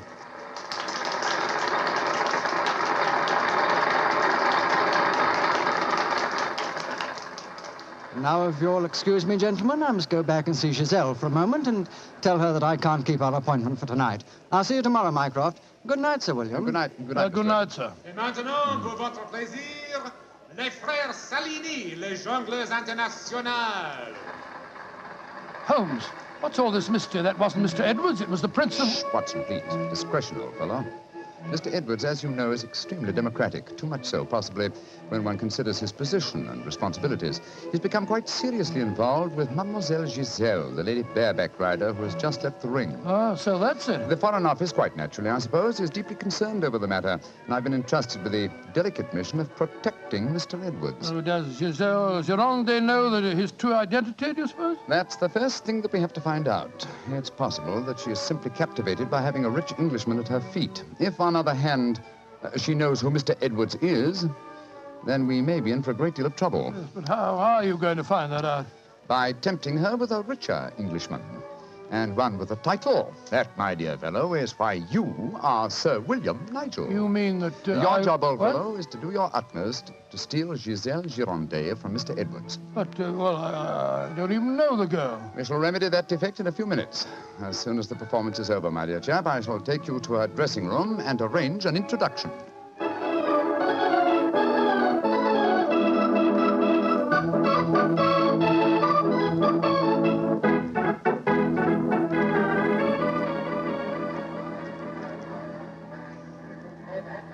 I must say, Holmes, the backstage life at a circus is even more colorful than in the ring. What makes you say that, old fellow? Well, I just saw a pinhead having tea with a bearded lady while a sword swallower was standing behind him practicing his act. Oh, hello.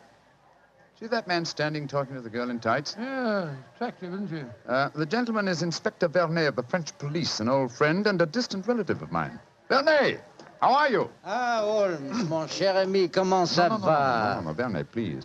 On this occasion, my name is Mycroft, if you don't mind, and this is my friend, Sir William Nigel. How do you do, Inspector? Enchanté, Sir William.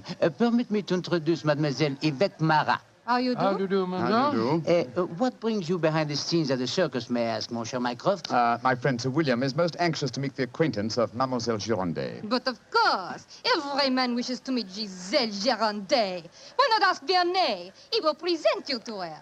Ha! He knows her well. Oh, now, Yvette, chérie, do not begin that all over again. You're in love with her. You've always been in love with her. I wish you were dead. Sometimes I think I could kill her myself. Upon my soul, Inspector, she's a fiery little thing, isn't she? Ah, ça c'est vrai, ça, Sir William. Many times I've told her that Giselle Gironde would never waste her time with a simple police inspector. She prefers a wealthy foreigner. But Yvette ne comprend pas. She does not understand and she does not believe. Mademoiselle Marat was dressed in tights, Vernet. And what does she do in the circus? She walks the tightrope. Oh, She's yes, queen of the high wire. A charming and a talented girl, but a most jealous one. Vernet, my distinguished friend Sir William Nigel is most anxious to meet Giselle Gironde. Will you introduce him? I should prefer not to appear on the matter at this stage. Oh, mais certainement. I will take you to her dressing room. Please come with me, Sir William. Yeah, right. I'll see you later, Holmes. I'll be waiting for you, old chap. Good luck. You're a lucky man, Sir William. Giselle has quite a penchant for the Englishmen. And when they are rich and have a title, I am sure she finds them irresistible. You really think so? Oh, but of course. Ah, quel dommage that I'm only a poor policeman. Here we are. Entrez. Giselle, mon chou, permit me to present to you Sir William Nigel. He's a great admirer of yours. Yes, indeed, madam. Ah, Sir William Nigel. Come and sit here beside me, Sir William. I shall leave you. Au revoir. Sit closer. There. That is much more cozy, no? Oh, it's very nice of you to see me, Mademoiselle Gironde. Oh, don't be so formal, my Englishman. You may call me Giselle, and I shall call you... Let me see, I shall call you Sir William... Willie! I shall call you Willie. You do not mind? Mine, it's very delightful. Quite delightful, my dear. I was hoping perhaps that you'd care to have a little little supper with me tonight, Giselle. So what about some oysters, a cold pheasant, and a bottle or two of Pomeranian Green 072? You get to taste rather well, don't you think? Oh, Willie, I can see you are a perfect Oh, toast. I don't know about One that. moment, I get my clock. Well, you know, Giselle, it's a funny thing. What is a funny thing, Willie? When I was 8 years old, I fell violently in love with a lady bareback rider at a circus. History seems to be repeating itself. Here. Alfio Alfieri, do you no longer knock when you come to my door? Who is this man? My name is Nigel, Sir William Nigel, my good man, and who may you be? I am Alfio Alfieri. I am Alfio Alfieri. And what is he? Huh. A trainer of wild animals. An imbecile. Raton. You must not speak to Alfio in that way. You belong to me. Send this stupid Englishman away. Founded impudence. Grossier. Belong to you. Giselle belong to no one. Do I have to take my whip to Put you? down that way. Put it down, you scoundrel. Next time it will be your face, cara You mia. infernal blackguard. Raising your hand against a woman. Shocking. Bravo! Mon cher Willie has knocked him down. He certainly deserved it. Oui. And you in turn deserve something, Willie. Oh, what was that? Come close, Willie, and I give it to you. A little kiss. Oh, kiss? Thanks awfully.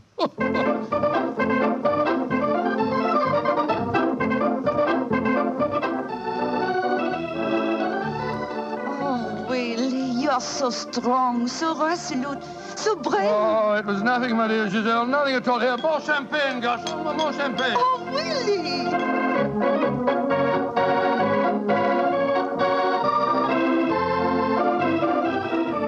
Giselle, Oui, Monsieur Edwards? have a box for the opera tomorrow night.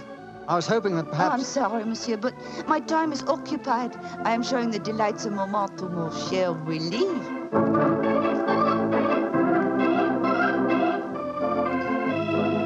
Mademoiselle aime mieux le collier de perles à 5 rangs ou celui à 3 rangs? He says, which do I prefer, the 5-string color pearls or the 3-string color pearls?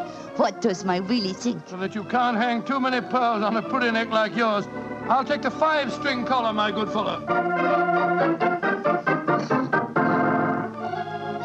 You're doing splendidly, Watson, splendidly. Yes, but Holmes, I felt such a blasted fool handing that jeweler fellow a check signed by Sir William Nigel. Are you quite sure that it'll be honoured? Don't worry, old fellow. Remember who our client is. Money is the least important concern in this matter. On with the masquerade, old fellow. On with the masquerade.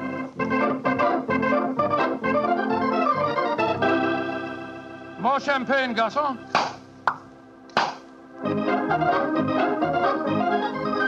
Willie, you are such a headstrong boy. More champagne.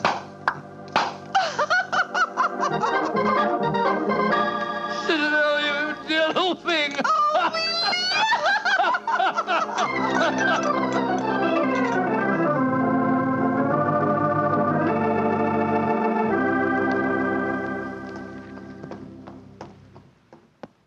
Good evening, Vernet. Has Mademoiselle Girondet come in for the evening performance yet? Yes, Monsieur Holmes. I escorted her to her dressing room half an hour ago. Monsieur Edwards is in there with her now. At last, it seems, she has use for a poor policeman. Last night, she found a threatening letter on her makeup table. Since then, she has been most grateful for my company. A threatening letter, eh? Any idea who might have sent it? Oh, yes, of course. I'm afraid I have, Monsieur Holmes. I told her to pay no attention. By the perfume of the notepaper, I recognized the sender. A jealous tightrope walker called Yvette Marat. Oh. Poor Yvette. She would make a very inferior criminal, I'm afraid. Still, Giselle asked me to stay outside her dressing room till the performance starts. You wish to see her? Yes. Oh, good evening, Mr. Edwards. Evening, Mycroft. Evening, Inspector Vernet. Comment ça va, Monsieur Edwards? Look here, Mycroft. I think this little game's gone far enough. Giselle has just refused another invitation of mine. Now, I know who Sir William Nigel is, and I swear I'll tell her. Don't you think, sir, that the lady is hardly worth bothering about? Surely this whole incident with Sir William proves that she's a scheming little adventuress. A fictitious title and an apparently bottomless purse have shown her up in her true colors. I could have told you the same thing without such an experiment, my friend. Well, I suppose you're right, Mycroft. I've been a fool. An idiot who lets a pretty ankle turn his head, a conceited dolt. Let us just say, monsieur, that you have been a man.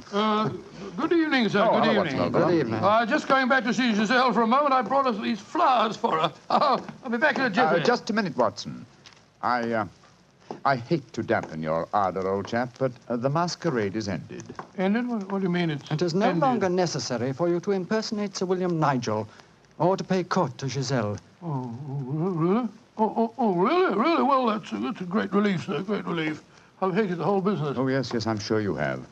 We appreciate the sacrifices that you've made, don't we, Sir Edward? Yes, indeed. Well, I must go back and see her once more, though. We had a rendezvous for tonight, and I must cancel it. A gentlemanly thing to do, you know. I won't be a minute.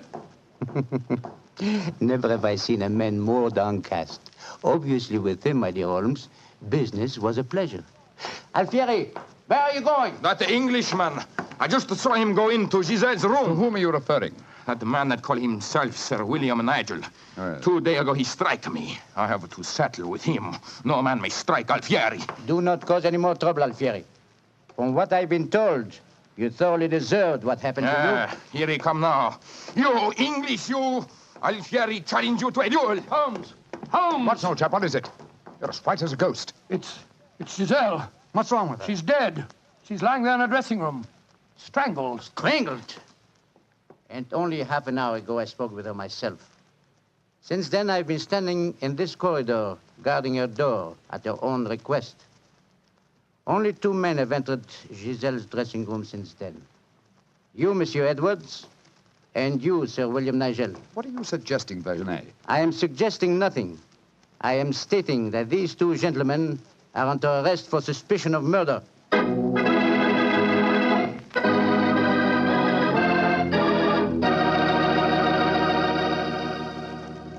Dr. Watson's unusual story will continue in just a few seconds.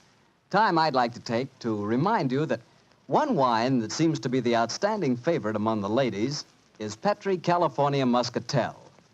That's probably because, like a beautiful woman, Petri Muscatel is subtle and intriguing.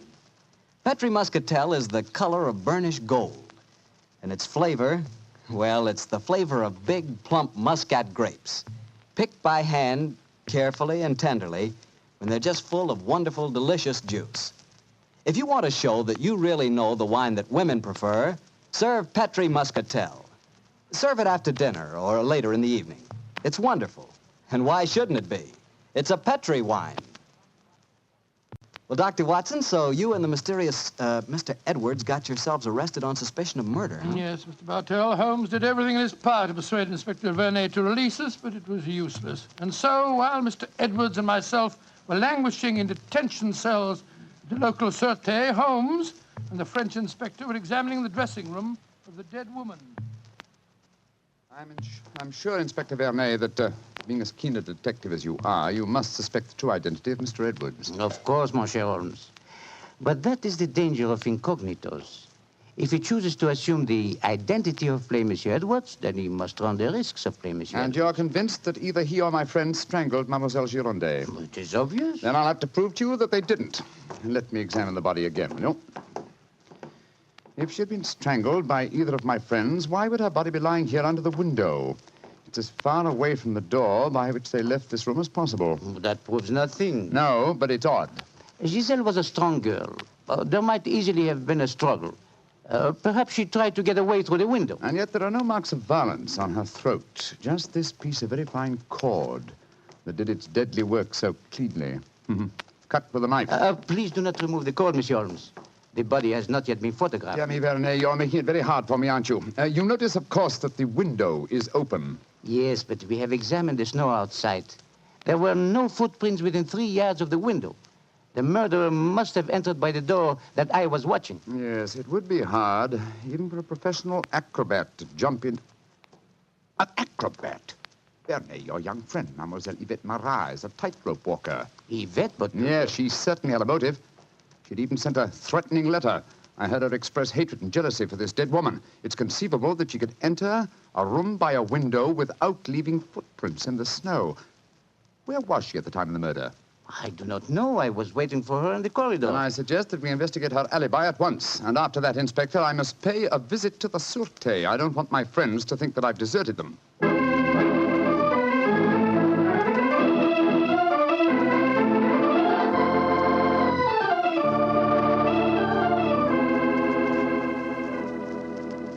Excuse me, sir. Yes, Holmes. I'm afraid it looks rather black.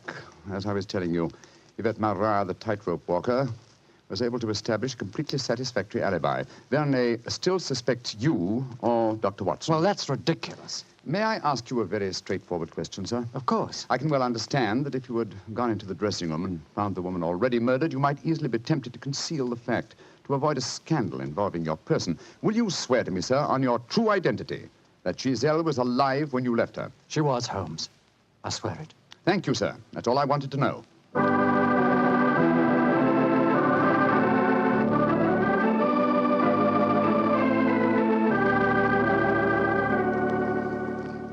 Holmes, I'm glad to see you. You know, I've been thinking.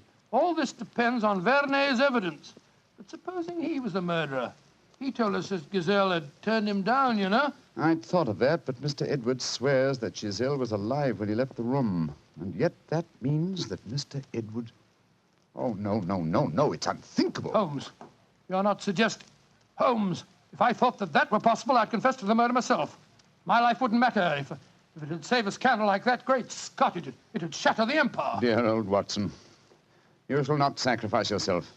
You're as valuable a British institution as the Lion himself. No, my dear fellow. We shall never sacrifice you, not while my mind is still capable of... My mind? That's it. Thank you, Watson. You've given me the answer. Holmes, what are you burbling about now? Be patient, old fellow. In half an hour, you'll be out of this cell, and the real murderer will be in it.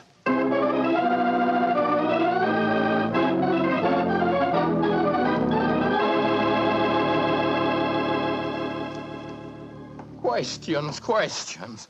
Why must Alfieri answer so many questions? Because he will not yet tell the truth. You murdered Giselle Girondet. How many times I have to tell you I did not kill her? Why should I want to harm her? Because you were jealous.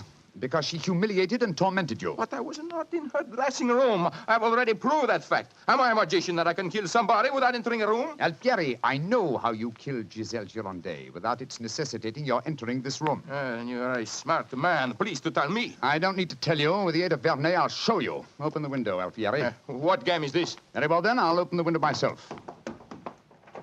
Put your head out. Come on. So. Who do you see? Inspector Verney standing 3 yards away, where you stood, and he's got your long training whip. No! Don't move! Stand there. The inspector hasn't your skill with a whip, but he wants to try a little experiment. No, leave him alone! All right, Verney. I'm holding him.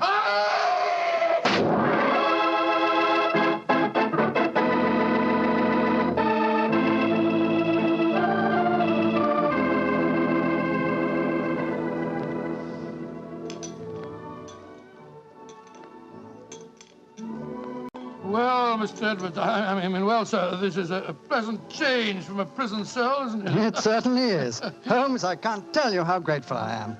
I still don't quite understand how you did it. Watson, in rather a roundabout way, was responsible for giving me the clue. Oh, how was that, Holmes? Well, on more than one occasion, old chap, I've had cause to deplore your rather florid style of writing. Tonight, I was very thankful for it.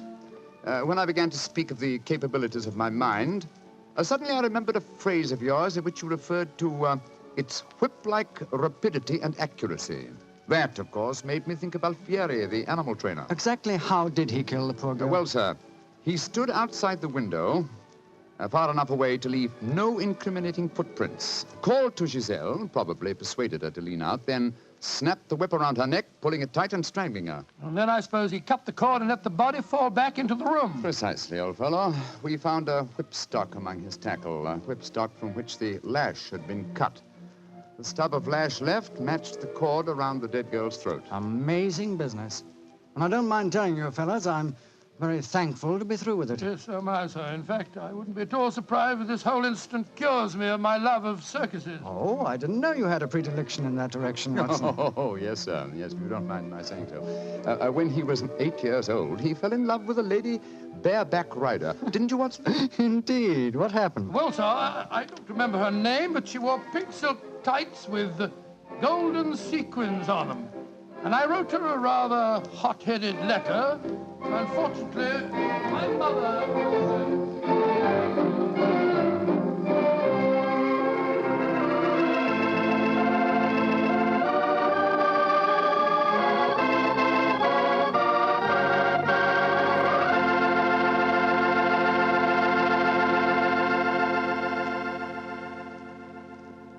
Well, Doctor, that was one of the most unusual stories you've ever told. And I might say you played a very prominent part in that case yourself. Oh, I suppose I did at that, Mr. Bartell. Giselle was a beautiful girl. Beautiful. Boy, I sure love that nickname she gave you. Wheelie. Yes, I thought it rather nice myself. Well, that is, I mean, Don't get embarrassed over a nickname, Doctor. You should hear the nickname I had. When I went to school, all the girls called me Bottles. Bottles? Oh, I see, from Bartell. Bartell? Oh, Some nickname, like a prophecy. what do you mean? Well, they called me Bottles, and now that's what I like to talk about most. Bottles. Bottles of Petri wine. Oh, I should have known. And I'd like to talk about Petri wine because, as far as I'm concerned, it's the swellest wine that ever poured from a bottle. That's because the Petri family really knows how to make good wine. Well, they ought to. They've been making good wine ever since they started the Petri business way back in the 1800s. And since the Petri family has always personally owned and operated their business, they've been able to keep that fine art of winemaking right in the family, handing it on down from father to son, from generation to generation. So it's no wonder, whenever you want a good wine, you want a Petri wine, because Petri took time to bring you good wine. Well, Dr. Watson, what new Sherlock Holmes story are you going to tell us about next week? Now, next week, Mr. Bartell, I'm going to tell you of a strange adventure that Holmes and I had in the swampy fenlands of Norfolk. Concerns a gypsy encampment, a child that vanished, and a horrible death in the murky depths of a fearsome quagmire.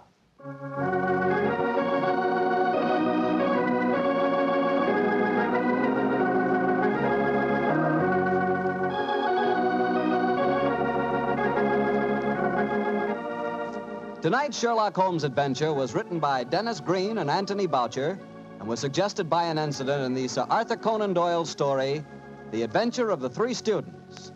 Music is by Dean Fostler. Mr. Rathbone appears through the courtesy of Metro-Goldwyn-Mayer, and Mr. Bruce through the courtesy of Universal Pictures, where they are now starring in the Sherlock Holmes series.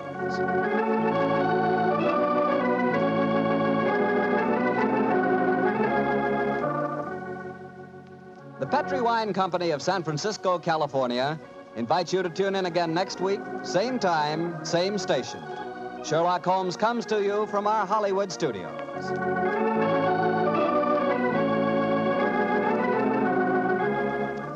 This is Harry Bartell saying goodnight for the Petri family. For a solid hour of exciting mystery dramas, listen every Monday on most of these same stations at 8 o'clock to Michael Shayne, followed immediately by Sherlock Holmes. This is the Mutual Broadcasting System.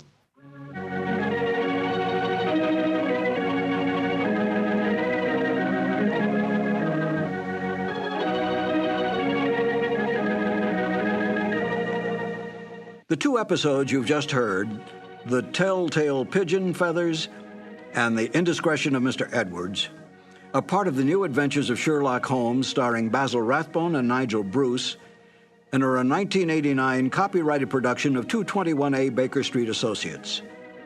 The Sherlock Holmes stories and the characters of Sherlock Holmes and Dr. John H. Watson were created by Sir Arthur Conan Doyle and are used with the kind permission of Dame Jean Conan Doyle. This is Harry Bartell. I want to thank you for letting me share those wonderful times on dramatic radio.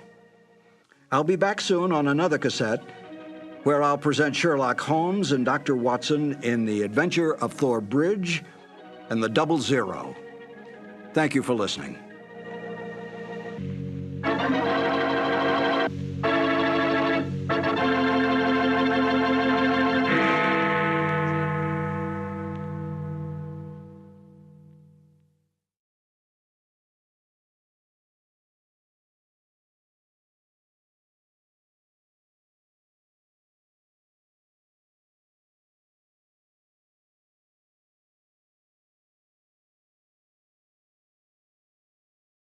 In The Eyes of Mr. Layton, the story fairly drips with atmosphere, especially with Dr. Watson's vivid descriptions of the foul alleyways and dark and dangerous smoke-filled opium dens of Limehouse.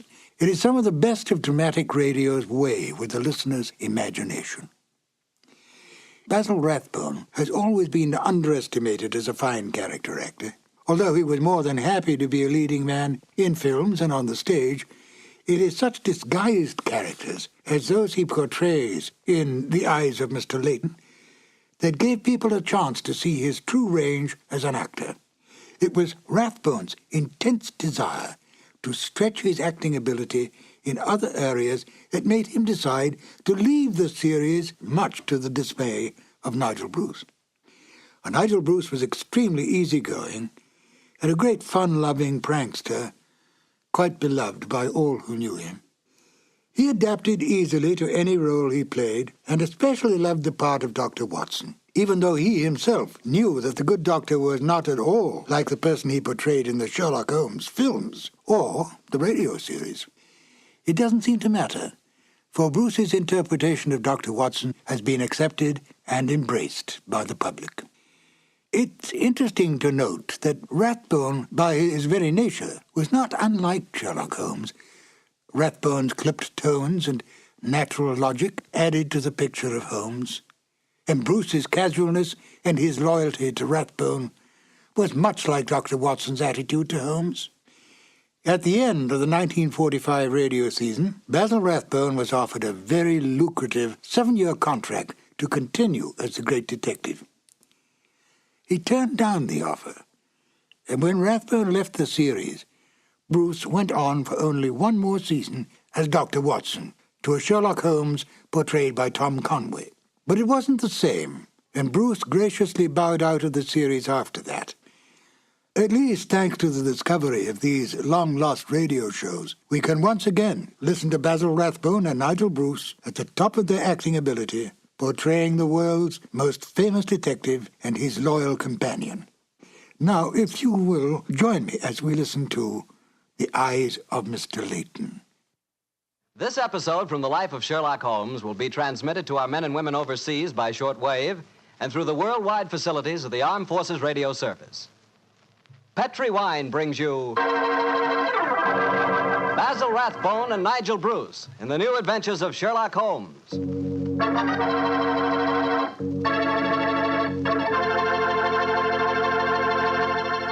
The Petri family, the family that took time to bring you good wine, invites you to listen to Dr. Watson tell us another exciting story about his good friend, that master detective, Sherlock Holmes. And I'd like to tell you something that maybe you already know. The fact that America's favorite wine is port wine. Did you know that? If you didn't, you'll know why port is the way out front favorite if you'll just sample some Petri California port. You just look at that Petri port and you know it's good. That wonderful, deep, rich red color. And Petri port is so clear. Just hold it to the light and you can sort of see right through the glass. But what you want to know really about a wine is how does it taste?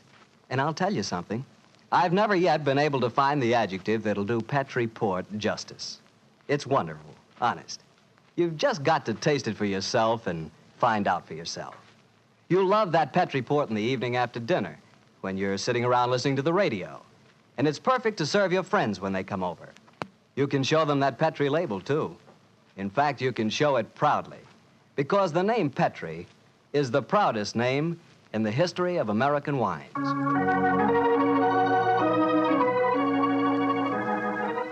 And now for our weekly doctor's visit. Let's see. No, Mr. Bartell, don't say let's see if he's expecting us. You know I always expect you at this time on Monday evenings, my boy. So draw up your usual chair and settle down. Thanks, Doctor. Ah, that's it. All alone this evening, Doctor? Where are the puppies? Out on the patio. They had a most unfortunate encounter with a dead seal on the beach this afternoon. In consequence, they're a little malodorous, shall we say. In that case, Doctor, perhaps we'd better change the subject. So, suppose I ask you about tonight's new Sherlock Holmes adventure. Well, my boy, as I told you last week, the story took place in the foul alleyways of Limehouse. It was there on a foggy December evening in 1890 that my story began. An old friend and patient of mine, Isa Whitney, had disappeared, and his distraught wife had come to me for help. Knowing the man to be the victim of the shocking habit of taking opium, I suspected that I might find him in one of the vile dens inhabited by the dregs of the waterfront. And so, Mr. Bartell, about 5 o'clock on that December evening, I began my search. After an hour of fruitless wanderings, I found myself in a vile alley called Upper Swandam Lane. I could hear the distant moans of the riverboats as I walked, eyes alert, and hand on the revolver in my coat pocket.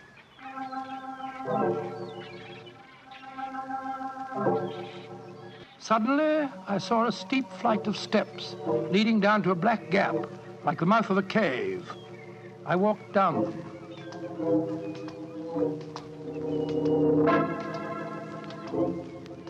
The steps were worn hollow in the center by the ceaseless tread of stumbling feet.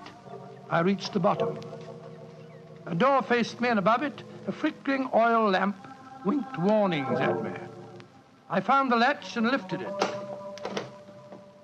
The door squeaked open protestingly. And I entered.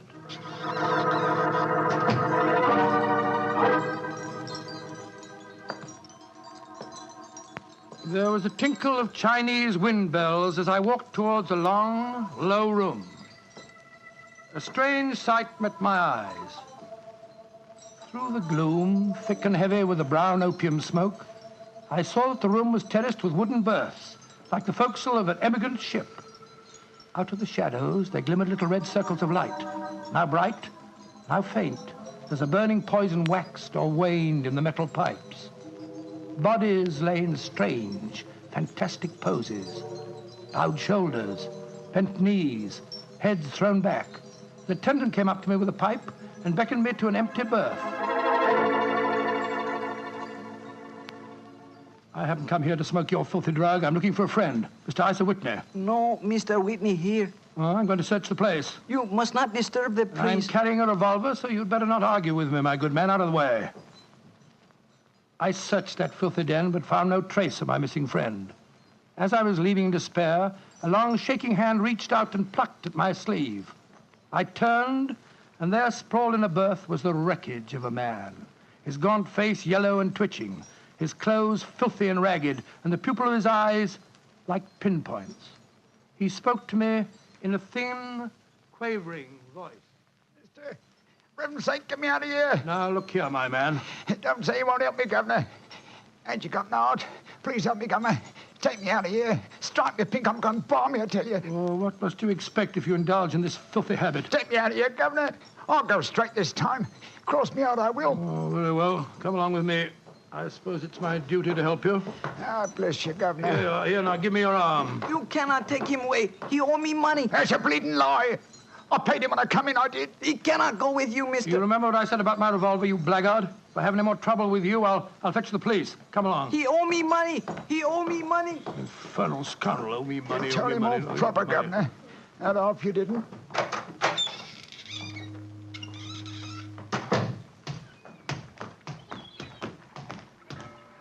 Now, look here, my good man. I'll give you a square meal, some advice, and some medical attention. But the rest... Never mind the advice, Watson, but I'll take you up on that square meal. Holmes? Yes, I'm very glad to see you, old fellow. What brought you to that filthy den of iniquity? Oh, gracious me, I went to find a friend. And I, an enemy. Your disguise is wonderful. It completely fooled me. But I'm afraid the proprietor was beginning to penetrate it. That's why I staged the little rescue scene. Had I been recognized, my life wouldn't have been worth an hour's purchase. Well, how long had you been there? Why were you there? Come on, Holmes. Tell me all about it. With pleasure, old chap. But first, let's find a chop house. I want that square meal you promised me.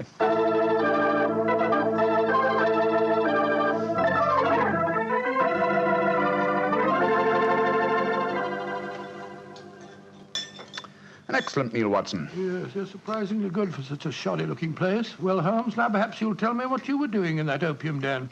I've already told you my story. I'm shadowing a most unusual criminal. A man who haunts the opium dens. And yet I know that he himself is not an addict. Oh, I don't see anything very criminal about that. He might be looking for a thrill, or perhaps he's one of those writer fellows or something. But this man pretends to be an addict. I've watched him closely. He fakes his smoking, and grease paint has enabled him to simulate the characteristic pallor of a drug victim. He even affects the typical mannerism of nose scratching, but it's his eyes that give him away. The pupils are wide open, I suppose. Exactly, old fellow. Whereas, if he were really addicted to the drug, they would, as you know, be contracted. I myself always treat my eyes with a special kind of drop on the occasion when, I have to enter these dens. Why does a man haunt an opium den in order not to smoke? That, my dear Watson, is the problem that I intend to solve. Well, perhaps the fellow's a policeman or a private detective like yourself, Holmes. I've already checked on those possibilities. No, Watson, I believe there is only one answer.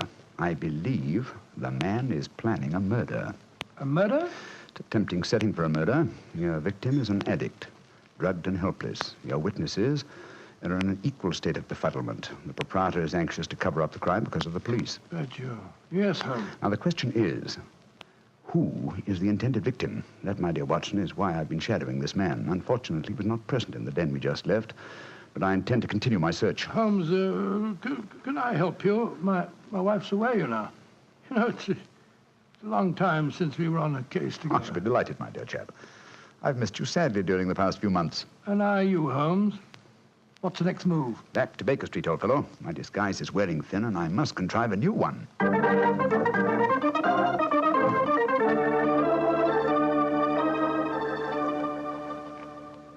New disguise, eh? Well, which one shall it be, Watson? Well, how about the old flower seller? I love that one. Well, it's pretty fresh, aren't it? Oh, no, my dear fellow, no. Hardly appropriate for an opium den. In any case, the clothes are so wretchedly uncomfortable. Well, how about the music hall singer? Oh, that chap, yes. Oh, I don't want to be beside the seaside. Oh, I don't want to be beside the sea. I don't want to stroll along the prom, where the brass band plays tiddly-um. Oh, confound it. Who can that be? You weren't expecting anyone, were you? No.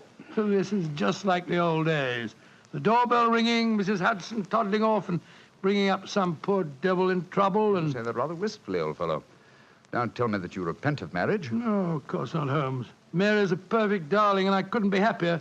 Just the same, it is rather fun to be back here again. Come in. Yes, Mrs. Hudson? It's a gentleman, sir. He gave me this card. Says he's very anxious to see you. Wayne J. Layton, President, Layton Corporation, Chicago, United States. Ask him to come up, will you, Mrs. Hudson? Aye, sir. Well, it's quite the cold times to see you back here, Dr. Watson. That's just what I was saying myself, Mrs. Hudson. Mr. Layton has scribbled a message on the back of this card. If £1,000 for a week's work interests you, you'll see me. £1,000? Big fish, Watson. Very big fish. This way, sir. Thank you. Oh. How do you do, Mr. Layton? I guess you're Sherlock Holmes. You guessed correctly, sir. Excuse me. Oh, Mrs. Hudson, just a moment, Mrs. Hudson. Aye, Mr. Holmes. Sit down, won't you, Slayton? My name's Watson, Dr. Watson. I'm Sherlock Holmes's colleague. Yes, I've heard about you, too. Like a cigar, Doctor? It's a good one. Set me back 3 shillings. Oh, 3 shillings? Oh, thank you. That's very nice, sir. Just put one. Oh, no, I see you introduced yourself. Splendid. And now, Mr. Layton, may I ask what brings you here? I'll talk fast and to the point. I'm a businessman. I like to do things in a business way. I have a chance to control the guano deposits of the Republic of San Pedro. Their minister will be in London tomorrow, and if it weren't for one thing, I know that I could swing the deal and get the concession. And what is that one thing, Mr. Layton? The deal is secret, see? I thought no one knew about it, but when I got here, I found out that my biggest business rival has gotten wind of what's going on. He's an Englishman. I've never met him, but he's right here in London. Now, I'm not going to tell you his name, not until you give me your word that you'll work for me. Just what you wish me to do, Mr. Layton. Get this rival of mine and keep him out of circulation for a week. I don't care how you do it, and I won't ask. In a week's time, I'll give you the other half of this 500 pounds I brought with me. Oh, good Scott, what kind of Watson, detective give Mr. Layton his hat and gloves. That's it. Thanks, old fellow. Goodbye, sir. What are you doing, throwing me out? I can't think where you gathered the impression that I indulged in kidnapping. Once again, goodbye, sir. And here, sir, you can take back your cigar. Well, if you don't want some easy money, I'll soon find someone else that does. This is the last you'll see of me, Mr. Holmes. Life is full of little consolations. Some people seem to think that money can Watson, the game's afoot. Mr. Layton is the man I've been seeking. The man who pretends to be an opium smoker. Why in blazes did you let him get away? Here, I'll go after him. No. Don't worry. I've already arranged for that. Oh, how? When I left the room just now to talk to Mrs. Hudson, I was intending to tell her to summon some of my band of street urchins. You know, the Baker Street irregulars. when she informed me that half a dozen of them were in the kitchen at this very moment, partaking of one of her incomparable steak and kidney pies. The rest should be obvious. You left instructions for one of them to shadow Mr. Leighton when he left her. Elementary, my dear Watson. Oh, don't tell me that Leighton back again. No, I think not. I should say that at the moment he's just about to walk out of the front door. No, I think we shall have another visitor. And judging by the commotion, the incoming and the outgoing visitors know each other and are not on the best of terms. Well, it sounds to me as if they're having a fight. Here comes Mrs. Hudson to tell us about it. Come in, come in. Oh, Mr. Holmes, you've got another visitor. So I gathered. Mrs. Hudson, you gave my instructions to one of the boys? I did that, sir. Young Wiggins was going to follow the gentleman. Mrs. Hudson, what was all that commotion about downstairs just now? Oh, it was the two gentlemen shouting at each other. Him that was leaving and the one that was waiting on the doorstep. And who is our new visitor, Mrs. Hudson? Here's his card, sir. Oh, thank you. Linton Chumley, 9 Belgrave Square. Well, ask him to come up, will you, Mrs. Hudson? Very well, Mr. Holmes. Oh, one thing more. Yes, sir. Please instruct another of the Baker Street irregulars to follow this Linton Chumley when he leaves here and report to me. All right, sir. You're taking no chances, Holmes, eh? You're having this fellow shadowed, too. Leighton is a potential murderer. Of that I'm convinced. This Mr. Chumley might possibly be his intended victim.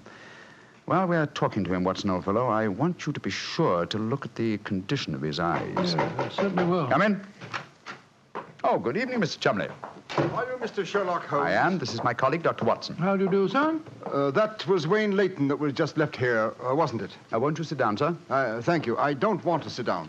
All right. You needn't answer my question, but I know it was Leighton. I've never met him, but I've seen his picture in the newspapers. Oh, very well, then, sir. It was Wayne Leighton. I know why he came to you. He's trying to have me put out of the way while he closes that deal on the San Pedro and Guana concession. Now, look here, Holmes. You've got to be on my side. Whatever fee he offered you to dispose of me, I'll double it if you'll take care of him for a few days. Oh, dear me, this is becoming monotonous. Watson? The hat and gloves? Thank you, old chap. That's right. Good night, Mr. Chumley. Look here, Holmes. I'll treble his fee. I'll quadruple it. My dear Mr. Chumley, I have accepted no fee from Mr. Leighton. I don't propose to accept one from you. Your hat and gloves, sir? That man is out to kill me, Holmes. Well, if you won't help me, I'll go to the police. That's an excellent idea, Mr. Chumley. Again, good night. Did you notice his eyes, Watson? Yes, the pupils were contracted. He's obviously an opium addict. And also a potential corpse. What do we do now? Wait for the irregulars to report? No, you return home for your medical bag. I have a feeling that you'll need it before the night is out. Then come back here. If I've gone before you return, I'll send one of the irregulars to bring you to wherever I may be. Wait until you receive a message from me. On your way, old chap. There's work ahead of us.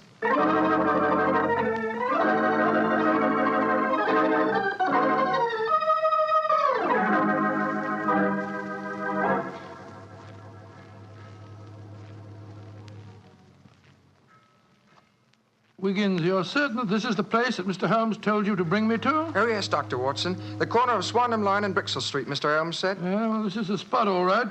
I don't see any sign of him. Hello? This old woman coming towards us.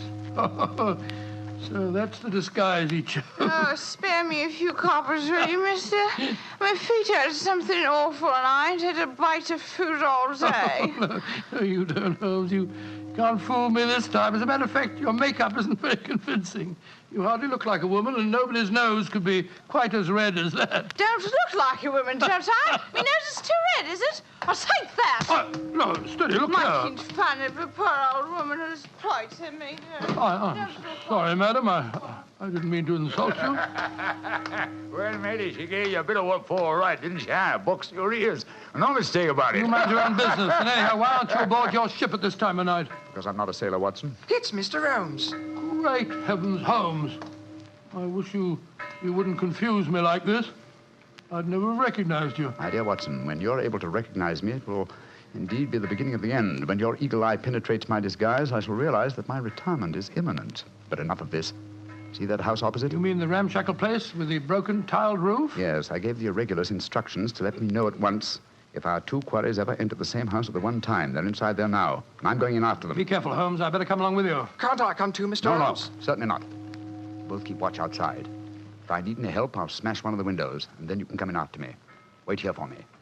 I don't expect I'll be very long. I'll be here, Holmes. Don't worry about me. Just take good care of yourself.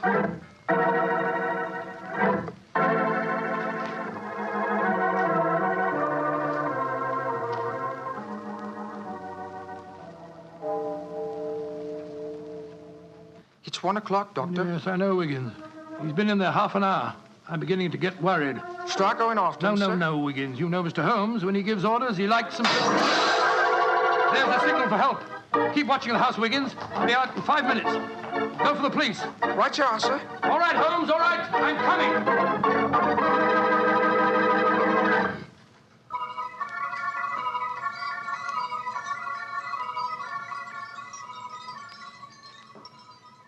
You have searched my house from basement to attic. Why do you not give up? I tell you again, there has been no one here tonight. But my friend came in here half an hour ago. I saw him, and before that, 2 other men are known to have come in here. If that is so, then where are they? 3 men cannot vanish. That's just the point, you scoundrel. Out of the way. I'm going to search this hovel again. I'm not leaving here until I find Mr. Sherlock Holmes.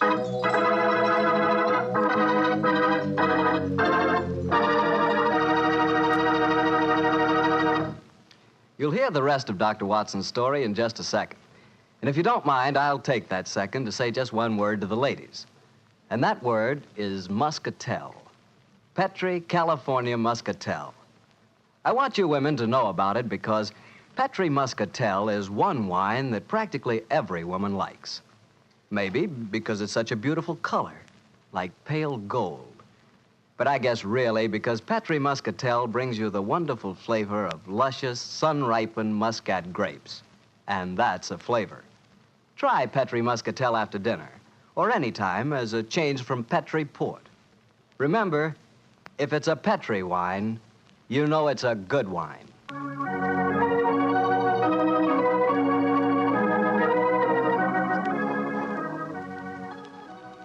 And now back to Dr. Watson and tonight's story, The Eyes of Mr. Layton. Well, what happened next, Doctor? When you searched the house for the second time, did you find any trace of Sherlock Holmes or the 2 rival businessmen? No, Mr. Bartell, I'm afraid I didn't. What did you do? I told Wiggins to report the matter to the nearest police station and then rattle back to Baker Street in a hansom cab as fast as I could. When I arrived at the old familiar doorstep, I wrenched at the bell in a frenzy of anxiety. Finally, the door opened, and there stood Mrs. Hudson. Dr. Watson, what is it, sir? Why, you're as white as a ghost. Mr. Holmes, is he here? Aye, sir, came in half an hour ago. He was dressed as a sailor and was half carrying some drunken friend of his. Oh, thank heavens he's safe. I'll go up. All right, sir.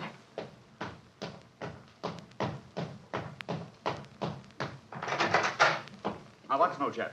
There you are. Holmes, I can't tell you how glad I am to see you.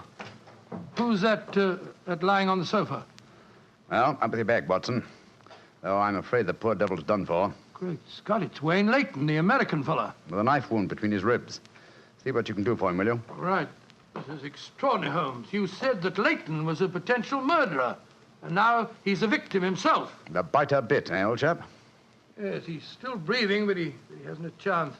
I'll try him with an injection of strychnine. Holmes, how did you get his body out of the house? I searched the place from top to bottom. I found no trace of any of you. When I went in, I found the stabbing had already taken place. The proprietor then bribed me, or rather the broken-down sailor he took me for, to smuggle the body out through the secret stairway leading to the wards of the back of the house. Well, there's no trace of Chumley there? No, he must have left before me by the same exit. Then you smashed the window and bolted? Yes, I knew that I could count on you to hold the fort while I was getting the body away. Try to say something, Watson. Yes, the injection's beginning to take effect. Yes, Mr. Layton? What are you trying to say? Tell us, who stabbed you, sir? Shh. Lips are moving.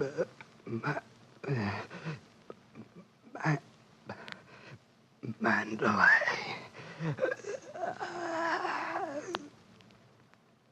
He's dead, Holmes. Yes, but he gave us the clue to the murderer's identity. How? And the word he mumbled just before he died. Sounded to me as if he said Mandalay. Precisely, old fellow. Never did a corpse give us a clearer instruction as to our next and final move. And that is? Back to Limehouse, Watson. Back to Limehouse.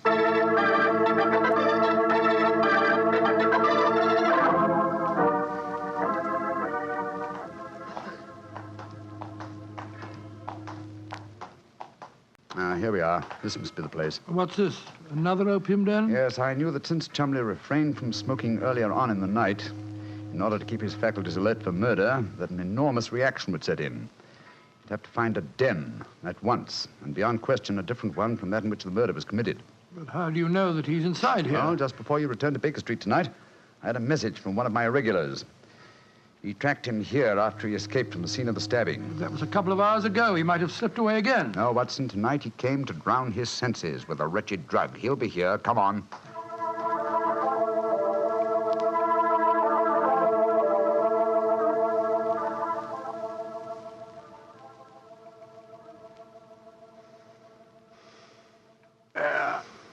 That second injection of caffeine should bring him round. He's heavily drugged, but I think it'll work. Surprising what a £5 note will do, isn't it? Yes, the proprietor let us bring Chumley into this private room and Look, he's coming to. Who are you? What do you want? You remember me, sir? I'm Sherlock Holmes. Oh, yes, I remember you. You're in serious trouble, Mr. Chumley. Very serious trouble. Trouble? What trouble? Wayne Layton didn't die. Oh. He's badly wounded, but he's going to live. He's at Baker Street now. He wants to go to the police and give evidence. You've got to get me out of this, Holmes. I'll pay you anything. 10,000, 20,000. Why did you stab Layton? He was in my way. I wanted the San Pedro concession. I meant to kill him. But we can fix it up now, can't we, Holmes? We can fix it up now. Yes, we can fix it beautifully, sir. As neat a murder confession as ever I listened to, Holmes. Exactly. Come along, Mr. Chumley. I think some night air will be good for you. We'll take you for a nice drive to Scotland Yard.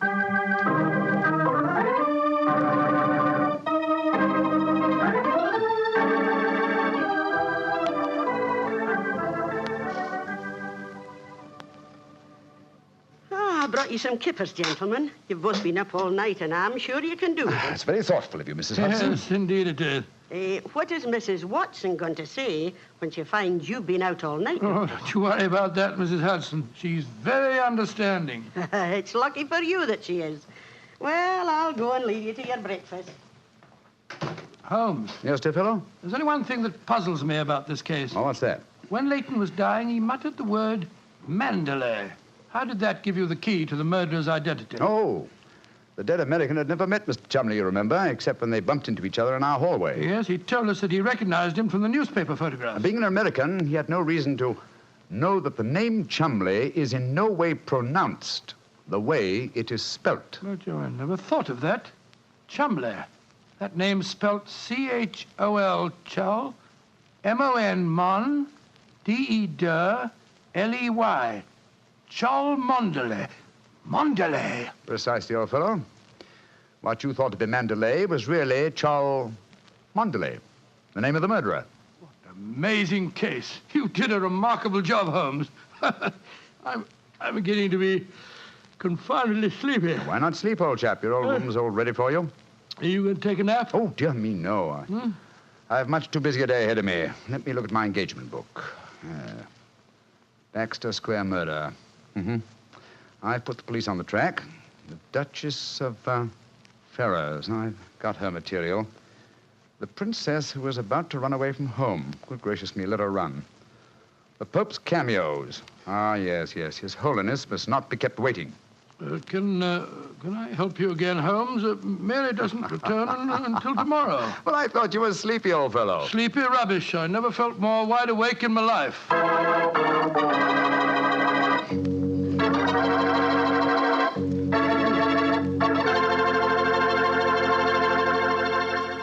That was a swell story, Doctor. I'm glad you enjoyed it. And it was really funny when you mistook that old lady for Holmes and she slapped your face. It wasn't very funny at all. Sure it was. Come on, admit it, Doctor. Well, she did look like Holmes in disguise, you know, and you would have made the same mistake that I did. Okay. Her nose was ridiculously red, and she did look like a man. Look, Doctor, forget I ever said anything. I won't say another word. I'll keep my mouth closed forever. Oh, come on, I wouldn't do that. Mr. Bartell? Mr. Bartell? Won't you even open your mouth to finish your wine? Your Petri wine? Okay, you win. You know I'll open my mouth for Petri wine anytime. That Petri wine is always good wine. And for good reason, too. The Petri family has always owned and operated the Petri business. They've been making fine wines for 3 generations, since way back in the 1800s. That adds up to a lot of experience. Experience handed on down from father to son, from father to son. The Petri family really knows how to turn luscious California grapes into fragrant, delicious wine. And that's why, no matter what kind of wine you want, I'm sure you'll like it better if it's a Petri wine. Because Petri took time to bring you good wine. And now, Dr. Watson, what story are you going to tell us next week? Well, now, next week, Mr. Bartell, I'm going to tell you a most unusual adventure that Holmes and I had in the heart of the English countryside. It concerns a corpse, a missing revolver, and a beautiful girl who was frightened of her own shadow.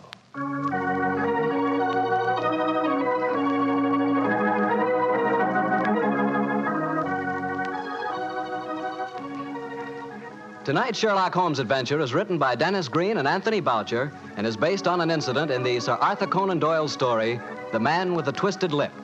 Mr. Rathbone appears through the courtesy of Metro-Goldwyn-Mayer, and Mr. Bruce through the courtesy of Universal Pictures, where they are now starring in the Sherlock Holmes series. The Petri Wine Company of San Francisco, California, invites you to tune in again next week, same time, same station.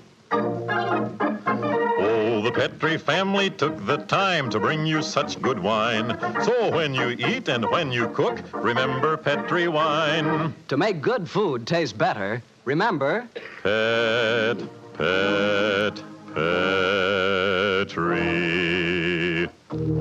wine.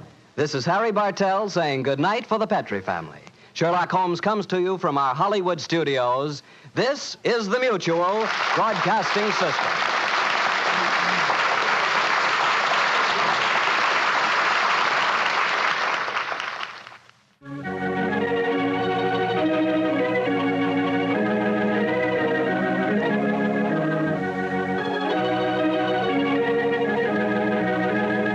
The two episodes you have just heard, In Flanders Fields and The Eyes of Mr. Layton, are part of the new Adventures of Sherlock Holmes, starring Basil Rathbone and Nigel Bruce, and are a 1988 copyrighted production of 221A Baker Street Associates. The Sherlock Holmes stories and the characters of Sherlock Holmes and Dr. John H. Watson were created by Sir Arthur Conan Doyle and are used with the kind permission of Dame Jean Conan Doyle. I'm Ben Wright. I hope you will join me again for more new adventures of Sherlock Holmes. Thank you for listening.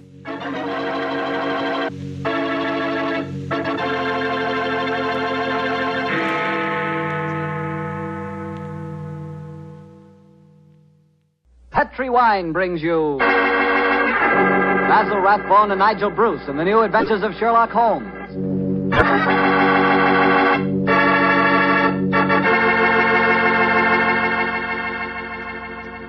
The Petri family, the family that took time to bring you good wine, invite you to listen to Dr. Watson tell us another story about his old friend, that master detective, Sherlock Holmes.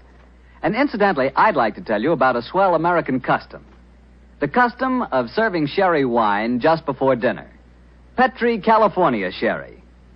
You know, especially when you have guests, while you're waiting for that call to the dinner table, there's nothing better than a good glass of that good Petri sherry. You don't need fancy glasses for Petri sherry. No, sir. That wine tastes good out of any glass. And it looks good, too.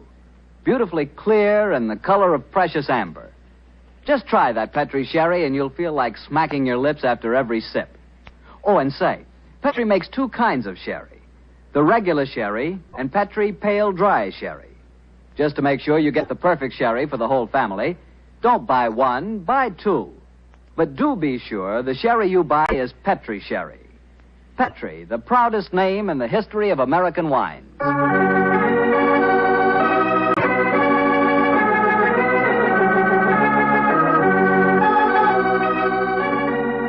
Now I'm sure our good friend Dr. Watson's ready for us. Let's go in and join him. Oh, there you are, Mr. Bartell. Good evening, Doctor. Say, where are the puppies this evening? Mr. Bartell, don't you think it's about time you began to refer to them as the dogs? They're almost a year old, you know. I stand corrected. Where are the dogs this evening? Well, they had another furious battle with a dead seal on the beach today. My housekeeper, Mrs. West, is giving them a much-needed bath. They certainly have an aversion to seals, don't they? Well, Doctor, are you all ready with tonight's new Sherlock Holmes adventure? Yes, my boy, and as yesterday was St. Patrick's Day, I decided to tell you a story that took place in Ireland a few years before the turn of the century. I imagine that you've heard of kissing the Blarney Stone, haven't you? Oh, yes, Doctor, though I've never understood exactly what it meant. Well, let me explain it to you, because the ceremony plays a very important part in the story tonight. Blarney Castle is an imposing 15th century ruin a few miles outside the town of Cork. The castle is many stories high, and in the foremost tower, the famous Blarney Stone is situated. What's supposed to be the point in kissing it, Doctor? The stone is considered a powerful talisman, and the legend runs that whoever kisses it is endowed with eloquence for life. Say, Doctor, if I ever get over to Ireland, I'll certainly kiss that stone. But you're such a storyteller yourself, Doctor. I bet you've kissed it, huh? No, Mr. Bartell. I'm afraid I never had quite enough courage. Courage? Ooh, why does it need courage, Doctor? Well, because the Blarney Stone is set in a most inaccessible position on the outside wall. To kiss it, it is customary to lower the candidate for eloquence over the rampart, head foremost, with a friend hanging onto his heels. From the top of a castle? It does sound dangerous, Doctor. Oh, it was, my boy, so much so that in recent years a great row of iron spikes was put round the parapet to prevent an accident. Though, of course, at the time tonight's story took place, there was no such guard. And I have a feeling that an accident did take place, Doctor? No, Mr. Bartell, let me tell you the story from the beginning. Sherlock Holmes and I were staying in the city of Cork, where the great man had just solved the singular affair which the local press had referred to as the Leprechaun Murders. A few days before our departure for England, we paid a visit to Blarney Castle. I must confess that I had a certain desire to test the miraculous powers attributed to the Blarney Stone. I very soon changed my mind, however, as Holmes and I stood there, high on the turrets of Blarney Castle, and watched a terrified initiate being hauled up by his ankles and yelling at the top of his voice. Pull me up! Pull me up quickly! I think I'm going to faint! Great Scott, I had no idea that kissing the Blarney Stone was such a hazardous proceeding, huh? Yes. It would seem that eloquence could be more easily obtained than by hanging suspended by one's ankles from a battlement with 100-foot drop below and kissing a piece of stone. Oh, I'll never do that again. Oh, I'll never. I must say, I don't blame the fuller.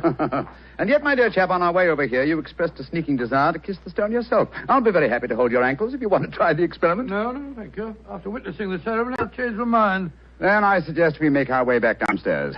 I don't think there's much more to be seen up here. Well, by the way, Holmes, do you know the origin of the superstition regarding the Blarney Stone? Yes, I do, old chap. The stone was, the stone dates back to the middle of the 15th century. A certain Cormac McCarthy, called the Strong, a descendant of the ancient kings of Munster and builder of this castle, chanced one day to save an old woman from drowning. In her gratitude, she offered Cormac a golden tongue, which would have the power to influence men and women, friends and foes, as he willed. She told him to mount the battlement, kiss a certain stone in the wall 5 feet below the gallery running round the top.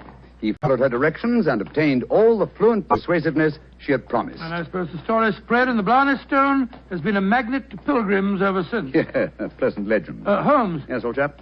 Tomorrow's St. Patrick's Day. I bet there'll be quite a bit of excitement in the village tonight. Don't you think it'd be rather fun to pay a visit to one of the local inns? Splendid idea, old chap.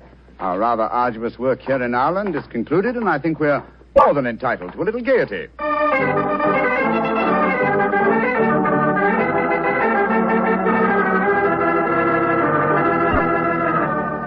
In Dublin's fair city, the girl so pretty, 'twas there that I first met sweet Molly Malone. She wheeled her wheelbarrow. Charming, quite charming. A waiter and singing at his work. Singing very well, too. Just the same. I wish someone would come and take our order. Oh, there's a barmaid. I'll see if I can catch her eye. Hi, Miss.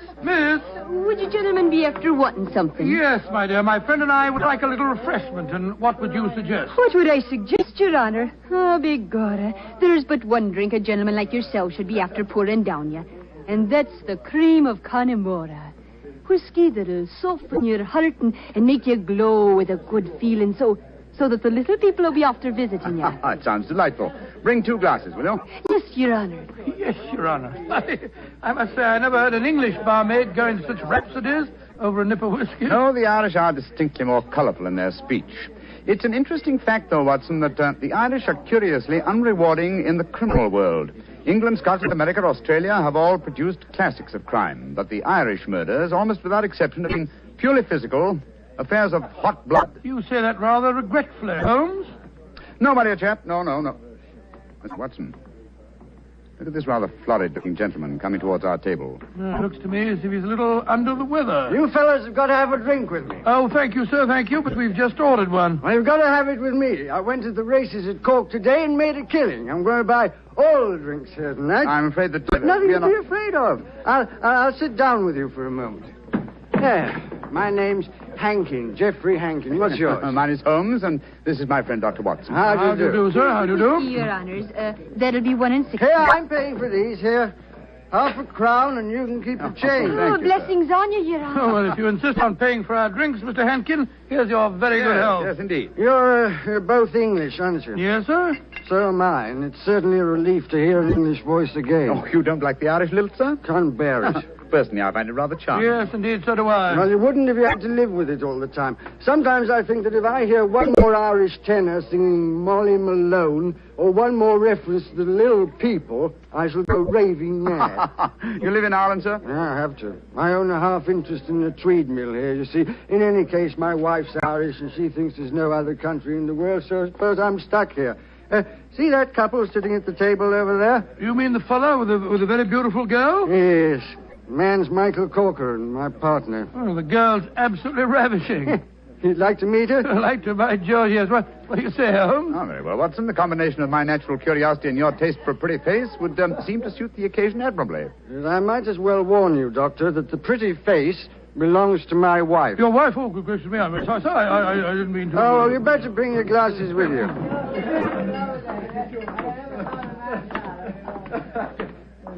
Molly, my dear, I want you to meet 2 English friends of mine, Mr. Holmes and Dr. Watson. How do you do? How do you do, Mr. Holmes, Dr. Watson?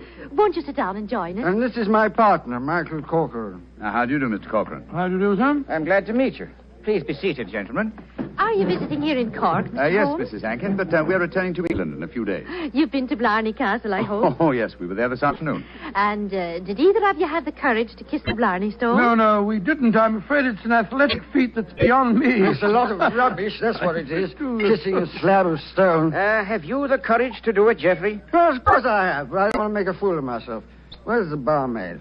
Kathleen. I'll make a wager, Geoffrey, that you haven't the courage to kiss the stone. How much will you bet, Michael? I'll wager a 10-pound note on it. It's a bet, and you fellas witnessed it. I'll kiss the Blarney Stone at noon tomorrow, and you'll be 10 pounds the poorer, Michael. And I suggest that Mr. Holmes and Dr. Watson be present as well. They can act as referees. Geoffrey, dear, don't get so excited. Well, I don't like it when Michael suggests I don't have courage. You want some more drink, Mr. Henkin? Yes, all of us want some. No more for me, thank you, Mr. No more for and me, I thank think you. you've had enough, Geoffrey. Don't tell me when I've had enough, Molly. In Dublin's fair city, the girls Oh, no, are so not that pretty, filthy 'cause song. there Yes. Firstly, Mr. Hankin, I find the traditional Irish melodies quite beautiful. And I find them revolting. Stop! Geoffrey, quiet. Would Your Honor be wanting me to sing another song? My honor would like you to shut up that filthy caterwaul. Really, sir, really, I call Geoffrey. Sean, please go on with your singing. In Dublin's fair city... You heard me, you great bog-trotting gaffoon. I said shut up, and I meant shut up! Geoffrey, I'm leaving here at once. Michael, please to take me home. It'll be my pleasure, Molly. You're an ugly man, Mr. Henkin. Knocking down poor Sean when he was singing just like a bird. Oh, the devil with him, and all of you. No Irishman will be after forgiving you for this night's work. No, not the little people of old Ireland either. You've made more enemies, Mr. Henkin, than you'll ever see. But you'll be knowing they're there. Fiddlesticks, you can't frighten me with your stupid Irish superstition. Well, bless my soul, that was a charming little party, I must say. Englishmen like Hankin are a disgrace to their country. Fortunately, they're not representative, though. Yes, I must say I'd hate to have a curse put on me like that barmaid laid on him. Watson. Yes? Did you see the glances which Mr. Hankin's partner and his wife exchanged as the brawl started? There was more menace to him in those glances than in all the threats of all the little people in Ireland. Yes. I thought that there was something between them.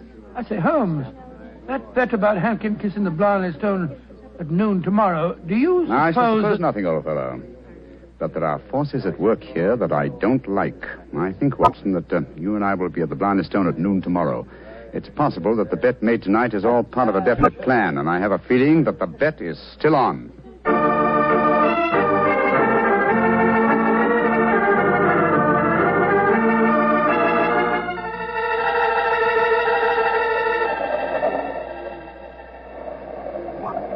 It's quite windy up here today, old fellow, at the top of the tower, isn't it? Yes, it's just past noon. I wonder if that man Hankin is going to keep to the terms of his bet. We shall soon learn. In the meanwhile, are you sure that you wouldn't like to change your mind and kiss the Blarney Stone yourself? I'm quite sure, thank you. Ah, here they come now. Yes. Hankin and his partner, Mr. Corcoran. The bet is on, Watson. Good day to you, gentlemen. Oh, hello.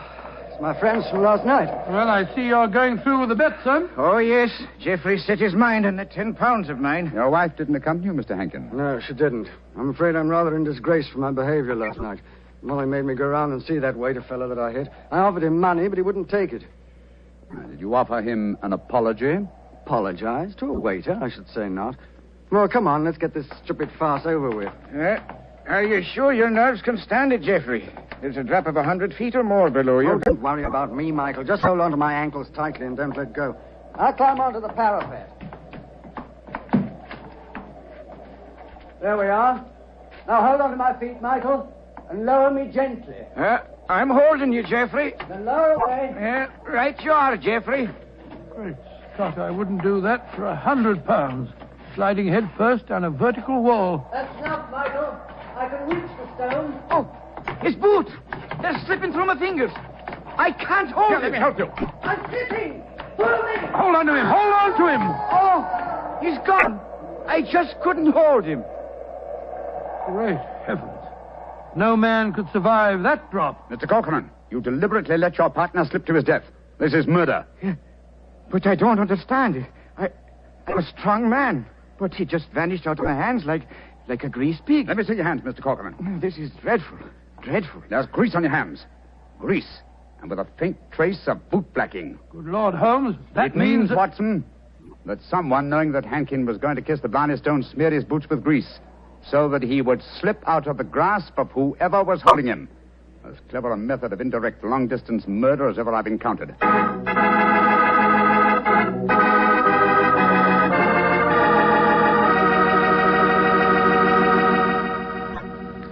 You'll hear the remainder of Dr. Watson's story in just a second, so I'm going to remind you that Petri California Sherry is not only wonderful before dinner, but it's good almost any time. If you had to choose just one wine for almost any occasion, that wine would be Petri Sherry. Petri Sherry is a perfect wine to serve in the afternoon or in the evening. It's good before dinner, yes, but it's swell after dinner, too. In fact, with a bottle of Petri Sherry on your shelf, you've got practically a small-sized wine cellar. So get a bottle of Petri Sherry soon. And remember, you can't miss with any wine that has the letters Petri on the label, because all Petri wine is good wine. Well, Dr. Watson, this is quite a story you're telling us tonight. What happened next? I suppose you went down into the castle grounds and looked for the dead man's body? Well, we tried to, Mr. Bartell, but the authorities were curiously uncooperative. They refused to let us search, insisting that the police be called first. And so, Mr. Bartell, half an hour after the tragedy, Holmes and I found ourselves standing in a tiny police station as we told the story to the local sergeant. Sure the saints be praised, Mr. Holmes. 'Tis a terrible story you've told me. Tomorrow I'll be after arresting Sean O'Flaherty. Sean O'Flaherty? But he's the waiter at the inn, the one who sings. That he is, and he sings like a breath of spring. I'll be sorry to see him hang. But you've got no proof that he was responsible for the murder? Proof, you say, sir? Well, I can't arrest a big manufacturing man like Mr. Cochran, can I? Or a fine lady like Mrs. Hankin. But you can't arrest a man without any evidence of guilt. Oh, I can't I? Then supposing I tell you that Sean O'Flaherty cleans the boots at the hotel where Mr. Hankin was staying. He does, eh? Then he had the perfect opportunity for the greasing of Hankin's boots this morning. And we know he had a motive for harming him. You're right, sir. And from what I have heard of the dead man's behavior last night, half a dozen people could have heard him make the bet that he'd kiss the Blarney Stone today. Sean O'Flaherty's our man. I'll have to arrest him tomorrow. Tomorrow? But good heavens, man, aren't you going to do something today? A murderer's at large. Today is blessed St. Patrick's Day. Oh, should let the poor fellow have the day in peace. Oh, he won't run away. But my dear son... will you come back with me to the castle and search for the body? They refuse to let me do it alone. On St. Patrick's Day? That I will not. We would need a crew of helpers, and where will I be after getting them on blessed St. Patrick's Day? No, we'll do that tomorrow, too. No, today's a day for celebrating. Oh, your methods astound me, Sergeant. Do they now, sir? Don't be after fretting about me. Just enjoy yourself today. Tomorrow we'll see what can be done about it. Well, good day to you, gentlemen. Oh, bless my soul. I've never seen such a happy-go-lucky policeman in my life. It's infuriating. If only I were allowed to examine Hankins' body, I could get to the bottom of this. Well, what are you going to do now, Holmes? The police won't help us. Then we must take the law into our own hands. I think we'll start off by going to the hotel and seeing what we can find out from Sean O'Flaherty.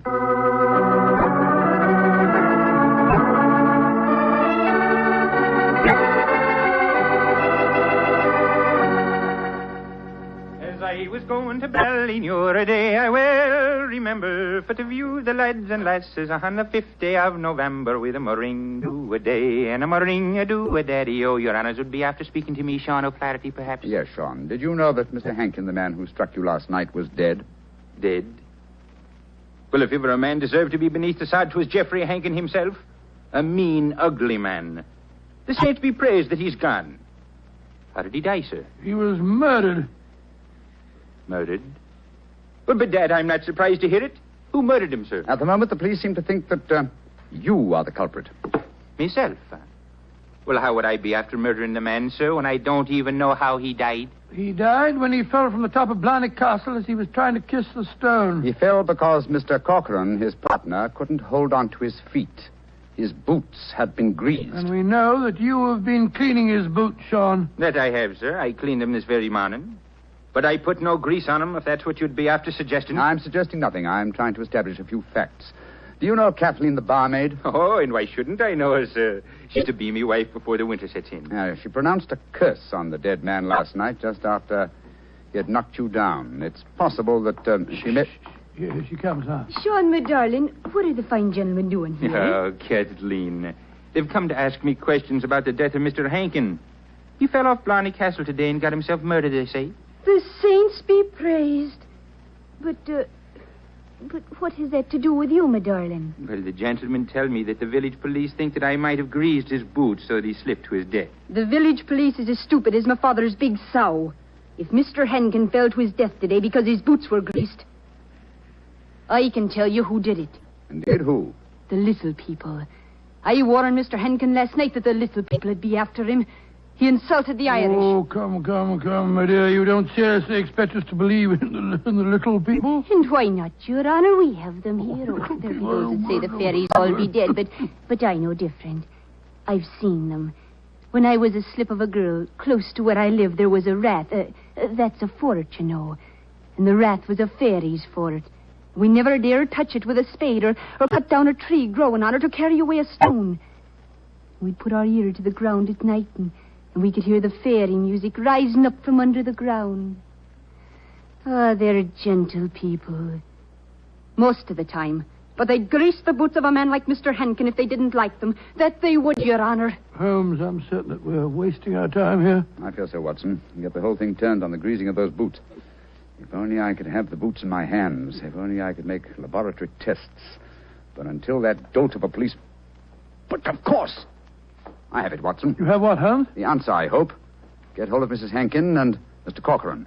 Have them meet me in the Blarney Stone Tower in half an hour. And you, where are you going? To the police station to try and convince the sergeant that even though it's St. Patrick's Day, it's his duty to help me trap a murderer.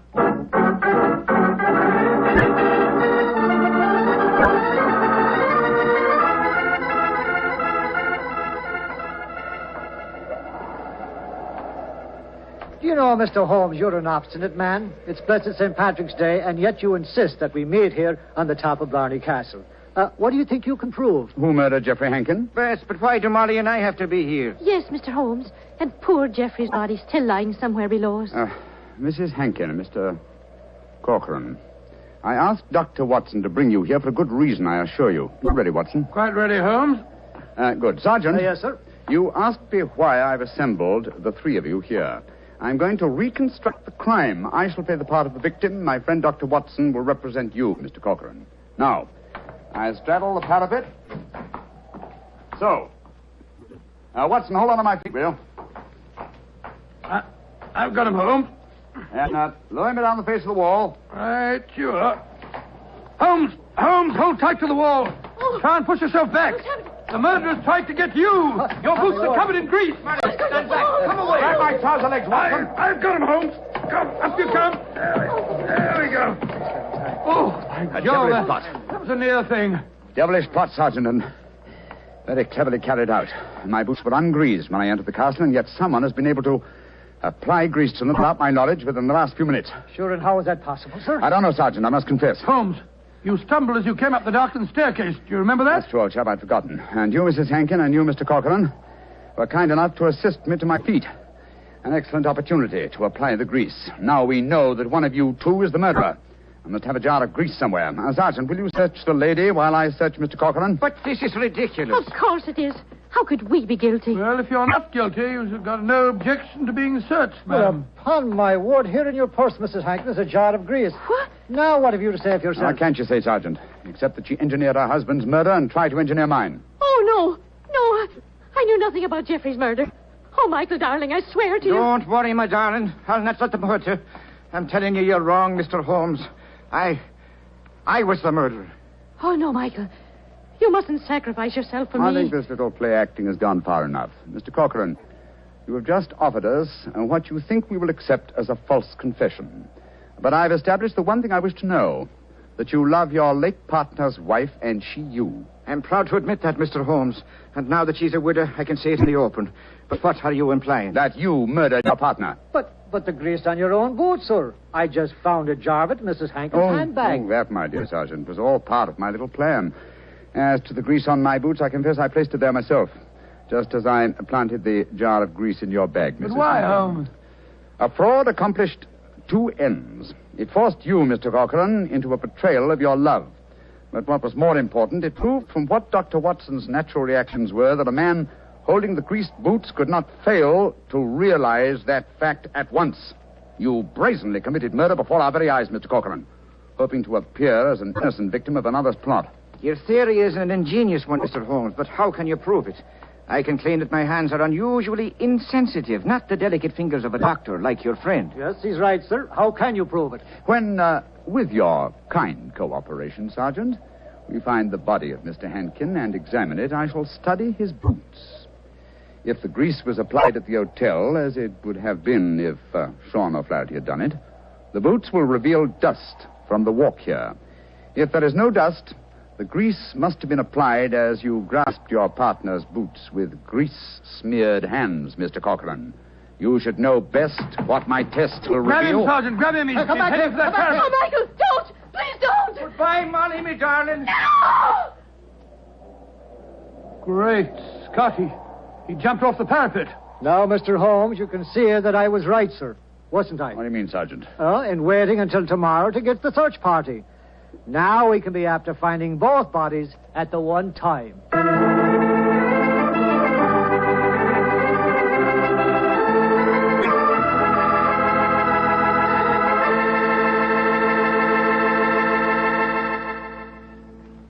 Well, Doctor, that was really an unusual story. Even now I get a bit of a shudder when I think of that afternoon at the castle. I don't blame you. Doctor, you know something? Earlier this evening, I said that if I ever got to Ireland, I'd certainly want to kiss the Blarney Stone, remember? Yeah? Well, I've changed my mind. I'd no more want to hang by my heels, kiss that stone than... Well, just let's forget it. But, my boy, don't forget, if you kiss that stone, you get the gift of eloquence. You'd be the most convincing fellow in the world. So? So, well, whenever you talked about Petri wine, you'd really do people a favor because they wouldn't be able to resist trying it. Oh, talking about Petri wine isn't important, Doctor. The best way to determine just how good Petri wine really is to taste it. One sip and there's all the proof you need. That's because the Petri family has developed the art of winemaking to a truly fine point. They've been making wine for generations. And all the things the Petri family knows about turning luscious, sun-ripened grapes into fragrant, delicious wine have been handed on down in the family from father to son, from father to son. That's why whenever you want a swell wine, for any occasion, you can't go wrong with a Petri wine, because Petri took time to to bring you good wine. Well, Dr. Watson, what new Sherlock Holmes story are you planning to tell us next week? Well, now, let me see. Next week, Mr. Bartell, I'm going to tell you a story in which that arch-criminal Professor Moriarty played a most important part.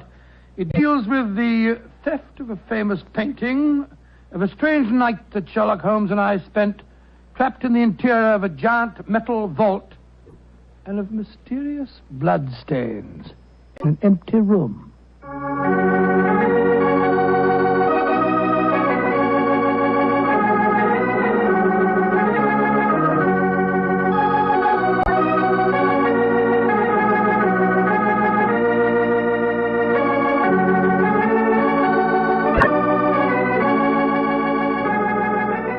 Tonight's Sherlock Holmes adventure was written by Dennis Green and Anthony Boucher and was suggested by an incident in the Sir Arthur Conan Doyle story, A Case of Identity. Music is by Dean Fossler. Mr. Rathbone appears through the courtesy of Metro-Goldwyn-Mayer, and Mr. Bruce through the courtesy of Universal Pictures, where they are now starring in the Sherlock Holmes series.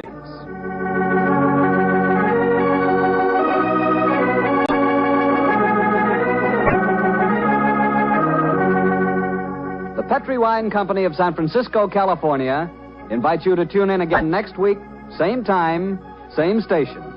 Sherlock Holmes comes to you from our Hollywood studios.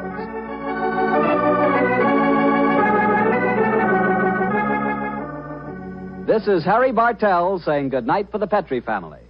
For a solid hour of exciting mystery dramas, listen every Monday on most of these same stations at 8 o'clock to Bulldog Drummond, followed immediately by Sherlock Holmes.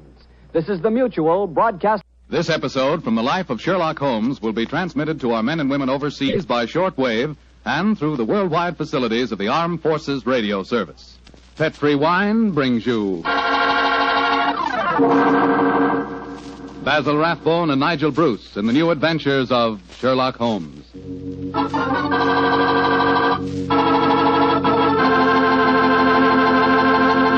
The Petri family, the family that took time to bring you good wine, invite you to listen to Dr. Watson tell about another exciting adventure he shared with his old friend, that master detective Sherlock Holmes. I suppose your dinner is well over by now, so now's the perfect time to get out a bottle of that swell Petri California port. You know, Petri port was just made for a time like this, after dinner when you're just taking things easy. If you've ever tasted Petri port, you know what I mean. It's a hearty, full-bodied wine with a deep red color and a flavor that's just about out of this world. I think that if you had only one wine to choose and the whole world to choose from, chances are you'd pick port. Petri port. That's how good I think it is. That's saying plenty, I know, but I think Petri port will easily live up to all I say about it. Try it and see. And share it with your friends. You can serve Petri port proudly because the name Petri is the proudest name in the history of American wines.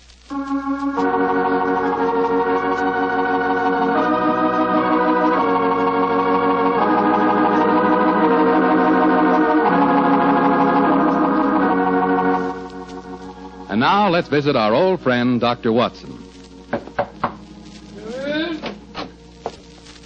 I'm out here on the patio, Mr. Foreman. Come on out and join me. Admiring the sunset, eh, Doctor? Yes, my boy. It's a particularly beautiful one. Where are the puppies this evening? Asleep on a favorite tweed coat of mine that's just come back from the cleaners.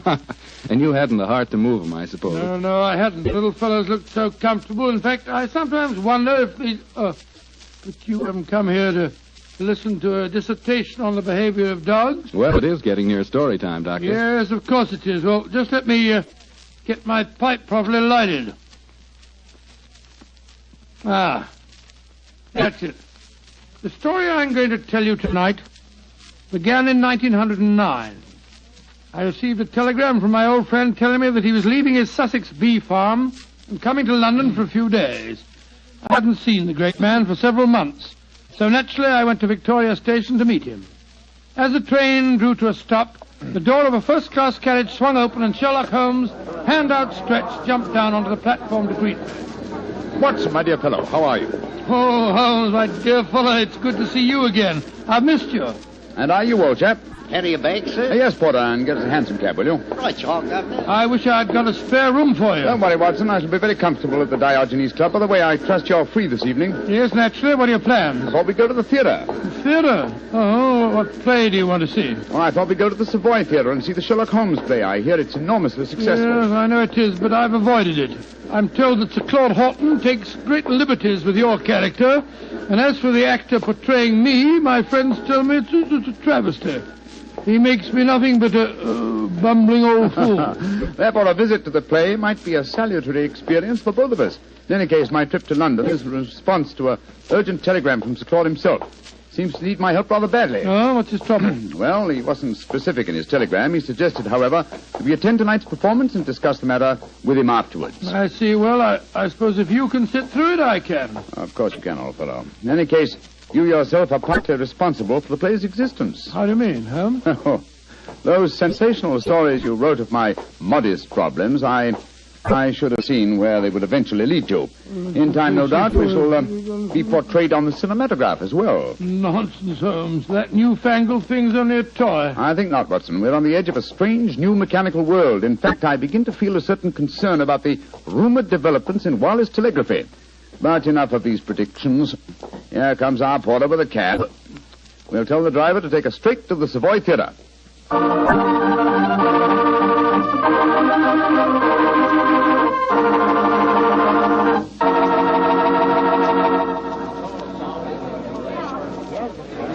Just look at that line of people at the box office, Holmes. Very flattering, old chap. Well, possibly, but I hope it doesn't mean that we've got to wait our turn and...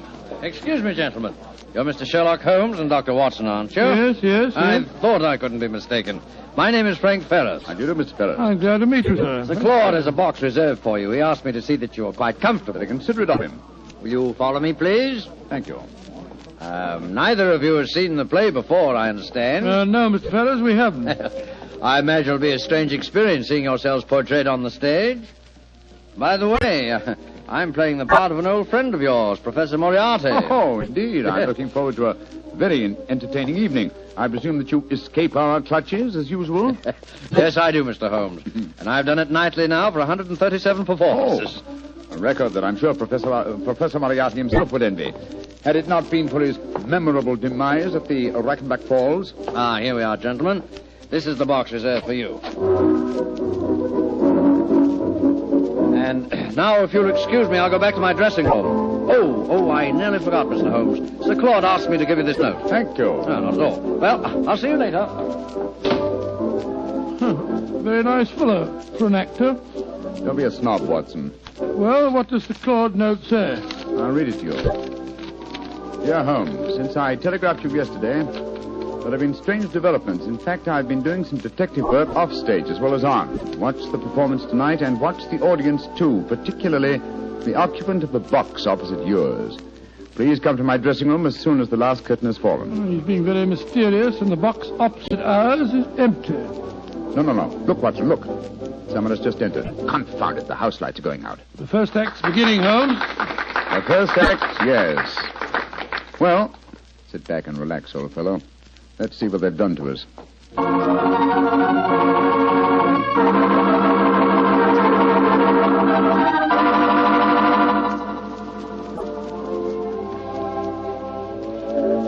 Well, what did you think of the first act, Holmes? Huh? Oh, the first act, yes. I was examining the occupant of the box opposite ours. An attractive young lady, alone and unusually preoccupied in her program. In fact, one might assume that she was trying to hide her face. Yes, but the play, don't you think it's ridiculous? Just imagine a crown jewel being stolen from the Tower of London. Why not? It's been attempted many times. Anyhow, you must admit that the actor who's portraying me behaves like a blithering idiot. And Sir Claude's interpretation of you is pretty far-fetched. Far-fetched, but flattering, Watson. What poise, what suavity, and what a voice. I find myself thoroughly entertained. You're a strange chap, Holmes. No accounting for your tastes. Look, Watson, look. The back of the box over there. Good Lord, I could have sworn a man dodged behind the curtains. I don't think the girl saw him, though. Looked like a foreigner. I think as the young lady's alone, we'll take the liberty of joining her. Oh, dash it, there go the lights again. The second act starting now. And sit down, old fellow. We don't want to attract attention. We'll join her during the next intermission.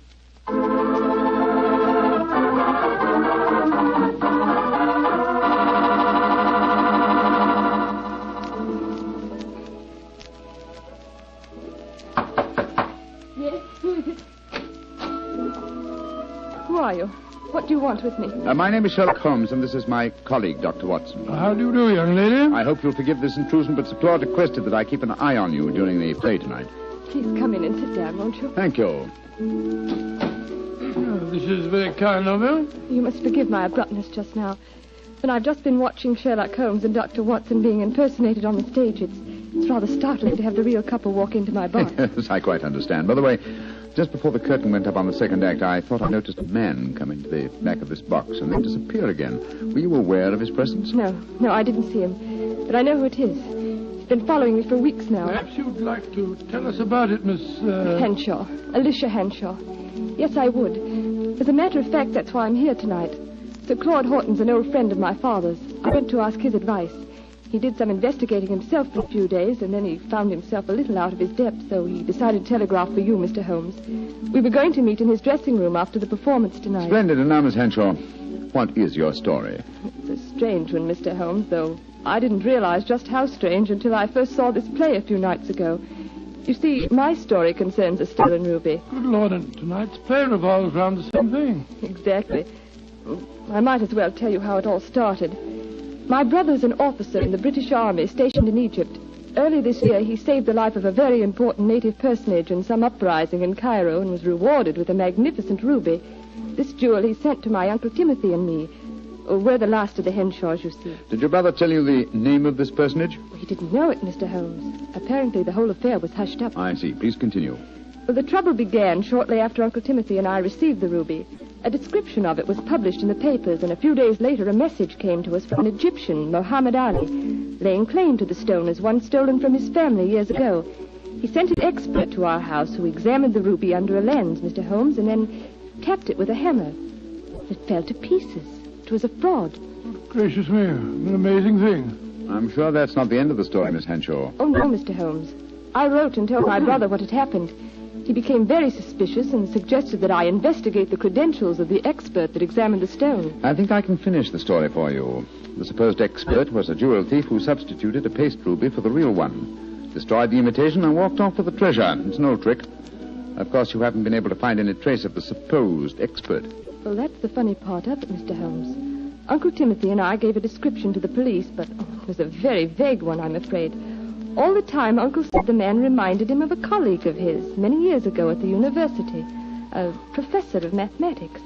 He couldn't think of his name, but when we first saw the play a few nights ago, he was reminded of it.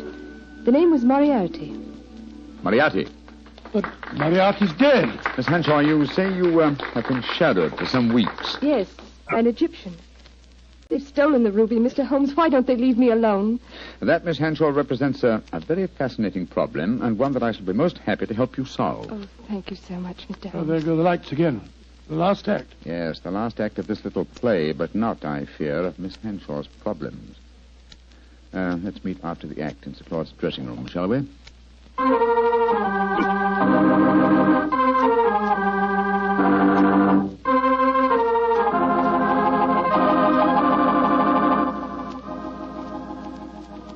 Well, Holmes, how did you enjoy the play? Very much, Sir Claude.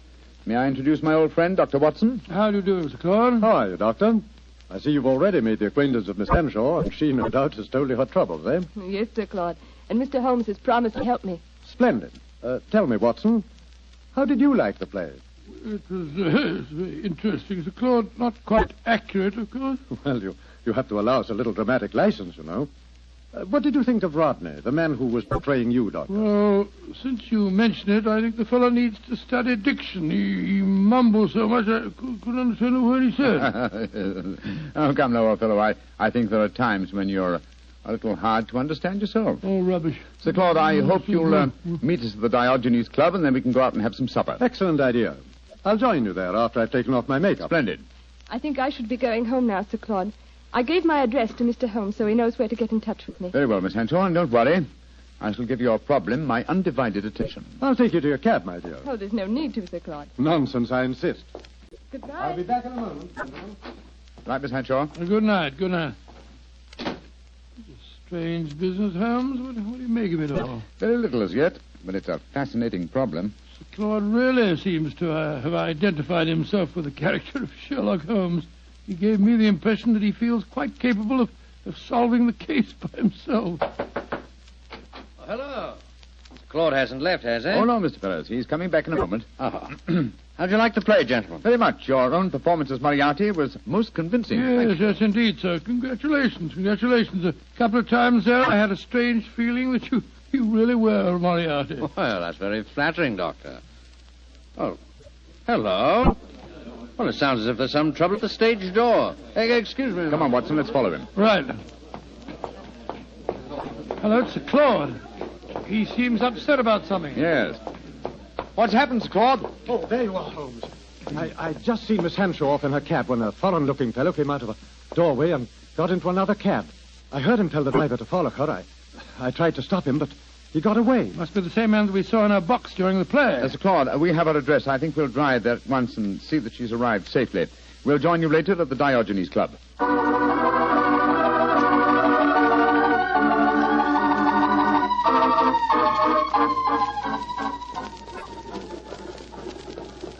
Well, Holmes, here we go.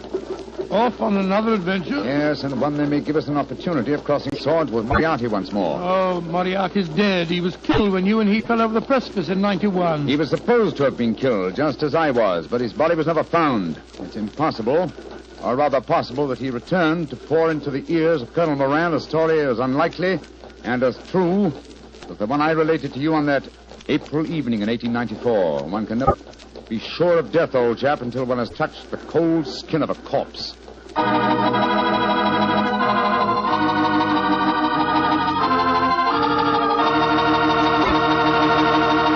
Dr. Watson's story will continue in just a few seconds. Hardly time for me to tell you about a really great Petri wine. Petri California Muscatel. Did you ever walk through a vineyard early in the morning and pick a big, juicy muscat grape right off the vine? If you've ever done that, then you know what to expect when you taste Petri Muscatel.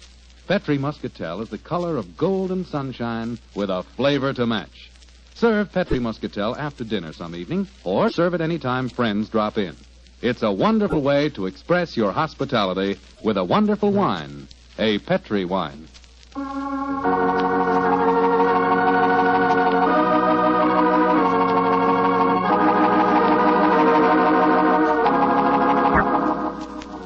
And now back to tonight's new Sherlock Holmes adventure. The famous pair have become involved in a strange mystery concerning a stolen ruby, a frightened girl, and an Egyptian who appears to be shadowing her. As we rejoin our story, Sherlock Holmes and Dr. Watson are standing in a darkened alleyway adjoining the girl's house. Holmes, look. That Egyptian fellow. He's pacing up and down in front of our house. Yes, therefore we may assume she's safely inside. Seems to be giving up. He's coming this way. Flatten yourself against the wall. Good evening, sir. Good evening. Who are you, please? We are friends of Miss Hanshaw, and we're very curious to know why you've been following her. I'm sorry that I cannot answer your question, sir. Now, look here, my man. You're talking to Mr. Sherlock Holmes. You are Mr. Sherlock Holmes? I'm greatly honored to meet you, sir. All my life I have known of you. All my life I have admired you. Then in that case, perhaps you'll answer my questions. Why have you been following Miss Hanshaw? Because it is my duty. What do you mean, your duty? Perhaps I should have said my destiny, Mr. Holmes. For 2 generations now, the family of Arabi, of which I am a humble member, have dedicated their lives to finding the stolen treasure of Asyut. What on earth's all that got to do with Miss Hanshaw? The treasure of Asyut is a giant ruby. It was stolen many years ago from the family of Muhammad Ali. A few months ago, Miss Hanshaw received a mysterious ruby. I have found out many things, Mr. Holmes. I have many sources of information. Then I must regard you in the light of a rival detective in this case. I heartily call myself a detective, Mr. Holmes. My life is dedicated to only one problem. Miss Hanshaw now says the jewel was stolen from her. I do not believe it. That is why I watch her. If I am wrong this time, and I do not think I am wrong, then my quest must go on. Always it will go on. Permit me to wish you the best of luck, sir. Thank you, Mr. Holmes. Good night, gentlemen. Good night, good night. Sure we shall meet again. Oh, why did you let him go, Holmes? Why not? He's frightening Miss Henshaw. But not molesting her, old chap. In fact, it might be a good thing if someone is keeping an eye on her. In the meanwhile, Watson, let's see if we can find a cab and get back to the Diogenes Club. I don't want to keep Claude waiting.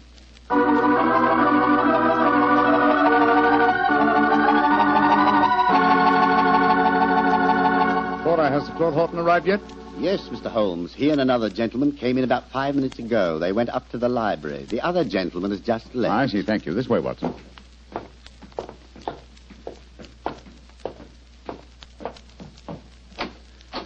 I'm sorry, Sir Claude, to have kept you waiting. We took a little longer, but...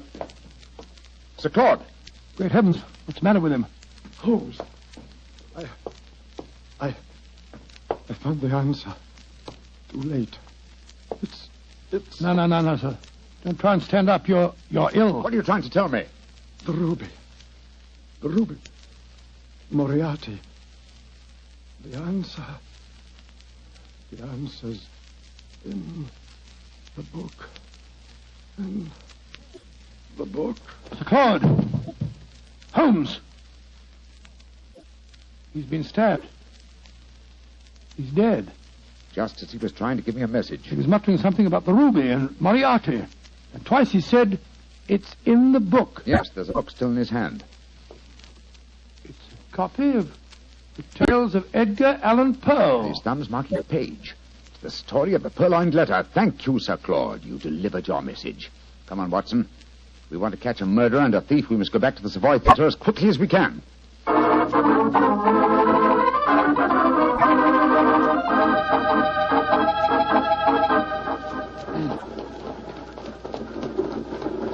Why do you suppose Sir Claude was murdered? Because I was too curious. Been investigating the problem of the stolen ruby and I found out something. Something he promised to tell me at supper, you remember? And so he was killed by a man who came with him to the club tonight. Fortunately, he gave me a clue by indicating Poe's story of the purloined letter. But I still don't see how that helps you. Well, it leads us to the ruby. The premise of Poe's story is that the most obvious hiding place is the safest. Now, what physical object was most prominent on the stage in tonight's play? By Jove. A ruby. Exactly. How better can you hide a stolen ruby than by exhibiting it night after night as a stolen ruby before the eyes of thousands? Well, you mean you expect to find it in the property room backstage? Precisely. That and a murderer. Wait for us, Terry. Come on, Watson. You have your revolver, old chap? Yes, I do. Well, keep it handy. Our visit may not be unexpected. Unlocked. That's good. Come on. Look, Holmes, look. The doorkeeper. He's slumped over his desk. He's been given chloroform. We'll take the liberty of borrowing his lantern. It's an eerie atmosphere about a dark and empty theatre, isn't there, Holmes? Now, where would the stage properties be kept, I wonder? Hold the lantern a little higher, will you, old fellow? Yeah. That's it. Aha, look over there. A large cabinet. It's marked Property Department. And it's unlocked. Oh, this is frighteningly easy. Let's look out for a trap. Now, let's see. Look. There's a ruby lying on that tray. Yes. Hold it up under the lantern, Watson. Exactly. It's as I thought. This is no paste stage property. It's a genuine ruby. In the light of this lantern, it's very hard to... Down, Watson, quick! He nearly got us. Smashed our lantern. Yes, he's got an air rifle, a powerful one, too, confound it. There's no flash to indicate where he's firing from. Of course, he's baited his trap so neatly that he knows exactly where we are. I'm going to take a shot at him. I can't see anything, but at least it'll let him know we're armed. Now, move your position quickly, Watson. Just missed me, Holmes. This is hopeless shooting in the dark.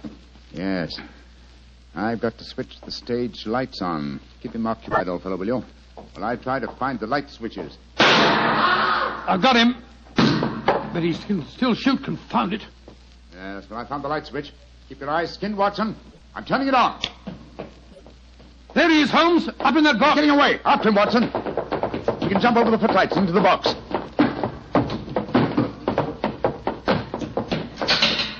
Ah! I'm afraid the bird has flown, Watson. I should have remembered that theatre exit doors always open from the inside. No, he didn't get away, Holmes. Look on the floor there. It's that Egyptian fellow. I hope you haven't wounded him too badly, No, old I don't chap. care if I have. He was trying to kill us. No, it's only a shoulder wound. He's fainted, infernal scoundrel. No, he's a very gallant man. Undoubtedly, he was trying to save us as you shot him just now. Holmes, what on earth are you talking about? Obviously, he's Moriarty. No, Watson, Moriarty just escaped through the door you heard clang a few moments ago. And what's this man doing here? As a fellow detective, undoubtedly he followed us. Perhaps he preceded us. When Moriarty started shooting, this man tried to capture him and got wounded by you for his pains. Then who is Moriarty? He must be someone connected with this theater. It's obvious. Moriarty is Moriarty. What? You mean Frank Ferrers, the fellow that played the part on the stage? Again, remember Poe's story of the purloined letter. But why didn't you recognize him? Oh, remember, I haven't seen him for 20 years, and you haven't forgotten his genius for disguise, have you? What incredible audacity. How better could Moriarty conceal himself than by announcing nightly to the theater-going public that he was Professor Moriarty? Then he killed Sir Claude. Of course he did. Sir Claude must have persuaded Moriarty to go to the club with him. Probably he hoped to expose him in front of me, but Moriarty found out that Sir Claude knew too much. Yes. So he stabbed him. Rushed back here to bait his trap for us. Yes. But how did he know that we'd walk into it? Well, he knew that if Sir Claude had guessed his secret, then I certainly would, and so he was waiting for us. Hello. He's coming too. How are you feeling, my man? The ruby. The ruby. Did you find the ruby? Yes. Here it is, sir. Tell me, is it the ruby of Muhammad Ali? No. It is a fine stone, but it is not the one for which I have searched all my life. So my endless quest must go on and on. He's fainted again. Poor devil.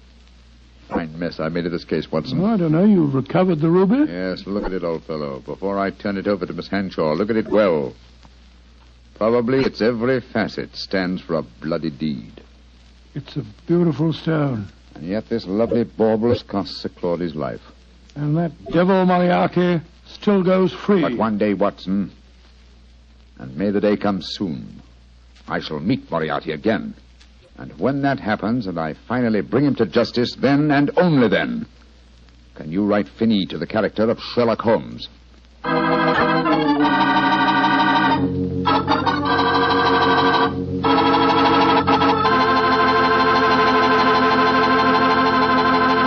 Well, Doctor, that was kind of an exciting story. Tell me, did the Egyptian recover from his bullet wound? Yes, indeed he did, and rather quickly, too, Mr. Foreman. I felt very badly about shooting him, but of course I couldn't help it. Of course not. But, you know, if I had to shoot someone accidentally, I wish it could have been the actor who portrayed me on the stage. Wretched fellow mumbled all over the place. Oh, don't worry about that. After all, you did recover the ruby. Yes, and a beautiful stone it was. The color of, the color of a fine glass of port when the light shines through it. By a fine port, I take it you're talking about a Petri port? Is there any other kind? Well, all kidding aside, Doctor, Petri port, like all Petri wines, is good wine. And I can tell you why very simply. Petri took time to bring you good wine. You see, the Petri family has been making wine for a good many generations, since way back in the 1800s. And because the Petri business has always been family-owned, everything the family has ever learned about the art of making wine, they've been able to hand down from father to son. From father to son. That adds up to a lot of skill and a lot of experience when it comes to turning plump, juice-filled California grapes into clear, fragrant, delicious wine. So when you want a wine for any occasion, obviously you can't go wrong with a Petri wine, because Petri took time to bring you good wine. And now, Dr. Watson, what story do you have lined up for us next week? Well, now let me see. Next week, Mr. Foreman, I'm going to tell you a most unusual adventure that occurred to Sherlock Holmes and me early in the last World War.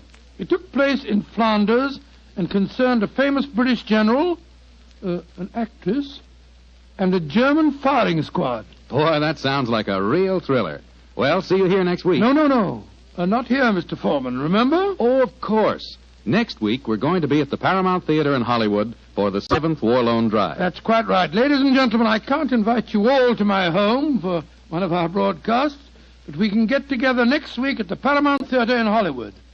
You can get a free ticket for our broadcast by buying a war bond. And I sincerely hope that you will do this, so that we can see you next week at this time.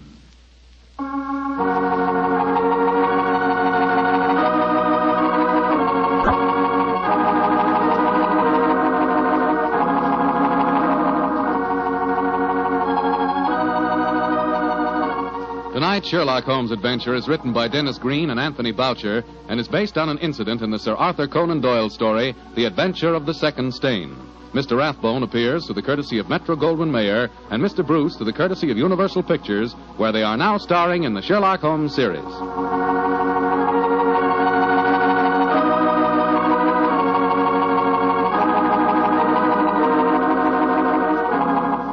The Petri Wine Company of San Francisco, California, invites you to tune in again next week, same time, same station.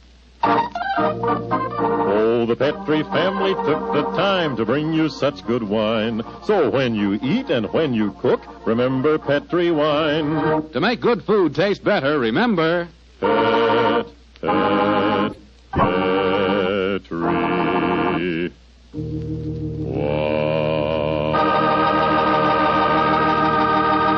Bill Foreman saying goodnight for the Petri family. Sherlock Holmes comes to you from our Hollywood studios. This is the Mutual Broadcasting System.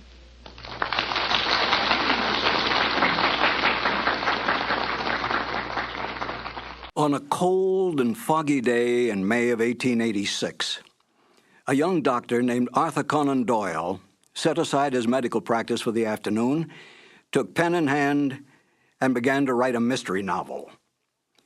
The doctor-turned-writer did not realize then what a lasting effect his works would have on literature. Hello, and welcome to 2 more new adventures of Sherlock Holmes.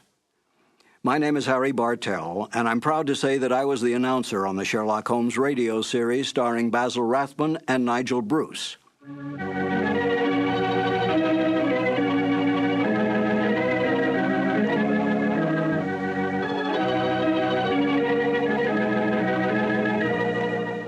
There are more true facts available about the real life of Sir Arthur Conan Doyle than all the fictitious conjectures on the written life of Sherlock Holmes. Yet it was Conan Doyle's great detective that brought the author worldwide fame. This saddened Conan Doyle, for he was really a romantic writer who wanted desperately to be recognized through his well-written historical romance novels. But it was not to be. The first short story to appear, A Scandal in Bohemia, was what made the name of Sherlock Holmes a household word. After writing but 6 short stories, Conan Doyle tired of the great detective. He wanted out. But Conan Doyle's agents, his book publisher, his reading public, and even the author's own mother continued demanding more and more Sherlock Holmes stories. Conan Doyle gave in, spending most of his time devising mystery plots for the great detective to solve, devoting only small periods of time on his other works, all of which he considered more important than Sherlock Holmes. Within months, the popularity of Sherlock Holmes spread worldwide. Conan Doyle was no fool.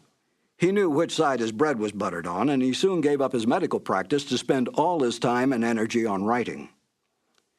Today, anyone can go into a bookstore and ask for a copy of Sherlock Holmes stories. Try to do that with any of Conan Doyle's other great works. Such is the power and attraction of the greatest detective of them all, Sherlock Holmes. Now, let's listen to Basil Rathbone and Nigel Bruce in one of the original Conan Doyle mysteries, The Adventure of Thor Bridge. This episode from the life of Sherlock Holmes will be transmitted to our men and women overseas by shortwave and through the worldwide facilities of the Armed Forces Radio Service. Petri Wine brings you Basil Rathbone and Nigel Bruce in the new adventures of Sherlock Holmes.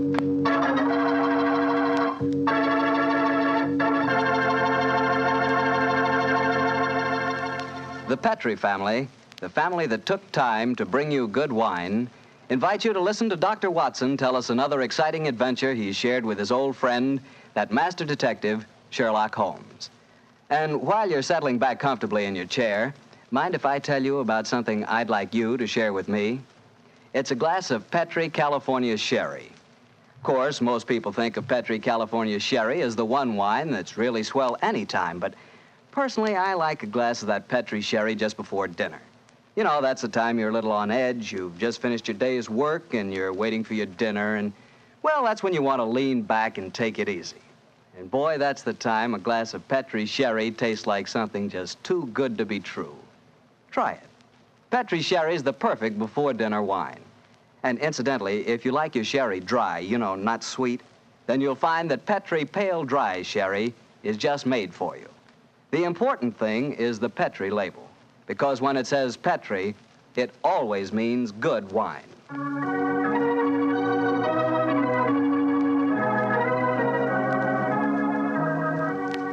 And now for our weekly visit with our good friend and host, Dr. Watson.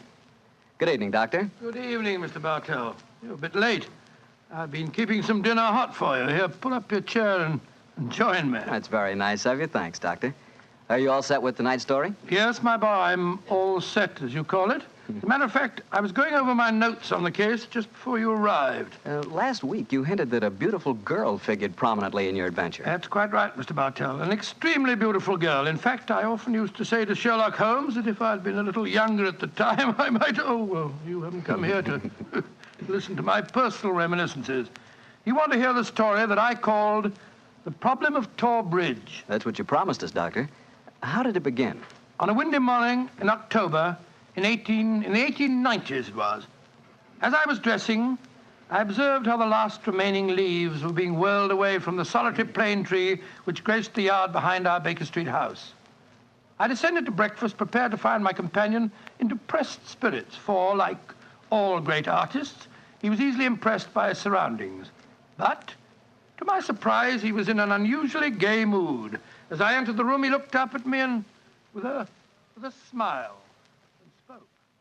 My dear fellow, hope you slept well. Splendidly, thank you, Tom. I'm so glad. Well, you're very solicitous this morning. I think you must have got a new case. Am I right? The faculty of deduction is certainly contagious. Yes, I have a new case. After a month of trivialities and stagnation, the wheels revolve once more. Good. Tell me all about it. Well, as yet, there isn't much to tell. Have you ever heard of Neil Gibson? Neil Gibson? Oh, yes. Something to do with gold mining, isn't he? A great deal to do with it, my dear fellow. In fact, he's considered the greatest mining magnate in the world. About 5 years ago, he bought a large estate in Hampshire. Perhaps you've read of the tragic death of his wife. Oh, yes, of course. I remember the case now. She was murdered by a jealous governess who was in her employ, wasn't she? That point will be decided when the lady in question, Grace Dunbar, I believe her name is, comes up for trial at the forthcoming Winchester Assizes. In any case, it's hard for me to see what I can do for my client at this late date. Your client? Oh, yes, I forgot I hadn't told you. I'm getting into your involved habit of telling a story backwards. Better read this letter. Came this morning. Oh, let's have a look. Dear Mr. Sherlock Holmes, Miss Dunbar is innocent. I can't see the finest woman in the world go to her death without doing everything possible to save her. I shall call on you at 10:30 tomorrow morning to discuss the matter. Yours faithfully, Neil Gibson. Good gracious me.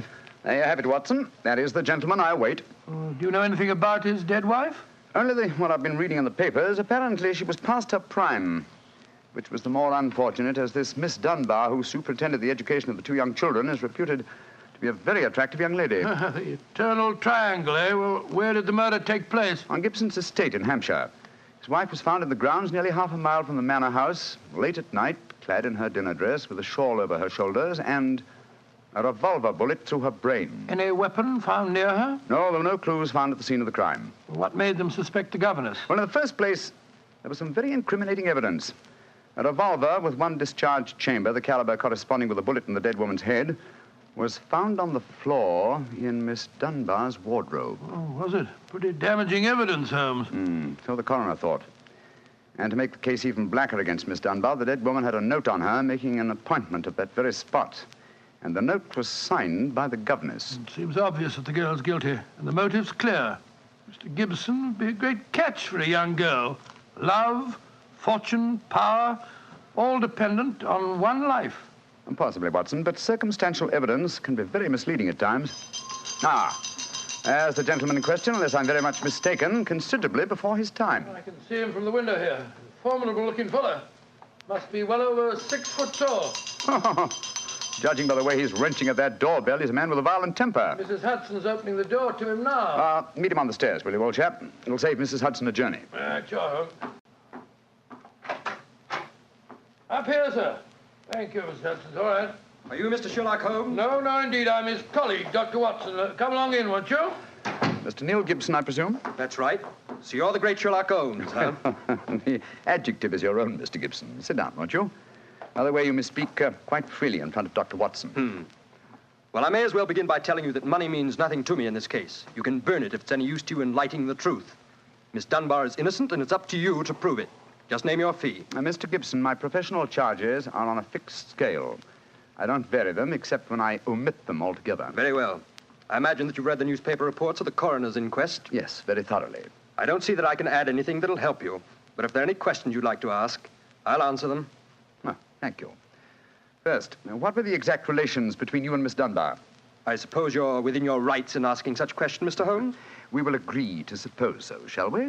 Then I can assure you that my relations with Miss Dunbar were always those of an employer towards a young lady with whom he never conversed or even saw, except in the company of his children. Oh. Rather a busy man, Mr. Gibson, and I've no time or taste for aimless conversation. I wish you good morning. What the devil do you mean by this, Mr. Holmes? My dear sir, the case is difficult enough without your giving me false information. Meaning that I lie, sir? I was trying to express it as delicately as possible, but if you insist on the word, I won't contradict you. Why, you confounded... Don't be noisy, Mr. Gibson. Please don't be noisy. I find that after breakfast, even the smallest argument is unsettling. I suggest that a stroll in the morning air and a little quiet thought will be greatly to your advantage. I suppose I can't make you take the case, but you've done yourself no good this morning, Mr. Holmes. I've broken stronger men than you. No man ever crossed me and was the better for it. Good morning, Mr. Gibson. You've a great deal yet to learn. On my soul, Holmes, you were unusually severe with him. I dislike liars, Watson, and I cannot tolerate arrogance, particularly when it's coupled with great wealth. Well, how did you know about his relations with the governor? I didn't. It was pure bluff. Bluff? It certainly worked. Think he'll come back? Oh, of course he will. He needs my help too badly. He'll probably change his mind before he's halfway down the stairs. Come in. Mr. Gibson. Just saying to Dr. Watson that I was certain you'd be back. I've been thinking it over, Mr. Holmes, and I feel that perhaps I was hasty in taking your remarks amiss. Just the same, I can assure you that the relations between Miss Dunbar and me really don't affect this case. Surely that is for me to decide, Mr. Gibson. You see, Mr. Gibson, my friend is like a doctor. He wants every symptom before he can give his diagnosis. Fire away, Mr. Holmes. What is it you want to know? The truth. I can give it to you in very few words. To begin with, I met my wife when I was gold mining in Brazil. Your wife was Brazilian by birth, wasn't she, sir? Yes, Doctor, and very beautiful. Well, to make a long story short, I fell in love and married her and brought her to England.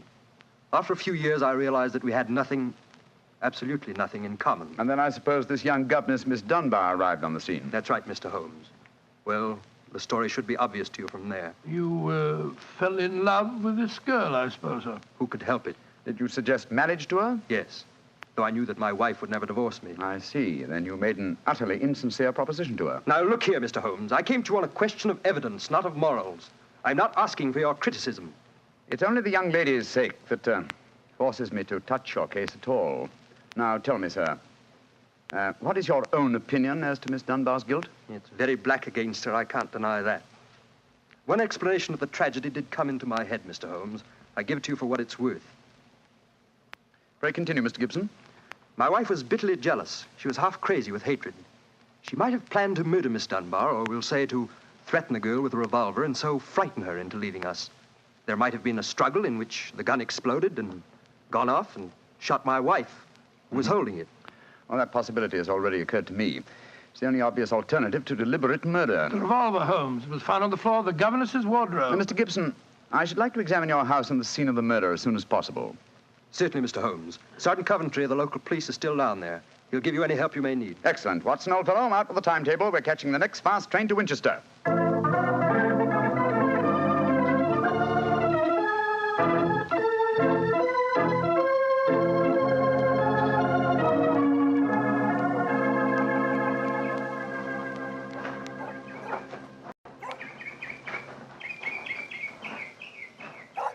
So if I have to have someone else on the case, I'd rather have you, Mr. Holmes.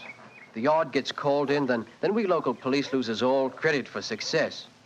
Generally gets blamed for the failures. Now I've heard that you play straight. I do not appear in the matter at all, Sergeant Coventry.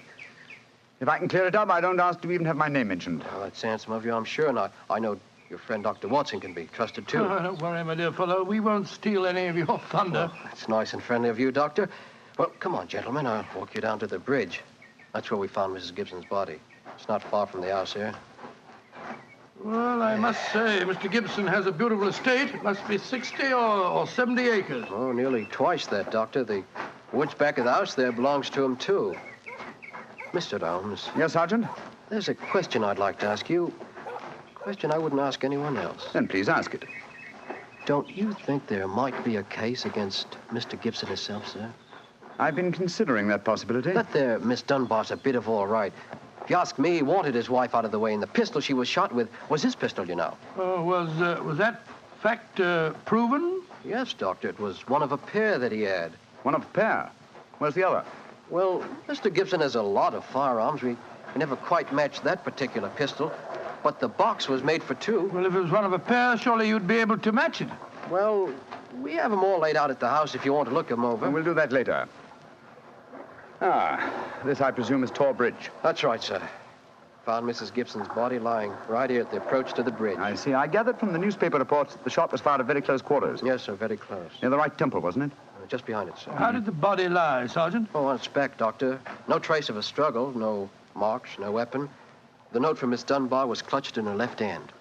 Clutched, you say? Yes, sir. We could hardly open the fingers to get at it. Ah, that's of greatest importance. It excludes the idea that anyone could have placed the note there after death in order to furnish a false clue. What did the note say, Sergeant? Little enough, Doctor. It just said, I will be at Tor Bridge at 9 o'clock, and it was signed Grace Dunbar. Did Miss Dunbar admit writing it? Oh, yes, sir. What was her explanation? She wouldn't say nothing. Said she was saving her defense for the trial. Yes, it seems odd that Mrs. Gibson was still clutching that note. Seems perfectly natural to me. Oh, come now, old fellow. Argue the thing out logically. If the letter is genuine, it was certainly received sometime before the tragedy, say an hour or two. Why then was the dead woman still clasping it in her left hand? Why should she carry it so carefully? She certainly didn't need to refer to the note at all at the interview. Doesn't it strike you as rather strange? Well, now you put it that way, it does seem a little peculiar. Hello. Did you notice this, Sergeant? Oh, you mean that chip out of that stone on the underside of the parapet of the bridge, sir? Yes, I noticed it. Didn't think nothing of it, though. It's a very large chip. Yes, but it's been done recently. Notice how the stonework is white just here. It took some violence to do that. Hand me your cane, Watson, will you? Here you are, Bullet. Thanks. Yes. It's a hard knock. And in a curious place, too. But it's 15 feet from where we found the body, Mr. Dow. Yes, Holmes, I don't see how it could have any connection with Mrs. Gibson's murder. Possibly it hasn't. But it's a point worth noting.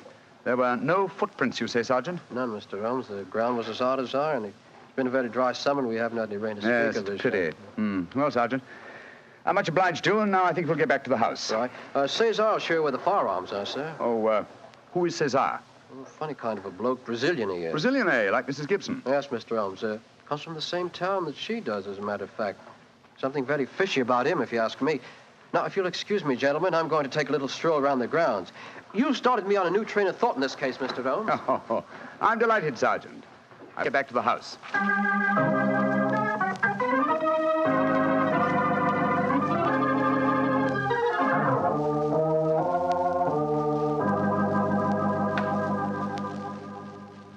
I see. And these are all the firearms in Mr. Gibson's possession, eh, Cesar? Except for the revolver that is missing from the case. Yes, so I say I see him. I've never seen such a collection of guns and revolvers in my life. Mr. Gibson had many enemies, senor. He always sleep with a loaded pistol beside his bed. She's a man of great violence. There have been times when all of us were afraid of him. Did you ever witness physical violence towards Mrs. Gibson? No, senor. I cannot say that I have. But I have heard him say many terrible things to her.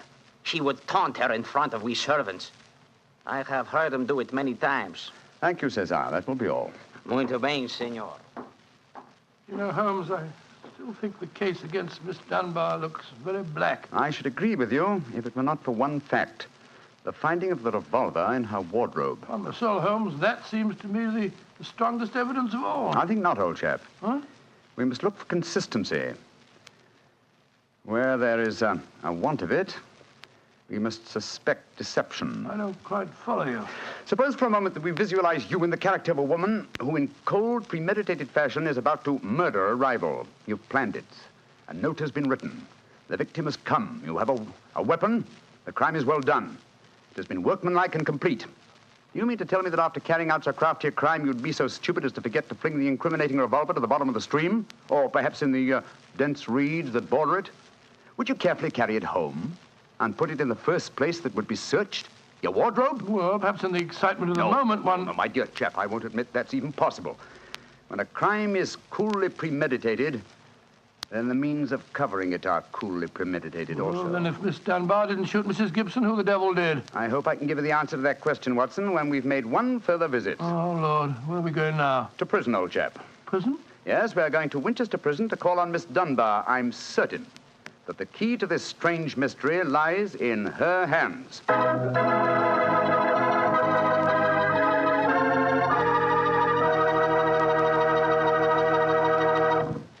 You'll hear the rest of Dr. Watson's story in just a few seconds. Just time enough for me to remind you that the easiest way to make good food taste better is to serve that good food with a good Petri wine.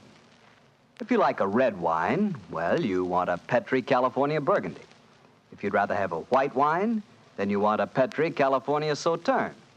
But red or white, Petri Burgundy or Petri Sauterne, you're choosing a dinner wine that's sure to turn a simple meal into a feast. Your whole family and all your friends will love Petri, the wine that makes good food taste better.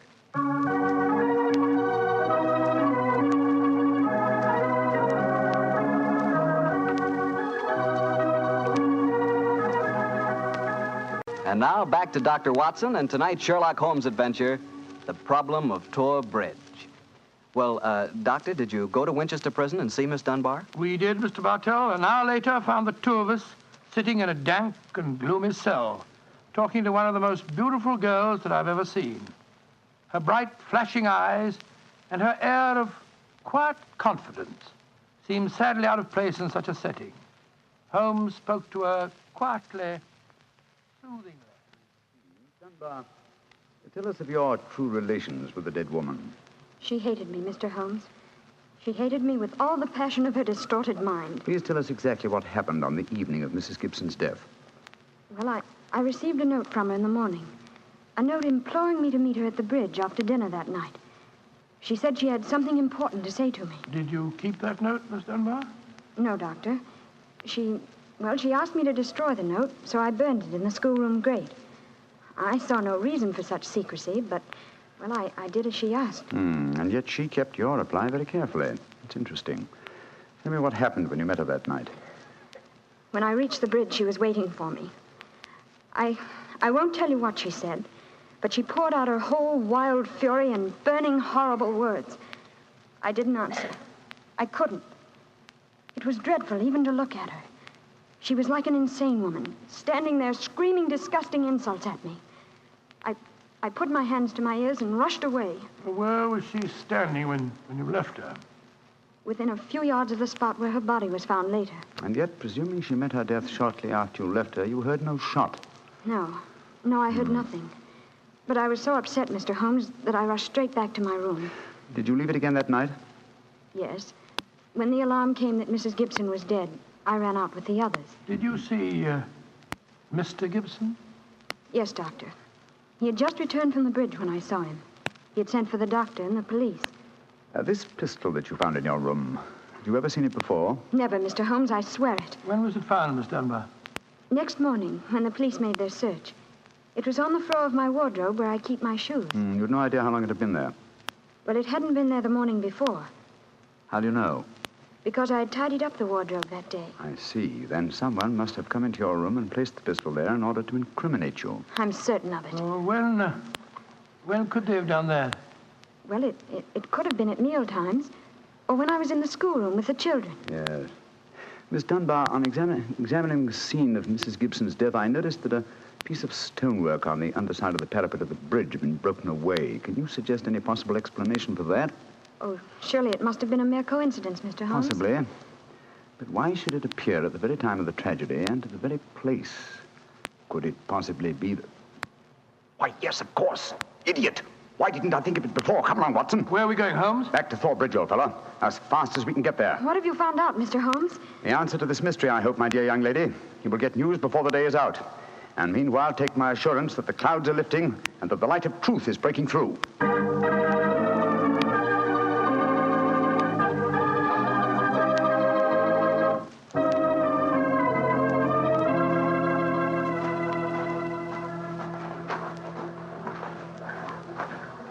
Well, Mr. Holmes, you're soon back here. What have you found out? Sit down a few moments. You got my message? Oh, yes, sir. Here you are. Ball of twine. What you wanted for, I can't imagine. You'll soon see, Sergeant. Watson, I have some recollection that you usually go armed on these excursions of ours. Yes, I'm carrying my revolver. Why? Give it to me, old chap, will you? Thanks. I believe your revolver may have a very intimate connection with the mystery we're investigating. You're joking. Now, Watson, I'm very serious. We have a test to make. If the test is successful, Miss Dunbar will be free before nightfall, and the test will depend on the conduct of this revolver of yours. Yes, I'll take the precaution of unloading it. There we are. Now, Sergeant, ball of twine, please. Wish I knew what you was up to, sir. I tie one end of the twine like this to the handle of the revolver. So. Sergeant, see if you can find me a heavy stone, will you? Oh, right, yes, sir. Holmes, what are you doing? Trying to reconstruct the killing of Mrs. Gibson. But you've seen me miss the mark before, Watson. I have an instinct for such things, and yet it has sometimes played me false. It seemed a certainty when it first flashed across my mind in Miss Dunbar's cell. But one drawback of an active mind is that one can always conceive alternative explanations which would make our scent a false one. And yet, oh, well, we can but try. Here's a nice stone, Mr. Holmes. Thank you, Sergeant. Yes, now, sir. I tie the other end of the twine to the stone. Wait a minute. Like that. Splendid. Sergeant, will you please take this stone and stretch the twine across the parapet of the bridge there, so that the stone will swing just clear of the water on the other side of the bridge. Right, yes, sir. I'll stand on the spot where Mrs. Gibson's body was found. That's it, Sergeant. Over the parapet. How's that, Mr. Holmes? The stone swinging about 8 feet above the water. Splendid. Now, Watson, watch closely. I raise the revolver to my head. Careful, Holmes, careful. Don't worry, old chap, it's not loaded. Now, let us imagine I am the late Mrs. Gibson. I raise the revolver to my head and fire it. Instantly, my fingers release their grip and... There's your answer, Watson. Great Scott, the revolver flashed back out of your hand, struck the parapet of the bridge, and then the weight of the stone flipped it over into the water. Was there ever a more exact demonstration? Come on, old fellow. You're a blooming magician, Mr. Holmes. That's what you are, a blooming magician. Look at that. Observe the second chip on the stonework of the parapet here.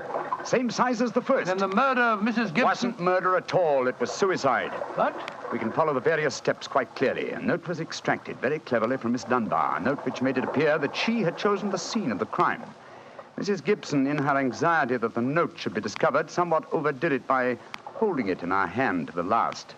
That alone should have excited my suspicions earlier than it did. So she stole one of her husband's revolvers and planted the other one in Miss Dunbar's wardrobe. Exactly. After discharging one of the cartridges, which you could easily do in the woods without attracting suspicion, she then went down to the bridge, where she contrived this exceedingly ingenious method of getting rid of her weapon. When Miss Dunbar appeared, she used her last breath in pouring out her hatred, and then, when the girl had left, carried out her terrible purpose. Then the missing revolver... You'll find it with the aid of a grappling hook at the bottom of the stream, and also the stone and the string, with which this vindictive woman attempted to disguise her own crime and fasten a charge of murder on an innocent victim. Yes, Sergeant, and don't forget while you're at it that my revolver's down there, too. No, don't worry, Doctor. I'll get some grappling hooks right away. I must say, Holmes, you've solved this case brilliantly.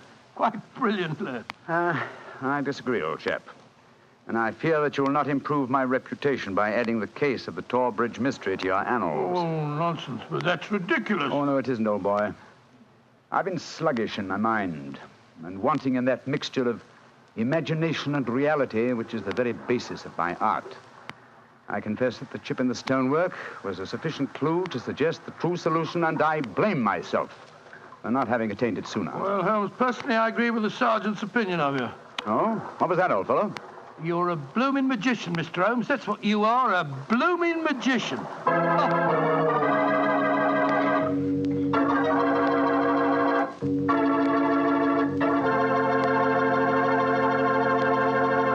Well, Doctor, Holmes really was a magician. That is, if you did find Mrs. Gibson's revolver and your own in the stream. Oh, we found them all right. You don't think I'd tell you the story otherwise, do you?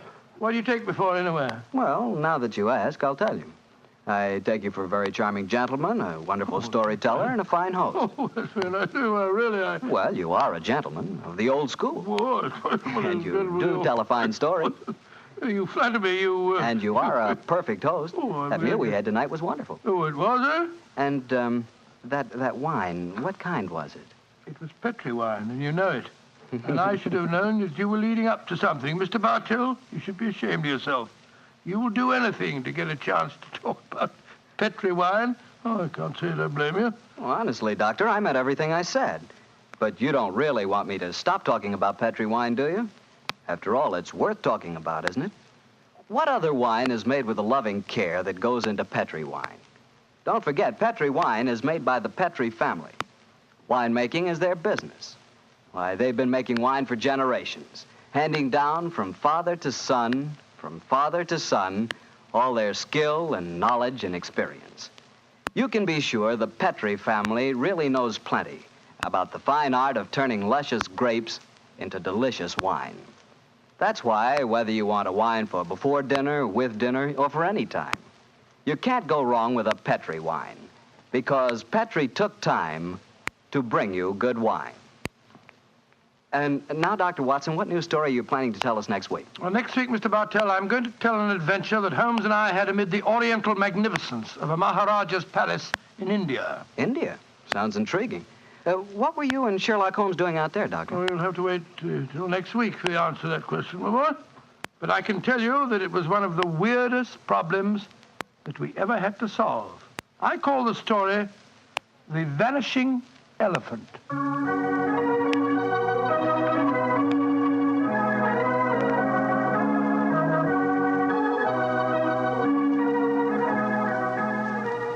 Tonight's Sherlock Holmes adventure is written by Dennis Green and Anthony Boucher and is adapted from the Sir Arthur Conan Doyle story, The Problem of Tor Bridge.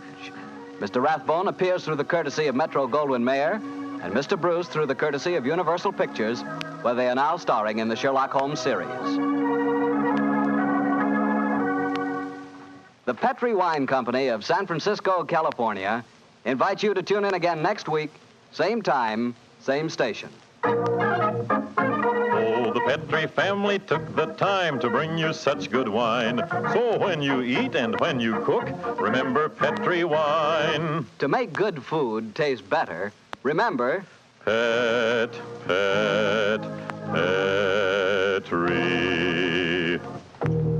wine. This is Harry Bartell saying goodnight for the Petri family. Sherlock Holmes comes to you from our Hollywood studios. This is the Mutual Broadcasting System.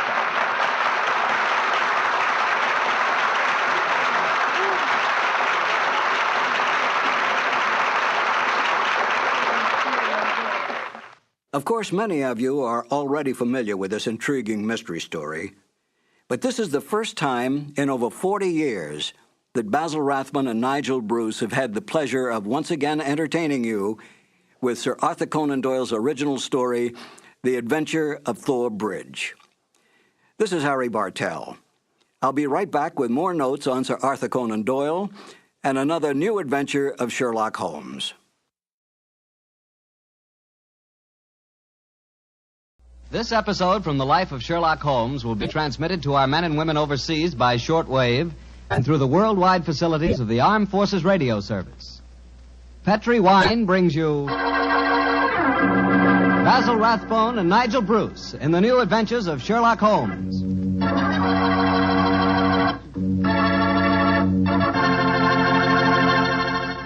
The Petri family, the family that took time to bring you good wine, invites you to listen to Dr. Watson tell us another exciting adventure he shared with his good friend, that master detective, Sherlock Holmes.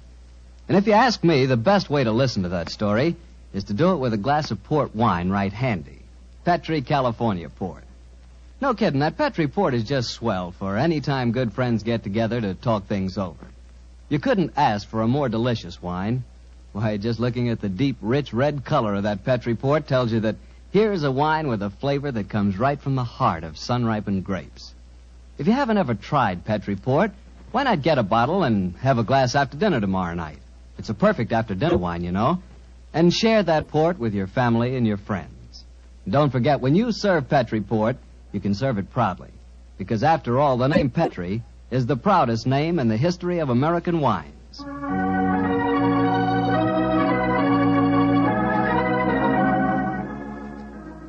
And now let's keep our weekly appointment. Good evening, Dr. Watson. Good evening, Mr. Bartell. Draw up a chair. Thank you. That's it. By the way, do you know what date it is? November 5th, isn't it? That's right. In England, it's known as Guy Fawkes Day. Have you ever heard of it? It's something to do with a gunpowder plot, isn't it? Yes, Mr. Bartell, it is. And as Sherlock Holmes and I had a very unusual adventure on the 5th of November many years ago, it seems appropriate that I should tell you about it tonight. But before I begin, I think it might help you to appreciate the true flavor of the story if I tell you a little about the origin and the customs of Guy Fawkes Day. Swell idea, Dr. Watson. Well, my boy, on November the 5th, 1605, exactly 340 years ago today, King James I was about to attend the opening of Parliament when a plot was discovered to blow up the House of Lords during the ceremony. And the chief conspirator was Guy Fawkes, I suppose? Yes, he was. He was captured in a vault immediately below the House of Lords, a vault full of barrels of gunpowder. Of course, he and his fellow conspirators were executed. And ever since then, November the 5th has been known as Guy Fawkes Day. Well, how's it celebrated, Doctor? Well, it's a great time for the youngsters, Mr. Bartell. They black their faces, throng the streets, begging for pennies, and build bonfires in which to burn effigies of Guy Fawkes.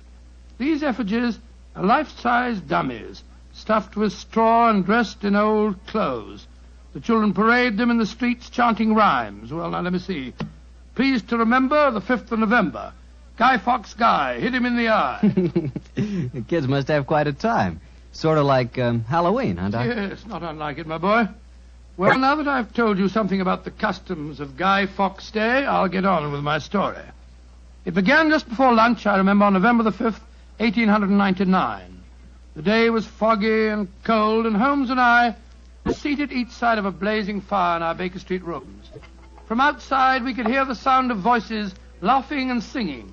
Suddenly, Holmes rose and crossed to the window, opened it, and looked out.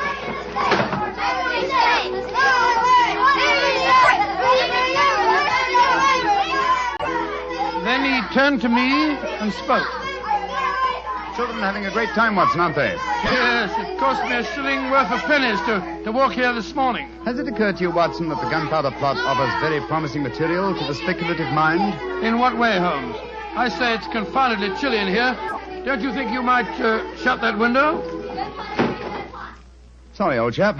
As I was saying, the gunpowder plot offers very promising material to the speculative mind. I've made something of a study of the historical records of the case. There is more than a little evidence to suggest that King James was never in any real danger. Never in any danger? Well, what makes you say that? Knowledge of the proposed dastardly scheme came to light early. That James Stuart, King of England, the possessor of a shrewd and diabolical mind, used the spectacular discovery of the plot to try and bolster his waning popularity, as well as to justify increased religious persecutions. Well, that's the first I've heard of it, Holmes. I dare say, old fellow, but it's true just the same. I'm afraid James Stuart, King of England, was an unscrupulous tyrant. Come in. Oh, yes, Mrs. Hudson? There is a gentleman to see you, Mr. Holmes. He said it was very important. He asked me to give you his card. Oh, thank you, Mrs. Hudson. Oh, ask him to come up, please, will you? Aye, sir. Who is it, Holmes? A gentleman with a remarkably fine sense of timing. Read his card for yourself. Let's have a look.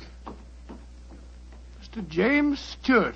Great Scott, that's an extraordinary coincidence that he should arrive just as we're talking about James Stuart, King of England. Come in. Mr. James Stuart. How do you do, Mr. Stuart? My name is Sherlock Holmes, and this is my colleague, Dr. Watson. How do you do, sir? How do you do? Mr. Holmes, you've got to help me.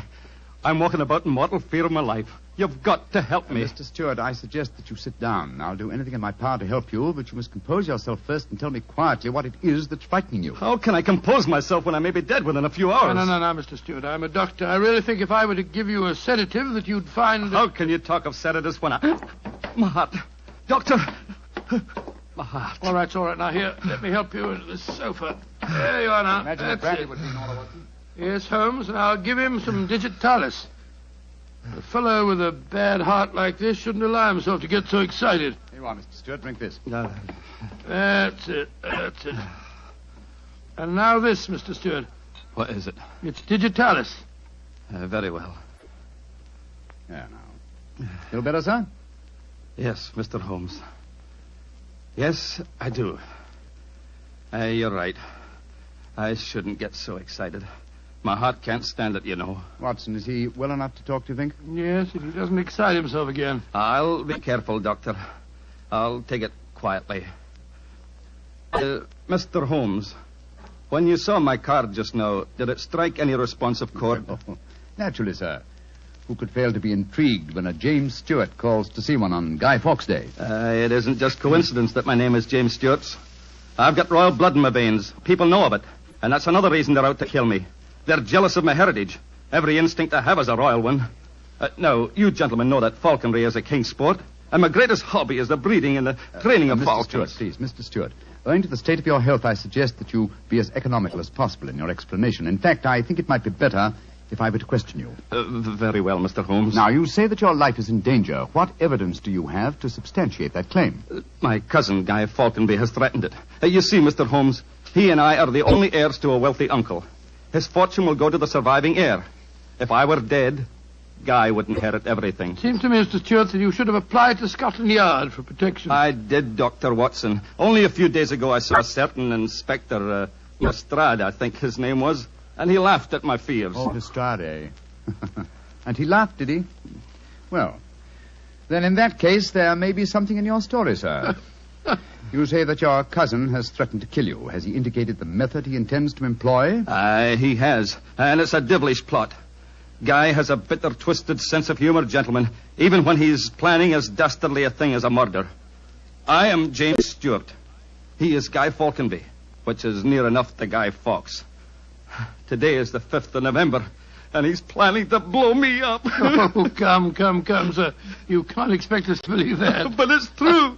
He warned me. And the celebrations that are going on in the streets of London today would make a rare cloak for his activities. I must confess, Mr. Stewart, that I find your story most unconvincing. All your evidence appears to depend on conversations held between you and this cousin of yours. You have no facts, sir, to substantiate your claims. But I have. Then please let us hear them.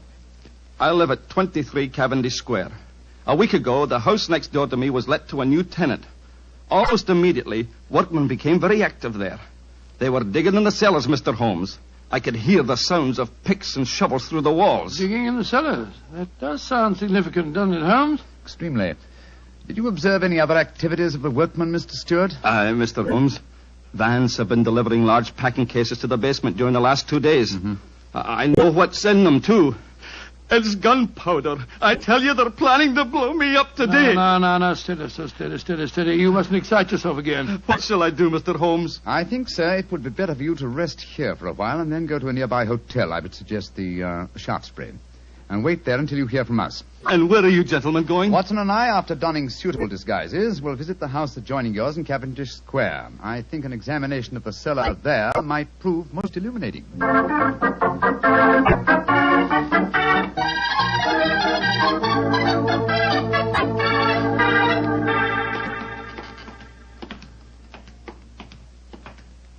This must be the house, all right, Holmes.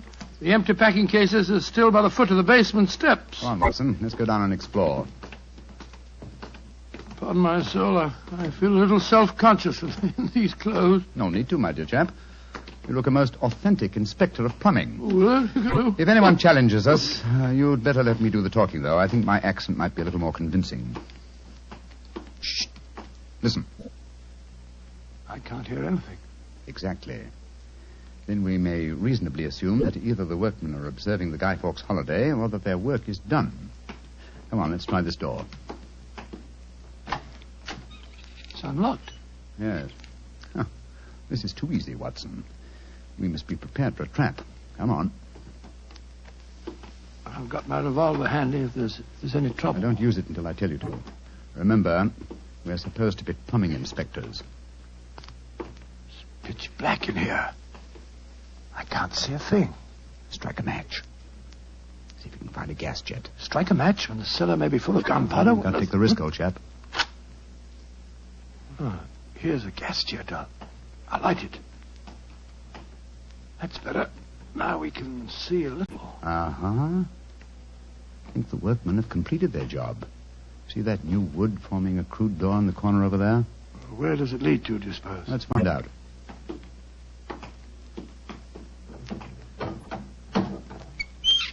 Oh, also unlocked. And here's a miner's lantern, waiting conveniently for us on this ledge. Oh, this is ridiculously easy. Now I'm sure it's a trap. I like the lantern. Great Scott, it's a tunnel. Yes, it's a tunnel leading into Mr. Stewart's house next door. Let's explore it.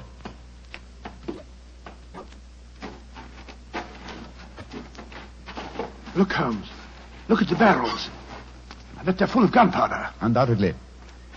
We'll observe the fuses as well. Yes, the complete equipment for another gunpowder plot. I can't believe my eyes. What a fantastic plan, but how could the murderer be certain that Stewart would be killed in the explosion? I think that's easily answered, Watson. Remember Mr. Stewart's bad heart?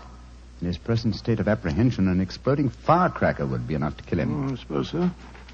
Hello? Hello? What's this lying on the floor? Curious. It's a funny strip of silk with a little ring on the end. Let me see it, Watson. Aha. This seems to be familiar. By Jove. I believe it's a Jess. A Jess? What nurse said? The last piece of evidence necessary to confirm the conclusion Come is to... out of there! And keep your hands above your heads! I've got a revolver! Right, you are, Governor. We ain't doing no harm. Now, remember, Watson, I'll do the talking.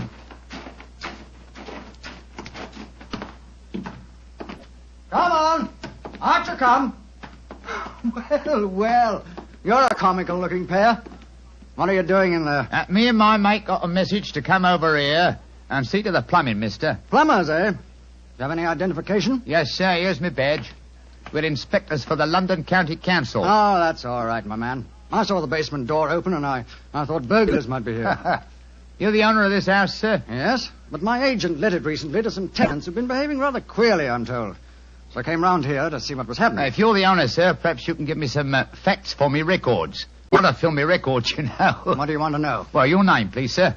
Falconby. Guy Falconby. Look here. Alfie, hold your nose. What did he say? Nothing, sir, nothing. He's got bad hiccups. Had him for months now. Can't stop him. Alfie, here, give me a pencil, will you? Thank you, Alf. Now, sir, your name is Guy Falconby. What's the name of the tenant this house is let to? There are 3 of them. Oh, do you know their names, sir? Got to have them for me records, you see. Yes, the names are Winter, Rokewood, and Keynes. Oh, yes. Winter, Rokewood, and Keynes. That's right, sir. Sounds as if they might be a firm of solicitors, don't they, sir? Well, perhaps they are. I haven't met them. Just one more question, sir, and then I needn't bother you no more. Well, what is it? My religion or my grandmother's maiden name? No, sir. No, nothing like that. I just wondered who lived in the house next door on that side. We've had a complaint from there, too. Their pipes is bunged up. My cousin lives there. His name's James Stewart. Mr. James Stewart, eh?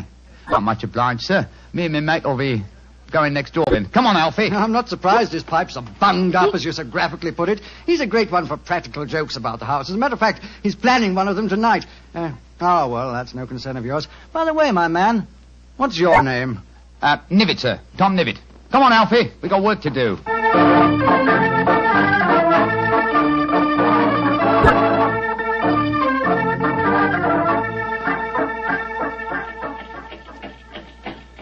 Holmes, I wish you'd tell me what's going on.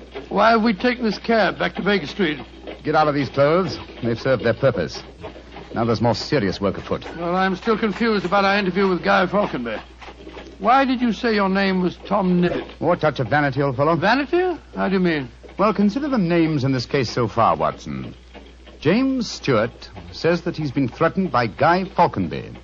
A name, as Mr. Stewart points out, not unlike Guy Fawkes. Do you recall the names of the 3 tenants that Mr. Falconby gave us a few minutes ago? Yes, Winter, Rookwood, and Keynes.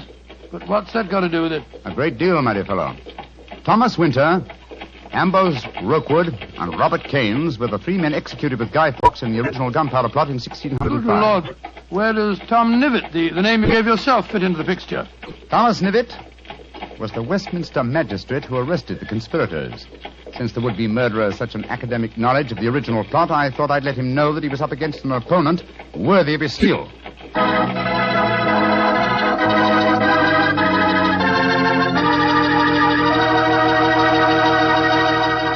We'll hear the rest of Dr. Watson's story in just a few seconds. Just about time for me to remind you that if you want a wine that's sure to please the ladies, you can't mess with Petri California Muscatel.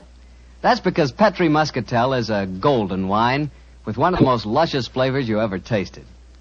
Did you ever taste a big, plump muscat grape that's ripened in the sun? If you have, then you know what to expect when you taste Petri Muscatel. It's a wonderful wine. Perfect after dinner and swell when company comes. Just remember that, won't you? Petri Muscatel.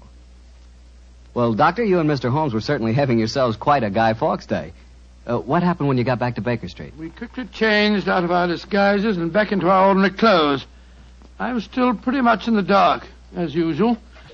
And I kept questioning Holmes as to our next move. He was in a state of suppressed excitement. And it was obvious as he spoke to me that he was anxious to be off. What's dawdle? There's so much work ahead of us. What do you mean, don't dawdle? I'm not dawdling. I'm dressing as fast as I can. What's our next move, anyway? Well, we must split our forces. Let's get hold of my band of street urchins, the Baker Street irregulars. I'm going to surround Mr. Stewart's house in Cavendish Square, and they'll be invaluable for that purpose. Well, what do you want me to do? Go to the Shaftesbury Hotel and collect Mr. Stewart, then return with him to his house and wait me there. I shall join you as soon as I've rounded up the irregulars, but I must warn you. Don't leave Mr. Stewart for a moment.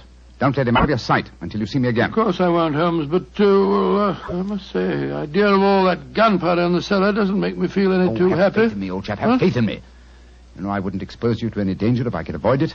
And I assure you that I shall join you and Mr. Stewart very shortly. You have your revolver? Yes, of course. Good. And, give Mr. Stewart this revolver, will you? Tell him that I insist that he carries it. I fear that his own has probably been tampered with. Right you are, Holmes. I'll see that he has it. This is a strange business, I must say. That Guy Falconby seemed such a decent sort of fellow. Yes, he appeared to be a most amiable fellow, didn't he? This is indeed an unusual case, Watson. We're up against one of the most sinister and twisted antagonists that we've ever met. Well, old chap, I'm leaving now. I'll join you soon. And don't forget, stay close to Mr. Stewart. Stay very close to him.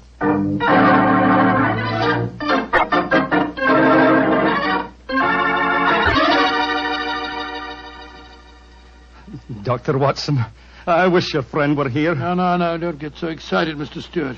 He'll be here any moment now. You've still got the revolver that I gave you? Yes, it's in my pocket. But what's the good of a revolver if there should be an explosion? Answer me that if you can. No, you must have faith in Mr. Holmes, sir. He's arranging now to have this house of yours surrounded by his band of street urchins. They'll see that no one gets to the cellar next door to light the fuses. A bunch of children. How can they do anything? You don't know the Baker Street irregulars, Mr. Stewart. And it's a perfect day for them to operate. As black-faced boys begging for pennies, they'd pass unnoticed anywhere. I hope you're right. But I have a premonition, Doctor. There's going to be a tragedy. I know it. Now, take it easy, sir. Remember your heart. You're in splendid hands when Sherlock Holmes is on the case. Here he is now. Holmes, I say, I'm glad to see you. You received your visitor yet? Visitor? We've seen no one. Then be on the alert. I've just been questioning the boys surrounding this house. A few moments ago, some children pulled a small cart up to the back door.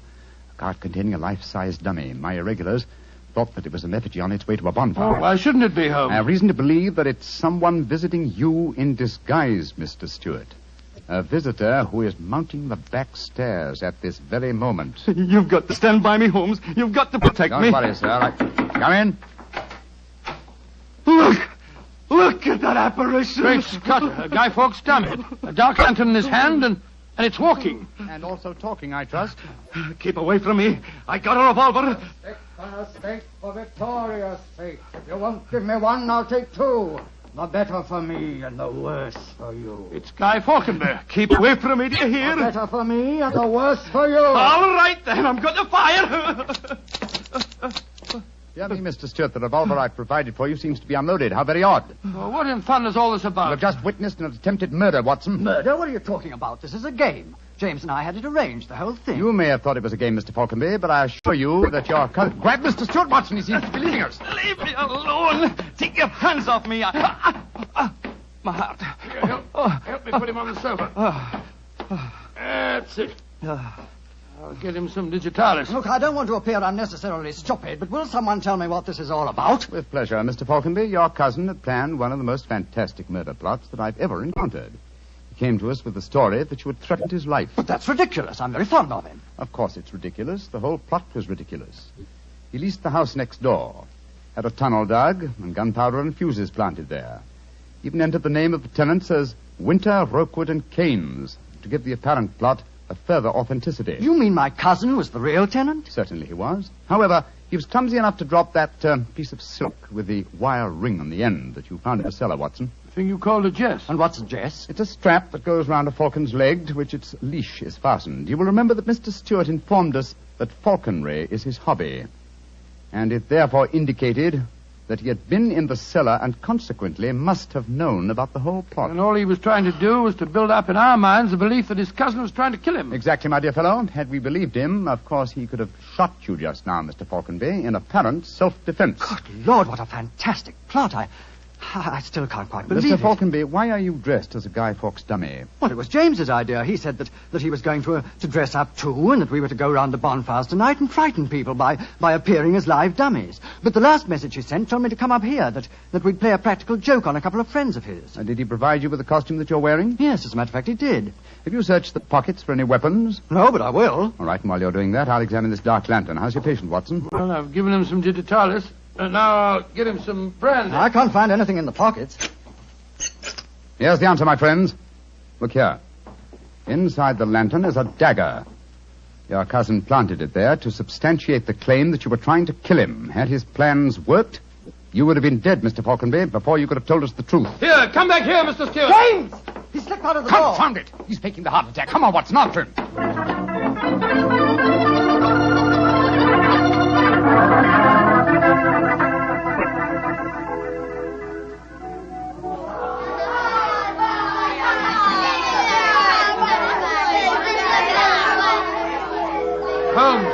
Holmes, where are you? Out of the way, please. Blimey. Here comes the Lord Mayor of London, chums. Excuse me, please. I'm trying to find a friend of mine. Most important. Holmes, where are you? Get out here, Watson. I hear you calling me.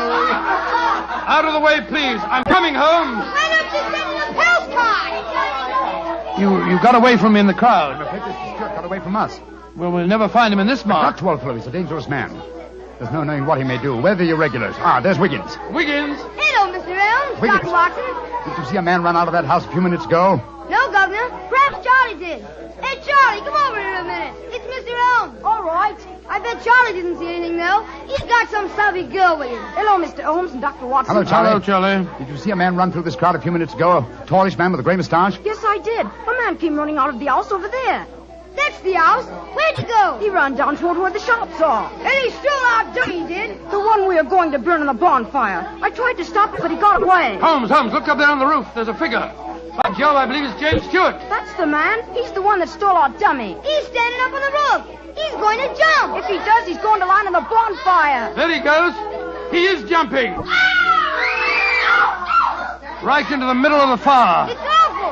He'll be burned to death. Don't worry, Wiggins. There wasn't a man who fell into the bonfire. What do you mean? From the gyrations that the figure performed as it fell, my dear Watson, I'm convinced that Mr. Stewart threw the stolen dummy to try and put us off the track. Then Stewart's still up there. He is, Watson. Come along, old boy. It's up on the rooftops for us. Up on the rooftops.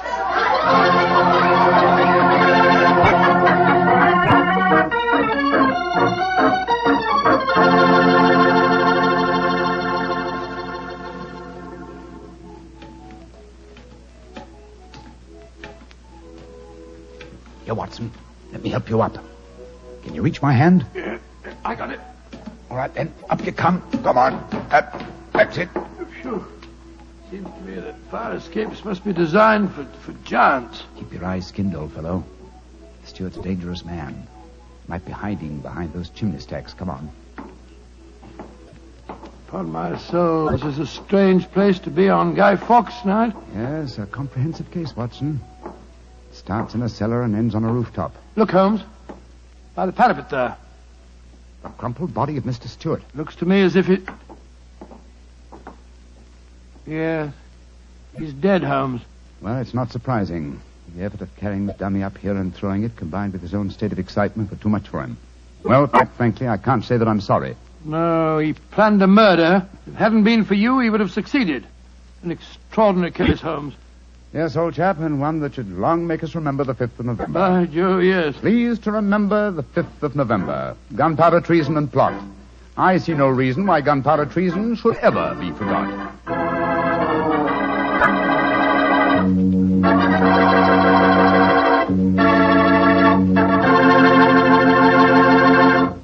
Well, Doctor, as you boys would say, that story was a bit of exciting, what? Yes, and even now I sort of lose my breath when I remember climbing that fire escape. You know, Doctor, those two fellas certainly went out of their way to celebrate Guy Fawkes Day.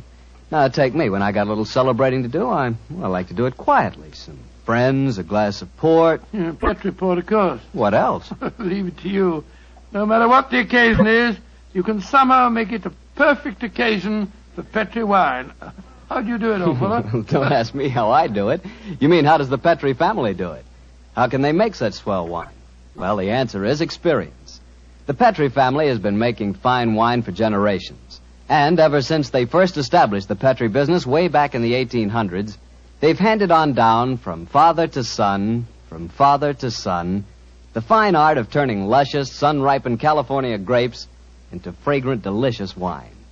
That's why when you want a wine for any occasion, before dinner, with your meals, or after dinner, you can't go wrong with a Petri wine, because Petri took time to bring you good wine.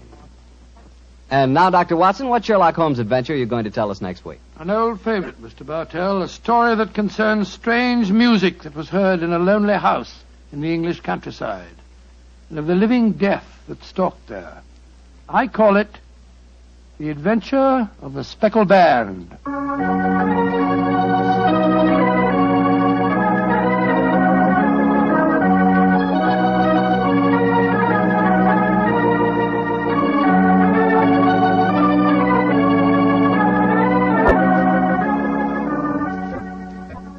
Tonight's Sherlock Holmes adventure is written by Dennis Green and Anthony Boucher and was suggested by an incident in the Sir Arthur Conan Doyle story, The Adventure of the Devil's Foot. Music was by Dean Fossler. Mr. Rathbone appears through the courtesy of Metro-Goldwyn-Mayer, and Mr. Bruce through the courtesy of Universal Pictures, where they are now starring in the Sherlock Holmes series.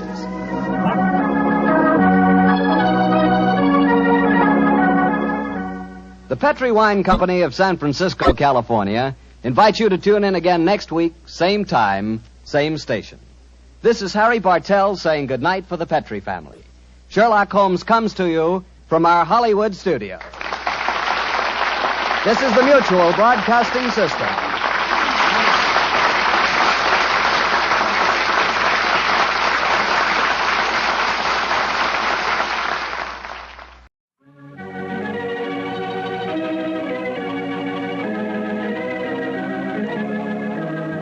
In 1945, I considered myself a very lucky man because I was the announcer on the New Adventures of Sherlock Holmes.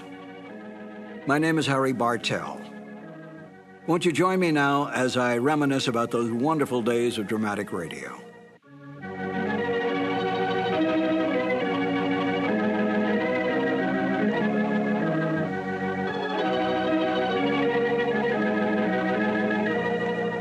Glenn Hall Taylor was the producer of the show. He was the Young and Rubicam representative, Young and Rubicam being the advertising agency for Petri Wines. And Edna Best, in the season that I was on the show as the announcer, was the director. So that Glenn Hall would provide commercial material and so forth for Edna's use, and then Edna directed the show in the booth. She was the one who made all the line changes, all the timing changes, all the cuts, and so forth. I know that Glenhall, I think, directed it 1 year. I got the Sherlock Holmes show by accident. I came over to CBS Studios on Sunset Boulevard one day to rehearse for another show, and the lobby was loaded with announcers. Practically every announcer in Hollywood was there. I couldn't figure out what was going on, and as the secretary came out with her list and said, George or Sam or whoever, I said, what's going on here? And she said, they're auditioning for a new show. And I said, who's holding the audition? They said, Edna Best. Edna Best was a lovely, lovely lady. I had worked with her on other shows. And I said, if she has a moment, let me sneak into the studio, if you don't mind, just to say hello, and I'll come right back out. She said, I'll ask. So she came out a little later and said, you can go in for just a second. I went in, stepped in front of the microphone, which was set up in the studio, and said, Edna, I came in to say hello. Hello, bye-bye. And I started to leave. And she said, aren't you going to read? And I said, well, no, I hadn't planned to read. She said, well, as long as you're here, read anyway. So she gave me the copy that they were auditioning. And I said, thank you very much. It's been a pleasure to see you again. And I left, never dreaming that I would ever get it. Because there were big name announcers, the Ken Carpenters, the Ken Niles, the Wendell Niles, a whole bunch of them. And sure enough, I got a call, and that's how I wound up on the show, because I happened to be in CBS at that time. Petri Wine brings you Basil Rathbone and Nigel Bruce in the new Adventures of Sherlock Holmes.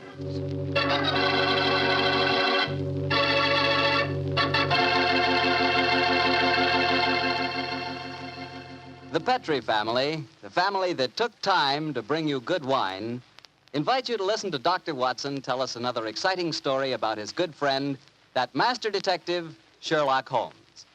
And I'd like to tell you something that maybe you already know. The fact that America's favorite wine is port wine. Did you know that? Well, if you didn't, you'll know why port is the way out front favorite if you'll just sample some Petri California port. You just look at that Petri port and you know it's good. That wonderful, deep, rich red color. And Petri port is so clear. Well, just hold it to the light and you can sort of see right through the glass. But what you really want to know about a wine is how does it taste? And I'll tell you something, I've never yet been able to find the adjective that'll do Petri port justice. It's wonderful, honest. You just got to taste it for yourself and find out for yourself. You love that Petri port in the evening after dinner when you're sitting around listening to the radio. And it's perfect to serve your friends when they come over. Oh, and you can show that Petri label, too. In fact, you can show it proudly, because the name Petri is the proudest name in the history of American wines.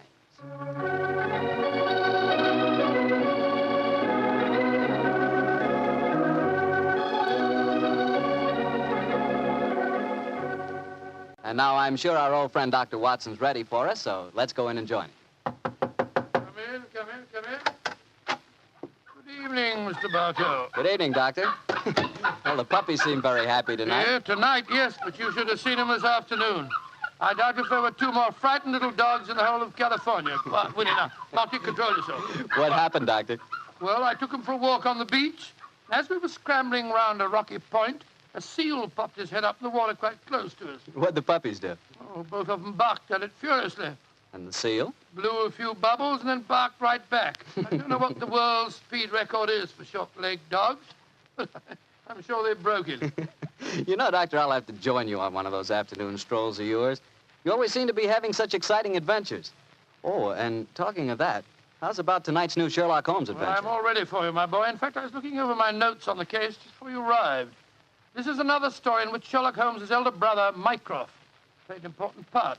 Mycroft Holmes was 7 years older than Sherlock, and some said it is superior in powers of observation and deduction. That sounds like heresy, Doctor. No, young fellow, my lad.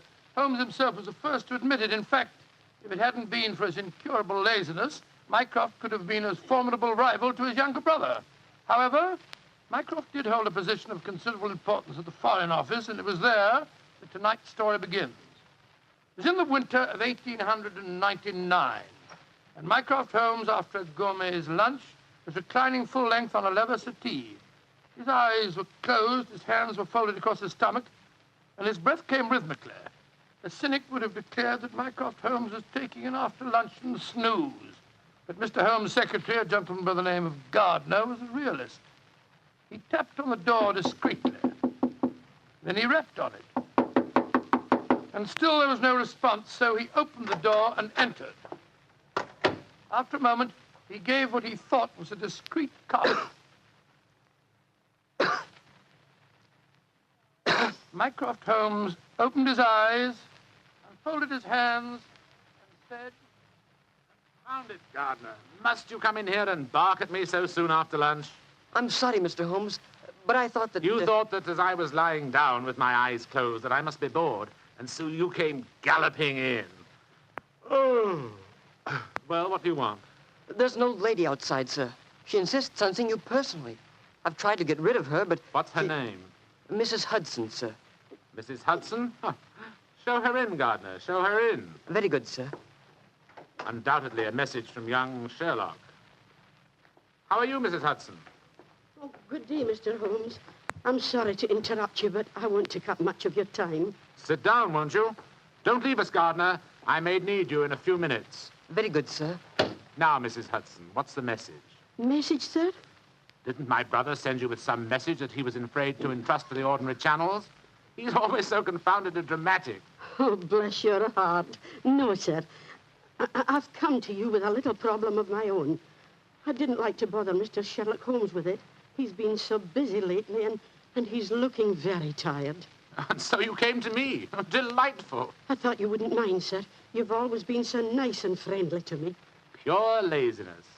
It is less effort to keep an old friend than to make a new enemy. But tell me your problem. Well, it's really my sister's problem, sir. She keeps a boarding house at 14 Kensington Gardens Square in Bayswater. And she's convinced that one of her boarders, a man who has a room on the first floor back, she's convinced that he's a birdman. And what in heaven's name is a birdman? Do you know, Gardner? No, sir. I can't imagine. Oh, it's like a werewolf, gentlemen, except that the man turns into a bird. Oh, come now, Mrs. Hudson. Oh, I know it sounds daft, but my sister's in a dreadful state. Of course, I've been with your brother long enough, sir, to know that such things are nonsense. But how can I prove it to her? What reason does your sister give for holding a strange belief? She keeps finding pigeon feathers in the room. Now, the man doesn't keep pigeons, sir. My sister knows that for a fact. Has she found any traces of scattered food on the window ledge? None, sir. No signs of any pigeons, except the feathers. My sister's a wee bit fey, Mr. Holmes. She's the 7th daughter of a 7th daughter, and you know what that means. Just the same, she's not imagining things, sir. She's shown me the feathers herself. Where were they, Mrs. Hudson? Somewhere on the floor by the end of the bedstead, sir. I brought some along with me. Here, sir. And we found some more in the gentleman's cupboard where he keeps his clothes. By George, I wonder What is it, sir? I'll tell you in a moment, Gardner. Mrs. Hudson, this matter will require a little private investigation. You may return to your sister and tell her not to worry. I shall get in touch with you as soon as my inquiries are completed. Good day to you. Good day, sir, and I'm very much obliged to you. Well, Gardner, what do you make of it? An old wives' tale, sir. You're not treating it seriously, are you? Yes, I am. One of these feathers shows evidence of having had string tightened round it. That suggests a captive bird. Now, a captive bird smuggled into an obscure boarding house would point to something of the greatest importance to us, Gardner. By George, sir. You mean carrier pigeons? Exactly. And remember that we're at war and that the Boers have obtained several important and highly confidential secrets of ours lately. We know there's a leak somewhere. This requires an active investigator who can work with discretion. Now, I could work with discretion, but I don't feel too active at the moment. Ah, I have it. I want you to write this letter to my brother. Disguise your hand, use plain, cheap notepaper, and don't sign the letter. He won't be able to resist that combination. Are you ready, Gardner? Yes, sir. Very well, then. My dear Mr. Sherlock Holmes, we know of your proposed investigation of the tenant in the first floor back at 14 Kensington Gardens Square. We warn you, as you value your life, keep away from the...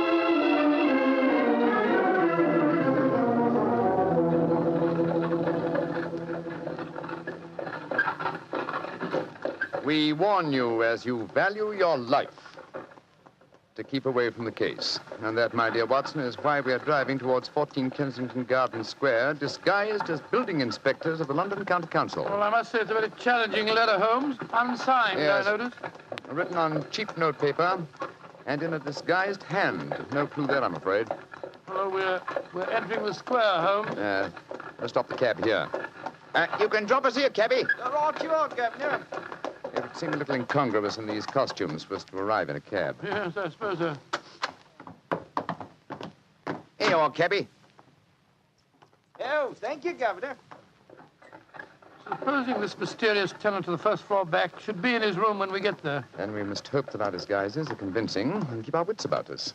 This may be a trap. Yes, just what I was going to say. After all, you've never heard of 14 Kensington Gardens Square until you received an unsigned letter 2 hours ago warning you to keep away from it. I don't like the look of it. There we are, number 14. I suggest that you let me do most of the talking. Good Lord, yes. My Cockney accent doesn't compare with yours. Who do you want to see? We're from the London County Council, we are. We've had complaints about a leaky gas jet in the first floor back. Oh, that's Mr. Green's room. He ain't home. Oh, that don't matter, my dear. We'll go up and take a look. Come on, Bertie. Right you are, Alfie. Want me to show you the way? The missus is out shopping. No, thanks, dearie. Me and Bertie can't get lost, can we, Bertie? No, of course we can't. Of course we can't. Oh, look at him laughing. Come on, Bertie. Oh, I do like to be beside the seaside. Oh, I do like to be beside the sea. Tiddly-um-pa-pum-pa-pum, tiddly-um-pa-pum-pa-pum. Nice house, Bertie, ain't it? Yes, Elf. Nice as can be, this house. Oh, I do like to be beside the seaside. I do like to be beside us. There we are. First floor back. Better make sure the bloke ain't home. Oh, I do like to be beside No, he ain't home, Alfie. Huh? No, well, all right, let's go in.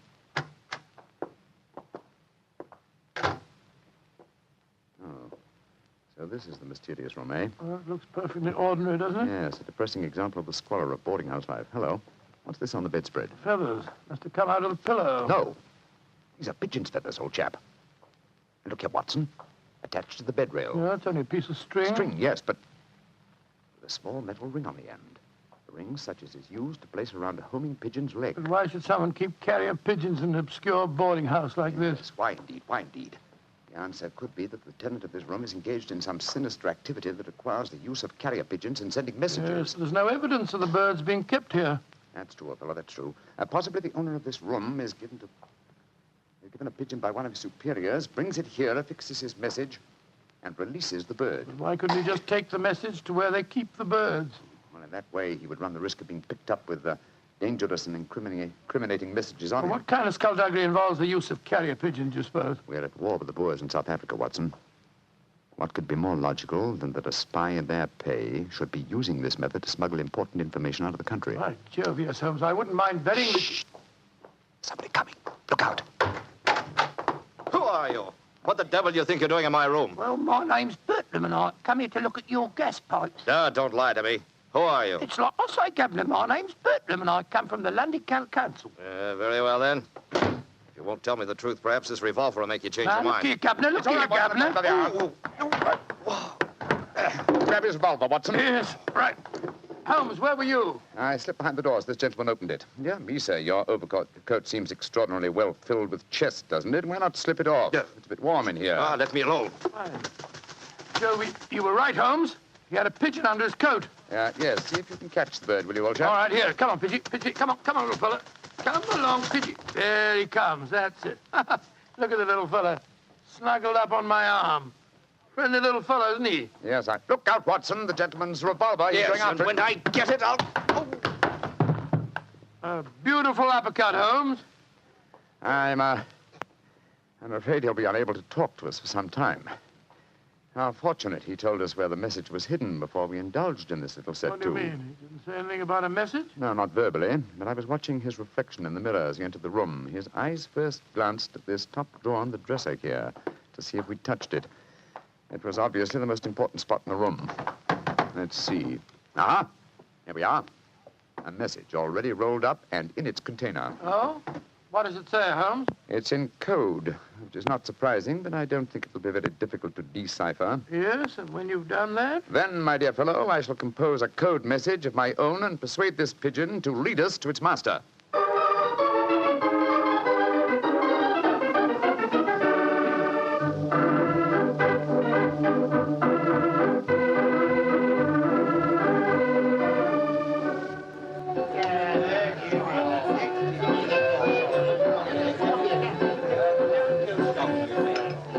I can see from your puzzled expression, Watson, that you're wondering why I brought you to Dexter's Music Hall in the Edgware Road. Well, I must confess I'm a little confused, Holmes. First of all, we go to Baker Street and you spend hours poring over some obscure book.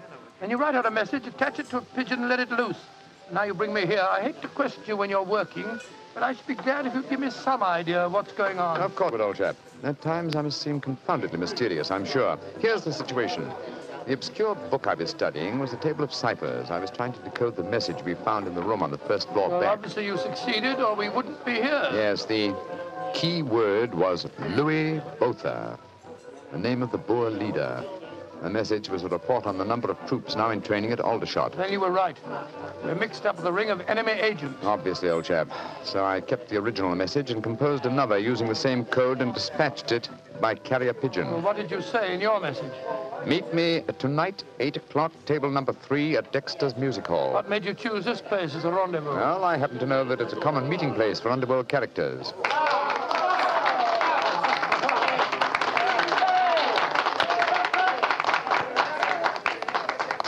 And which is table number 3? The one over there in the corner. I reserved it. Then why don't we go and sit down there instead of standing it here at the back of it? I thought we'd give our visitor the opportunity of showing his hand first. He won't be expecting Sherlock Holmes and Dr. Watson, I fancy.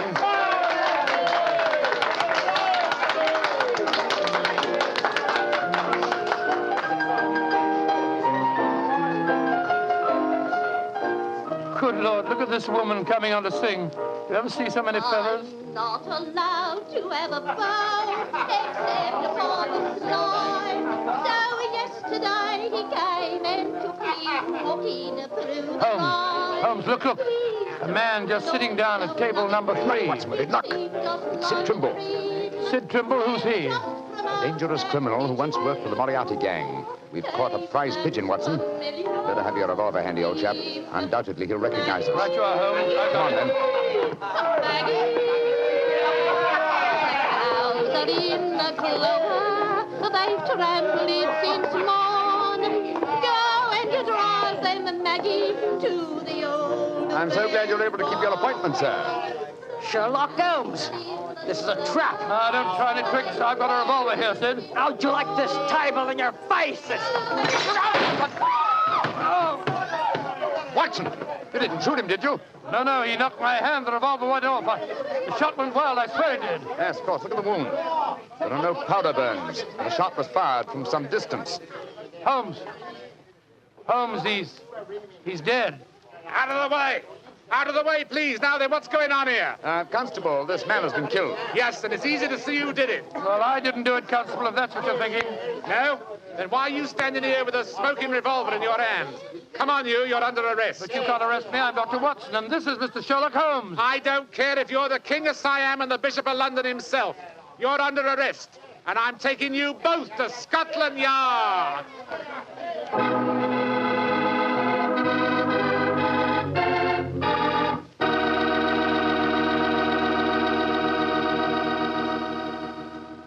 You'll hear the rest of Dr. Watson's story in just a second. And if you don't mind, I'll take that second to say just one word to the ladies. And that word is muscatel. Petri California Muscatel. I want you women to know about it because Petri Muscatel is one wine that practically every woman likes. Maybe because it's such a beautiful color, like pale gold. But I guess really because Petri Muscatel brings you the wonderful flavor of luscious, sun-ripened muscat grapes. And that's a flavor. Try Petri Muscatel after dinner or any time as a change from Petri port. Have a bottle of each on hand. When you buy Petri wine, don't buy one, buy two. Remember, if it's a Petri wine, you know it's a good wine. Dr. Watson, that was really one for the books. So you got yourself arrested on a murder charge. Yes, Mr. Bartell. It's a very humiliating experience. I was taken off to Scotland Yard in the Black Marat. Just like any common criminal. The wretched constable wouldn't listen to a word that I'd got to say. Well, Sherlock Holmes went with you, of course. Naturally, but as we arrived at Scotland Yard, my mortification was complete, and I found that I was led into the presence of our old friend, Inspector Lestrade.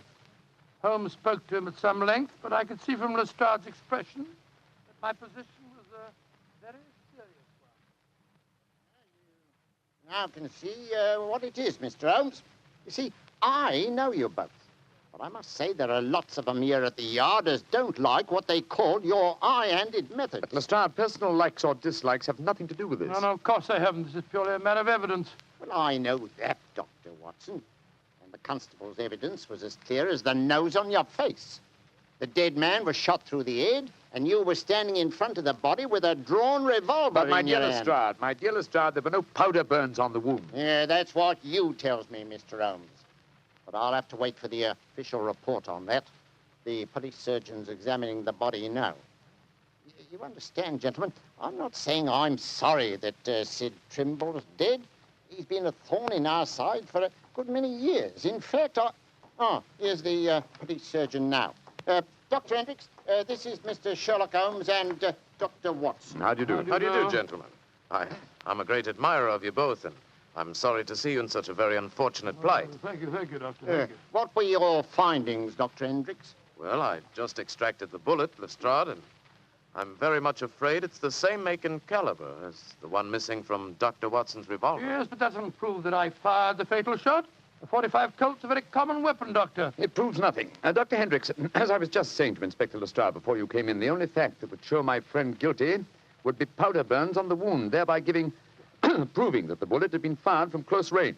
I entirely agree with you, Mr. Holmes. Then, as there were no powder burns on the... but there are powder burns, Mr. Holmes. What? Very distinct ones, too. Lord, I don't understand the whole thing. I'm sorry, gentlemen, to be the bearer of bad tidings, but I have my duties to perform. Yes, and I'm sorry, too, Dr. Watson. Huh? I'm afraid I'm not going to be able to let you leave here. You must consider yourself under arrest.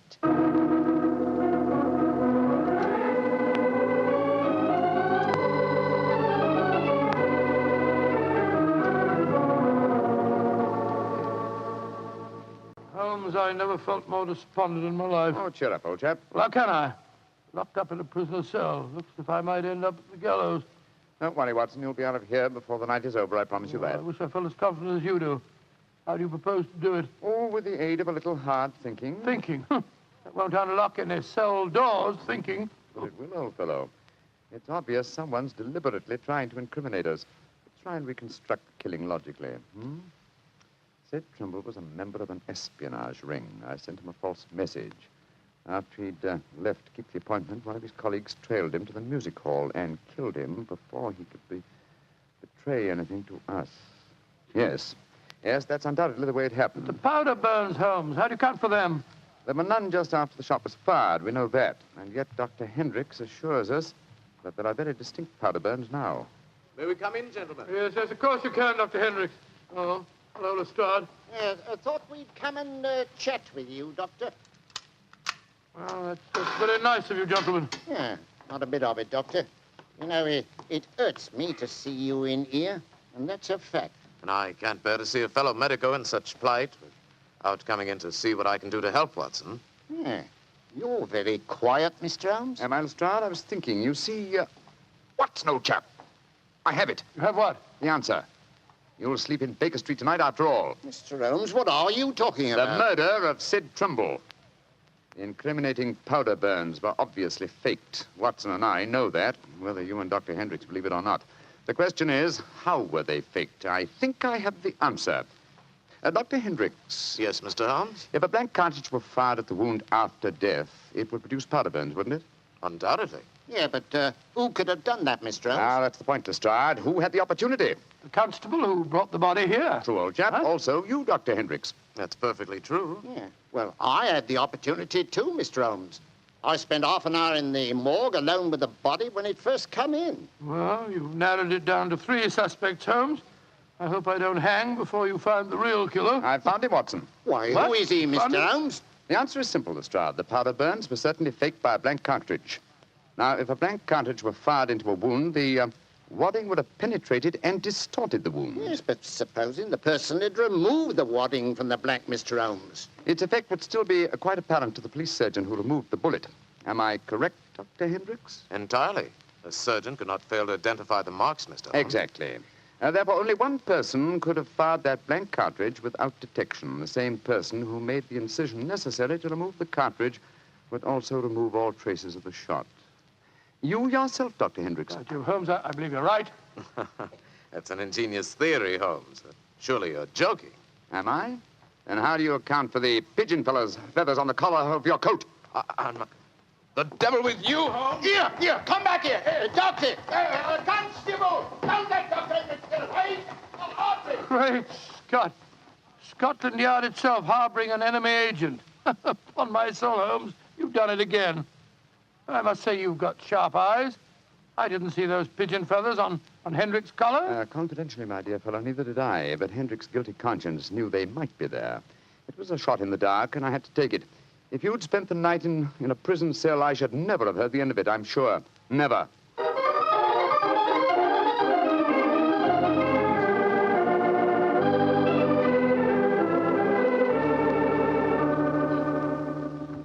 I want to see Mr. Mycroft Holmes, please. Follow me, Mrs. Hudson. He's expecting you. Aye, sir.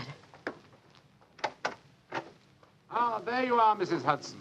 Come and sit down. Oh, thank you, sir. I got your message and came over right away.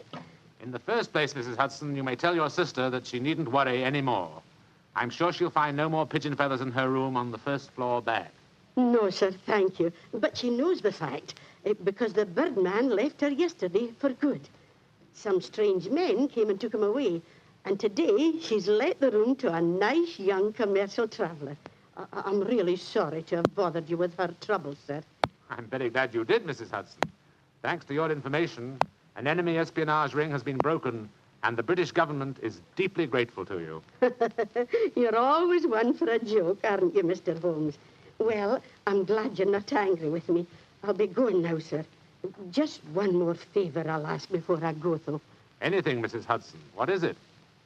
Please don't tell your brother about this, sir. He'd be so angry with me for wasting your time.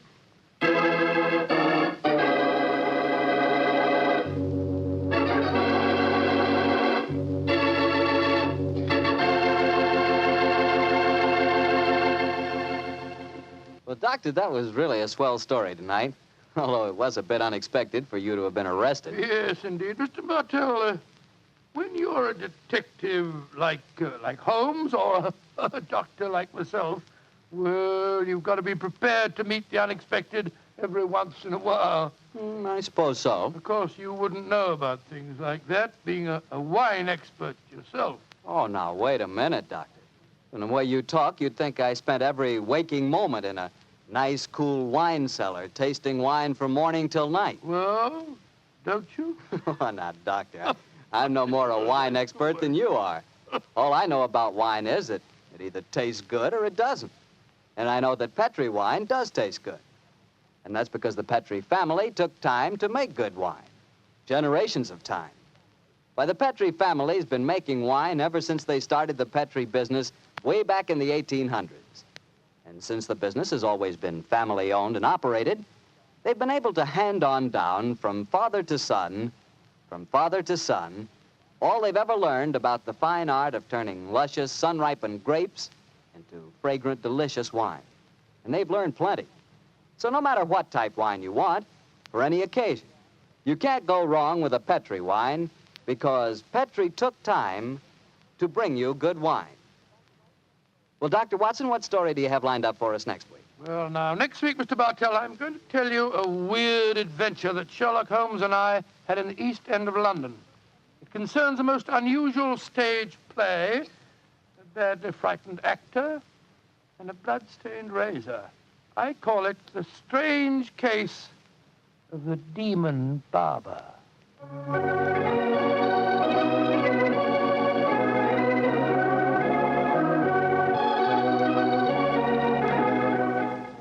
Tonight's Sherlock Holmes adventure was written by Dennis Green and Anthony Boucher and was suggested by an incident in the Sir Arthur Conan Doyle story, The Greek Interpreter. Music is by Dean Fossler. Mr. Rathbone appears through the courtesy of Metro-Goldwyn-Mayer, and Mr. Bruce through the courtesy of Universal Pictures, where they are now starring in the Sherlock Holmes series.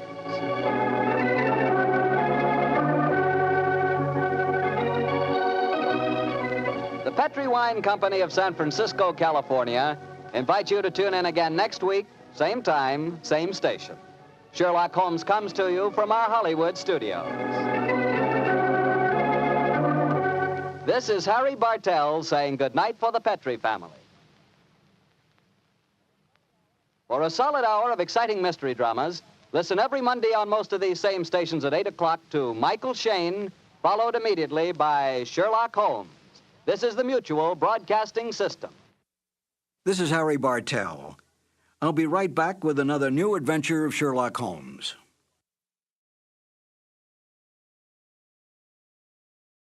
Petri Wine brings you Basil Rathbone and Nigel Bruce in the new adventures of Sherlock Holmes.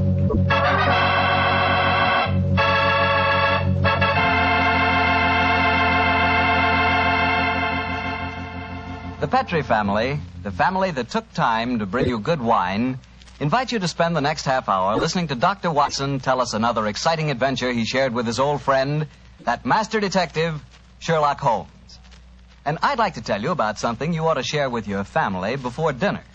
And that's Petri California Sherry. Because Petri Sherry can make that time before dinner a high spot in your day. That Petri Sherry is a truly fine wine. Its color is a deep amber, rich and inviting. And the wine is wonderfully smooth and full-bodied. Flavor does swell. Honestly, I mean it when I say the best beginning a good meal ever had is a glass of Petri Sherry. Oh, and look, if some of your family like their sherry dry, you know, not sweet, they'll really like Petri Pale Dry Sherry. So to be sure you please everyone, don't buy one, buy two. Buy the regular Petri Sherry and Petri Pale Dry Sherry. And be sure you look for those letters P-E-T-R-I, because they spell the proudest name in the history of American wines, Petri.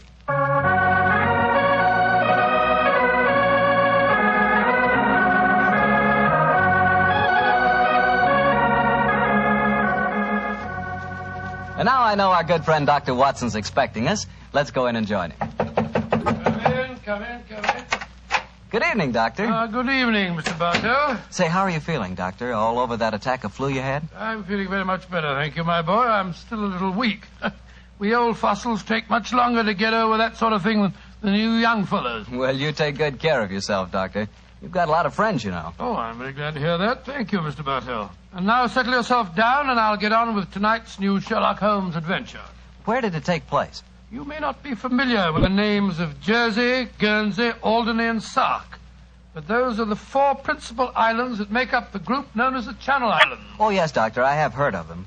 Somewhere in the English Channel, aren't they? Between the southern coast of England and the northern coast of France? That's quite right, my boy, though I very much doubt if you ever heard of the tiny island on which this story happened.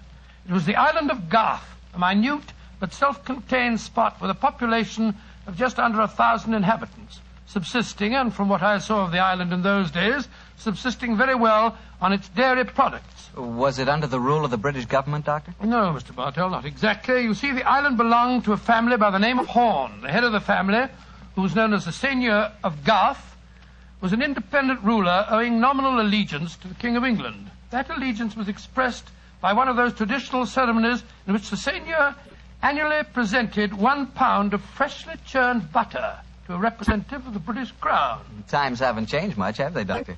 Pound of butter is still worth a king's ransom.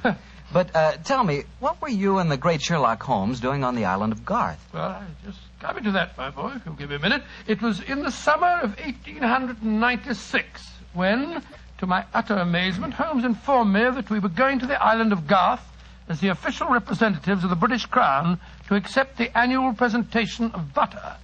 At the time, I must confess, I couldn't see why Holmes wanted to accept such a ridiculous mission. It was only as we approached the island in a small fishing boat that he told me a great deal more was at stake than a pound of butter. Unfortunately, Mr. Bartell, I'm not much of a sailor, and as the wind was blowing hard and the sea racing, I'm afraid I wasn't a very intelligent companion.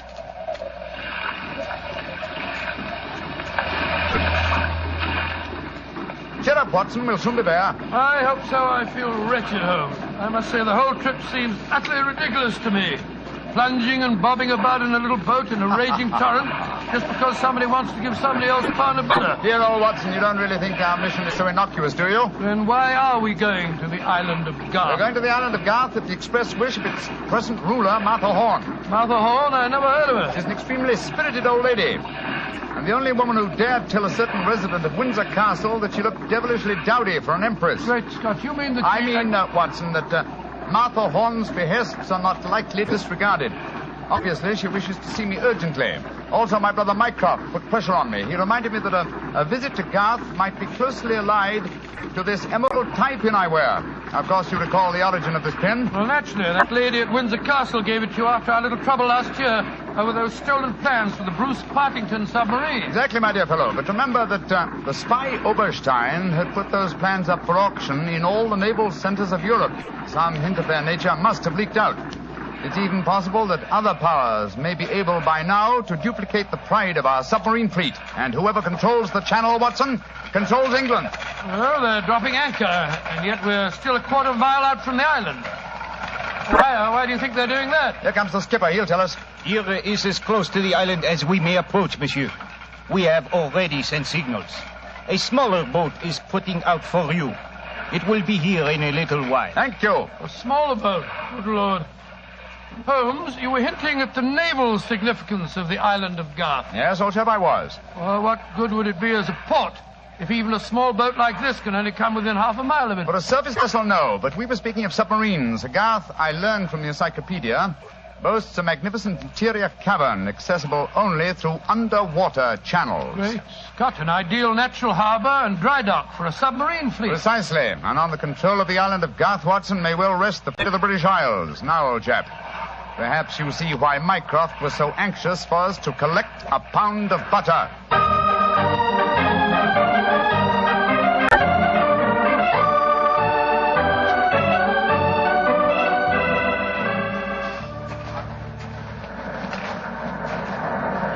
Holmes, doesn't it seem wonderful to be on land again? First the fishing smack, and then that wretched little rowing boat. Then the bucket swinging us up the face of the cliff. Now at last I can stretch my legs. Steady, old chap, steady. Let me give you a hand. You'll soon get your land legs back again. Thank you. I'm a bit shaky, I must confess. Hello? Who's that couple walking towards us? Our welcoming committee, no doubt. How do you do? Mr. Sherlock Holmes and Dr. Watson. Permit me to present myself. I am Dr. Hugo Oberwald. How do you do, sir? How do you do, Doctor? And this is Mrs. Reeves, the housekeeper at Horton Castle, where you will be staying. How do you do? How do you do, Mrs. Reeves? Welcome to the island of Garth, gentlemen. We were deputed to come and greet you and take you back to the castle. We can walk there across the cliff tops. It isn't very far. Ah, splendid. I think my friend will appreciate traveling on terra firma once again. Dear me, Herr Doctor. You are not a good sailor, perhaps? No, perhaps about it, sir. I had a miserable crossing. I am sorry to hear it. I trust your short stay at the castle will be some recompense for the journey. The formal presentation of the butter will take place tonight. There will be no reason why you gentlemen cannot return to the mainland tomorrow. Oh, thank you, Mrs. Reeves, but it's more than likely that we shall stay on for a few days. Oh, it will be quite unnecessary. I'm afraid that is a matter for Mrs. Horn and ourselves to decide. I'm afraid that Mrs. Horn is incapable of making any further decisions. Oh, what do you mean, madam? Obviously, you have not heard, but the news is slow in reaching the mainland. Mrs. Horn died yesterday. Died? Good Lord. A natural death, I suppose. But, of course... I attended her myself. A simple case of heart failure. The poor lady died in her sleep. Shall we begin our walk to the castle? By Jove, Holmes, this changes things. You suppose it was a natural death? I suppose nothing, old fellow. But in almost 20 years of practice, I can recall precisely 3 clients, actual or potential, who died natural deaths. Come on, let's follow them.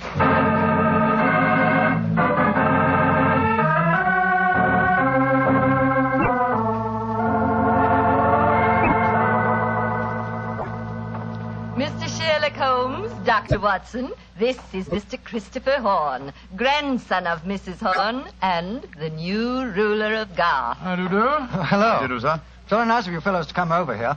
Too bad you had to arrive just as the poor old gal kicked the bucket, though. Allow me to offer my condolences on your grandmother's death, sir. Yes, indeed, Mr. Horn. Thank you. It was a ghastly business. I found her, you know. Christopher. Frightful sight. There was an awful silly grin on the old dear's face, and... Don't you think it would be more to the point if you were to explain the ceremony in connection with tonight's presentation? You're right, Reevy. Reevy's a terrible tyrant, but she is efficient. Don't know what I'd do without her.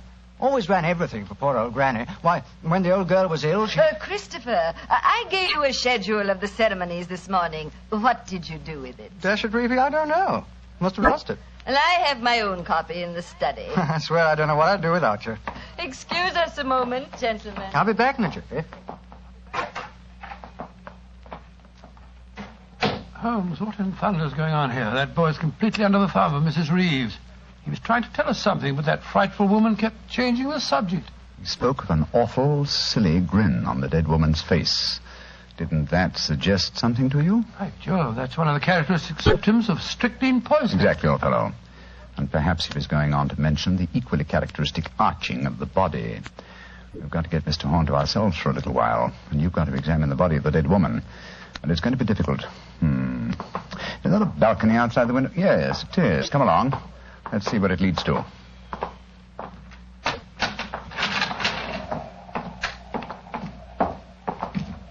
The balcony seems to lead right round this particular wing of the castle. Must have served as a lookout in the olden days. I wish the balcony were a little wider. It must be a sheer drop of a couple of 100 feet down to the rocks below. Yeah. Hello. These must be the windows of the room adjoining the one we just came out of. Let's go a little closer, shall we? We may be able to find out something. Can you see anything? Yes. They're in there. Mrs. Reeves and the boy. She's leaving the room. Now's our opportunity. I'll tap on the window. He's seen us. He's coming to open it. What are you two doing out there? Admiring the view? Yes, my boy. It's quite beautiful. Mr. Horn. Yes, Mr. Holmes. I was a great admirer of your grandmother. And I was interested in what you were telling me of her death. She had a grin on her face, you said. Yes, it was awful. Her body was all hunched up like a croquet hoop. Really? Of course, Dr. Oberwald said it was perfectly all right, but I must say it seemed dashed odd to me. Yes, it was far from all right, I assure you. And you started to say something else. What was it? Let me see. You said, when she was ill... Oh, yes, that was a silly business. When she was ill, she thought she was in danger from poisoning, so she made Mrs. Reeves taste all her food and drink. Did she really? Where is your grandmother's body now? In the West Wing. The funeral's to be tomorrow morning. I see. Where did Mrs. Reeves go? I'm here on the balcony behind you, gentlemen, listening to your conversation with the greatest interest. Christopher, let me warn you. These men are the emissaries of the British government. They would stop at nothing to take the island over. These men are trying to influence you against me, against Reevy, who has looked after you ever since you were born, and who tries to protect you now that your grandmother has gone and you are alone. Yes, I know, Reevy, but after all... That is your pride as the head of the Horn family, the Seigneur of Garth. The Garth that I'm trying to save for you. This man is completely unscrupulous. He was about to accuse me of murder.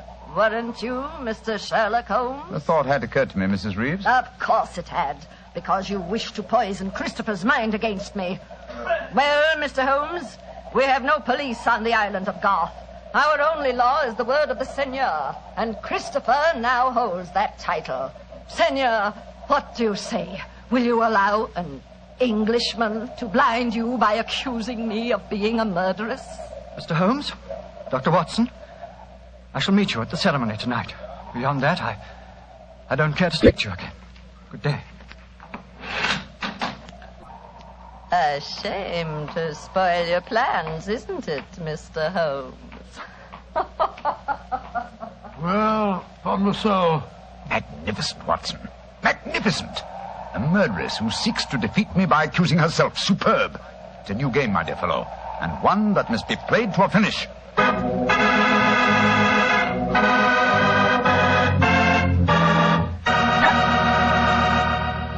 We'll hear the rest of Dr. Watson's story in just a second, so I'm just going to remind you that right now is one time you'd really enjoy a glass of Petri California Port. You couldn't ask for a more delicious wine.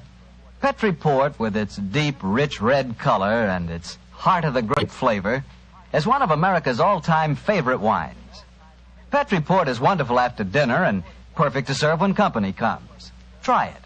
But just remember that when you want the kind of port I'm talking about, you've got to make sure it's Petri Port, because all Petri wines are good wines. Dr. Watson, this is certainly an unusual story you're telling us tonight. What happened after Mrs. Reeves left you and Sherlock Holmes standing on the balcony? We retired to our rooms and had a quiet and lonely lunch.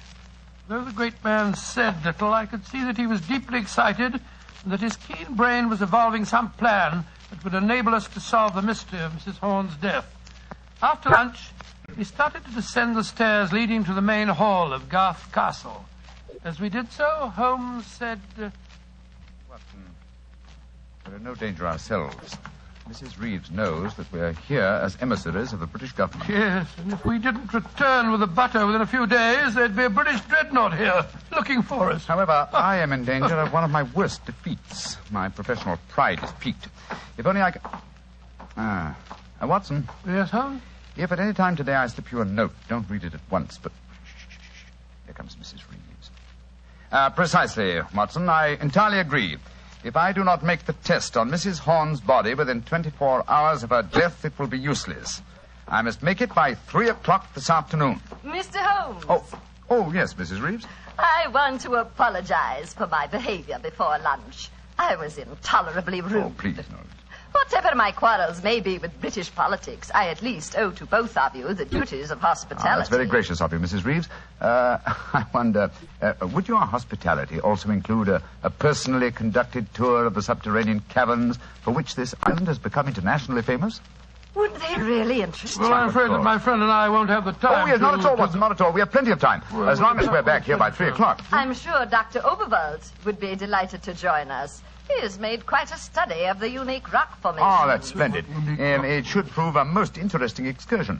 But, Holmes, why do we want to go stomping around a lot of damp and smelly caves? Well, the exercise will do us good, old fellow. Will you lead the way, Mrs. Reeves? And please remember that it's most important that I return here... I remember, Mr. Holmes. You must be back here by 3 o'clock.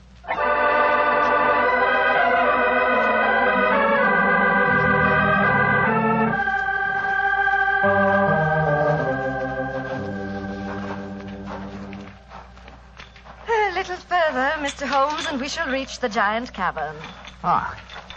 Most interesting. Watson and Dr. Oberwald seem to have lagged behind us somewhat. They will be here in a moment.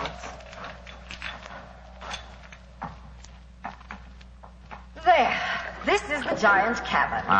Magnificent. Truly a miracle of nature. It's a natural submarine dry dock hewn out of the rocks. Yes, Mr. Holmes. And in the olden days, only the smugglers who inhabited this island knew the entrance that leads to this cave. The first seigneur of Garth found a cache of untold wealth hidden here. Really? Silks, jewels. There are still the remains of some of the finest Calvados brandy stored among these rocks. Indeed. An incomparable drink. Would you care for some? It is our custom whenever visitors honor us with their presence to offer them a glass. I should be delighted. There is a natural shelf here in the rocks. Perfect hiding place.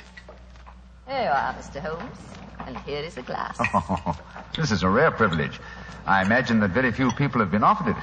Only our most distinguished visitors, I assure you. This cabin is completely inaccessible from the outer sea, I presume. Completely.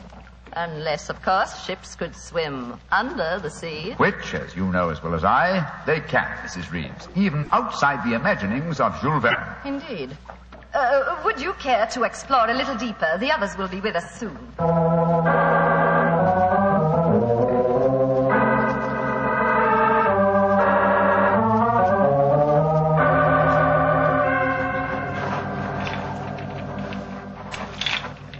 Dr. Oberwald, the others seem to be some way ahead of us. Yes, they do, don't they, Doctor? Holmes! Holmes! Where are you? Dear me, I'm afraid we cannot follow them. What do you mean? The next cavern is already cut off by the rising tide. Great Scott, you mean that they're cut off? I am afraid so. But do not worry, Herr Doctor.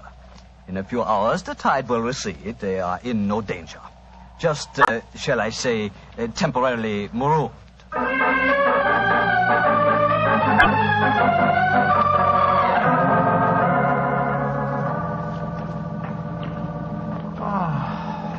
can't understand it. I'm getting confoundedly sleepy. I'm so sorry. I'm afraid that we stayed here longer than I intended. I fear that we are cut off by the tides. Cut off? For the tide? We're in no danger. In a few hours, we should be able to return. But I'm afraid I cannot get you back at 3 o'clock, which was the time I promised. But it's vital.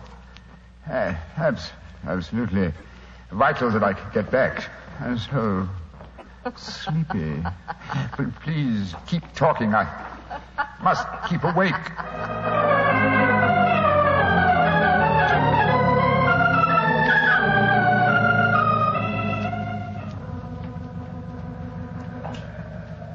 Dr. Oberl, I must get to Sherlock Holmes at once. I am sorry, Herr Doctor, but we are not able to control the forces of nature.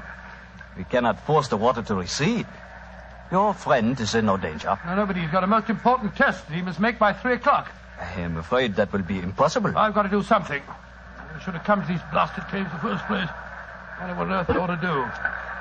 By Jove, that note that Holmes gave me, he told me to open it if... where did I put it? Ah, here it is. A note from Mr. Sherlock Holmes, eh? Vital that you make medical test. Great Scott, Dr. Overall, it's absolutely necessary for me to return to the castle at once. Indeed.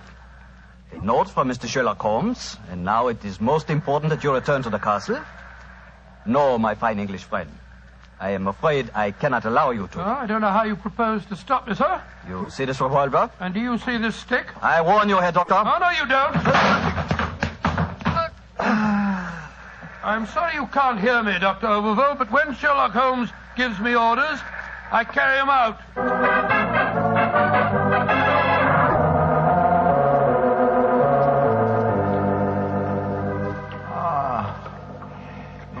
Mrs. Reeves, are we still trapped by the tide? What time is it? 5 o'clock. I'm afraid that you will be a trifle late for your important appointment. What a pity. You deliberately trapped me here. You drugged the brandy and kept me a prisoner. Did I? Now, why should I do that, Mr. Holmes? Because you're greedy for power.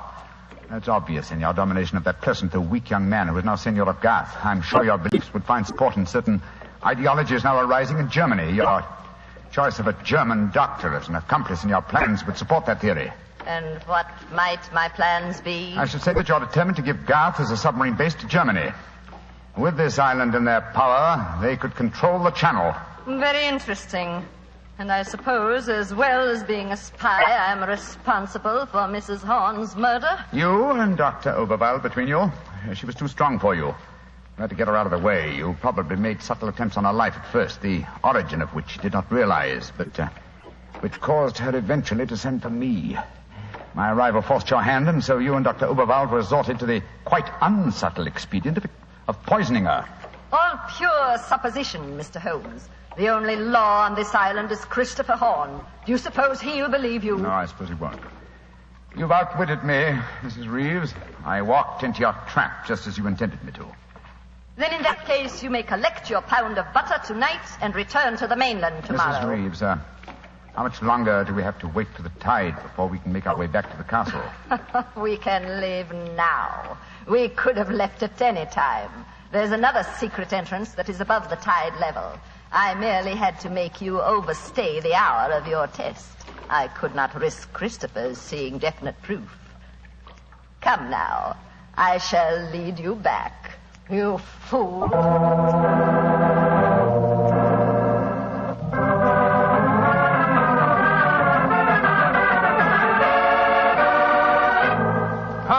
Holmes, where have you been all this time? Mind that, Watson. Did you open the note? Yes.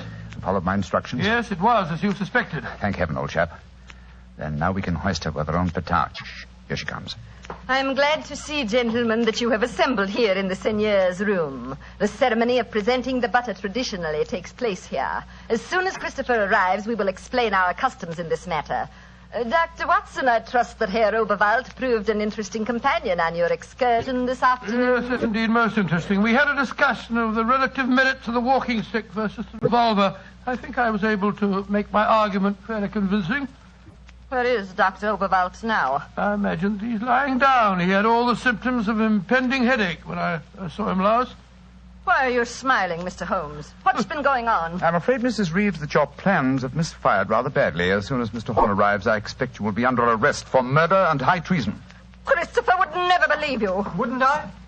Mrs. Reeves, you poisoned my grandmother. Christopher, what lies have these men been telling you? You're the one that's been telling me lies. I believed you when you said you'd been tasting the old lady's food.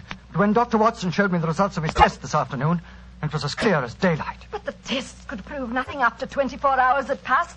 You said so yourself, Mr. Holmes. A deliberate lie, Mrs. Reeves. I'm afraid that I invented that mythical 24-hour test. I knew that as soon as I mentioned it, you would attempt to prevent my carrying it out. So I was delighted when you fell into my trap. You thought that you were shanghaiing me, whereas in reality I was shanghaiing you. My job is to prove your guilt to the senor. With your dominant presence away from the household, it was easy for Dr. Watson to make his test. You devil. You knew all the time. Oh, of course I did.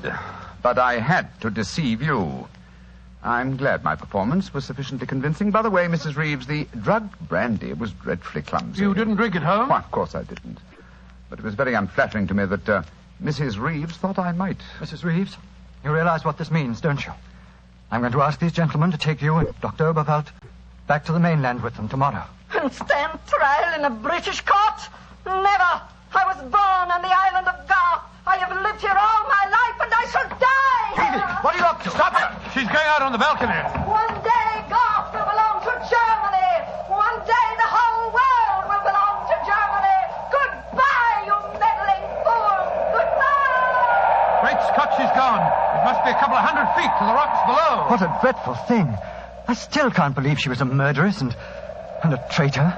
Now, it's shocking. A shabby finish to a shabby business. Mr. Horn, I suggest that we make sure Dr. Oberwald does not escape justice, and that we then perform the ritual presentation of the butter. Yes, Mr. Holmes. The island of Garth will still pay tribute to England, and I think it always will.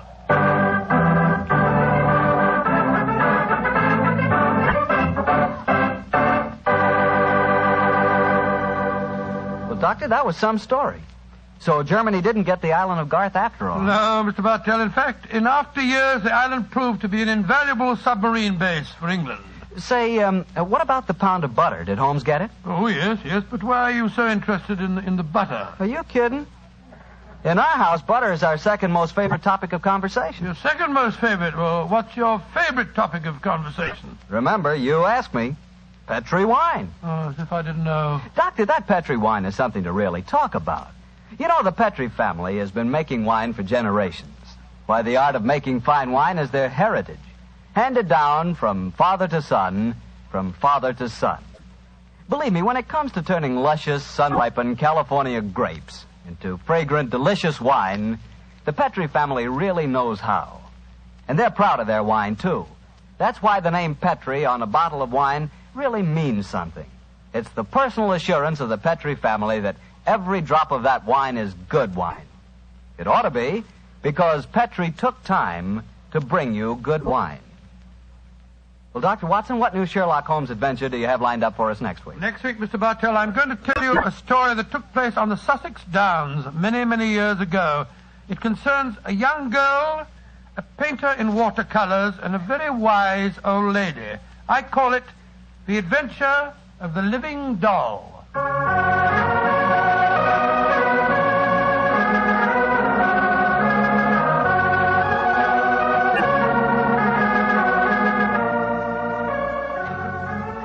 Tonight's Sherlock Holmes adventure was written by Dennis Green and Anthony Boucher and was suggested by an incident in the Sir Arthur Conan Doyle story, The Adventure of the Bruce Partington Plans. Music is by Dean Fosler.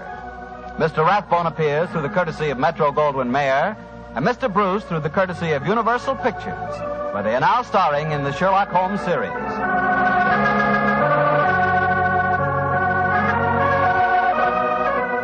the Petri Wine Company of San Francisco, California, invite you to tune in again next week, same time, same station.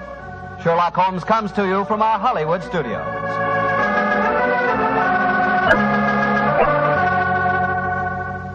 This is Harry Bartell saying goodnight for the Petri family. For a solid hour of exciting mystery dramas, listen every Monday on most of these same stations at 8 o'clock to Michael Shayne, followed immediately by Sherlock Holmes. This is the Mutual Broadcast. This episode from the life of Sherlock Holmes will be transmitted to our men and women overseas by shortwave and through the worldwide facilities of the Armed Forces Radio Service. Petri Wine brings you Basil Rathbone and Nigel Bruce in the new adventures of Sherlock Holmes.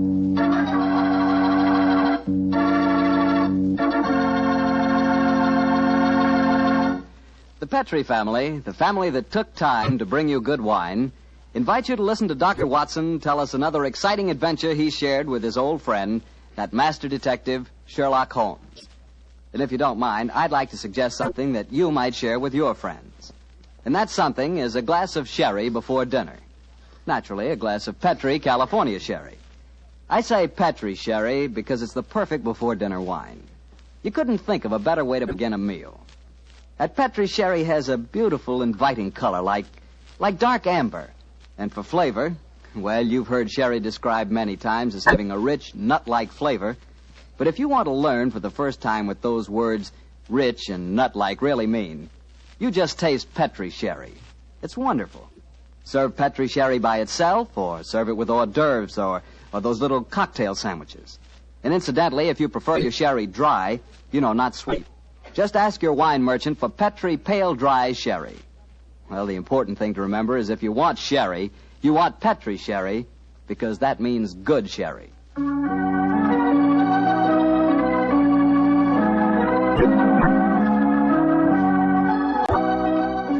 And now let's look in on our genial friend and good host, Dr. Watson. Good evening, Doctor. Good evening, Mr. Bartell. Punctual to the minute, as usual. Never keep a doctor waiting, I always say. Particularly Dr. Watson. Draw up a chair, my boy. Thank you. That's it. All ready to tell us the Sherlock Holmes adventure of the speckled band, Doctor? Yes, I'm all ready, Mr. Bartell. Say, Doctor, just what does a speckled band mean? You wait until I've told you the story, young fellow, my lad. You'll find out for yourself. Sorry. The floor is all yours, Doctor. The adventure of the speckled band began on a rainy April morning in 1883. An urgent call from one of my patients had kept me up most of the night before, and in consequence, I came down to my breakfast rather later than usual to find that Holmes had already left our house some hours earlier. As I sat there reading the morning paper and consuming my 2 lightly boiled eggs, there was a knock at the door. It opened to disclose a typical example of the British working man, a bag of tools in one hand and a grimy cap in the other, as he spoke to me from the doorway. You sent for me, Mr. Holmes? I'm not Mr. Holmes. Oh, beg your pardon, Governor. But I've come to mend the gas bracket over the mantelpiece. Oh? What's wrong with it? I've got a leak in it. Oh, leak? Well, get along with your work. Yes, sir. Hope I won't be disturbing you, sir. No, that's all right, my man. Don't mind me. Oh, dear. Very untidy man, Mr. Holmes, sir. What do you mean by that? Well, you can't help noticing the mess this room's in. I've heard say he was as tidy as any when he started, but he learned bad habits from a bloke what lived with him. Dr. Watson, I think his name is. You impertinent fellow. How dare you talk to me like that? I've got a good... Oh, where does he go to? Here, you come out of there. That's Mr. Holmes's room. Don't be angry with me, Watson. What? Just slipping out of these grimy rags into a dressing gown. Good gracious me. So was you, Holmes. Well, upon my soul, I'd never recognized you, but why the disguise? A case, my dear Watson, a case. One of those small problems which a trusting public occasionally confides to my investigation. To the British workman, old chap, all doors are open. His costume is unostentatious and his habits are sociable. Tool bag is an excellent passport, and a tawny moustache will secure the cooperation of the maids. But what's the case, Holmes? A modest little drama of life in the kitchen, one of those seemingly inconsequential affairs, and yet, Watson, the honor of a duchess is at stake. Duchess? A mad world, my masters, a mad world. Now I feel a little more comfortable. Let's return to the sitting room, shall we? strong cup of tea would be most acceptable. Oh, I wish you'd tell me about the Duchess and life in the kitchen, Holmes. Some other time, old fellow, some other time. At the moment, suppose you tell me what you know about Miss Helen Stoner. I received a letter from her this morning in which she informed me that she would be calling here at 11, and also that she was a friend of yours. Helen Stoner? Oh, yes, yes. A charming girl indeed. Pour me a cup of tea, Watson, and tell me about her. Well, I befriended her at the time of the tragic death of her sister 2 years ago. I told you about the case, don't you remember? The sudden death of Violet Stoner at an old house in Stoke Moran. Oh, yes. It all comes back to me now. There was an inquest, wasn't there, with a string of stupid, ineffective witnesses. Huh? I was one of them. Oh, I'm sorry, old fellow. Then you were the exception, of course. Wait a minute. Let me see. I docketed the evidence on the case. Where is it? My scrapbook. Here we are. Let me see. Yes, S. Salisbury, Hatchet, Murder, Lord St. Simon. Here we are. Stoke Moran. Yes, I remember the affair well now. The villain of the piece was Dr. Grimsby Roylott, wasn't he? Yes, a dreadful fellow. He's the stepfather of the two girls. Violet, the one that died so mysteriously, and Helen, the one who's coming here to see you. Dr. Roylott has a pretty record. 55 years of age, killed his kit Magar in India, once in an insane asylum, married money, wife died, distinguished surgeon. Well, Watson, I wonder what the distinguished surgeon has been up to now. Oh, some deviltry, I fear. Why do you say that? You remember that Miss Violet Stoner's death followed close upon the announcement of her engagement? Yes. Well, I met Miss Helen Stoner on the streets a few weeks ago. She told me that she'd just become engaged to a young fellow in the army who was leaving for the Far East. She was very upset at the thought of being alone with her stepfather at Stoke Moran. Oh, naturally it was. Dr. Roylott stands to lose a considerable sum of money in the event of his stepdaughter's marriage. Yes, they both had a trust fund which he administered only as long as the girls were unmarried. That fact was brought out at the coroner's inquest 2 years ago. But if Roylott did poison the other stepdaughter, and I'm pretty convinced that he did, it seems unlikely that he'd try it again. 2 sudden deaths in the same household could hardly pass the coroner. Oh, no, my dear Watson. You're making the mistake of putting your normal brain into Roylott's abnormal being. Oh, that must be Miss Stoner now. Yes, let me see. It's precisely 11 o'clock. Well, let's see what we can do for her. Well, I hope you can help her, Holmes. She's an extremely nice girl. Come in. Yes, Mrs. Hudson? There's a Miss Helen Stoner to see you, sir. She says she has an appointment. Show her in, please, Mrs. Hudson. Aye, sir. Come in, my dear. Thank you. Miss Stoner, I'm so glad to see you again. How do you do, Dr. Watson? And this must be your friend. Yes, Miss Stoner, I'm Sherlock Holmes. Sit down by the fire, won't you? Yes, please do, my dear. Hello, you're trembling with cold. It's not cold that makes me shiver. Tell me, Mr. Holmes, has my stepfather, Dr. Grimsby Roylott, been here? No, he hasn't. He saw me in the street. I dashed by him in a hansom cab, but he saw me. Our eyes met and he waved me to stop, but I came here as fast as I could. Very sensible move. Dr. Watson has already given me several hints as to your present problem, as well as having refreshed my memory as to the circumstances of your sister's death. My problem is a simple enough one, Mr. Holmes. I'm waiting to be murdered. No, my dear please girl. be a trifle more explicit, Miss Stoner. Very well, Mr. Holmes. My fiancé is leaving for the Far East today. When he leaves, I shall be alone with my stepfather at Stoke Moran. He plans to murder me just as he murdered my sister. What makes you say that, Miss Stoner? Many strange things have happened recently. For instance, he's just moved me into the bedroom in which my sister died. Well, what reason did he give for changing your room? That my old one needed repainting. It didn't need it, but Dr. Roylott did need to move me into that horrible room. And other things have happened. I've heard the music again. Music? What music? My sister first heard it a few days before she died. I heard it myself on that dreadful night she breathed her last. Oh, Mr. Holmes, I'm terrified. Don't worry, my dear. Please don't worry anymore. You have friends to help you now. Do you mind if I ask you a few questions? No, of course not. Now, this music. Does it seem to come from inside the house or outside? Well, it's hard to say. It sounds so faint. What's it like? A sort of soft droning sound. Like a flute or a pipe? Yes, it reminds me of native music I heard during my childhood in India. India, eh? Oh. There's one other thing that puzzles me, Mr. Holmes. Now, what's that? My sister's dying words. As she lay in my arms, she gasped out 2 words. Oh, what were they? Banned and speckled. You remember that evidence from the inquest, don't you, Dr. Watson? Yes, I do. I couldn't make head or tail of it. So? Banned, speckled, Indian music. Miss Stoner, do you sleep with your door and windows fastened? Yes, Mr. Holmes, but so did poor Violet. It didn't save her, though. What did you gather from your sister's dying allusion to the band, the speckled band? Well, sometimes I thought it was merely the wild talk of delirium, and sometimes that it referred to a band of people. Oh, yes. I remember that there were some gypsies encamped quite near us at the time of Violet's death. Gypsies, eh? Yes, and it occurred to me that the spotted, gaily coloured kerchiefs, which so many of them wear over their heads, might have suggested the unusual adjective which my sister used. Miss Turner, how long is it since you heard this strange music that you've told us about? I heard it last night. Your fiancé leaves today, you say? Yes, Mr. Holmes. Well, Miss Turner, I shall do everything I can to help you. If we were to come to Stoke Moran today, would it be possible to see over your rooms without the knowledge of your stepfather? I think so. He told me this morning that he intended to take a late train home tonight. Ah, that's splendid. Watson, out with the timetable, old fellow, and look up the trains to Stoke Moran. Right you are, Holmes. That's my stepfather. I know it is. Oh, yes.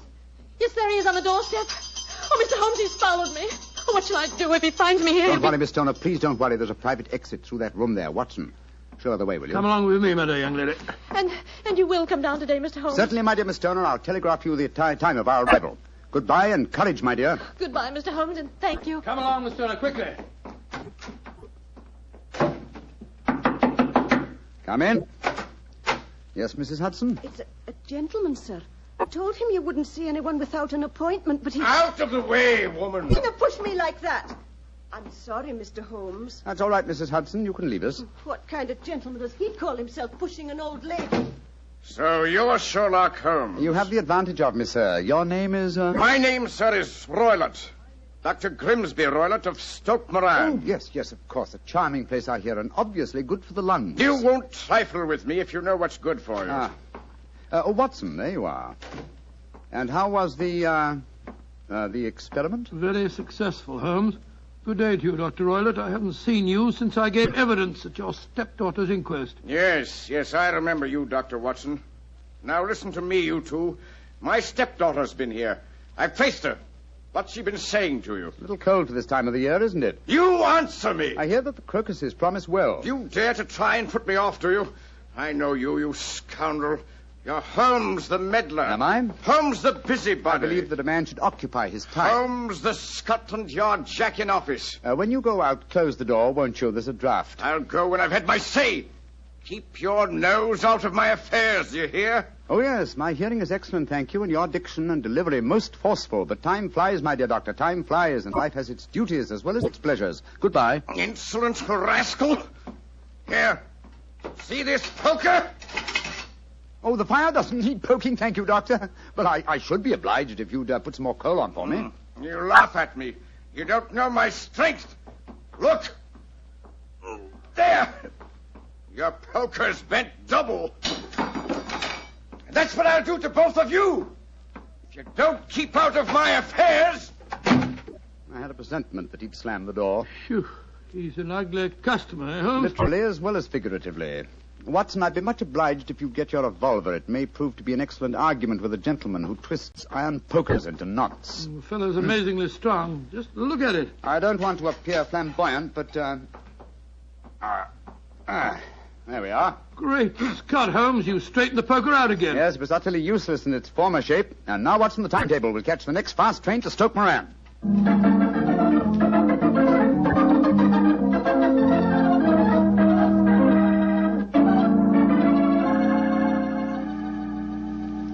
Oh, Mr. Holmes, Dr. Watson, I'm so relieved that you've come.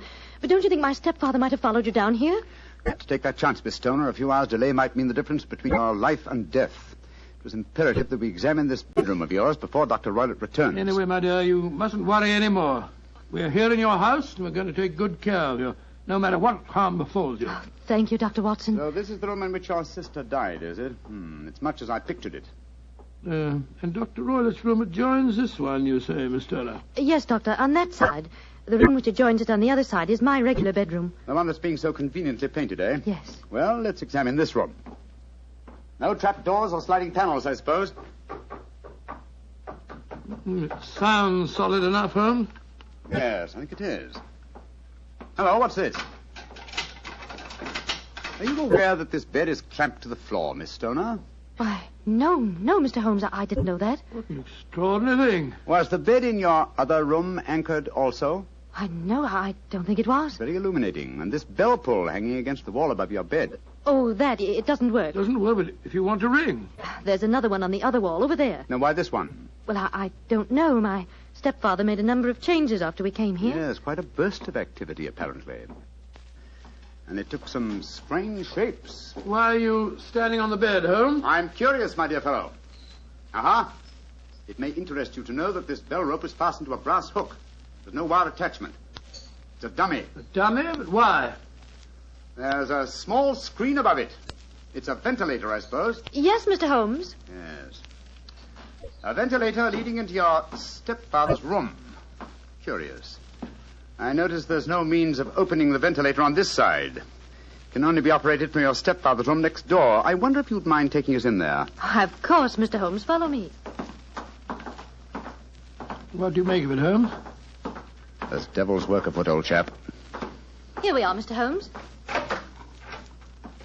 It's much the same as the other room. A bit bigger, perhaps. That large safe against the wall seems to be an unusual piece of bedroom furniture. What is it, Miss Stoner? My stepfather's business papers. Oh, yes. You've seen inside it, then? Only once, some years ago. I remember that it was full of documents. What's this saucer of milk doing on top of it? Does Dr. Roylott keep a cat? No, but he does have a cheetah and a baboon as pets. He brought them with him from India. Well, Holmes, a cheetah is just a big cat. True, but I doubt if a saucer of milk would go very far in satisfying the appetite of a cheetah. Well, I think I've seen enough. This matter is too serious for hesitation. Your life may depend upon your following my instructions, Miss Homer. I'll do anything you say, Mr. Holmes, anything. Is that village inn I see through the trees from this window? Yes, the Queen's Arms. Your bedroom windows would be visible from there. Yes, Mr. Holmes. Very well, then. Watson and I will go there now and obtain accommodations. When your stepfather returns, you must confine yourself to your room on the pretense of a headache. You follow me? Perfectly. When Dr. Roylott returns for the night, you must open your bedroom window and put your lamp on the sill as a signal to us at the inn. Then withdraw quietly to your usual bedroom, the one that's being painted. I'm sure that you could manage there for one night. Of course. But what will you do?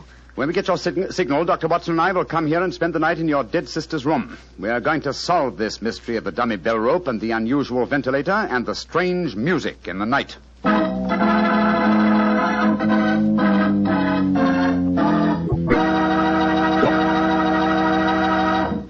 You'll hear the remainder of Dr. Watson's story in just a second, so I'm just going to point out that at any really important dinner, you know, like when diplomats get together, you'll find wine on the table. Because for years it's been a known fact that good wine makes good food taste better. Prove that to yourself tomorrow night by having your dinner together with a glass of Petri wine. If you prefer a red wine for any meat or meat dish, try a Petri California Burgundy. That rich, hearty red Petri Burgundy is really out of this world. Now, if you'd rather have a subtle, intriguing white wine, let's say to go with chicken or fish, then try Petri California Sauterne.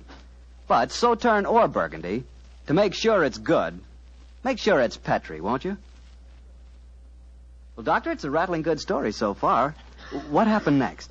You went to the local inn, I guess, and waited for that lantern to appear in the bedroom window at Dr. Roylott's house? That's right, Mr. Bartell. We had an early dinner at the Queen's Arms and then retired to our upstairs bedroom and sat there side by side, puffing away at our pipes, our eyes straining through the darkness for that telltale lantern to give us the signal that there was dangerous work ahead for us.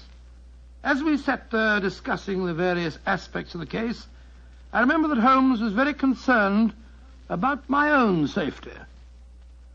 You know, Watson, I really have some scruples about taking you with me tonight. This is an infernally dangerous business. What about that poor girl, alone in the house with that fiend Roylott? I can handle the case by myself, old chap. I'm coming with you, Holmes. You speak of danger. You haven't seen more in those rooms than was visible to me. No, but possibly I've deduced a little more. I imagine you saw all that I did. No, I saw nothing remarkable except the bell rope, and what purpose that could answer, I confess, is more than I can imagine. You saw the ventilator, too. Yes, but I don't think it's such an unusual thing to have an opening between two rooms. It's so small that a mouse could hardly pass through it. True, but at least you will admit there was a curious sequence of coincidences. A ventilator is constructed. A bell cord is hung from it. A lady sleeps in a bed directly below the ventilator, a bed that is anchored to the floor. The lady dies. Well, I begin to see what you're driving at, Holmes. Look. There's the lantern in Miss Stoner's window. That's our signal, all right. Come on, Watson. Our night's vigil begins.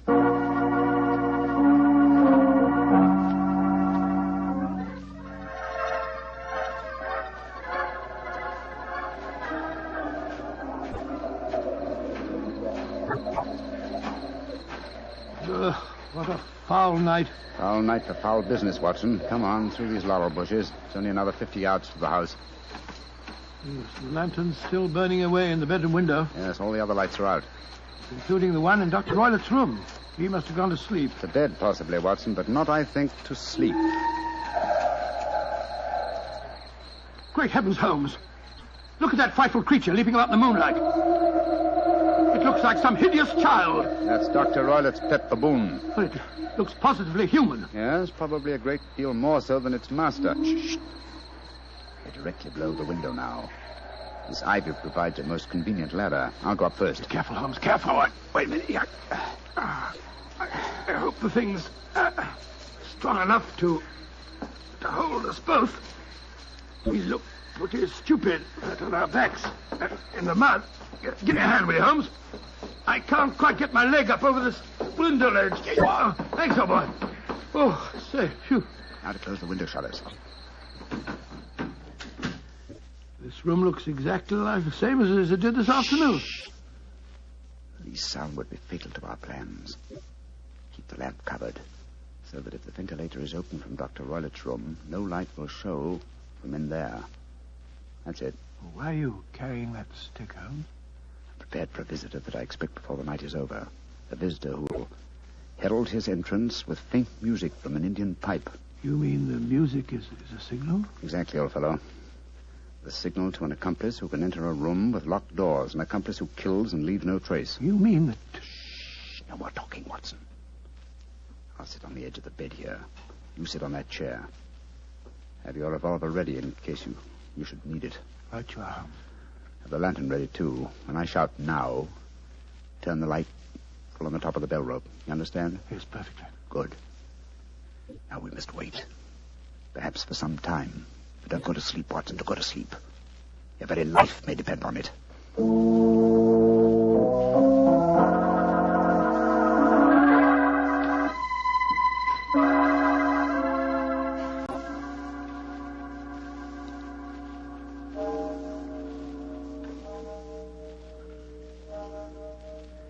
Watson. Yes? You're not smoking, are you? No, Holmes. I smell tobacco smoke. Must be drifting through the ventilator. Exactly. Dr. Roylett is up. Look. There's a tiny shot of light showing up in the ventilator. Shh. Listen. There's the music. Yes. Heralding the messenger of death. Have your lantern ready, Watson.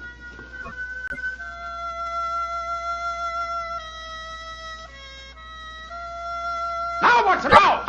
Great heavens, it's a snake slithering down the bell rope. You can't kill it with that stick, Holmes. Out of the way. Let me get a shot at it. I'm going to drive it back the way it came. Get out. There it goes. Back through the ventilator. Oh. What a fiendish plan.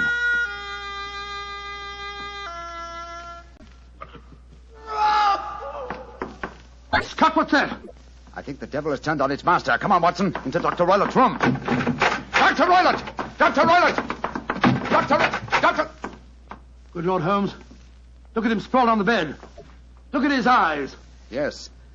And see what is coiled around his forehead. It's the snake. Yes, the band. The speckled band. He's dead, Holmes. Yes, he's been bitten by the deadliest snake in the world, the Indian swamp adder. Its deadly fangs produce death within 10 seconds. Well, Watson, violence does in truth recoil upon the violent, and the schemer falls into the pit which he digs for another. What should we do now, Holmes? We must remove the macabre headgear from the dead doctor and return the snake to its den. And I suggest that we tell Miss Stoner that there's no more danger under this roof. After that, we can turn the matter over to the local police. Our work is done.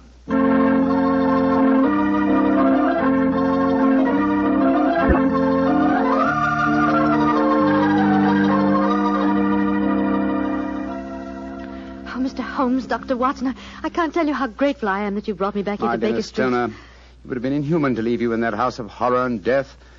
We have a spare bedroom, and Mrs. Hudson is a motherly and understanding woman, and I can assure you that Dr. Watson and I will be delighted to have you stay with us here until you've decided on your future plans. Yes, of course we will, my dear. As a matter of fact, it'd be rather refreshing to have a touch of youth about the place. You're both so kind.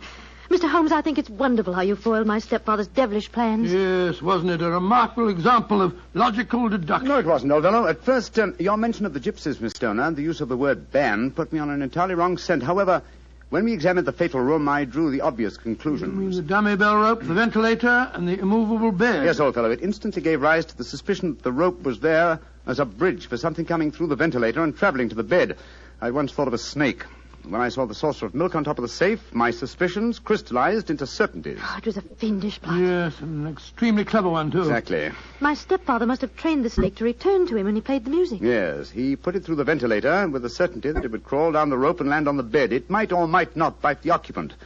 Perhaps she might escape every night for a week, but sooner or later she must fall a victim. Thank heaven I came to you, Mr. Holmes. Amen to that, Miss Stoner. Holmes, if you hadn't lashed at the snake with your stick, I bet it wouldn't have turned back on its master. True, old chap. In that way, I am no doubt indirectly responsible for Dr. Grimsby Roylett's death. But I can't say it's a fact that's likely to weigh too heavily on my conscience.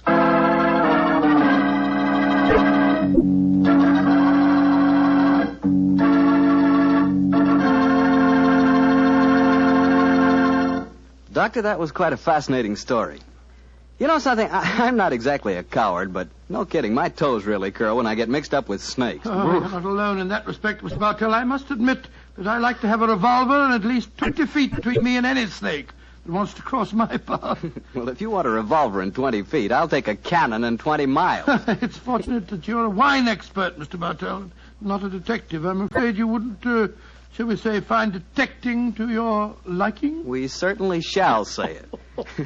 And incidentally, I'm not a wine expert, Doctor. All I know about wine is that it either tastes good or it doesn't. And I also know that Petri wine always tastes good. The Petri family sees to that. The name Petri on the label is the personal assurance of the Petri family that every drop of wine in that bottle is good wine. And they know how to make it good because they've been making fine wine for generations.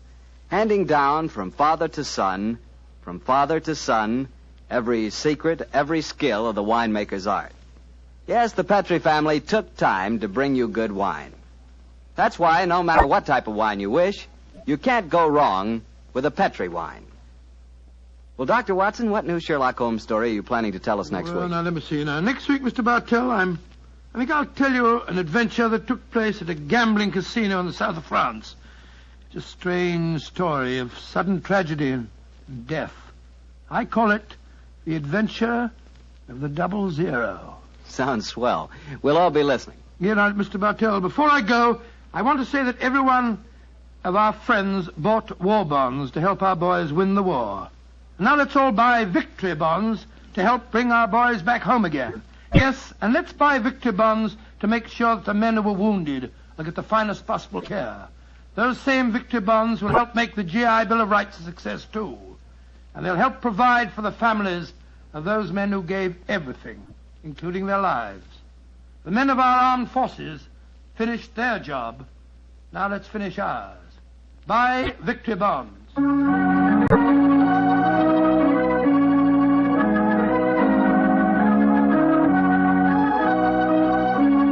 Tonight's Sherlock Holmes adventure is written by Dennis Green and Anthony Boucher and is an adaptation of the Sir Arthur Conan Doyle story, The Adventure of the Speckled Band.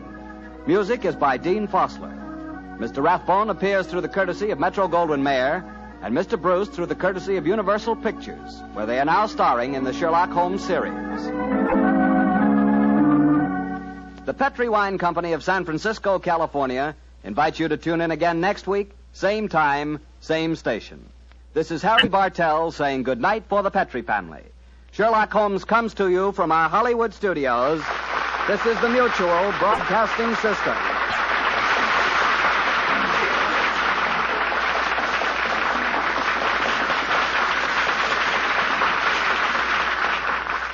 Petri Wine brings you Basil Rathbone and Nigel Bruce in the new adventures of Sherlock Holmes.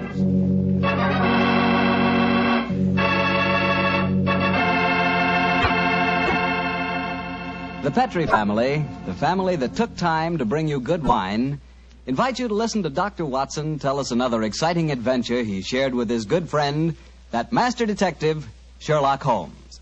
And I'd like to tell you about my favorite time of day. It's just before dinner. You know, when the family's all sitting around in the living room and wonderful things are cooking in the kitchen? Ah, that's for me. And boy, that's the time for a glass of sherry. Because Petrie California sherry really makes waiting for dinner a pleasure. That Petrie sherry is the perfect before-dinner wine. Just look at its beautiful amber color. And then taste that wonderful Petrie sherry. What a flavor. Petrie sherry has a rich, nutty flavor that's right from the heart of sun-ripened grapes.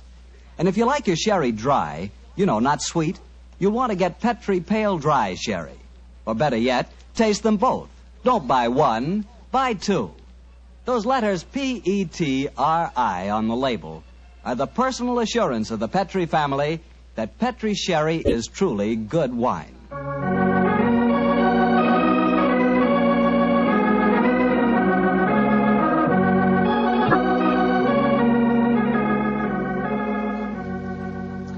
And now it's time to keep the weekly appointment with our good friend, Dr. Watson. How are you this evening, Doctor? I never felt better, thank you, Mr. Bartell. Draw up your usual chair and make yourself comfortable. Thanks. That's it. Oh, I see you've had the old tin dispatch box out again.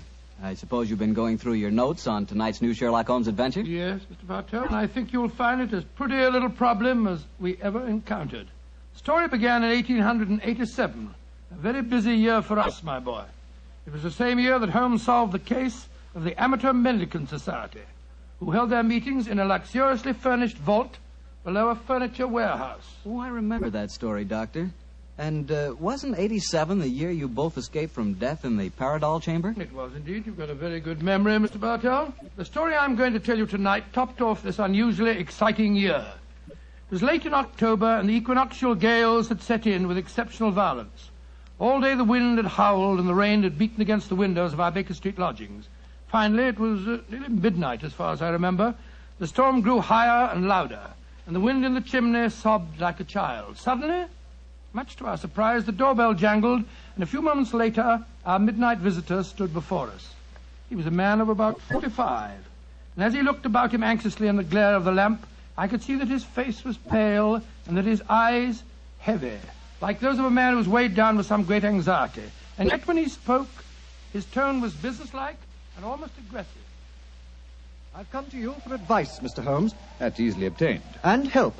That is not always so easy. Help the gentleman off with his coat, will you, Watson? Yes, indeed. Here you are, sir. Let me hang it up for you. Thank you, sir. I heard of you, Mr. Holmes, from Major Prendergast. Oh, yes. He said that you could solve anything. Oh, I'm afraid he said too much. But you've never been beaten. I've been beaten 4 times, sir. 3 times by men and once by a woman. But supposing you sit down and introduce yourself. My friend's name is Watson, Dr. Watson. How do you do, sir? How do you do, Doctor? My name is Lovelace, Edmund Lovelace. And what brings you to me at this hour of the night, Mr. Lovelace? I'm in terrible trouble, Mr. Holmes. You don't know anything about me, but if you'll accept my case, you can save 4 lives. I wouldn't say that I know nothing about you, sir, though it's true that I know little beyond the somewhat obvious fact that, well, you're single, that you keep a dog, but not a manservant, and that you are much preoccupied with your business, which I take to be some form of insurance. Oh, come. Oh, steady. Now, what is this? Well, magic? I'll wager that my friend's right, though. Isn't he, Mr. Lovelace? Perfectly. But I'll be hanged if I can see how he knows it. It's a practical application of logic, sir. The briefcase that you carry might at first indicate a barrister or some other professional man, but your brusque, businesslike manner counteracts that suggestion. An insurance broker who must visit clients at odd hours is the likeliest man to combine that manner with a briefcase at midnight. But the wife and the manservant, and the fact that I'm preoccupied with my business. Your cufflinks don't match, sir. Each is from a different pair. That would suggest preoccupation, and it's a mistake that neither a wife nor a manservant would have allowed to pass. Yes, but how about the dog? Oh, surely that's obvious, Watson. Well, I can't see it. I shall let you ponder on that matter while Mr. Lovelace tells us his problem. Mr. Holmes, are you as interested in preventing a murder as in solving one? Well, naturally I am, Mr. Lovelace. Even more so. But please tell me your story. I live with 4 cousins of mine in an old house in Camberwell. My grandfather left the house and a sizable fortune to the 5 of us on condition that we lived together and maintained the family unity. It probably won't surprise you to know that we've grown to get pretty much on each other's nerves. Well, what happens if one of you dies, Mr. Lovelace? His share is divided among the others, Doctor. The wonder to me is, sir, that not that a murder may take place, but that it has not happened long ago. Who's responsible for the administration of the estate? My cousin Gerald. He's much older than the rest of us, and he's a thoroughly unpleasant, cantankerous man. Yeah. He gets an extra share in the estate as administrator, and in consequence he doesn't work. We feel, of course, that he lives off us, and we're continually quarrelling with him about it.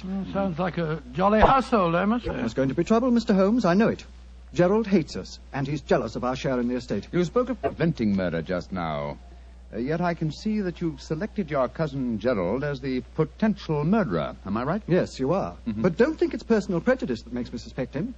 I have good reason for doing so. Oh, what reason? This evening, just before dinner, I helped Gerald off with his topcoat and went to hang it up for him. As I did so, I heard a strange metallic clink in one of his pockets. I slipped my hand inside it and found a hypodermic syringe and a small phial of liquid. I opened the phial and smelled it. Gentlemen, it reeked of bitter almonds. Bitter cyanide, eh? And what did you do?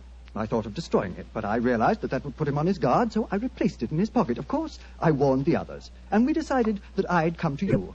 I had to see a most important client tonight, or I'd have been here earlier. Yes, it seems odd that you didn't come directly to Mr. Holmes as soon as you'd made the discovery, Mr. Lovelace. After all, if a potential murderer is walking about with a pocket full of cyanide, I should have thought that itself was more important than business. Well, Yes, I suppose it might seem so to you, Doctor. Now, that's a most interesting stick you carry, sir. May I examine it? Of course. Here. Oh, thank you. Now I see how you deduced that Mr. Lovelace had a dog, Holmes. There are the marks of the dog's teeth on the stick. Yes, my dear Watson, but these marks under scrutiny give us even more specific information. He's a large dog. You've had him for some years, Mr. Lovelace, and he's now old and feeble. Well, you're perfectly right, but I'll be hanged if I can see how you can tell that from looking at a walking stick. This stick is covered with teeth marks, therefore it has been carried many times by the dog. Now, it's a heavy stick, so only a large dog could have carried it. And the teeth marks also indicate a large jaw. The older marks are deep sunk. Look here. The fresh ones, where the wood is not yet darkened, are shallow. Yes, it's obvious that the jaws are losing their strength. That's very clever of you, Mr. Holmes, but I don't see what it has to do with the case in hand. Oh, neither do I, Holmes, I must confess. No, surely it tells us that your story, Mr. Lovelace, may bear a less terrifying implication than you think. On the other hand, its implication may be even more terrifying. Though it's late at night, I feel that any further delay in this matter would be extremely dangerous. I suggest that you get a cab and come to your house in Camberwell at once.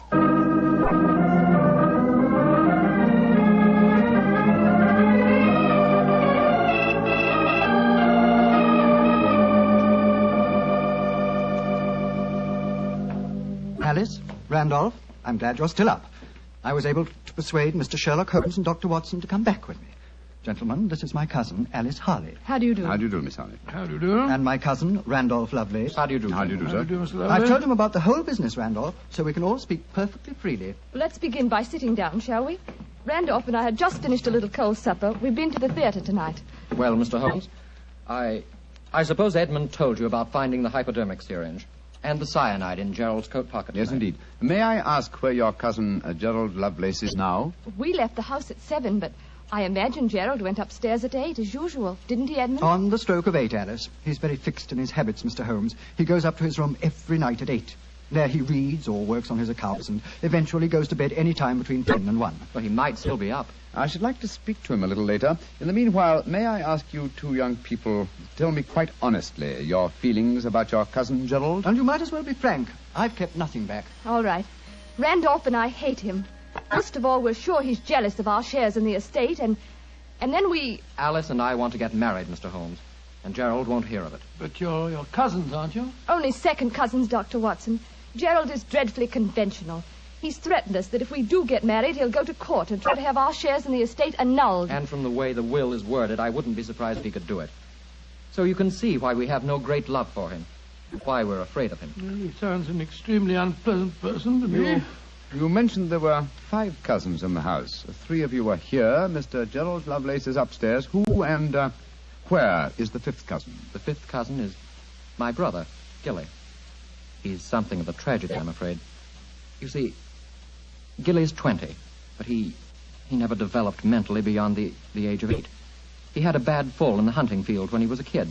He's been like this ever since. Oh, I'm sorry to hear that, sir. But he's the dearest, most gentle boy you've ever met. And, incidentally, the one person in this house who doesn't hate Gerald. The poor fellow doesn't understand the conditions of the will, I suppose. No. But if he did, I don't think it'd make any difference. I swear that Gilly loves every living thing, especially Gladstone. Gladstone is the name of his dog. His dog? Yes. The dog may be the key to this whole matter. The dog? What makes you say that, Holmes? When a man brings a quick and painless poison home to a household containing an old and feeble dog, it's more than possible that he has obtained that poison quite legitimately to give the dog a merciful death. To kill Gladstone? Oh, no! After all, Alice, dear, he is old and almost blind But, now. Mr. Holmes, if you think Gerald brought home the poison to put Gladstone out of the way, well, and I admit it sounds perfectly logical, what made you decide to come here tonight? Because I dare not even guess what you may have done by intruding the thought of murder in this situation. Where is your brother Gilly? In his room upstairs, asleep. I wonder if we might go up to him. I should like to talk to him, if you don't mind. And after that, I want a few words with your cousin, Gerald Lovelace.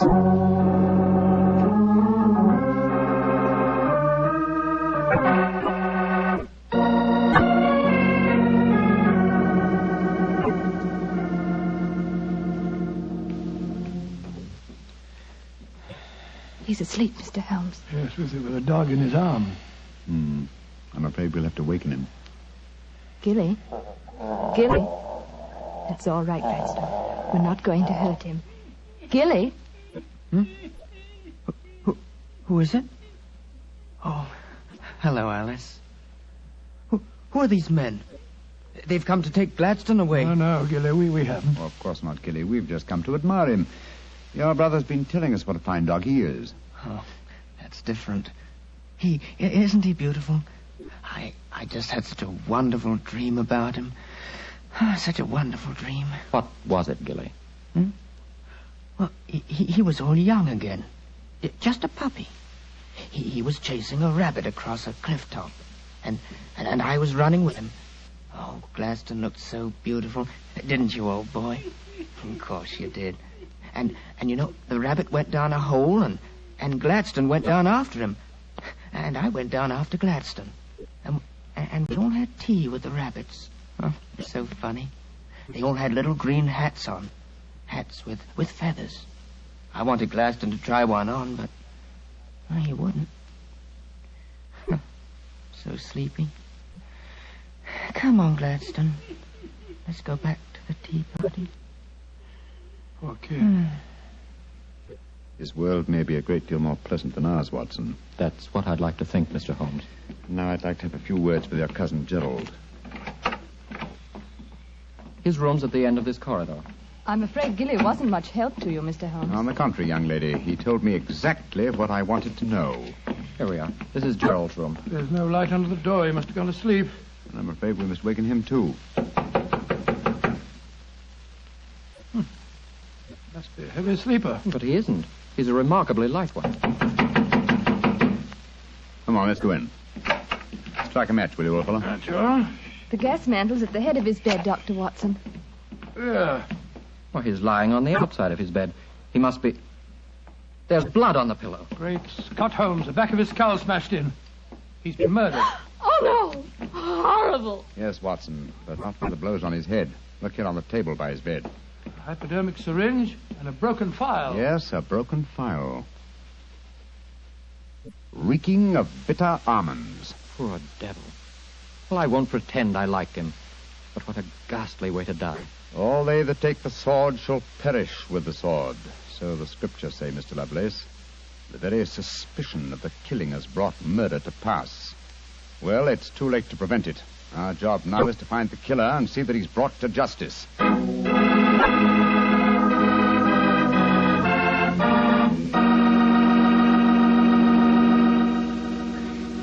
Dr. Watson will tell you the rest of his story in just a few seconds. Just time enough for me to tell you that if there's one wine that's perfect for any occasion, it's Petri California Sherry. With a bottle of that rich, amber-colored Petri Sherry on hand, you can make that time before dinner a main event. And Petri Sherry is the perfect answer to the question of what to serve when company comes. Serve Petri Sherry alone and let its full, wonderful flavor speak for itself, Or serve Petri sherry with hors d'oeuvres or party sandwiches. And remember, you can serve Petri sherry proudly, because Petri is the proudest name in the history of American wine. Well, Dr. Watson, so you found Gerald Lovelace dead in one of the bedrooms of the house in Camberwell. What did you do? Send for the police? Not at once, Mr. Bartell. Sherlock Holmes persuaded the remainder of the household to give him the opportunity of examining the scene of the crime carefully before the police were sent for. And so, a few minutes before 1 o'clock that October night, Holmes and I stood alone in the room of death. Turn the gas a little higher, will you, old chap? Right you are. You know, Holmes, I think you should have sent for the police right away. In a case like this, Watson, I prefer to be my own police. When I have spun the web, they may take the flies, but not before. What are the results of your medical examination, old chap? Well, it's exactly as you reconstructed it, Holmes. He was first beaten on the head with that poker lying on the floor.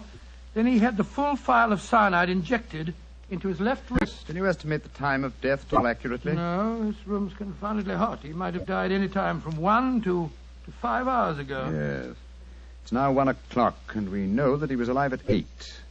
Mr. Edmund Lovelace saw him leave for his room at that hour. Yes, if he was telling the truth. One thing we do know for a fact is that this man was murdered at the exact moment he was going to bed.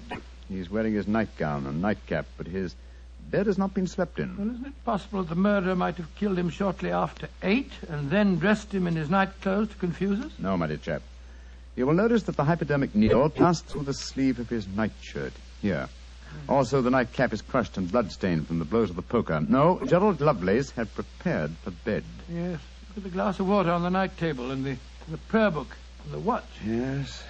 Signs of a prosperous and meticulous man. Mm-hmm. A fine gold watch and in excellent condition. Aha. There's the answer, Watson. What do you mean, there's the answer, Watson? I just wound this watch 1 turn, and then it was fully wound. That provides us with a time schedule for our murder. Come on. We'll send a servant for the police, and while they're on the way, if you'll call everyone together, I should like to put a few more questions to this family.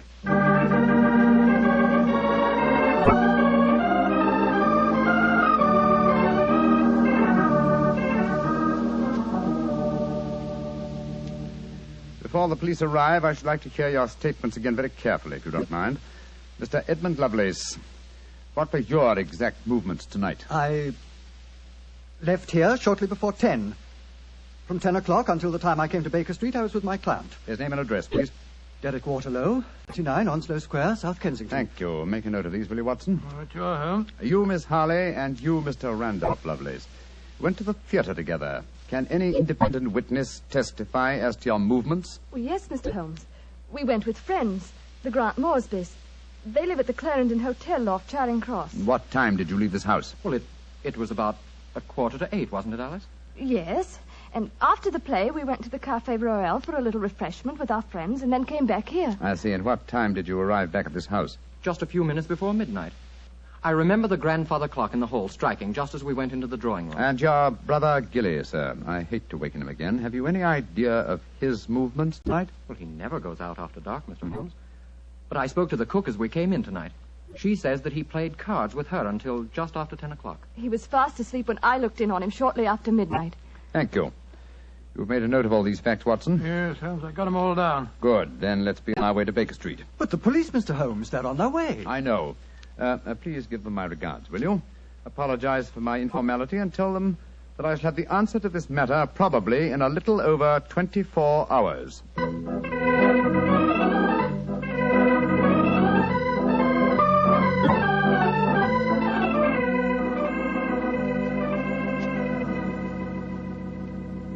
Holmes, here it is well after midnight. You haven't done a thing on the Camberwell case. No, but you have, old chap. You've checked on all the time alibis and found them valid. I'm much obliged to you. Yes, Inspector Lestrade was here tonight, you know, and he made some pretty caustic remarks, I can tell you. Oh, didn't you inform him that I'll have the answer to the problem before many hours have passed? I did, but you know, Lestrade, he wanted action. You shall have it. Is the watch still running? Yes, there's another thing. What'll Lestrade say when he finds that you took the dead man's watch? I've no idea. Oh, why did you take it anyway? You sound sleepy, old chap. Yes, I am confoundedly sleepy. Well, why don't you go to bed? What are you going to do? Continue my vigil with my pipe and the watch of a dead man.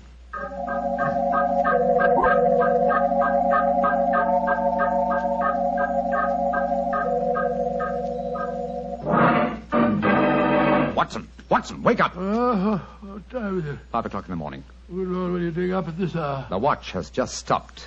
I'm about to rewind it. What are you rewinding it for, Holmes? You waited over 24 hours for it to unwind. When I know how many turns it takes to wind it fully, I shall have the answer to the whole business.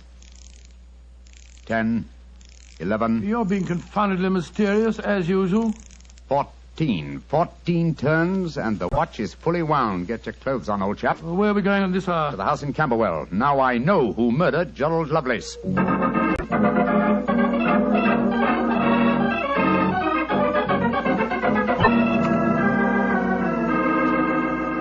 Mr. Edmund Lovelace, I'm glad you let us in. Please take us up to your young cousin's room at once. Gilly? What do you want with him? I'll explain in a moment. Please take us up to him. Oh, of course, but what brings you here at this hour of the morning? Mr. Holmes knows who murdered your cousin. Well, I'm glad to hear it. It's more than the police seem to know. They were here half the night cross-examining us. Here we are. I don't think we'll bother to knock.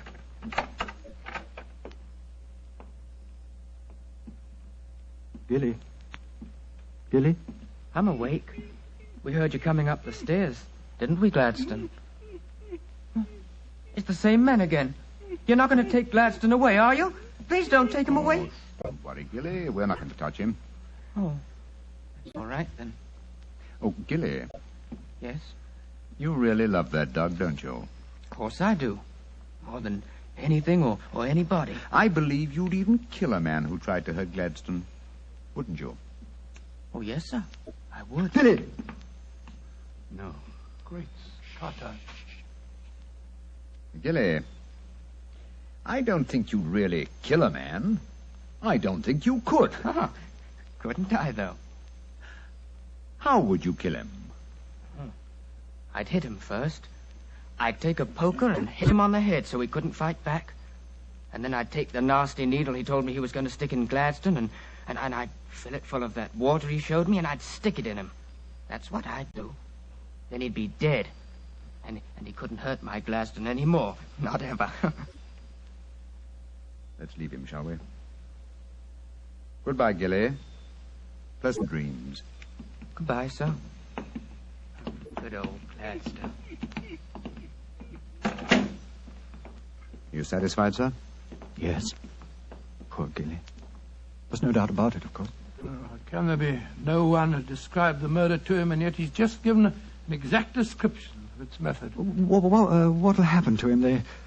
They won't try him. No. A little pressure in the right places, and he'll be released to a private nursing home. I'll do everything I can, Mr. Lovelace. Thank you, Mr. Holmes. Thank you very much.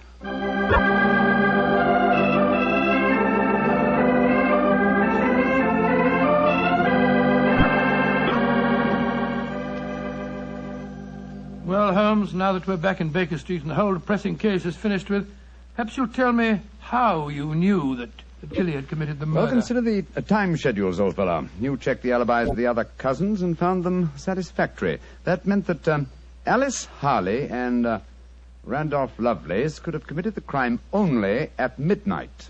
Edmund, only before 10. Gilly, only around 11. You said that the time of death could have been at any of those hours. Yes, I did. So how did you pin it down to 11? The watch gave me the specific answer. When I picked it up, I unthinkingly wound it. Made one turn and was then fully wound. Now, when does a methodical, precise man like Gerald Lovelace wind his watch? Just as he's going to bed. Exactly, old fellow. So that it was obvious that he was killed precisely one watch stem turn before I wound his watch. Now I'm beginning to see daylight, Holmes. So you let the watch run down? That's what I did. It took 28 hours, from 1 o'clock the night before last until 5 this morning. Now, how many turns did it take to rewind it? 14, wasn't it? That's right. Therefore, one turn of the watch stem equaled 2 hours, proving that Gerald Lovelace had been murdered 2 hours before 1 o'clock at 11 p.m. When Gilly was the only one who could have done it. You know, Holmes, I still find it hard to believe that boy was capable of such a ghastly crime. He seemed so gentle. Oh, he is. Except when his beloved dog's life was at stake, probably out of some mistaken notion of kindness. Gerald Lovelace warned the boy of his intentions regarding the dog. It's a sad business, Watson, a sad business. I hate to think of that boy spending the rest of his life in a mental home. I have one prayer for his future. What's that, Holmes? The dog Gladstone can't live very long. I pray that Gilly does not long outlive him.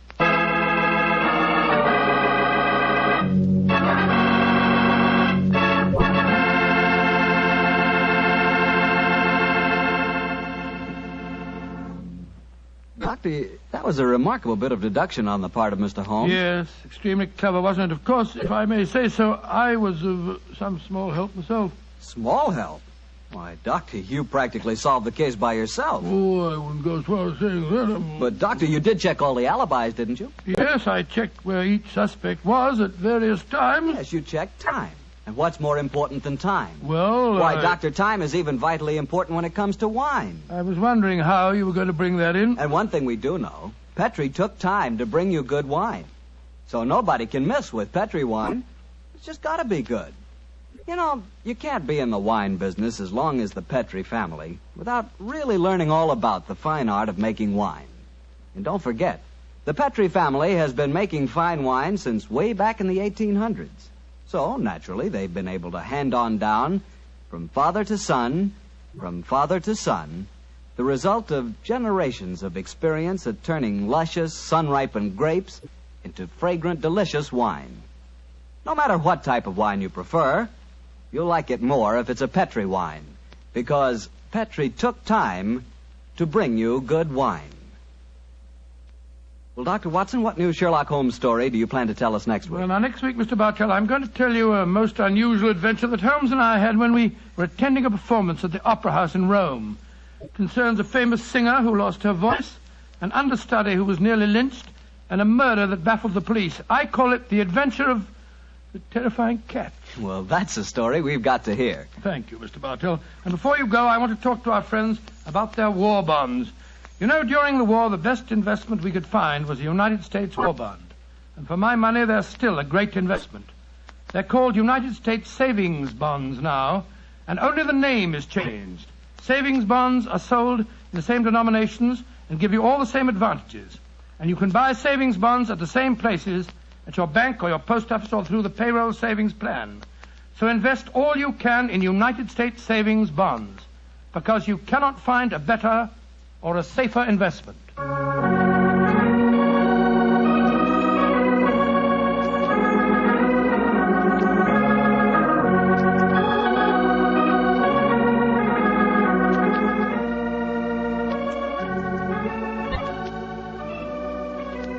Tonight's Sherlock Holmes adventure was written by Dennis Green and Anthony Boucher and was suggested by an incident in the Sir Arthur Conan Doyle story, The 5 Orange Pips. Music is by Dean Fostler. Mr. Rathbone appears through the courtesy of Metro-Goldwyn-Mayer, and Mr. Bruce through the courtesy of Universal Pictures, where they are now starring in the Sherlock Holmes series. The Petrie Wine Company of San Francisco, California, invites you to tune in again next week, same time, same station. Sherlock Holmes comes to you from our Hollywood studios.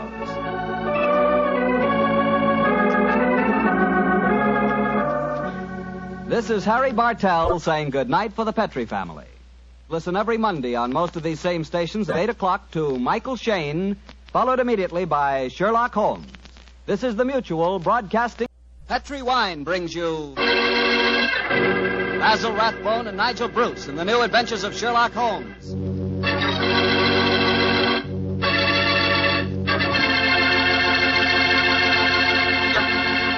The Petrie family, the family that took time to bring you good wine, invite you to listen to Dr. Watson tell us another exciting adventure he shared with his old friend, that master detective, Sherlock Holmes.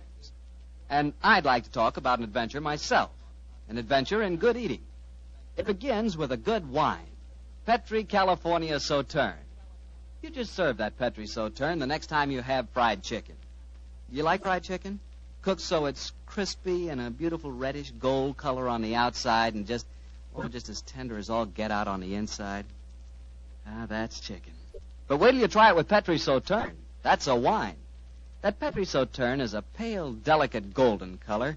You can just look at it and you know it's going to be one of the most delicious wines you've ever tasted, if not the most delicious. Petri Sauterne is not only wonderful with chicken, it's great with fish or any kind of seafood, too. Get a bottle of Petri Sauterne. When it's a Petri wine, it's a good wine.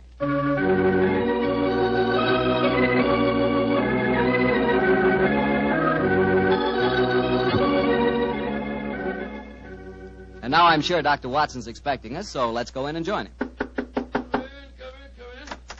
Ah, there you are, Mr. Bartell. Good evening, Doctor. Good evening. Draw up your chair by the fire. That's it. The tobacco's in the jar beside you over there. Thanks. Well, Doctor, all ready for tonight's new Sherlock Holmes adventure? Yes, Mr. Bartell. Though on this occasion I'm going to tell the story a little differently.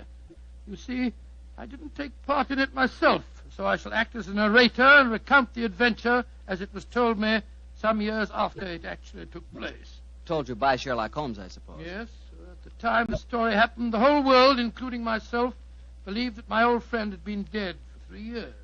What did he do with himself during those 3 years, Doctor? Wandered about the world, Persia, Egypt, the south of France, and 2 years of his time was spent in Tibet, where he disguised himself as a Norwegian explorer by the name of Sergerson, his object being to visit the forbidden city of Lhasa.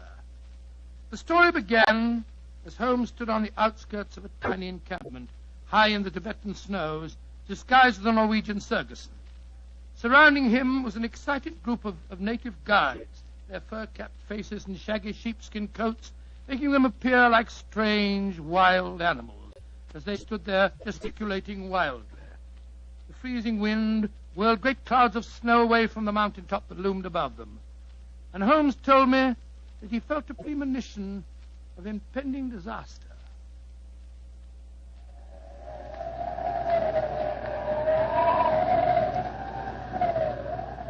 Sir, my men will go no further. They say the goddess of the mountain is angry. If we climb further, she will swallow us up. She will bury us. But we cannot go back now. We have come so far, 1,000 feet, 800 feet higher. We shall reach the pass. We shall be safe. I will not go. We can stay back there in the tents until the goddess of the mountain tells us we may go further. He is right. We can't go. We don't want to go anymore. It's too... Fools! If you stay here in the wilderness, in the village, and the avalanche comes, you will all be buried. You will be swept away. The only road lies upward. We will not go! Back to the tent! The wind is rising! Then I shall go on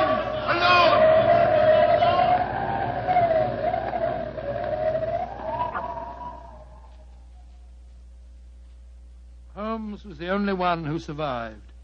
He struggled up the pass that led to safety, the icy gale whipping round him in a frenzy. A few moments after he reached the top, the avalanche occurred. The tents, the guides, and all their equipment were buried beneath hundreds of feet of hurtling, thundering snow. The way behind him was closed. He could only forge ahead. Alone, unaided, he descended the path that led to the plateau beyond. But the goddess of the mountain was still angry. Through the knifing wind and snow he battled on, without food and without, as he told me later, much hope. Even Holmes was helpless in that battle of man against the elements. What happened in that 36 hours he never really knew, except that the wind howled and the driving snow slashed at him without mercy. Finally, his mind began to wander, and he became delirious.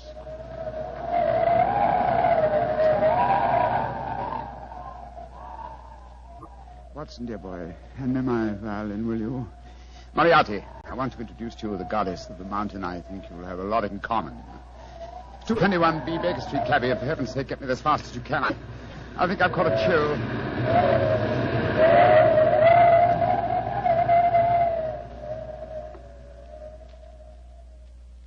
Though his mind was wandering, his great strength combined with instinctive urge for self-preservation must have kept him on his feet. But finally he returned to normal consciousness to find himself jogging along a rough road in a primitive cart drawn by 2 oxen. The sun shining on him and a white girl feeding him warm broth from a cup. For a moment the girl looked at him with a comforting smile, and then she spoke. No wonder you look puzzled, poor man. You can't make up your mind whether you're in this world or the next. Who are you? And how did I get here, please? My name is Eileen Farley. I'm a medical missionary. I found you wandering out of your mind 2 days ago, and I've taken you under my wing. We're going to the monastery of Panchapushpa. I'm most grateful to you, Miss Farley. You have saved my life. Permit me to introduce myself. My name is Sigerson, Olaf Sigerson. I'm a Norwegian explorer. Oh, no. No, your name is Sherlock Holmes, and you're a famous English detective. Please, I don't understand you. Mr. Holmes, you've been delirious for the last 2 days. In your ravings, I was delighted to learn that the great Sherlock Holmes did not die 2 years ago at the Reichenbach Falls. I can see that further simulation is useless, my dear young lady. However, I must implore you to keep my secret. It's essential that for a while longer, the world continues to think me dead. You don't need to worry, Mr. Holmes. I'm a great admirer of yours, and I promise that no one will ever learn your secret from my lips. Try drinking a little more broth. You're dreadfully weak. Thank you, sir. Help me, please. Please, to give me help. Another white man travels the road to Panchapushpa. Stop the cart! You need help? My own cart has broken the wheel. You're going perhaps to the monastery of Panchapushpa? We are. Good. Fyodor Dmitrievich Borodin, Imperial Russian envoy, will travel with you. Please to make room. Спасибо.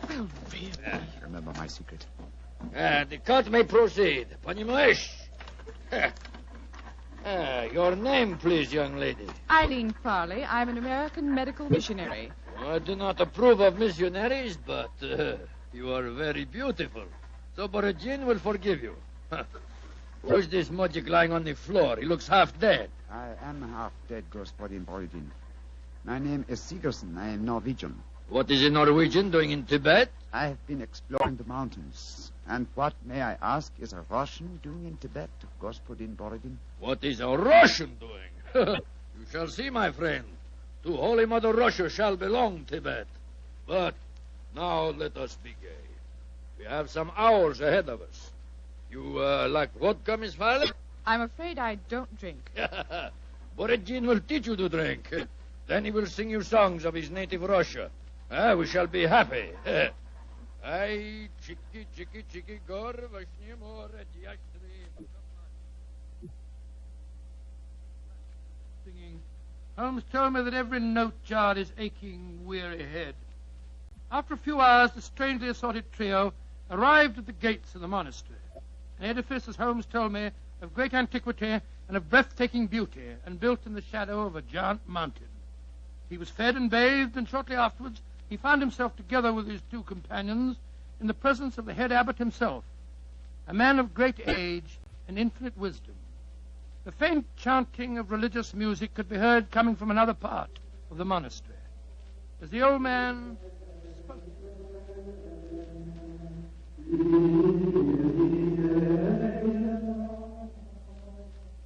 My dear Miss Farley, my dear gentlemen, I have welcomed you to the monastery, and yet each one of you has come to me separately and asked that he be given permission to go to the sacred city of Lhasa.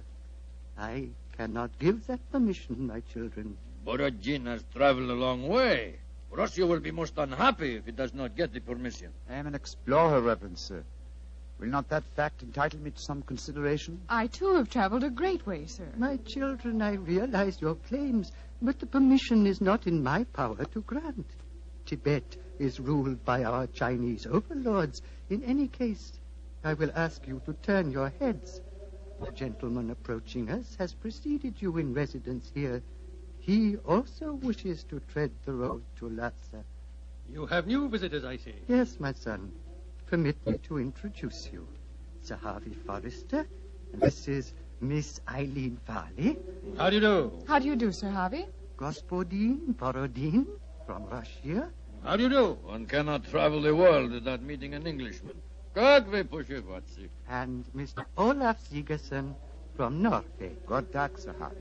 How do you do? Please be seated.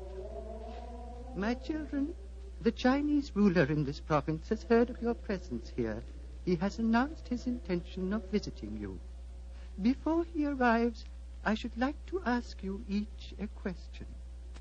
4 of you, all from different countries, have traveled here to the mountains of Tibet. At this monastery, I can offer you refreshment, the opportunity of acquiring wisdom and peace. What more do you seek in Lhasa? I shall ask you each that question in turn. You, Miss Farley, what do you seek? I seek the opportunity to bring both God and health to your Tibetan people. And you, Mr. Segerson? I seek to chart the true course of your mountains, and so to bring knowledge to the world. And you, Gospodin Borodin? I seek to bring about complete understanding between the great peoples of Tibet and Russia. If I succeed, Tsar and his family may consider turning to Buddhism. Indeed. And you, Sir Harvey, as representative of the British government, what do you seek? I shall not join in this contest of wishful thinking. I merely remind you, sir, that your government has signed a treaty with mine. And was not that treaty forced upon us by our Chinese overlords? No, my children. You have advanced brave reasons, but I cannot help remembering that the streams of Tibet bear gold nuggets the size of hazelnuts. You foreigners, in your pitiful ignorance, esteem gold. That signals the arrival of Watson, the Chinese emissary. Your problems will soon be settled, my children. I will acquaint him with your request. Why are you smiling, Mr. Holmes? At the name of the Chinese overlord, Watson. Must avoid falling into old habits and saying, elementary, my dear Watson. Shh. He's going to speak. Silence! Silence! The abbot has told me your wishes. I will hold conference. American lady and Norwegian will not be allowed. Only Great Britain and Russia have treaties with my country. I insist that I have prior right over the Russian representative. Short was me. I represent the Tsar, and Russia is your neighbor. I demand my diplomatic privilege. Follow me. I will decide these things, not you. I shall inform the British consul in Peking if proceedings... This is an insult to the Tsar. Holy Mother Russia will never... Well, Mr. Holmes, it looks as if you and I, at any rate, don't get to Lhasa. No. You look worried. Does the journey to Lhasa mean so much to you? It isn't that. I'm worried about the potential danger that hangs over this monastery. Violent forces are at work. What do you mean, Mr. Holmes? As you know, Miss Farley, I have some specialized acquaintance with these matters, and I tell you that I have rarely seen more clearly exemplified that emotional tension which leads to one thing, murder. That is what I'm afraid of, young lady. Murder. That was what Holmes was afraid of. Later that day, as the sun was setting over the mountaintop, the old abbot walked slowly in the monastery gardens as he talked to the man who he thought to be Segerson. Mr. Segerson, what can I do to help you? Our conversation has pleased me. You are a man of rare perception and knowledge. I grant you one worthy to enter Lhasa, but I can offer no hope. Mr. Wa has already rejected the applications of both the Englishman and the Russian. He did that? He did, my son. He told me they were both very angry and threatened him. If anything were to happen to the Chinese emissary, would you have the right to grant permission for the journey to Lhasa? Yes, until the new envoy arrived from Peking. But what are you suggesting, my son? This monastery is a haven of peace, a backwater far from the troubled stream of life.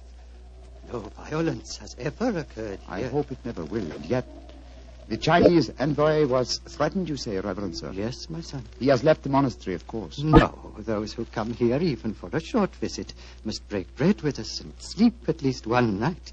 Mr. Wa is quartered in the cell you see before us. Then do you mind if we call on him, Reverend Sir? Of course not, my son, though you will but waste your breath in talking to him. He will not give you permission to take the road to Lhasa. He sleeps, my son. Let us not disturb him. If you don't mind, Reverend Sir, I must waken him, if he can be wakened.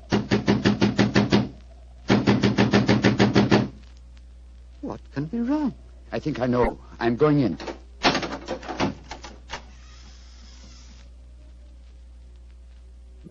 There is your answer, Reverend Sir. He is dead. Yes, sir. Strangled with his own cue. Oh. Poor, misguided man has taken his own life, my son. No, sir. Look at those marks on his shoulder. He has been murdered. But what are we to do?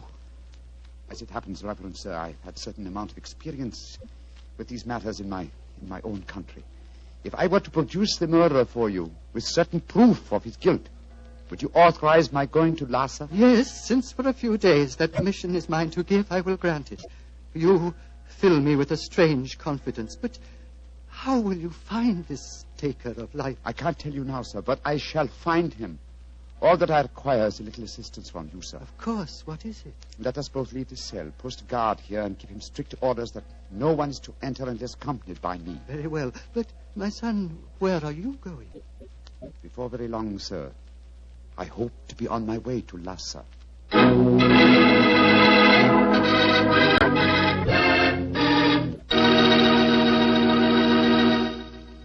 Dr. Watson will tell us the rest of his story immediately, so I'll just take a second to remind you that hamburgers, hamburgers, are practically an all-American food.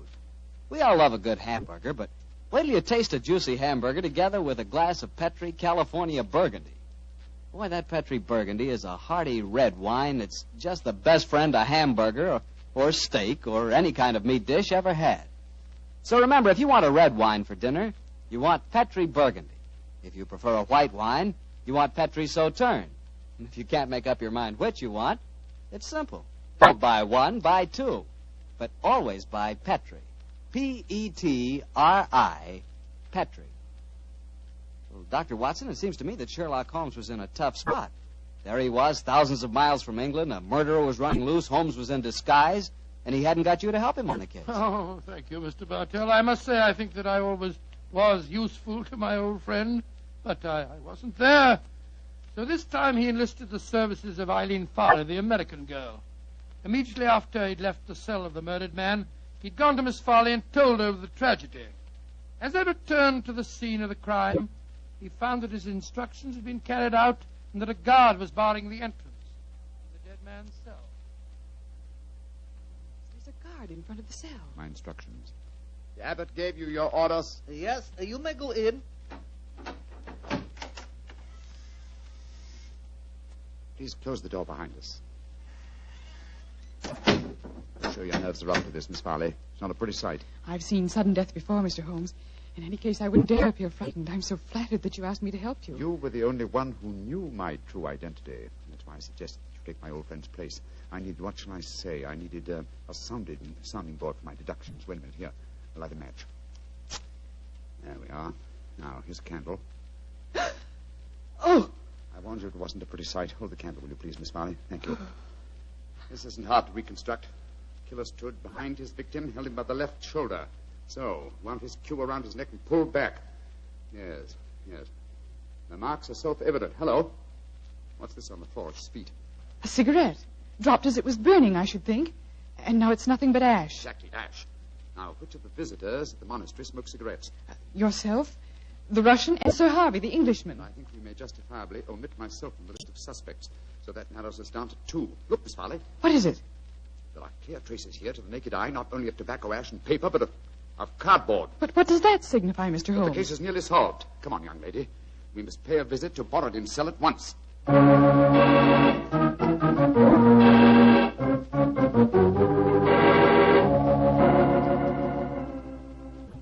Arguments. Always, Sir Harvey Forrester, you give me the arguments. But, my dear Borodin... I am not your dear Borodin. I'm Pyotr Dmitrovich Borodin, ambassador of Holy Mother Russia, and no friend of yours. Come in.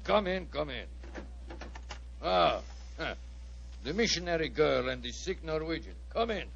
We will drink vodka, and I will sing Russian songs for you. We haven't come here to listen to songs. The Chinese envoy was murdered tonight. So we have been told, my dear.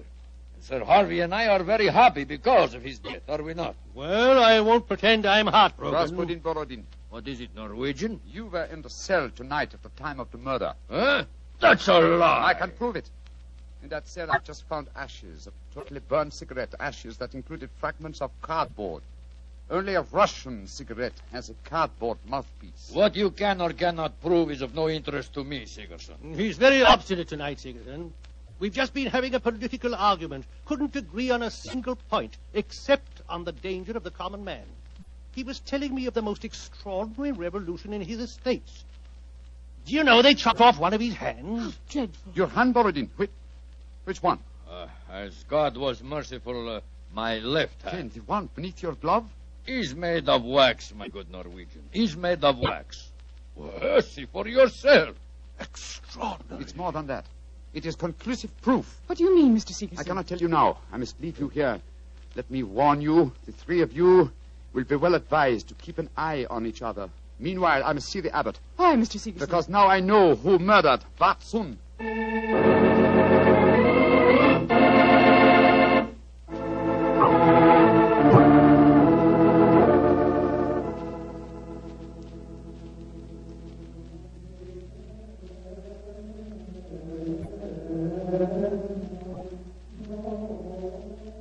Pink fingers of dawn are stealing across the mountaintop, my son.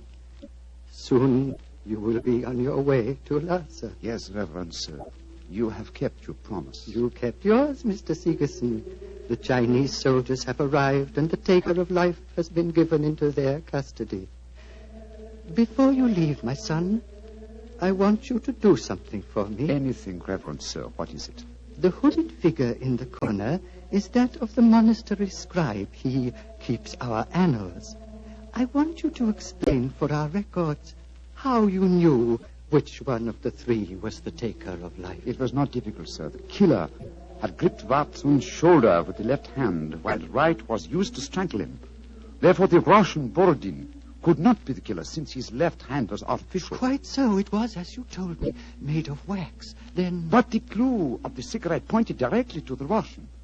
Therefore, it had obviously been planted there deliberately to incriminate him. Now, there is no trained police force in Tibet. We need no police. There is no crime here, my son. But continue. Why should the cigarette be planted to incriminate the Russian? Unless there was someone capable of making the deduction from a handful of cigarette ash. Therefore, the murderer was the one person who knew my true identity. Miss Eileen Farley, supposed missionary. No missionary, as it transpired when she confessed, and no American. No, a Secret Service agent of German origin, seeking to reach Lhasa before the Russians, and infuriated by Watson's denial of passage. Any Secret Service is better off without such employee. She will pay for her mortal sins. May she redeem herself in her next place on the wheel. My son. Yes, Reverend Sir. You are about to leave me, and I shall never see you again. Though evil and death came to Panchapushpa and to my monastery in the caravan that brought you here, I shall miss you, my son. I shall miss you greatly. And I you, Reverend Sir. Would you consider staying here? I can only offer you peace, a shelter from the outside world, and quiet companionship. Three great gifts, sir. But I cannot take them. My work is not done. I must go on. Of course, my son. It was an old man's dream. One last question. What is it, sir? You spoke of your true identity just now. Who are you, my son? Reverend Sir, I cannot tell even you the answer to that question. One day, perhaps, but not now. Let us just say that I have wandered through a world of trouble, just as you have remained tranquil in a world of peace. I hope, sir, that we shall meet again. I hope so, too. Goodbye, my son. Goodbye, Reverend Sir. Goodbye.